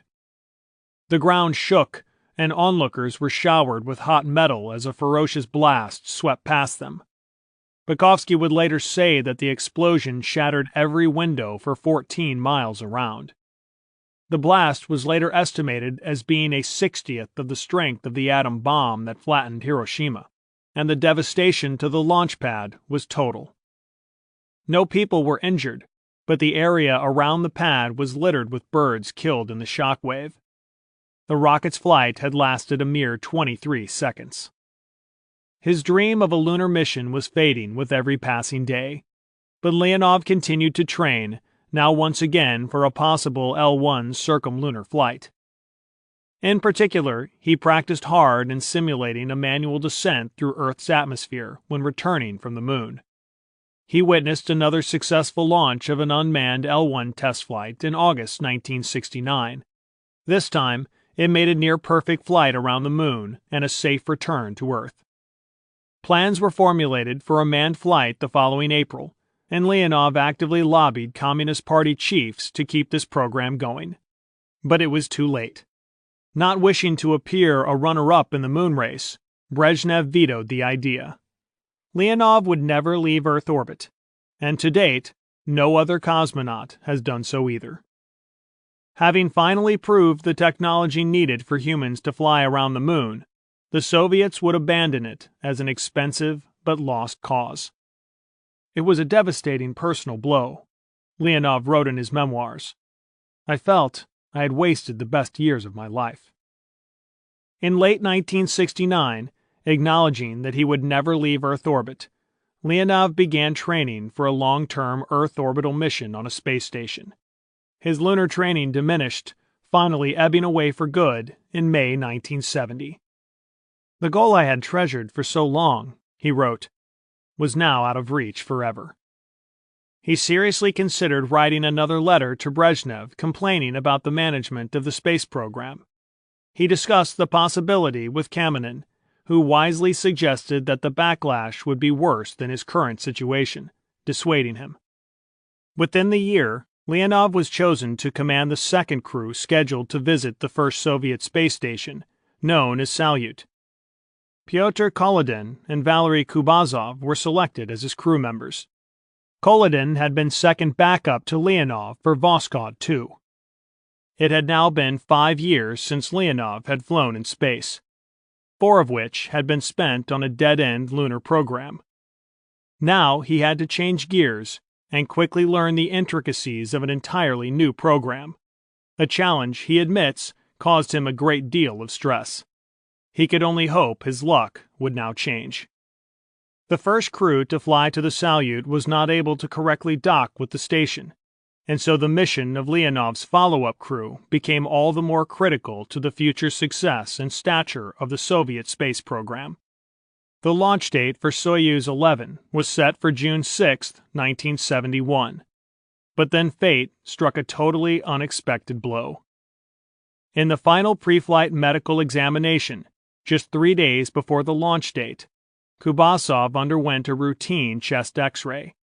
The doctors noticed a spot on his lung and suspected tuberculosis. Kubasov was immediately replaced by his backup, Vladislav Volkov. Leonov was not pleased. Volkov did not seem as well prepared as Kubasov. But even more devastating news was to come. A mere 2 days before the launch, Leonov was told that his entire crew was being replaced by the backup crew. He flew into a rage and promised to contest the decision. He kept that promise, arguing forcefully in the short time remaining before the launch that only Kubasov should be replaced on his crew. He had most of the Cosmonaut Training Center on his side, including Kamenin, and he nearly won the argument. Only Mishin opposed him, but that was enough. Leonov was told that he had lost the battle. He would sit out this mission, and the backup crew would fly to Salyut in his crew's place. 24 days after launch, cosmonauts Dobrovolsky, Petseyev, and Volkov, following an incredibly successful mission on board the space station, undocked Soyuz 11 from Salyut for their return to Earth, and died on re-entry when their spacecraft depressurized. Kolodin, Kubasov, and Leonov grieved for their 3 colleagues, but they also realized that they had been lucky to escape the same fate. Kubasov's supposed lung ailment, which had saved their lives, turned out to be nothing more dramatic than an allergic reaction to a pesticide. Although he was assigned to other crews, Kolodin never had the opportunity to fly in space. Once Kubasov had recovered, he and Leonov trained for further Salyut missions, but now as a 2-person crew. The space station they had trained so hard to fly was never visited again. In July 1972, Leonov and Kubasov were ready to fly to a new space station, but it failed to reach orbit. They were ready once again in May 1973 to launch to yet another space station, but it lost attitude control, and the flight was canceled. 8 years now had passed since Leonov had flown in space. Since that time, he had seen all of his planned destinations, lunar orbit, the lunar surface, and 3 different space stations, taken from him, in some instances just days before a planned launch. His only piece of good fortune had resulted in the death of 3 colleagues rather than himself, a dubious piece of luck at best. I was really beginning to lose faith in the program, a wistful Leonov wrote in his memoirs. He must have wondered if he would ever fly in space again. Then, finally, Leonov's luck changed. Just days after the last space station failure, he and Kubasov were given a prestigious and high-profile assignment that would revitalize both of their careers. As one of the longest training crews, they were a natural choice to be the Soviet crew for a joint mission with the Americans. The discussions between Russia and America began in 1972, Leonov told the authors. President Nixon and Premier Kosygin and President of Russia Academy of Sciences Keldysh. The decision was, let's do it with our space programs. Leonov's first concern was that he didn't speak English, but this was no real obstacle. He would soon learn and remain proficient in it for life. He was also a decade older than when he had commanded Voskhod 2 and had been diagnosed with a minor heart condition that required medication in space. He later told the authors that, to prepare for the mission, he put himself on a strict program to lose weight and regain his former fitness. In the last 4 months before the flight, I never drank whiskey, never drank vodka. Maybe 1 week before I drank 1 glass of Georgian wine. On July 15, 1975, over 10 years after Voskhod 2, Leonov and Kubasov were launched into orbit aboard Soyuz 19. 2 days later, they docked with the last manned Apollo spacecraft to fly, and Leonov symbolically shook hands with American Commander Tom Stafford through the opened hatch. It had been a frustrating decade for Leonov, full of missed opportunities that he was not yet allowed to reveal to his American fellow travelers. But now, in a mission full of symbolism, he regained his place as one of the most respected and well-known symbols of his country's space achievements. His personality was perfect for that of international ambassador, and he charmed the Americans when he visited the United States as part of the joint training sessions.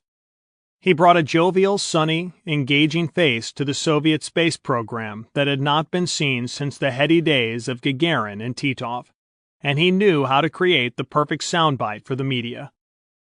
Leonov even charmed the actor John Wayne, who harbored a deep hatred of communists. As Leonov told the authors, it was a new spirit between our countries, very important at that time. Deke Slayton found him jolly and friendly, always joking, a lot like Wally Schirra. For the first cooperative mission between the superpowers, there could not have been a better choice. In contrast to his previous dangerous mission, Leonov later said that his Soyuz 19 mission went as smoothly as a peeled egg. Reflecting on the frustrating decade between his flights, Leonov claimed that in retrospect he would probably have concentrated his energies differently. The thing that worries me the most is whether I have done all I could. I have a constant desire to redo, to improve something. 10 years have passed after all. There have been happy moments, but there have been disappointments as well. I should like to rise to altitudes higher than those we fly at today. The Earth must look quite different from there. After the successful completion of Soyuz 19, Leonov was promoted to Major General and finally achieved his ambition of becoming the commander of the cosmonaut team. Indeed, he was also elevated to Deputy Director of the Cosmonaut Training Center. He became, in many respects, the Deke Slayton of the Soviet space program, respected by his colleagues and deeply involved in many of the vital mission crew choices. And just like their American astronaut counterparts, the cosmonauts knew that an invitation to Leonov's office might provide the first hint of a crew assignment. Leonov remained in charge of crew training at Star City until 1991, and it was a job he took extremely seriously. In social circles, Leonov was smiling and congenial, but when it came to supervising cosmonauts, he was all business, sober and professional. The mildly irresponsible Alexei Leonov of the past was now a memory. In his elevated position of responsibility, he firmly believed in the principle of leading by example and maintained his own skills to the same high levels he expected of his crews. His easy compatibility with foreign guests made him a natural to personally supervise the training of spacefarers from other countries. In those years, he also advanced his own education, obtaining a degree in technical sciences in 1981. Like Slayton, Leonov would accompany each crew to the launch facilities on the day of liftoff. He would usually only soften his authoritative mood on the day of the launch itself, often helping the cosmonauts smuggle aboard small items they wanted to take into space with them. He even thought to give them samples of sweet-smelling pollen grass, which would give the spacefarers something more pleasant to smell in the sterile spacecraft.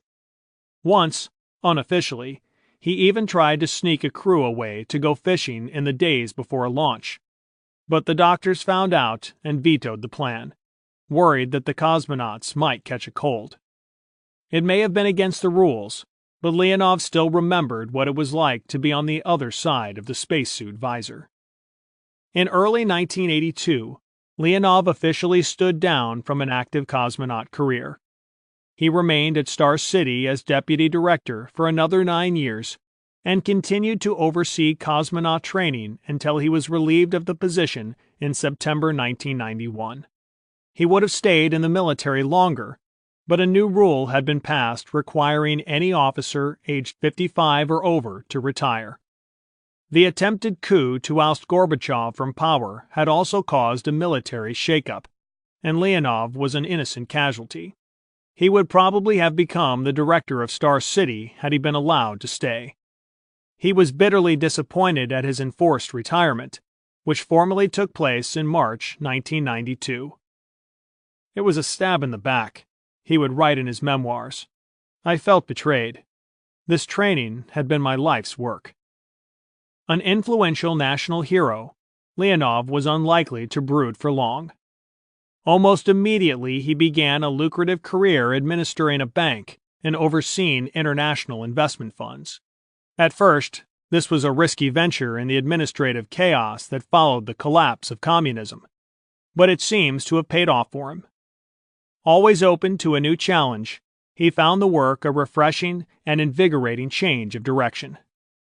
These days, when Leonov opens his wallet, his gleam of many gold credit cards suggests that he is doing very well indeed.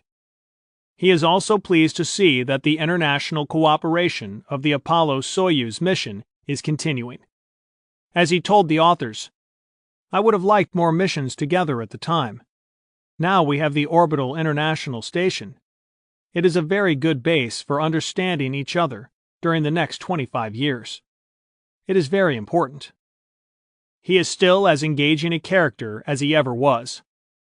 Arthur C. Clarke describes Leonov as generous and mischievous. When Alexei's up to his tricks, it's not easy to remember what courage it must have taken to be the very first man to step outside a spacecraft and float in the empty void. Throughout the many years of his cosmonaut career, Leonov had always kept up his artistic talents.